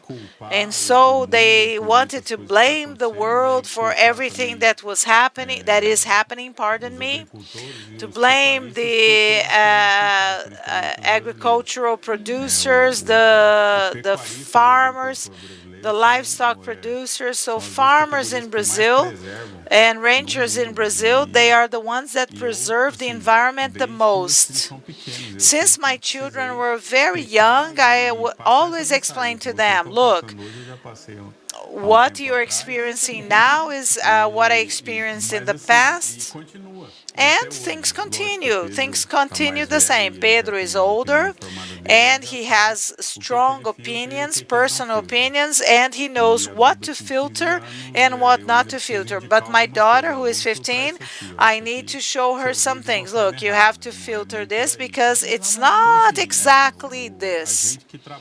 So we who work with agriculture and livestock, we have always to raise awareness. We always have to advocate, be advocates of what we do, champions of what we do, and we do what we love, yeah? So if we don't do what we love, we get tired, and we allow people to speak ill of us. And sometimes we want to defend ourselves, but sometimes we get angry, we get physical, we want to fight with people. And that's how the world moves forward. So let's talk about contests. So we would like to pay tribute to all of our farmers and ranchers. Together, we're always going to be stronger. We admire the work that we do. So we always have the obligation to share the positive things about our agricultural and livestock production. Yes, we can respect also the people who don't like us, yes, as well. We have to respect everybody. We have to respect human beings. And this is what people don't understand, that we respect human beings, we respect people. And Edmura is a person that I listen to, I follow up, and he says that it's difficult for him to have so he has a genuine interest in people, and so we have to respect everybody, and that's how we have to do. We have children, and that's when we learn that we have to respect everybody. So the way we raise them is this way, and you have to learn how to respect people. We are here at a contest. We are broadcasting an official contest of the Expozebu 2022. You are seeing Cindy breed animals being evaluated. In the morning of Thursday, we will have the participation of the Cindy animals. In the morning, the animals will enter the track at 7 a.m. We will have Nelore breed, Cindy, as I already said, and Tabapua. Tomorrow at 7 a.m. on the track.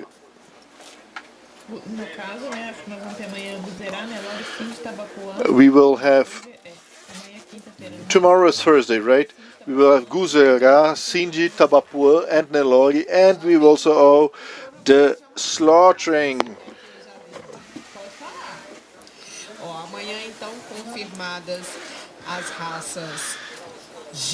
We will also have Gir, dairy cows, Nelore, Tabapua, Cindy, Guzera, and slaughter models. This will be the contest tomorrow. Thank you very much, Melissa, for the updated information. We continue on the screen with the live images from the Cindy breed. That is the 9th category, 22 to 24 months old animals. And after that category, we will have the contest for major heifer. Yes, this is a race that is really growing. This year they had the third biggest number of animals registered for the contest, and they also growing in number of registrations in their association. Alison and I, we are the technicians in a intermediate technicians generation. We have some new ones that began last year, the year before. We are intermediate in terms of time that we are working with this. And we lived a time in which the ABCZ offered a discount to registration of the breed. People ranched that breed but did not register it. And the BCZ offered a discount for the breeders that registered their animals. And given the pandemic, the ABC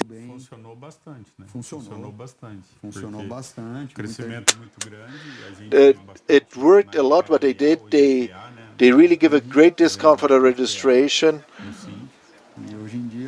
And nowadays the ABCZ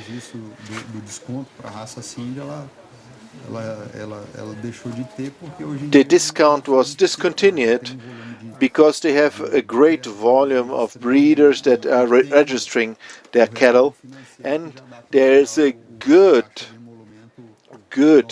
financial return for the breeder to be able to pay for the fees. It was a breed that not even a contest was organized in Uberaba because there was not enough animals for a contest. And now you see it's the third breed in the Expozebu. The first one is Nelore, the second one is Gyr Dairy Cow, and the third is the Cindy breed.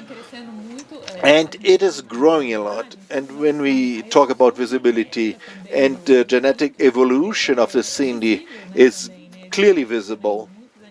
You see many animals that are registered on the contest,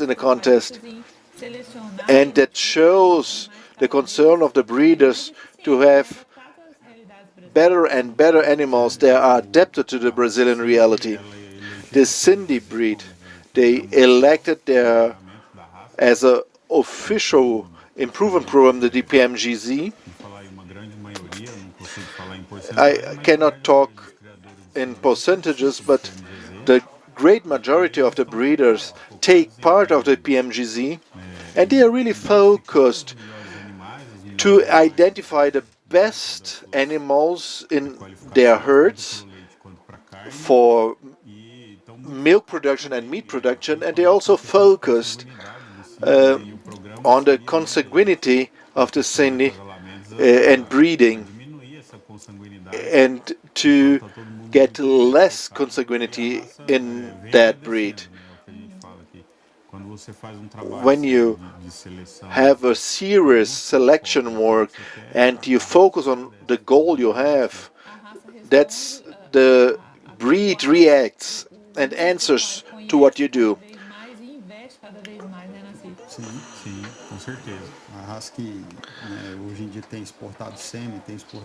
It's a breed that is exporting embryos and semen.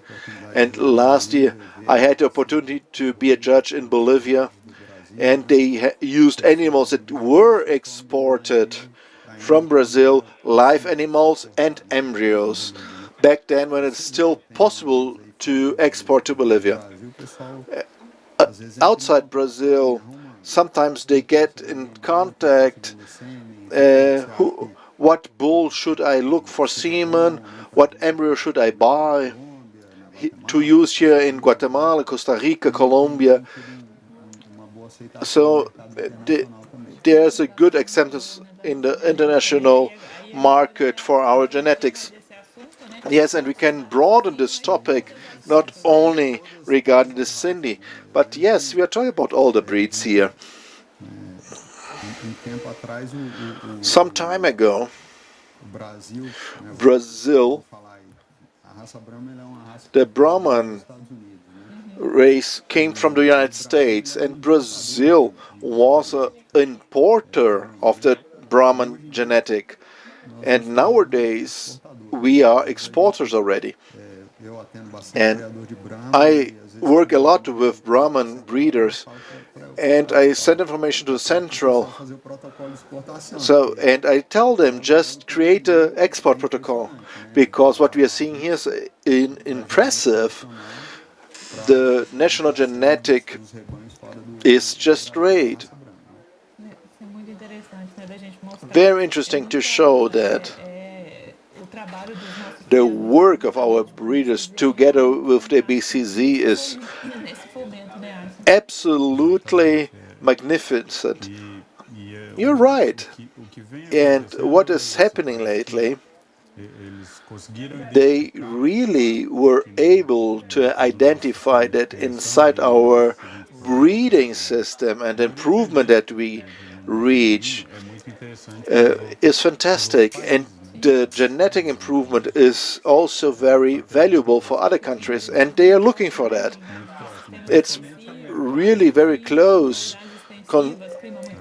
Hot weather, extensive breeding.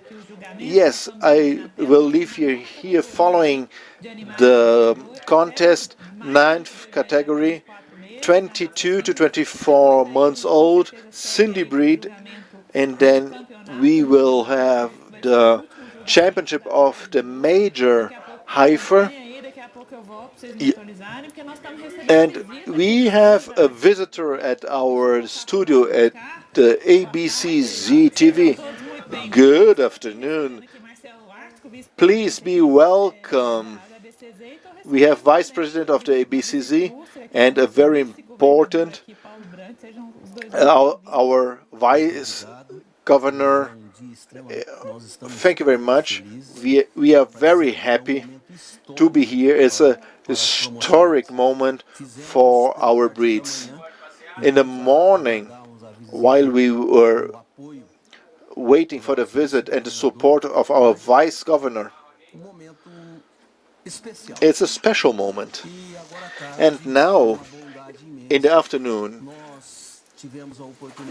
we had the opportunity, together with our colleagues from the other presidents of all other breeds, to offer a thank you to this.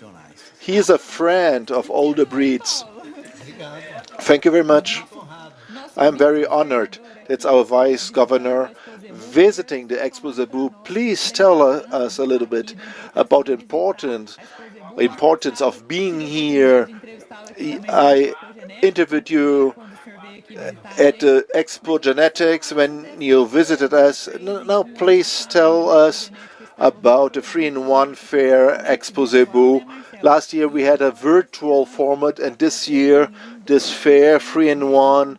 2 years without being able to meet people, and now we are in this presential form in the Fernando Costa Park. So it's very important for the BCZ, for the Zebu, and for Minas Gerais, no doubt. Technology helps. It's very welcome. Technology has come to stay, but the presential fair cannot be substituted, because everything that we see on the internet and through the medias, we can have access to information, but the personal relationship is the best. I have seen that in my professional life often. So when you meet casually someone on the fair, you create a huge opportunity, empathy to a person that belongs to a human being, and that cannot be substituted. And please tell us about your vision, about your perception. You came to the fair, it was very hot, and now it got cold and it's cloudy. What have you seen, and what is your perception about the Expozebu 2022? As Marcelo already said, I had a class about Zebu. We walked by all the breeds with a short explanation about the different breeds, and it gave me a very interesting perception about the diversity of the Zebu breeds, of the potential that they have. And we had a very interesting talk about the possibilities of support on the part of the government to leverage this treasure that lives in Minas Gerais and in Brazil. The government of Minas Gerais is always a huge part of the Expozebu, and one of the big partner of the Expozebu is the fair of Sonora. Have you been there? No, I'm going there after here. So leaving here, we are going to the Sonora fair. Yes, please talk a little bit more about this partnership between the government and the BCZ. It's a very strong partnership to foment the ranching business and the zebu breeds. This partnership concept is fundamental. The protagonist, the main role, is always the rancher, the farmer. But the government can help bringing results from the research. We have the Emater, we have Embrapa, we can bring the support of the federal universities. Although the main role belongs to the small producer, they need more support. And that's the role of the government. And associations like the BCZ that get to the small farmer, small rancher, because the technological advancement in this sector is very fast. It's difficult for the small rancher to follow all that.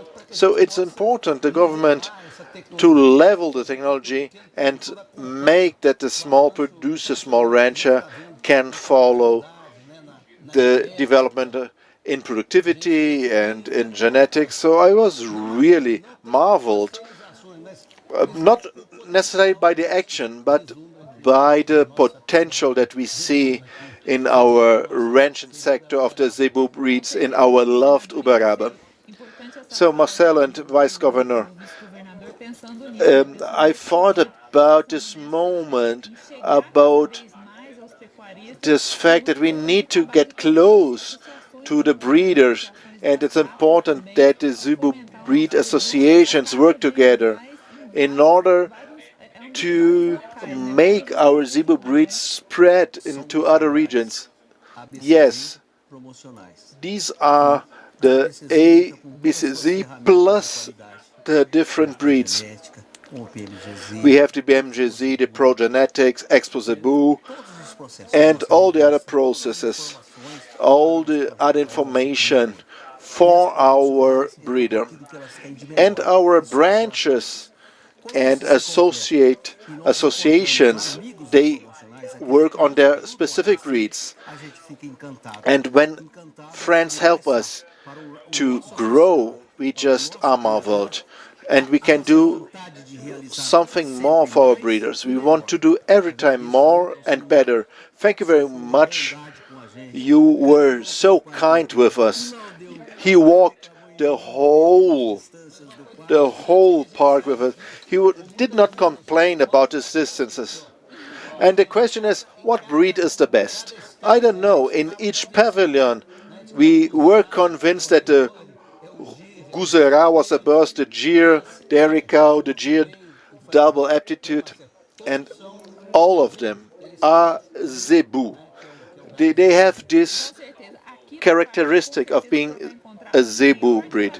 You will see the best of each breed. Not the best breed at all, but the best of each breed. We were taking part in an event last week about this topic, about development of the technology, of information technology. You type 8 numbers and you're talking to India, to China. But this technology society is amazing. But there are some perils, some risks. And maybe they value too much the quantity and not the quality. But what we see here is that people emphasize the quality. I was talking to Japan, a Japanese company, and the Japanese focus on quality. If the quality is good, the quantity will follow. If I focus only on quantity, the quality will suffer. Quantity will be a consequence. And we see the preoccupation with the improvement. That's right. Thank you very much. That's really the development of the ranching. And that's exactly what we need to do. And we are here to tell you what we are doing, what our work is. And we have this presential, marvelous fair with this innumerous things that are happening. We have over 40 egg auctions that are so important for us, for the ranching. And one cow was sold for 80 million reais. It's a new record for us. And we were talking about that with our technician, a record of people visiting. I'm sure we will break our record in registration of animals to the fair. It's a 3-in-1 fair, a comeback fair. And we are here at the ABCZ since the 29th, transmitting, broadcasting 12 hours per day from 7 a.m. to 7 p.m. in real time. And you're seeing here on the right side of our screen all the contests. And I broadcasted in the morning yesterday. We had a contest and comments on our chat of YouTube. Comments from Costa Rica, Mexico, Venezuela. And we see that our work is being spread not only in Brazil but into the whole world. Our genetics, our work, our quality, our Zebu breeds that are so important to us. For certain. And I want to use this opportunity to, we will have a great party here. Everyone is invited. It's Zebu na Brasa. We count on you. From the whole region, with our public, come party with us, the great Expozebu. And this fair has an indirect effect, the effect on the service providers of the city. Uberaba is difficult to find a hotel room. And it's a positive problem, actually. The restaurants are full, the bars are full. And that is a collateral effect that is just great. It moves the economy. Yes, we were really in the need of that, this human warmth to see each other, to touch each other, to hug each other. And what the vice governor said about the technology, we were alone almost during 2 years. Although we had information from all the world, but now we can meet people again and it's completely different. So I want to thank you. I want to thank you for your participation. Our Vice President from the BCZ and the Vice Governor, Paulo Branchi, you are very welcome. Each time you are here, our doors are open to you. We will be always together. And we will continue with the program. Excellent. And now we're back with our VIP room.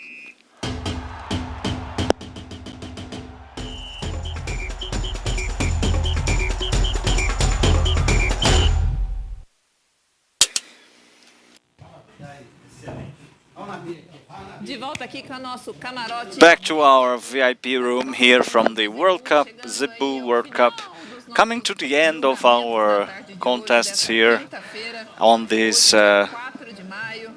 Thursday, the 4th of May. Today was Wednesday, actually, the 4th. And now we have 22 to 40 to 24 months old. Let's see, Regina, 95 was the first award.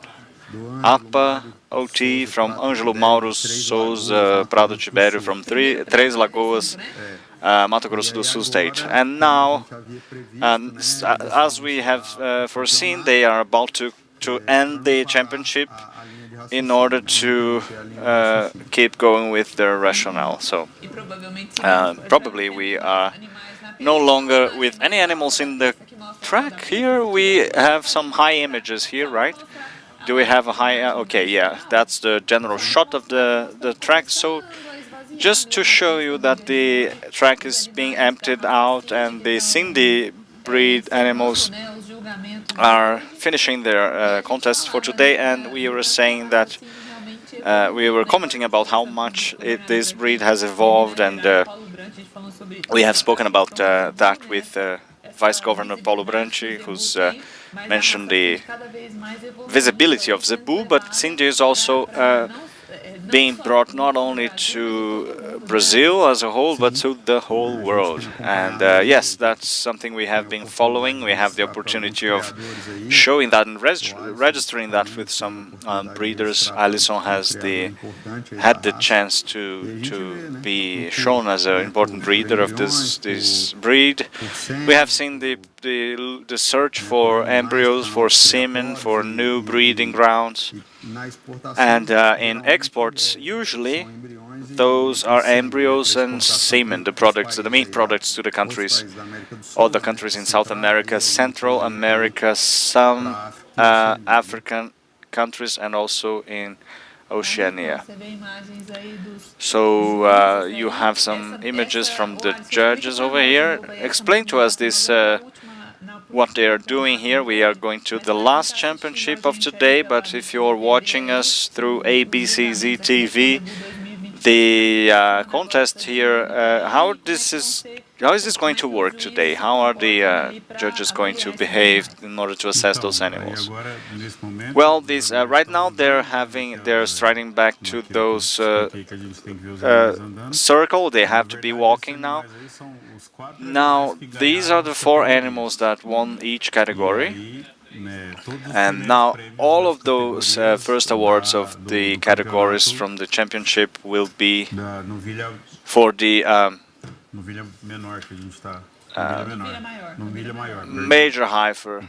So for that, those 4 first places over there, they will be back again as contenders, and then the judges will have the rationale that they are following, because then they are back and they know which animal is which, so they are going to now decide for the champion of between those 4. Among those, you will have a next champion for a second prize of the category for the champions. And then again, they will have another round, and then they will have the second place champion, and then again they will have the second place in their categories to have their own championship for the third place, and there we will have the end for the major heifer. So that's how it works. Awesome. And now the animals are now standing. They paraded around. They have seen them walking. Now they are standing still so that they can perform the standing assessment, right? The other characteristics. Yes, something that we mentioned already. The dynamic posture and the static posture. Sometimes they don't see, they might have a lower quarter, that they have a relaxation in the ligament, and you won't see that when they're standing. You would see that while they're walking. However, I would see some deviation in the overall normal lines of the posture of the animal. When they're open from the front or closed by from the front, and with some problem in their knee, and they will see that when they're standing and not when they're walking, moving. So that's why we analyze the animal in both situations, walking and standing, dynamically and statically. So the animal that is when the presenter has to change their position all the time, we get one eye on that guy, because usually they are not really comfortable with the animal, so they leave position to rest one of the limbs, and they have to align them again. So that's a sign. So it's different from that animal that the handler just sits them there, and they are just there when they have the halter shouldn't be moved anymore. It's easier to assess. So now the jury is going to assess the proportion and the length of the ribs and the the height of the rump as well. That is a sign of precocity, of efficiency for beef, and also the length of the musculature. And in the case of females, we want to have a female that is not too muscular, so in order for it not to be too masculinized, so the root of the neck shouldn't be as muscular. So when they're standing, then we can see the whole this property of the animal. All right, awesome. So now I will hear while you hear the finishing of this championship, I will interview once more again in the studio, and I'll be back for all of the details of what's going on, because I have a great visit here, a visitor in our studio. We have here the president of the Association of Nelore Breeders of Brazil. Welcome again. I have to thank you for the opportunity, and I am very honored and glad to be here, taking part of Expozebu, being here together with you on a BCZ. So, thank you. Well, never mind. That's very nice. In this Expozebu 2022, we have been talking to the presidents of the associations in order to speak more about the breeds, about the works of the associations, and today, for the Nelore breed, this relevant breed for national cattle raising, not only for Expozebu, but for the whole country. Here at Expozebu, we have the 3-in-1 fair that we prepared. That last year I have interviewed you back in the Expogenetica fair virtually, because we were all virtually active because of the pandemic, and now this opportunity. After 2 years, we have the virtual, the next opportunity of meeting in person. For us as humans, of course, it's important, but also for the breeds as well, because the raisers can, the ranchers can exchange experience and information. Yes, for sure, you bet. I consider that the Expozebu 2022 is a return to life. We have been for almost 2 years idly participating in virtual events, and like that we just got far away from each other, and we kept working and having virtual events and virtual auctions, and very successful, but it's not the same, right? Cattle raising needs warmth and needs integration between us. People who know each other, they like to greet each other and hug each other. They like getting back to normal life. So that is the moment that Expozebu is providing us today. There is the the people who feel for the past, right? The technicians, the cattle raisers, the breeders, and the other participants, the enthusiasts, are here. So we are very glad to take part in this event today. And Nelore breed, I don't have to say much.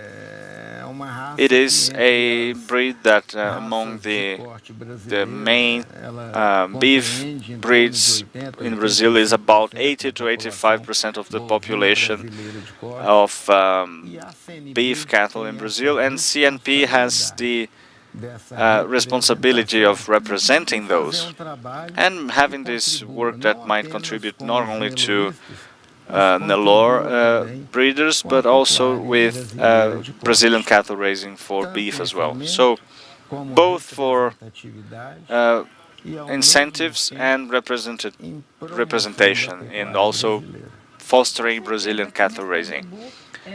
You bet. Here at Expozebu, which is an internationally known fair, we are here in the VIP room. We entitled it the VIP room for the World Cup, the Zebu World Cup, when we think about the contests of the animals, but when it's a very comprehensive event also. It's a showcase to the world, and Nelore breed is here as the main breed, in terms of the numbers of animals, we have had a female being sold by almost 8 million real. So it shows that the breed, during these 2 years, we have seen this problem throughout the world. So everybody had to innovate and reinvent themselves. But the breed shows that they really have been passing well during those periods, and they are regaining ground now.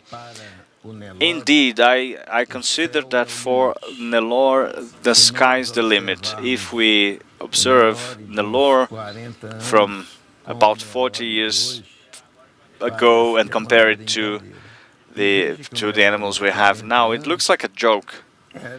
And you mind you that 40 years ago they were exceptional animals already, and extraordinary animals for that time. Some of them are references up to this day, such as bases for DAP assessments and so on. But just to show you how much genetic improvement has happened, and this change in an animal that came from India, that was used to produce milk, and as traction animals due to their customs, their religion, practices of the population over there.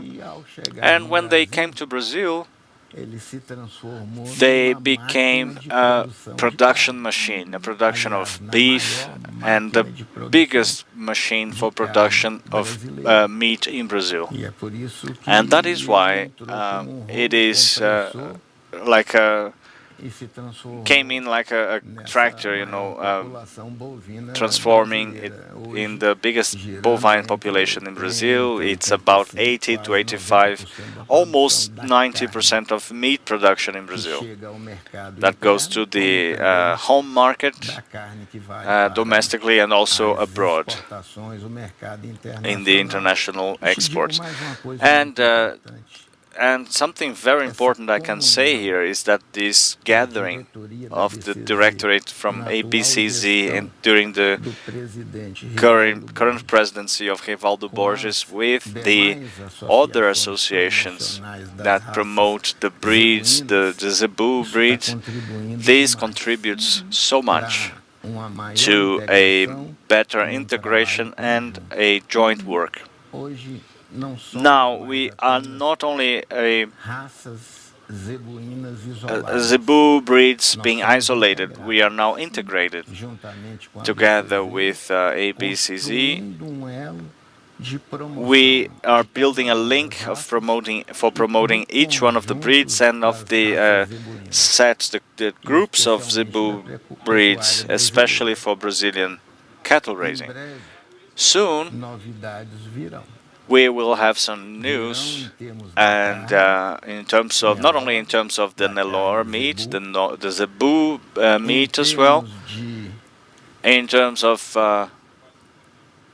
naming and denominations and labeling, and also especially in terms of quality of the meat product, Nelore Zebu meat that is going to be offered to our population and to the international markets as well.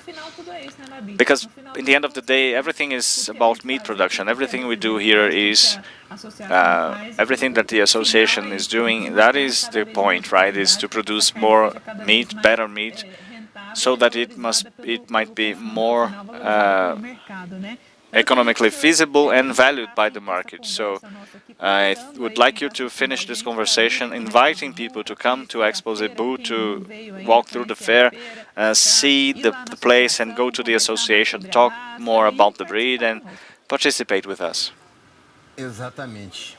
Exactly. I will give you my invitation to come here, come over, so that we can still have about 3-4 days of Expozebu 2022, and we are very excited to see you all here and welcome you to this Expozebu 2022. It is a fantastic event, 3-in-1. ABCZ has been amazing in organizing this, beyond expectations, and the promotional organizations for the Zebu breeds as well. All of them are hand in hand integrated in mutual support to ABCZ. So union makes us stronger, and together we are stronger too. So please come here, and it will be a huge pleasure to see you all here in the Nelore stand. And you can come and try out some meat, some Nelore meat during the morning. Please come over. We are waiting for each and every one of you. I have that in my agenda right now, okay? So thank you very much for being here once again. Thank you. I appreciate the invitation. And we are back now with our official VIP room for the Zebu breeds.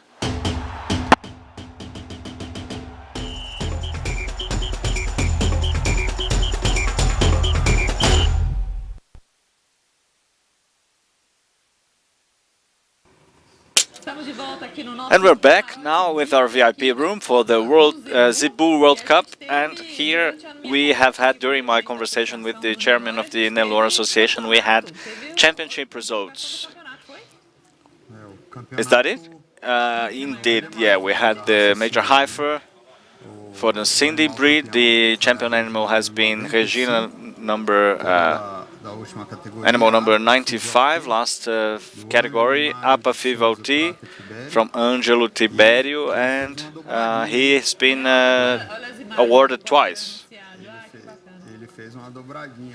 He has been awarded twice because the second place is also one of them. This is number 61. It is Rena Ate, also from the same owner, from Três Lagoas, Mato Grosso do Sul. And now they are defining the third place, right? Now we have the definition of the third place, yes, of the championship. Awesome. And then we are coming into the last phase of the tournament for the day, and tomorrow we will be back. We have also an announcement that is tomorrow we are going to start 7 o'clock a.m. a bit earlier, half an hour earlier, and that goes for us too, right? Because we are here to cover the contests, and we would start on 7:30 because the contests would start back at 7:30. But now tomorrow it will be 7 o'clock during this morning of Thursday. I'm kind of lost during the week here. I don't know what day it is anymore. Go ahead.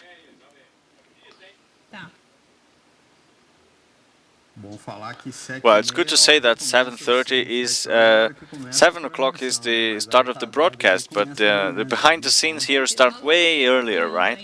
We are going to follow the contests here to the end of the major heifer championship to hear the judges. But I would like to first thank you for being here today. Nassif is here since early on, and he just went out to have lunch, and then he came back. I was here in the morning with Cesar and other two colleagues, and now in the afternoon with you, Renata and Alison, who's a great friend of mine from Bauru.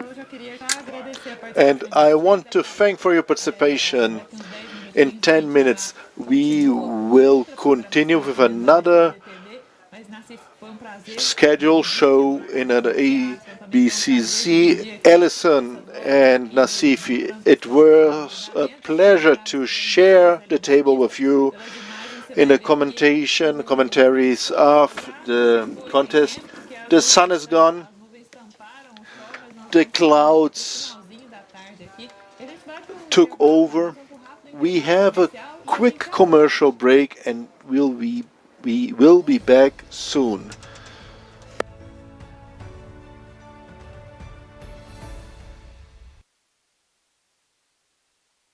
Conozca más de Romancini. Romancini es una empresa del interior del estado de Paraná y fue fundada en los inicios de los años 1970 por el ganadero Luis Romancini, que en el día a día en el campo notó la necesidad de un equipamiento de contención que se adecuara a los diversos ciclos ganaderos y a todas las razas de bovinos. La pasión por la ganadería es lo que nos mueve y nos convirtió en una empresa especializada en el desarrollo de troncos de contención. Romancini, de ganadero para ganadero.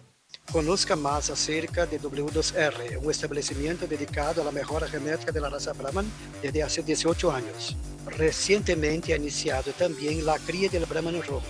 Pensando en producir carne de calidad a un coste reducido, buscamos animales de alto rendimiento para satisfacer a un mercado cada vez más exigente. Y el Brahman, por ser un cebú de madurez extremadamente precoz y con alto rendimiento en canal, tiene mucho que aportar a la ganadería nacional.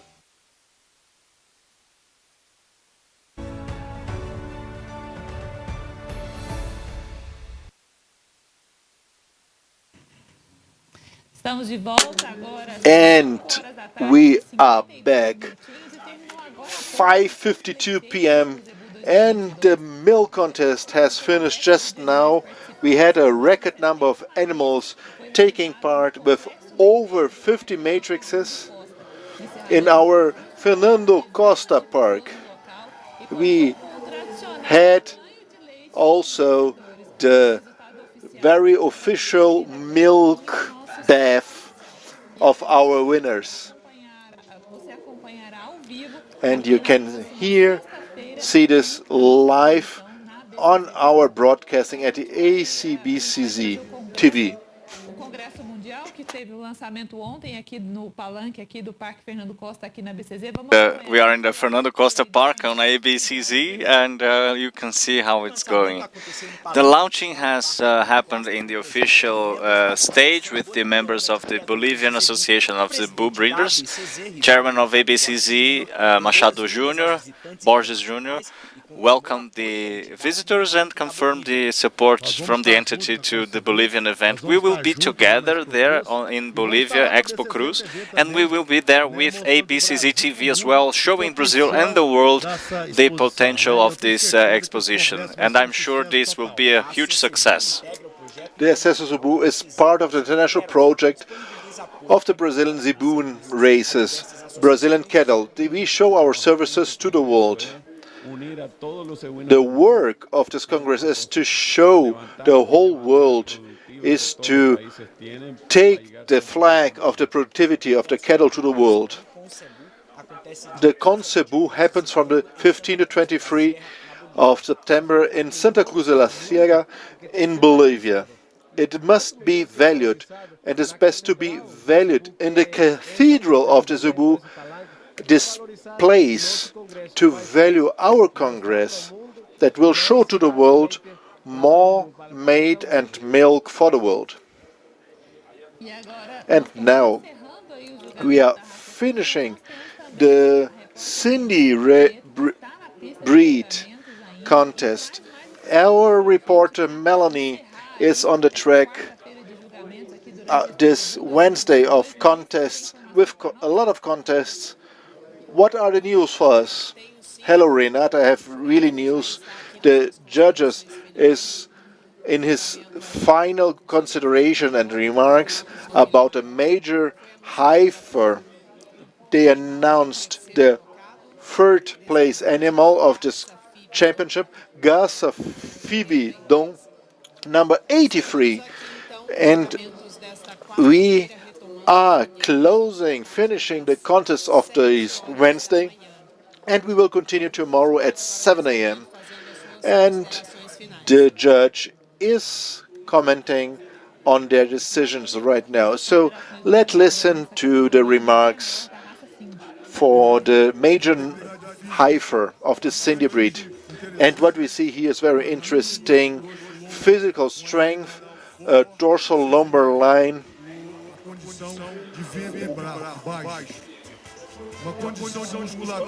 a fantastic muscular and a very satisfactory back. It loses in the functional part in comparison to the others. I want also talk and see better limbs. The fifth place, could you please just take a little bit over to the side? Thank you. The fifth place, a young female, very beautiful, very expressive.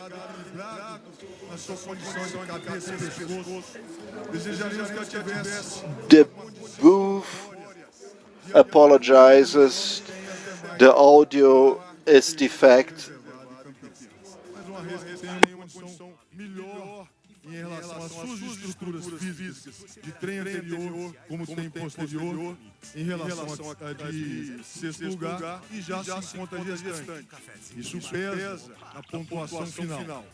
A colocada de quarto lugar, uma rede de graça volume. And at fourth place, a very graceful heifer, very long animal with a depth in characters, with femininity, a very beautiful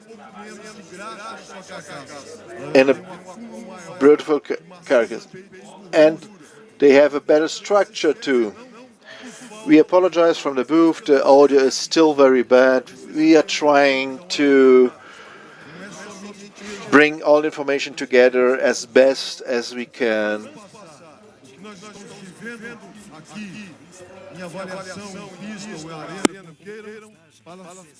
Jogar isso a campo. Mas uma futura matriz que me agrada por demais. Já mostra uma condição de ubre, tetos equilibrados, do mesmo tamanho, no mesmo plano. Caminha com facilidade, para com facilidade. Mesmo nosso apresentador sendo de grande esmero, mas este animal tem essa notoriedade como tem os três demais. Por favor. A colocada de terceiro lugar. Também com uma plástica muito bonita, muito feminina, uma condição corpórea, de massas musculares residenciadas, de passagens limpas, tanto de trem anterior, costados, amplitudes desses costados e também na sua condição de massa muscular do seu posterior. Integridade física, principalmente no que diz respeito à colocação de membros de anterior. Não tanto como de membros de posterior. Então, na sua dinâmica, ela apresenta um andar mais satisfatório. Na sua estática, ela deixa a desejar, principalmente na condição de arrete. Mais enxuta que a colocada de quarto lugar. Por favor, um pouquinho mais para frente. Agora 5 horas e 59 minutinhos. Você veio, mano, estava vendo aí as considerações aí dos jurados. 5:59 p.m. These were the considerations about the major heifer of the Cindy breed. The last contest in this afternoon of the Wednesday, 4th of May. Should something else happen on the track, but now you have the program Made in Brazil.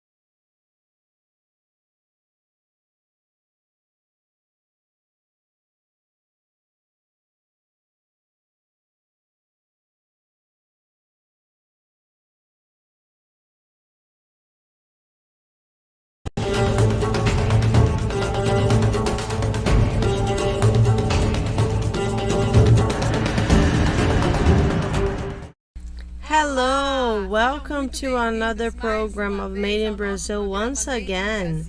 It's a great satisfaction to have you here with us once again, participating in our Expozebu.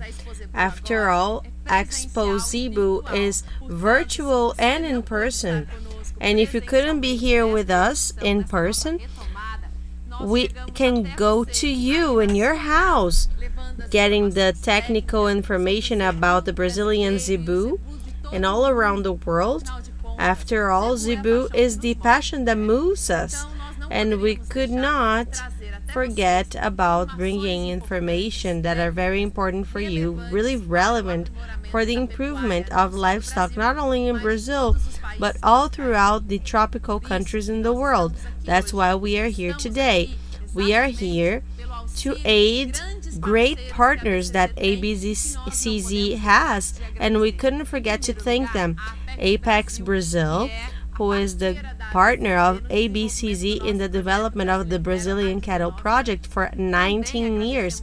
Also MAPA, the Foreign Affairs Ministry, and also ABCZ, its board, and the team of ABCZ TV that receives us once again in its studio for us to reach you today in your house, taking a little bit about our Expozebu. And today we're going to talk about a very important topic for the Brazilian livestock and for the world livestock. We're going to understand about biotechnology, and after all, it's part of our daily lives from our corral until when we start producing meat and milk to the Brazilian's family and to the producer. I brought many experts and researchers that are from the shell up, as my friend would say, top notch.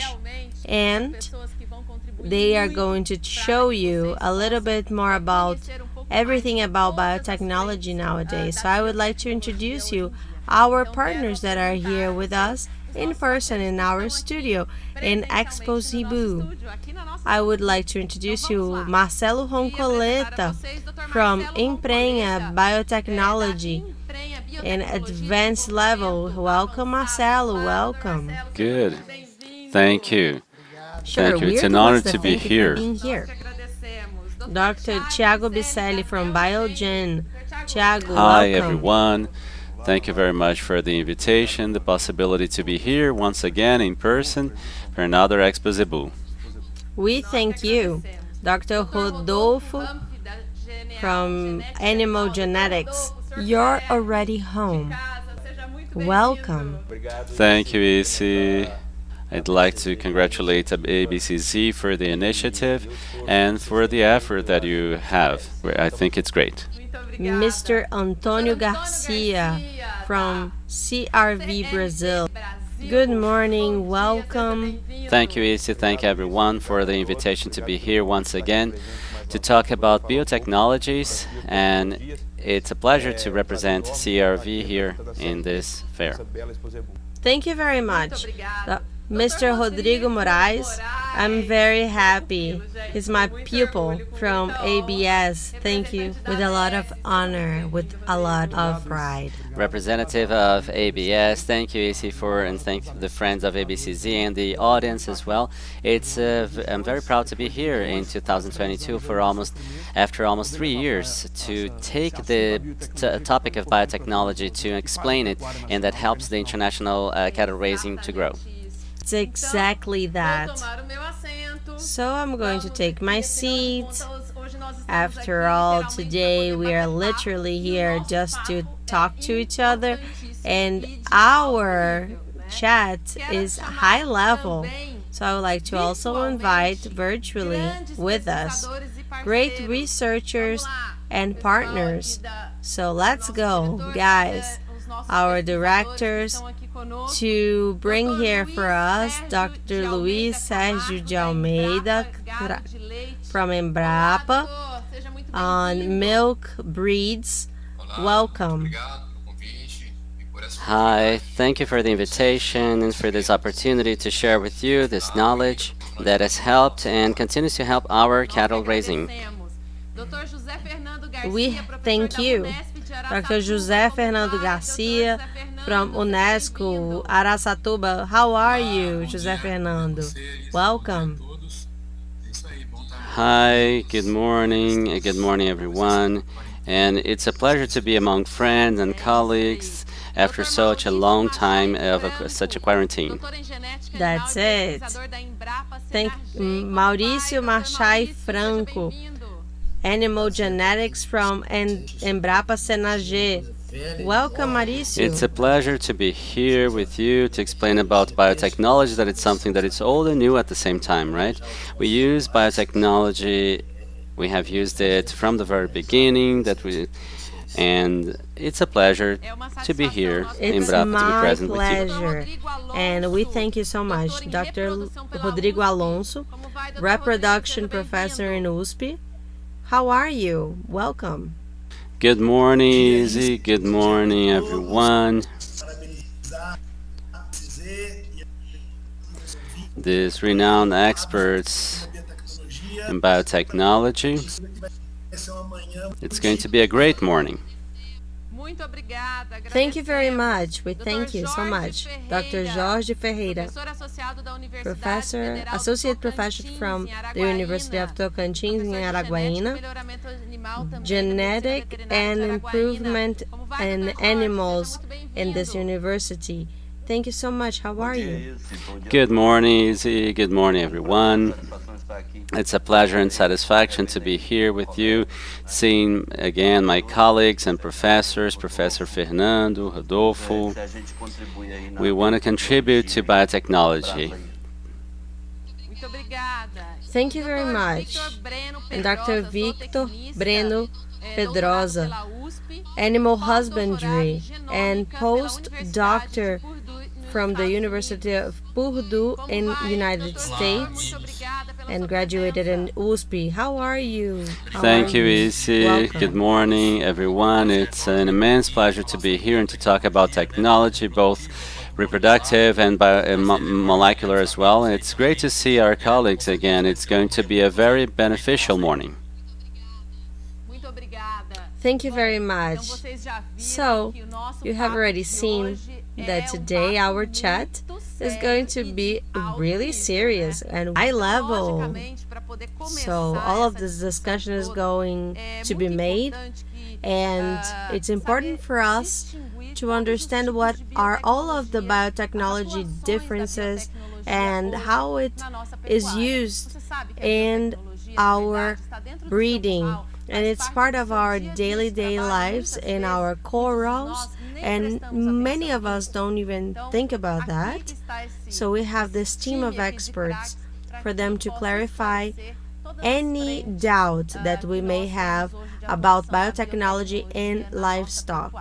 And Brazil is a reference in biotechnology in all of these different areas that we are acting in. So let's start.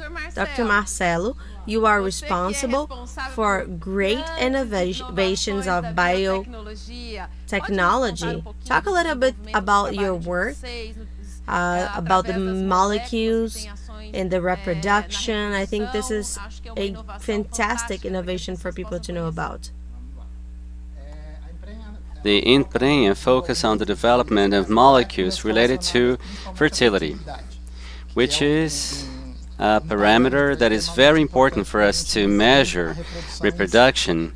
And we have two areas, which are the development of molecules that will participate in the diluters of semen, and in another area there are products that are manufactured with proteins that will modify this area of fertility in the sense of improving the reproductive indices or rates. And we have been working since 2008 in this scenario with the development of products, and today we have not only diluters of semen for different species for freezing semen, Tolerama, which is a very innovative product that can be used in procedures of artificial insemination and with increasing of the pregnancy rate. And the results,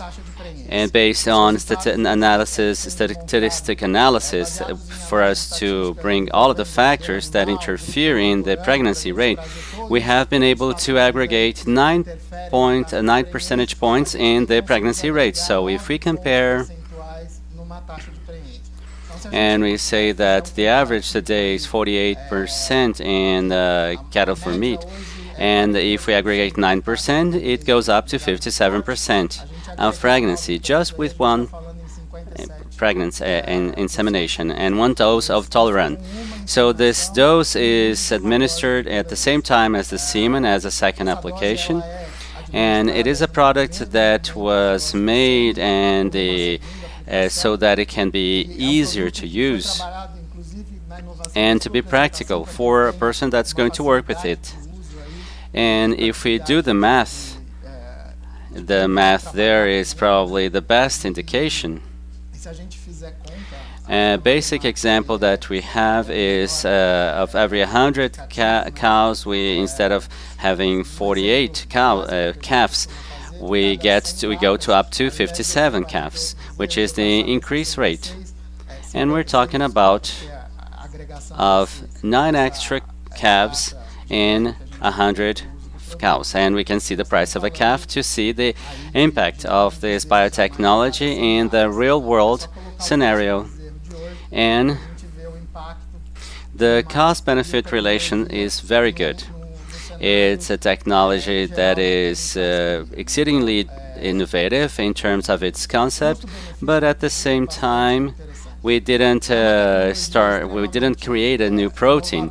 We basically managed to identify something that already exists in the scenario of the womb of a matrix. Mammals in general. This is not exclusive for cattle or bovine.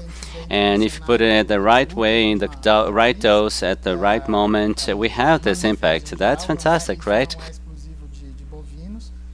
Se colocada numa dose correta, no momento correto, da forma correta, a gente tem esse impacto. How fantastic! Pure biotechnology, pure innovation, bringing a lot of good gains for our livestock. Very good. I'm very happy to get to know this innovation more. And Dr. Thiago, I'm sure you are all full of innovations and you are a great partner in ABCZ and innovating more and more. Please tell us a little bit how your work is changing in the daily production more than people may imagine. Yeah, exactly. The satisfaction to be one of the newest partners here of ABCZ. We have been partners in different genomics projects, and we had the opportunity to see the evolution of this technique here in Brazil. In the past 4 years in Brazil, the volume of samples that we had has been growing a lot from 2018 and so far. And now it's not just a technology that was not very good, very accessible because of the price and to understand how it works. But now I think people are using it in the farms, and people know how to use this technology to improve the development, the performance of the animal. And it's like a crystal ball to see what is the performance in the future and to make better decisions now in the present. So I think that contributes a lot for the increase in productivity aggregated to everything we're going to talk about today, paternity, cloning, and I think that everything works in synergy. But what I've been trying to say about genomic is that it is another tool. It's another source of information to have a better decision-making process. You can breed better, you can choose your animals better. And now let's talk about Neogen. Neogen is a world leader in genomic with over 6 million samples processed around the world. It's the only lab in Brazil that works with this technology of SNPs, and we have products that are available for Zebu cattle and bull cattle. And we have a platform that is dedicated to this in Brazil. And we have 50,000 markers that we analyze. So the genotype bank of ABCZ of over 190 animals, it has a lot within this chip in this bank. And talking more about genomics, I'm going to leave up to these experts here. Oh, yes, of course. But let me ask you something. Talk a little bit, because we have people from all over the world watching us. What would be the first step for it to really make this analysis in any herd in the world? As the process, the operational part might be blood, semen, or skin, and you get the sample, and then we do the complex part by reading these markers, looking at what was the programming of that animal and what is the performance if you give it the proper conditions to perform that way. The information that we get back through characteristics, they're assessed by many programs of genetic assessment, economic characteristics that made it possible to rank these animals from the best up to the worst one, 100 animals if we test this number. So what is the benefit? Is to use young animals. So a donor that has 7-6 calves, you see the characteristics of this cow and productivity. So a young animal that doesn't have a progeny, and you can, through a genotyping of the sample or with the fur and blood or semen, you can predict this animal, the performance of this animal, as if they had progeny. So you can select an animal that has conditions to perform the way you want, and you discard the other one that you don't think interesting keeping. There is a reduction of cost, and you can anticipate many decisions such as the mating, or at least the 2 first generations. Yes, and getting it right, it's much larger, right? And on the other hand, I can also have, it's a tool of risk management. Yes, of course. And the chances of becoming accepted are higher, much lower, yes. Fantastic. Great. Dr. Rodolfo, as you have said, you are already home, but you have a quantity of information and experience to share with us about biotechnology. So, please. Well, I represent Genial, a genetic and biotechnology company for animals, and it was conceived to be the link between academia and the productive sector. In Embrapa, we realized that we needed 10 years to have good ideas and to make it possible to get to the farm, right? So I think that's the average, right, everyone? But, well, when the complexity rises, there is the need to have this partnership with the cattle breeders. And that's something that I wanted to say here. Our breeders in general, the Brazilian breeder is innovative, and they demand a lot from us, but all of this is important, and all of this allows Brazil to do what it had to do, especially regarding the Zebu breeds, because they were considered zoo animals, and we managed to get these animals and modify and put it into the Brazilian cattle raising and in part of the cattle raising in the world. And Genel has 2 areas, one in the cell area where we develop the in vitro fertilization and producing embryos. We also have in vivo embryos, and one of the main lines is the exports. Of course, we meet the demands of the domestic market, but we want to encourage the exports as well. There is an area that is 100% within the requirements of the ministry and the protocols and requirements of over 12 countries to which we are enabled to export. But we're also trying to look for other countries to export to with the help of ABCZ. And another issue that I think it's important is the gene bank, where we preserve genetic material, especially in the biopsies or isolated cells, fibroblasts that are isolated in these biopsies, and in a way that you're preserving that genetic variability. That is a concern, because I came from Embrapa and a specific area. Maurício might probably work on this. On one hand, we can develop tools that are of innovation. We're going to identify the goal. We're not going to identify it. Actually, the client has to identify. That's the challenge of the breeder. What is the market trend? And after this, if there is genetic variability and biotechnological tools, we can deliver this product, even in cattle raising, which has a very long cycle, with a lot of efficiency. And I believe that if you have skilled people, if you have the tools and genetic variability, we can get there. So the gene bank that we have here within Genial, it focuses more on cloning, and which is another product. And we've been working in this platform for over 10 years. And today, I consider it established. And especially because the products, the clones, are doing well, and their progeny is well.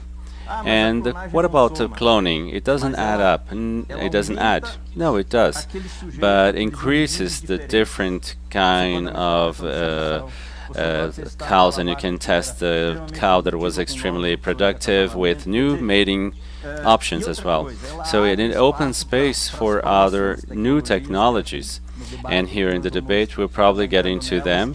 There are gene editing, which is transgenic animals, and we'll get from cow to not only milk and meat, and maybe medicine and biomolecules that we'll start producing as well. On the molecular side, we'll have a lab of diagnosis lab of molecular diagnosis, in which the focus is on relation, and we have the casein, and we're launching other 2 proteins due to the Expozebu and many other diagnoses, and including the idea for the implementation. So we're going to get the 6-day embryo, we're going to have a biopsy, that's going to be explained in detail later, and we'll be able to see that in these cells, in the sample of cells, which are the characteristics. If we cannot get from every SNP, we can increase this DNA and make some more studies. Why? Because the cost of the receptor is a significant one.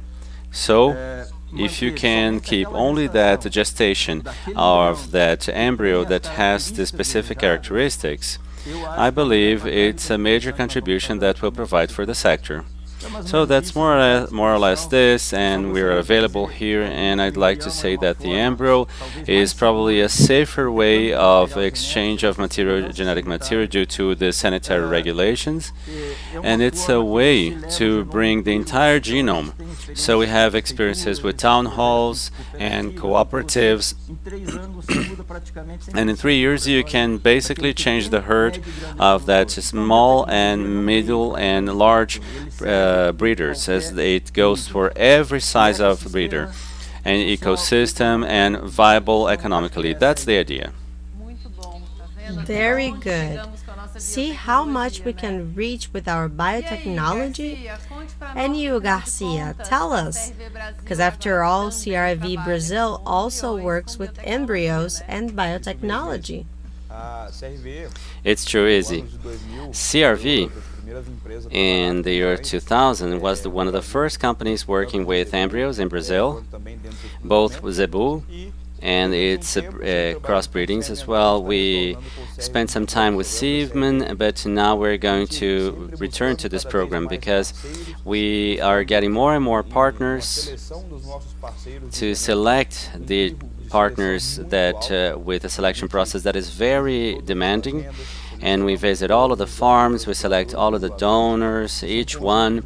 This is a process of selection with genomic assessment, all of the cows with a superior level that we searched, and the selection as well, both in phenotype and all the other characteristics, and that is a project of the CRVM. And there are some other programs within CRV that we are using semen, traditional, and with the other types, and always trying to offer the market bulls that are enhancers that will have this impact both in the meat and the milk cattle raising. We have a cycle here with people around us, which is a cycle, right? Because we're working with great researchers, people from Neogen that performs the genomic assessment, and we select the main animals, we put it, we offer the market, and we put the semen in the market, and then we have the biotechnology to offer in better fertility, and then we have the beginning of the cycle. We look for good animals, we identify them. So basically, we have a group of people that is a major cycle, right? Never ends, right? It's good that the work never stops, right? We are always ready to accept new challenges that livestock and biotechnology is here to provide us with. Surely. And that's one of the main missions of CRV Group, to identify these best animals and to provide them here in Brazil as well as abroad. Rodrigo, tell us here, because you have a structure that was done with a lot of care to develop all the biotechnology work that you do. And yes, it's true. And before I say this, I'd like to thank what was mentioned, referring to biotechnology. Biotechnology is present in the corral. A corral that doesn't have biotechnology is outside the market, because you have to take this really seriously. Because a breeder, if he doesn't work very closely to what the centers are performing, he will be outside the market. The margins of profit are very small, and we have to be extremely effective in the market. So ABS here is the largest center of biotechnology in the world. It's the only one in Brazil and in the world where we produce semen, sectionated semen and embryos, and we have our own nucleus where we can produce these embryos and make it available both for the domestic and international market. And the differential in this is that all of our work is connected to everything that was said here by researchers and representatives of companies, and it's going to be mentioned by researchers that are online with us. And if we don't work together, we won't be able to reach the results that we need to provide this profitability in the day-to-day in farms. ABS has been in the market for over 80 years. We have work that was developed not only in Brazil, with Sebrae as well. We have this partnership, bringing this biotechnology and making it available for small breeders. And we're also developing works in Russia, Vietnam, and the United States. It's a huge market, and we're just beginning there. What was interesting that Rodolfo mentioned was that the exports are growing, and we see this very happily, and we know that the breeders from abroad, they come here to get the biotechnology, and the only country that only has the possibility to have provide certified product is Brazil. And if we think about it, who else is going to have this genetic available? Nobody. So now we're in a unique moment, that a transition moment. We're getting out of the pandemic, but the agro sector is growing. Keep is growing and helping Brazil, because that's what we've always been done, what we've always been doing. And it's a great pride to say to the entire world that our agro have not stopped. And while people were at home with their doors closed, we were working. Our agro has not stopped one day. And it's exactly because of that that we have fantastic works here in Brazil, fantastic results, having the possibility to aid these brother countries in the increment of their productivity. But I'm going to do the following. There are so many people for us to hear, so many researchers with a vast knowledge. But first, I'm going to call for a break for you to get to know a little bit more about the members of Brazilian Cattle. We'll be right back. Conozca más sobre Impreña, una empresa 100% brasileña, dedicada a la fabricación de productos veterinarios, que busca desarrollar productos innovadores, invirtiendo continuamente en nuevas investigaciones, con el fin de traer soluciones al mercado y maximizar los resultados en biotecnologías de reproducción animal. Puedes contar con nuestros productos, porque para nosotros, tu resultado es lo más importante. Alta Brasil, líder del mercado de mejoramiento genético bovino, está localizada en Uberaba, la capital mundial del ganado cebú, y es en nuestra central de donde sale al menos una de cada 3 dosis de semen vendido, producido o exportado. Solo en 2021 hubo más de 8.6 millones de dosis. Así crece el agro y nuestra credibilidad también. Conozca más acerca de W2R, un establecimiento dedicado a la mejora genética de la raza Brahman desde hace 18 años. Recientemente ha iniciado también la cría del Brahman rojo. Pensando en producir carne de calidad a un coste reducido, buscamos animales de alto rendimiento para satisfacer a un mercado cada vez más exigente. Y el Brahman, por ser un cebú de madurez extremadamente precoz y con alto rendimiento en canal, tiene mucho que aportar a la ganadería nacional. Desde hace 55 años trabajamos con el objetivo de una ganadería más eficiente en pastos en Anelor y Sen. Un rebaño con hembras mejoradas por una fuerte presión de selección para la fertilidad, habilidad materna y precocidad. Siempre estamos buscando toros que mantengan y mejoren estas características en nuestro rebaño. Producir animales de buen temperamento, rústicos, funcionales y productivos.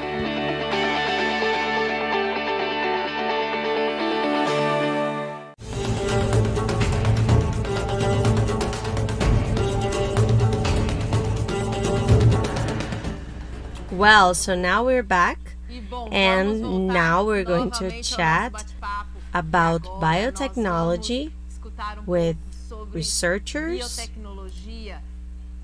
that are so renowned in our country. So please stay tuned. Don't miss the opportunity to miss any details that they're going to come and hear with us. Okay, so I would like to start with Luis Sergio. Luis Sergio, hello. And please, tell us a little bit about the work that you do when it comes to biotechnology. Talk a little bit about your expertise to everyone here. Hi, once again. Thank you for this opportunity. Here in Embrapa Milk and Meat, we have the focus on tropical and we've been working here to improve the production, not only the breeding and the production, but the quality of milk. And in the biotechnology and reproduction, we here are trying to contribute for the improvement of animals. So we work with Zebu breeds and Sinji more recently, improvement, Duroland as well. That's our focus here. So I can tell you two things that are very interesting that I think that what Rodolfo mentioned about for Neogeny as well, which is the genomic selection. And we've been working with the genomic selection in Embrapa, and it has coordinated along with ABCZ. But here in the part of reproduction, we are developing research and trying to move it forward in this process to have a selection of the animal and when the calf is born, after the calf is born, and we try to do it within the embryo. And we counted with the help, on the help of Rodrigo that helped us and other private properties that are contributing with us and in the Duroland. And we are showing that we can have an embryo of 7 days that is produced in vitro, and we can get the selection and improve the genomic value, which is very similar. 92% of the animal that is born from this embryo for Duroland, and we are anticipating this, as Rodolfo mentioned. That was a major progress for the whole cycle. Not only you can make a decision now, but in the embryo as well, you can transfer this embryo and to know what's going to be born from the embryo to make the decision what the breeder is going to do. And something that is very important is to freeze this embryo with its genomic value and to be able to be sent to a property or to the farm and maybe to do whatever it needs. So to make a decision, it's an extra point. And see if you can, we produce more than 400,000 embryos using the in vitro technique. and we can submit all of these embryos to a genomic assessment, and these farm owners to make the decisions, it's going to be it's going to have a lot of economy and saving, and it's going to be an opportunity for all of these breeders and farmers that can use the in vitro fertilization and using the genomic technique. That is a very important point, and I think that very soon it's going to be within the labs and it's going to be available for breeders. Another point, which is something a little bit more advanced, which is gene editing. We have a colleague, José Fernando Garcia, who is going to talk about this more. We have been working on this, trying to move forward to evolve with the gene editing. Gene editing is mentioned in plants and microorganisms, and it has evolved a lot. And you don't need a transgenic animal. You can make specific gene modifications that you would have if this animal was crossed with another one. So we can use gene editing in trying to speed up a process of introduction of mutations, of SNPs, or even markers that are important. So that can cause a lot of evolution, and when we think about genetic development. And we're working with a few polymorphisms that are very specific, and this might cause a lot of progress to a lot of types of cattle and many breeds as well. But there might be others that will come up, and we have to follow these technologies so that when they're available, we can use them, and whenever they're available, they can be in the list of tools that the breeder might use. So these tools, as a group, they can work together, but it's better to work to use them as a group. If you can have an embryo that might be selected in a genomic way, it might have a characteristic that you introduce in this embryo as well. So this is a high value, a genetic value of embryo that has a specific characteristic that you introduced in this embryo. And an example of this, if you have a characteristic of tenderness of meat and the quality of milk, or tolerance or to heat and resilience to ticks or other problems, there are some animals that have this specific characteristic, and when the research identifies this, what the factors are, the genetic factors, it might be one or more than one, that are associated with this, you can get this information from this animal and you can transfer it to many other embryos and other generations to put it in future generations. So without the need to cross this animal with one or two or different animals to get there and to use their progeny. One or two generations you can move it forward. You can pass it on to other embryos and making this process of gene editing. These are tools that are very interesting. Gene editing takes a little bit longer because we have to prove it. It's a new tool, especially the bovines that take a little bit longer. So it takes some time. So it's something that we have to think of and consider, and so that we can use this technology. And another example that I think it's very interesting and that can be done is to use this kind of technology to reduce the methane emission, gas emission. That's something that's being discussed by the bovine and by cattle. There is a lot of criticism in relation to the methane emission. We can use this technology to work on this so that they can emit less gas and maybe the nutrition as well and the handling, but we can also use these technologies. If you identify animals that are capable to that emit less methane, you can use this characteristic, and with gene editing you can introduce this into some animals. So we should focus on all of these advances, the progress that is happening. And sometimes it's something that is not going to happen in 1, 2 years or 5. They might come up in 5 or 10 years. But we have to be careful and use this technology. Wow, how fantastic! For us to know how technology has possibilities to help us and have such a broad use. This is fantastic. And it brings us so much satisfaction to have this at our disposal.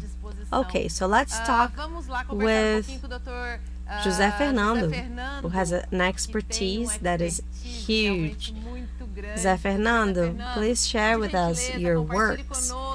Well, it's really good to get to know every one of you. That is part of what we did in our trajectory, and I probably met all of them here, and that shows that we're a bit old, right?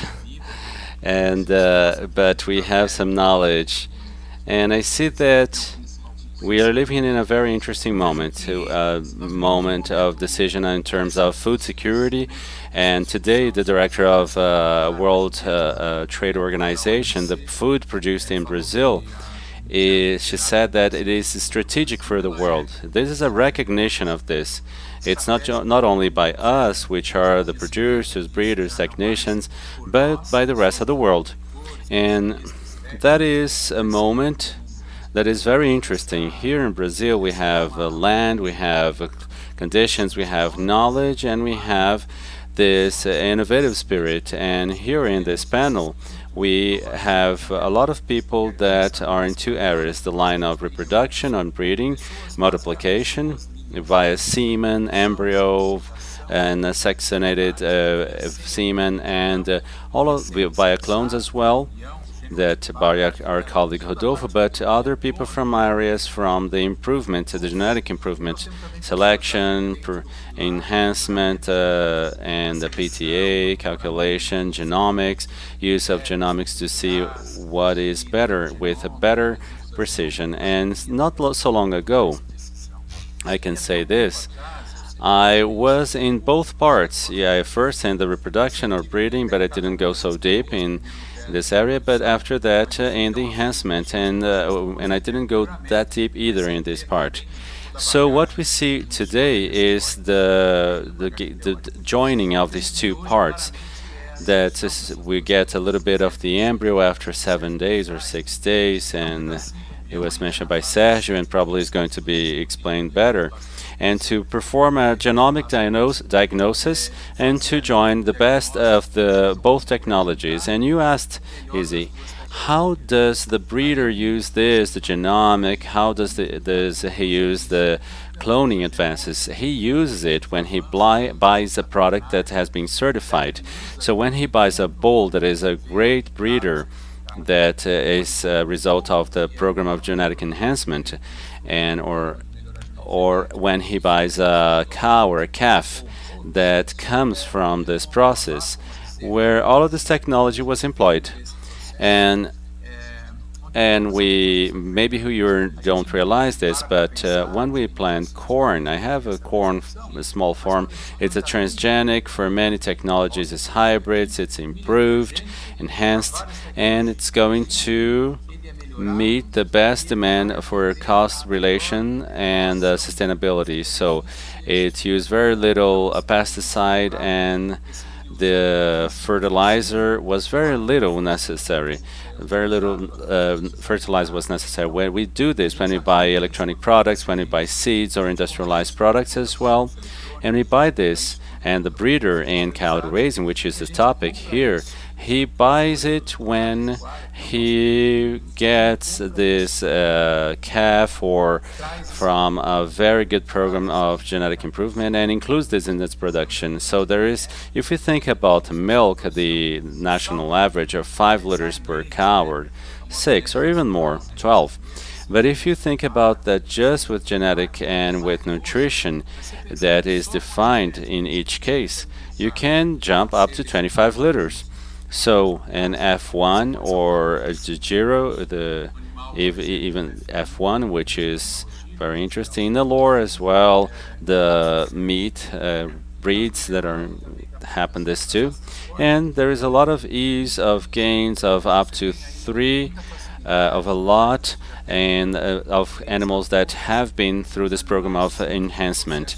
And there is also this, the genetic is going to be passed on and it's going to be incorporated. So when you say that the Lenore calf and you have pasture and has 240 kilos, it's not a mystery anymore. So all of this is a technology that we have to publicize and to spread to people around the world that don't know, and that they only have bad news about the country. So that is the panorama, and I'm talking about things that are molecular, biotechnological things in a very generic way. So Brazil is like this. We have to show this to the world. Great, Zé Fernando.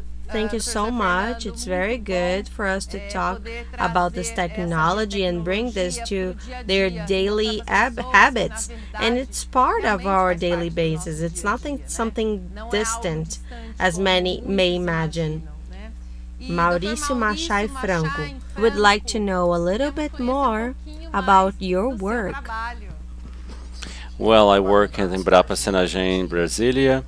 I'm part of a group of 6 researchers that have the main focus on biotechnology of reproduction, the development and adaptation of these biotechnologies of multiplication, basically of production of embryos. And it all started with Dr. Rodolfo that is there. It's a pleasure to be there talking to you.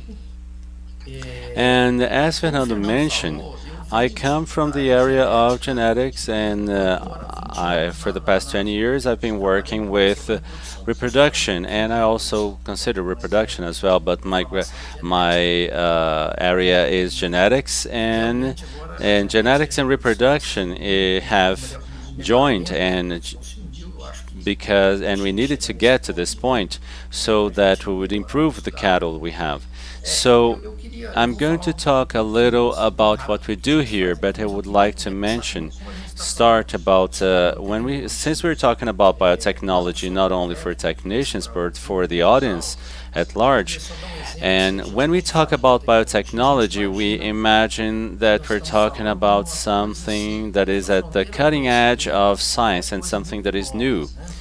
But we cannot forget that one of the main biotechnologies, which is artificial insemination, that most of you represent this semen technology, your companies. That's the main technology of reproduction or breeding, and without it, it wouldn't be possible to have the results we have. So we've been using biotechnology from the very beginning with the artificial insemination, and when it went to the farms. And if you imagine insemination at 40, 50, 60 years ago, and today I'm looking at here and I can see that all of you have seen, and maybe the audience hasn't.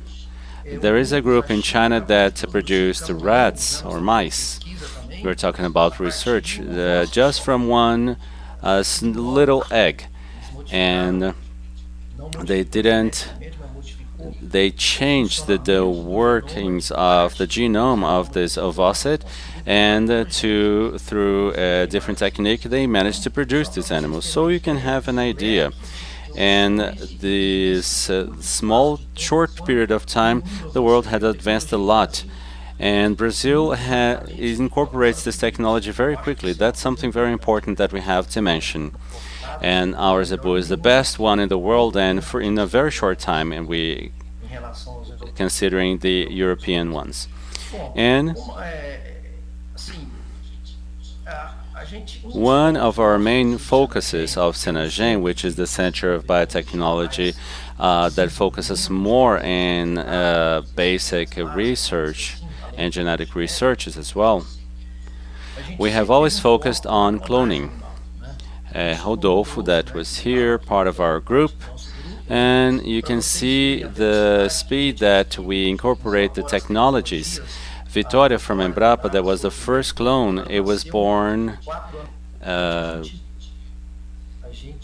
and we incorporated this technology. In 2001, we already had a clone.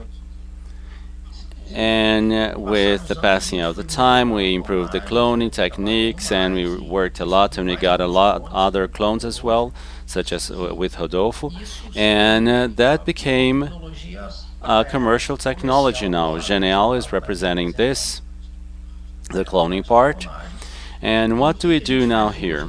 We don't have the goal or the objective to produce clones anymore, because this is already commercial. One of our research lines is this, to improve the efficiency of the cloning technique. And within my area, which is reprogramming and epigenetics, we worked in two areas.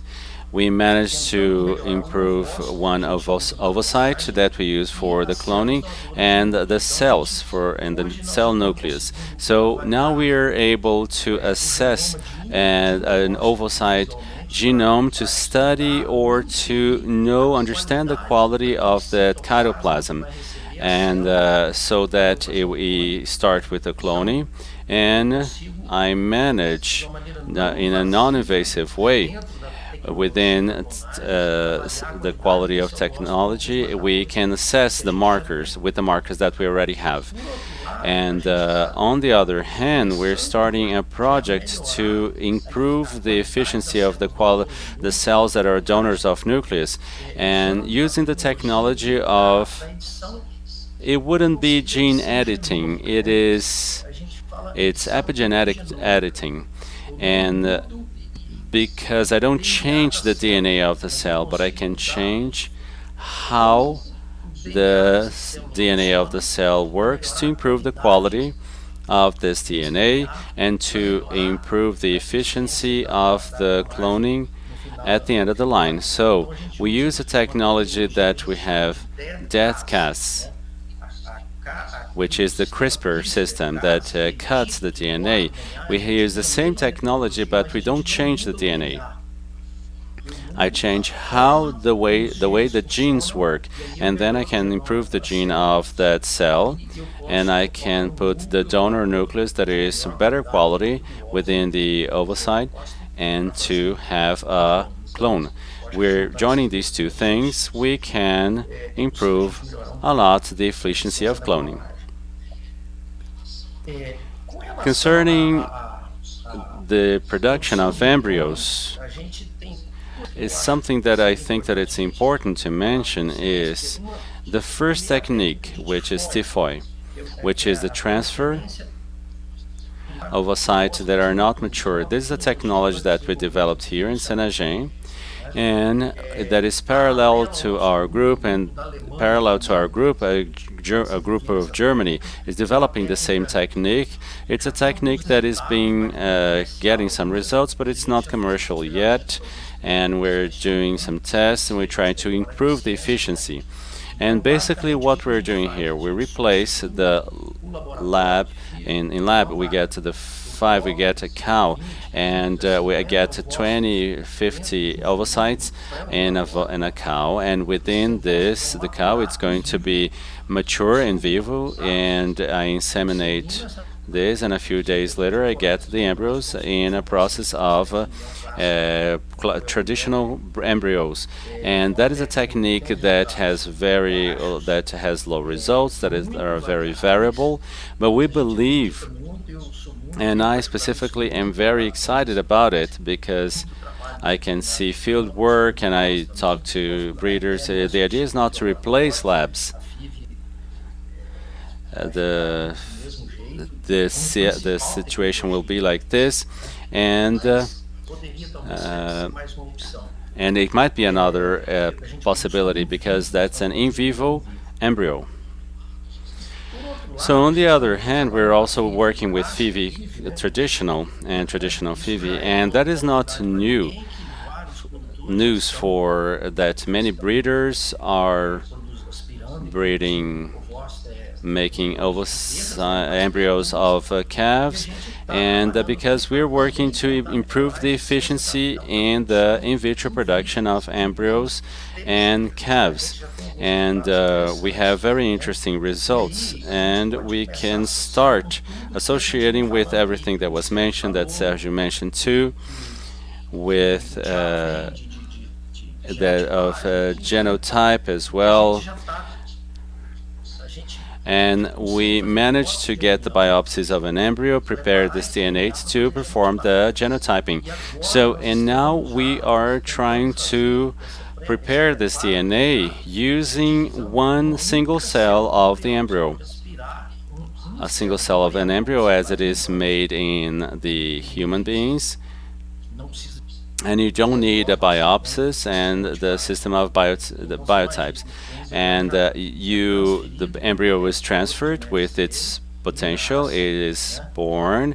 It has the genetic value, and then piggybacking on the comment of Rodolfo and cloning with variability, with the technique of gene editing or genomic editing, what I think it's possible is that a heifer or a calf, when it's born and it's with a genetic value that is predicted by the biopsies that I had with just one fibroblastome of this embryo, I sent to the lab, and after being born, I do the biopsies, I establish a cultivation of fibroblasts, and I use gene editing to edit these cells for 5, 10, 15 SNPs. But it's not going to take long for us to get a cell lineage that is the best one with the proven enhancer. I put 5, 10, 15 characteristics that were not present in the genome because it has been assessed. I create a clone, which is the clone of an animal that already had genetic value with many SNPs and phenotypes that are desirable that were not included. So I believe that's more another use of cloning as a tool of gene editing, and with, as I mentioned before, to improve the quality of technique of cloning. That's it. To finalize, we have projects with other companies and other labs developing modifications in the cultivation of embryos, and we got very interesting results. And we're also transferring embryos. This is really important as well. And basically, we are doing this. That's it. I made some notes. I think that I mentioned them all. Yes, you have said so much, so many things that have been done and that are being done, so much science, so much research. So yes, for the livestock to be able to be better with time. And now we would like to hear from Rodrigo. Please, Rodrigo, tell us a little bit about your experience with the use of biotechnology for animal reproduction. I'm very honored to participate in a panel where we have Rodolfo and Fernando. There were references for me in this area where I work today. But at the same time, some other people that are not directly connected to universities, but that have a lot of scientific knowledge by Embrapa, Unesp, USP, by the major universities and centers of science in Brazil. So to bring this to the farmer and the breeder, I was sometime in a place where I could see the technique of embryo, in vitro embryo, and it showed this embryo without harming the embryo viability. And at that moment, this company, we could see the gender or the sex of this embryo, And the biotechnology has evolved a lot. And I'd like to say that we have many generations in this panel. We'd like to challenge the people who are watching us, the young people that have just graduated. I believe that it's going to be fast, ever more fast. We'll need people to continue all of this that has been created, that the technology to bring it to the corral and the food to improve genetics. Great. Yes, indeed. We need to be worried about that as well. What comes next? Dr. Jorge, tell us a little bit about the work that you develop there in the university. Good morning, everyone. It's an honor to be here, participating together with former professors that were my professors, such as Fernando Garcia, Rodolfo too. I was an intern in Embrapa. So it's an honor, a major honor to be here today, to be able to participate and to bring some information here. Unlike the professors and Fernando Garcia and some of the people from Embrapa, I'm in a region that is a big producer and that where the cattle raising and agriculture they stand out. But I am in a college that it's very new and recent, and we've been using more biotechnologies from these companies, trying to aggregate this to and make it enable it to for the breeder to and the producer to use it. And I'd like to give an example with Marcelo Rocoleta. We developed work both in the area of improvement, genetic improvement, and also in breeding. Because as it was mentioned by Dr. Massaini, there is an association between the genetic improvement and breeding and the reproduction. And we try to work together to bring to breeders some more accessible technology. And I can say that in a region, because it has a very large, it's very prominent cattle raising here, it uses a lot biotechnologies. And that goes straight into the university to provide some assistance. So nowadays we use a lot of embryo transfer and the part of ATF as well, the part of genomic selection as well. We have been working with it, and with the part of beta casein, especially for the milk. And what I can say is that not only the breeders and the consumer, the producers, they are asking a lot for producers in general to acquire more technology and biotechnology. And it's necessary for the institution, which is the case here of the Federal University of Tocantins, for us to be able and capable to help. Because sometimes we might not have an adequate lab, but we have partnership with other centers of research and universities, and with companies as well that are large in Brazil, such as the company of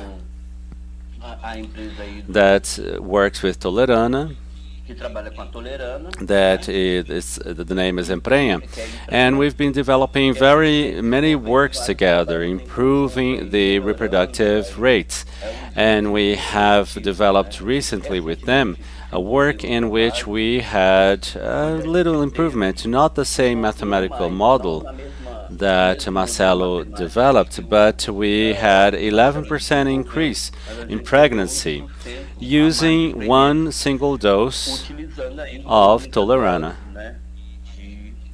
and aggregating some value to the in the production. That's the situation today. Here within the university, we work a lot with partnerships, trying to help the producer and breeder in using these biotechnologies such as genomic selection, the nutrition or feeding efficiency as well, and within this feeding efficiency, and the part of carcass ultrasound. Reproduction has been studied more and more, especially with some support that the field technicians they provide. They are working, they are helping the university in helping with some demands. So that's it. We've been working in trying to insert this kind of biotechnologies and to say that cattle breeders, cattle raisers, they have these availabilities of these technologies available. That's it. Thank you. Thank you very much, Dr. Jorge, and now Dr. Victor. I am sure that your genomic knowledge is going to make us surprise and bring information that are very important for us and for our audience here. So please share with us a little bit about your experience. Thank you, Easy, and all of the friends that are watching. I'd like to thank the invitation. It's a big pleasure to hear all of the experts on this topic, and something that stood out for me, and it's common to all of us. It's that we had a separation that it was very clear between the biotechnologies in reproduction and molecular biotechnologies. And nowadays, I think that most of us that think that biotechnology is just one. And these two areas converged for the genetic improvement of animals, and we cannot separate them anymore. For example, I'm much more connected to molecular biotechnology, especially genomic. I'm directly connected to reproductive technology because I help to select, and it will get in a way that will provide it in the next generations in the reproduction. So since these two sciences have evolved, they managed to fuse together in order to bring progress or sped up the genetic progress in a very amazing way. And so I've been working with genomics with over 10 years, and I believe that when it became much more commercial in an extensive way, I participated in this process. And in milk and meat cattle, I realize nowadays in the United States the importance of the Brazilian inserted within this technology. I was talking before in the beginning of the program with how it was mentioned, the evolution of Brazil and the importance of Brazil in the evolution of these techniques. So now I bring the example of North America, of Canada and the United States, and we have so many Brazilians inserted in the genomic science as well as in the reproductive science as well. So if we have milk and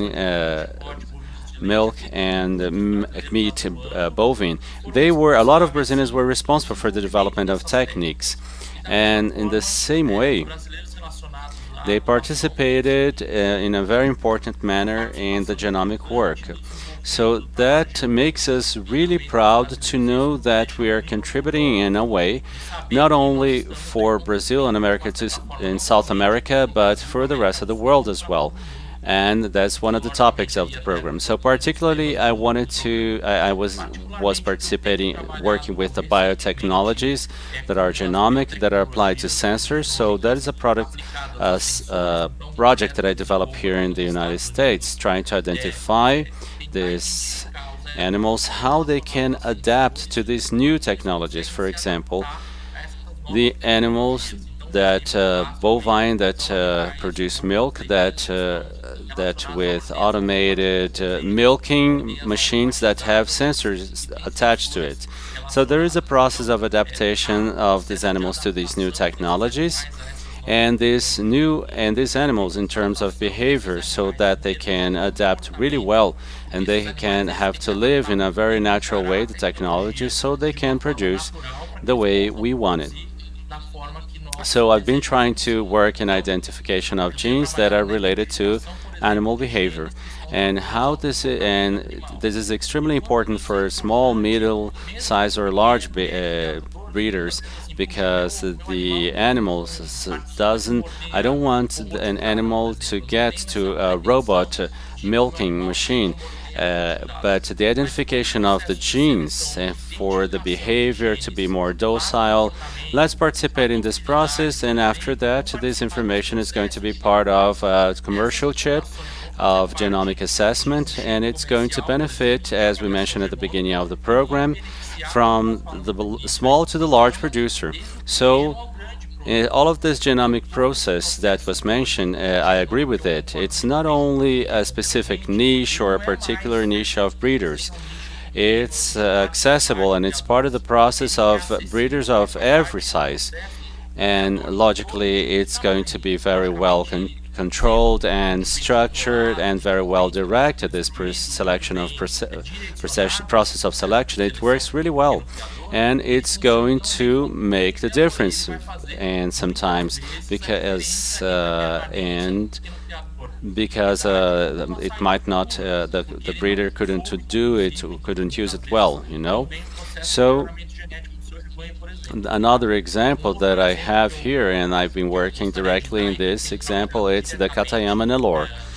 And we have a partnership that is very interesting, both with CRV and Garcia, you can see, and Thiago as well from Neogen.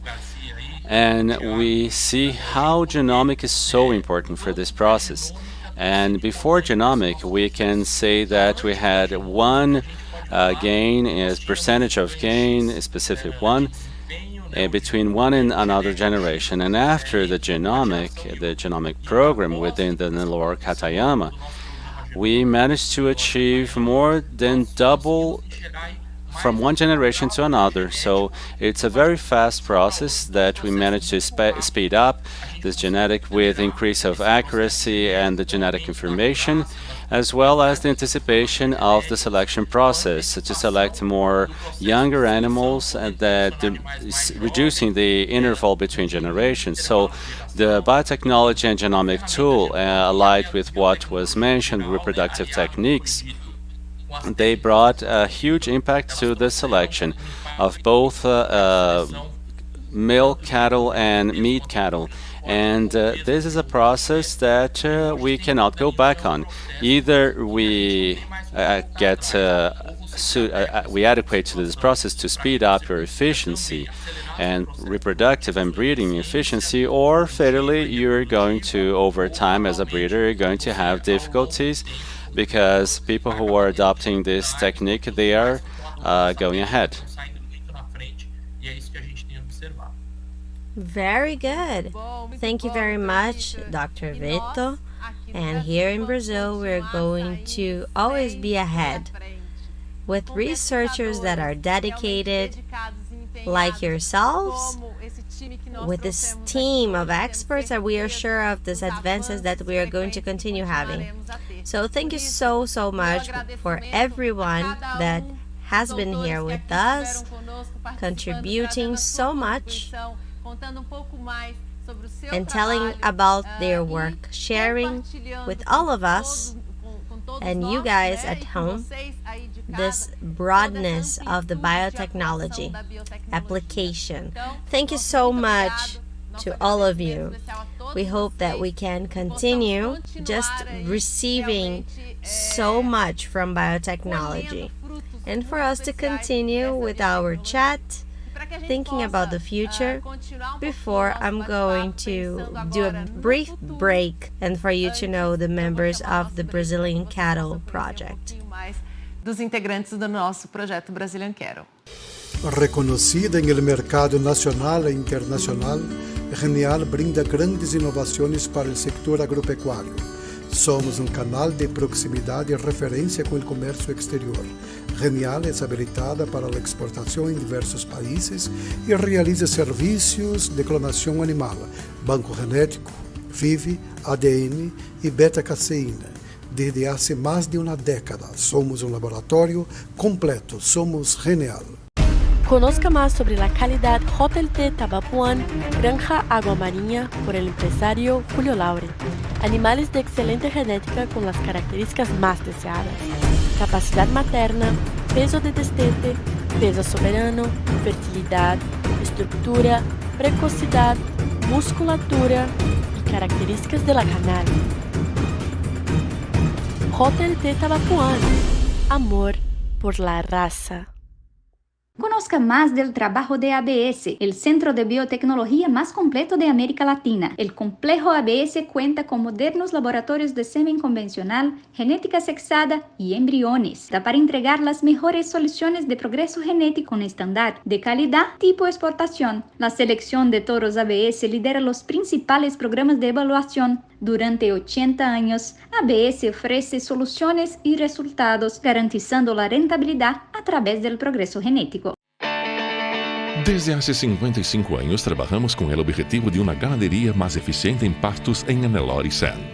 Un rebaño con hembras mejoradas por una fuerte presión de selección para la fertilidad, habilidad materna y precocidad. Siempre estamos buscando toros que mantengan y mejoren estas características en nuestro rebaño. Producir animales de buen temperamento, rústicos, funcionales y productivos.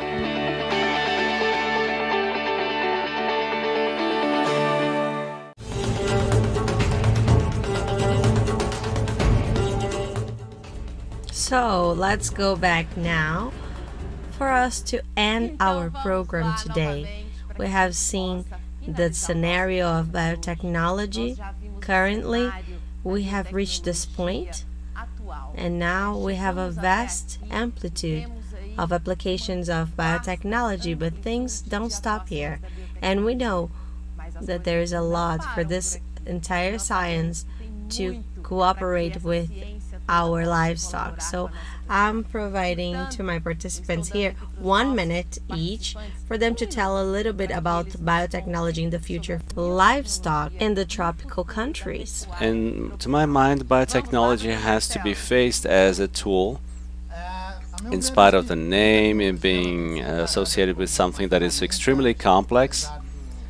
And we realized many examples here of things that 10 years ago were things like crazy, and we can see that they've been put into practice. And this is a continuous cycle. It doesn't stop. And we have a lot to aggregate of things that have been developed today. And the point is, we are in a world that is ever more demanding in terms of effectiveness and respect to the environment. And I think that biotechnology is the tool that can bring technologies for biology and for us to aggregate in our scenario that ends up being a production of food. And one of the researchers that was invited commented on the need to increase the production of food, and that's something that we have heard over the 50 years, and now it's getting more and more pressing.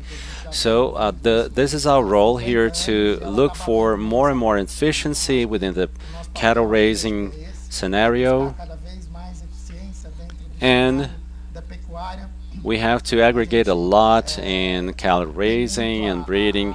And the breeders and in Brazil and the tropical breeders have to learn this scenario, and we can look for this. We can achieve this. Of course. All right. Dr. Thiago? two things that I would like to mention to finalize this conversation that I thought it was very interesting in terms of the knowledge that was shared by us. So the future of tropical cattle raising, as it was used to be always after the temperate cattle raising techniques, but using all of this, what we had, the biotechnologies in reproduction, genome, genetic improvement, when we have them together, we can make our own way now. We don't have to follow the innovations of the temperate cattle raising techniques. So the zebu cattle raising that is connected more to the tropical regions, we can chart our own way now, and everyone here is a witness of that. And the second point is that we have a lot of responsibility when we deliver the genetic material, when we sell the product. And the genetic improvement of genomic and the reproductive biotechniques makes it possible for us to share this responsibility, because one identifies and the other multiplies, and if there is no dialogue between the parts, we cannot end up delivering what was necessary. So this debate was very interesting. It had a very good synergy. Thank you for the opportunity. We thank you so much, Dr. Rodolfo. Well, I would connect to what he said, and I think that there is a lot of dynamic, but we're never gonna forget the new challenges, because the challenges keep coming up. But it's true that nowadays we have tools to develop models for animals to produce meat and milk in the tropical regions with the zebu breeds and the criollo or the European bulls. And if we have the genomes and the technologies, we can manage to do this, and it's going to be a major contribution that Brazil is going to give the world, besides the ones that we are providing. But it's important the contribution of our partner, which is the breeder and the farmer. So there was no use for us to have a lot of papers and develop knowledge if we didn't have the breeders to run the risk in the first trials that we have in the field and to validate definitely this technology. Great, Dr. Garcia. Great, Isi. It was a very interesting conversation that we had today. We can see the synergy between genomic and biotechnology in reproduction, and we can observe in the past 10 and 15 years the trust that it was created both in genomic assessment and the better rate of pregnancy and the better quality of the embryos. And this has a big the goal to produce the profit of the cattle raiser, both in milk and meat or beef cattle. So we want to improve the Brazilian herd both in Brazil and to export as well. Dr. Rodrigo, all of the things that were mentioned here, I think that the audience didn't know what was being done in terms of research. And what we can say is that the Brazilian, as it was mentioned before, he doesn't follow what was made by the American or the European market anymore. Brazil actually dictates what is made in the national and the international in cattle raising, and nobody has the ability to the amount of transfer the technology of embryo that we have now, and this makes it easier. We know that biotechnology is here established, not only and it's been established ever since the moment we started with artificial insemination almost 7 years ago. And I am proud to say that ABS is part of it, and it was the first company to use this artificial insemination. And I hope that we can bring this everywhere in the world, and that this is present in daily life, in everyone's lives. Very good. I am sure that you, just like myself, are really proud to know that our country and our creators, our breeders, our entities are working with so much dedication for us to be able to more and more be able to offer to the world this biotechnology in such a way that we can implement our productivity not only in our country, but also in the world. After all, we need to produce food with quality that can attend our world expectation. And this is the challenge that Brazil has, and one of the challenges of tropical countries. So I would like to thank you so much for the participation, all of our partners that are here with us and that stayed here with us throughout this day and that are taking advantage of the Expozebu and that can already show you in all of the pavilions the results of the biotechnology that is being adopted already in practically all of the corrals of the country and throughout the world. Thank you so much for your participation. The home is yours, and here is the home of Zebu, and we are really proud to receive you here with us, virtually and in person, okay? In Expozebu and at home. Once again, we're going to have a break for us to know the members of the Brazilian cattle. Vou chamar mais um break para que a gente possa conhecer mais um pouquinho da nossa turma do Brazilian Quero.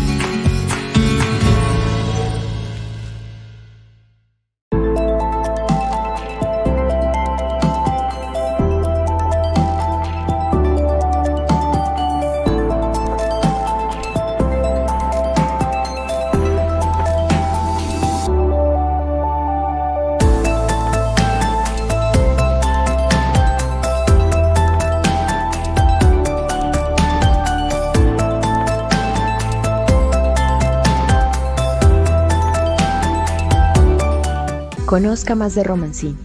Romancini es una empresa del interior del estado de Paraná y fue fundada en los inicios de los años 1970 por el ganadero Luis Romancini, que en el día a día en el campo notó la necesidad de un equipamiento de contención que se adecuara a los diversos ciclos ganaderos y a todas las razas de bovinos.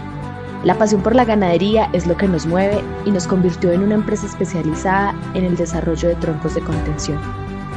Romancini, de ganadero para ganadero. Olá, conozca CRV, con más de 140 años en el mundo y más de 50 años en Brasil, siendo pionera en mejoramiento genético en el país. Somos el proveedor de servicios más grande de la América Latina, elegida la mejor empresa del ramo en Brasil. Ganamos el selo ICAR y creamos el selo IFERT, que atestigua la fertilidad superior de los animales. Por lo tanto, CRV es garantía de evolución para el rebaño. CRV, Better Cows, Better Life.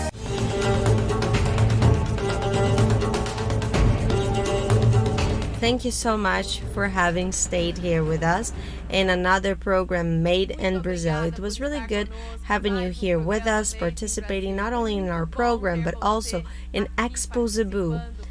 Please don't miss the judgment that is happening throughout the days here in ABCZ TV.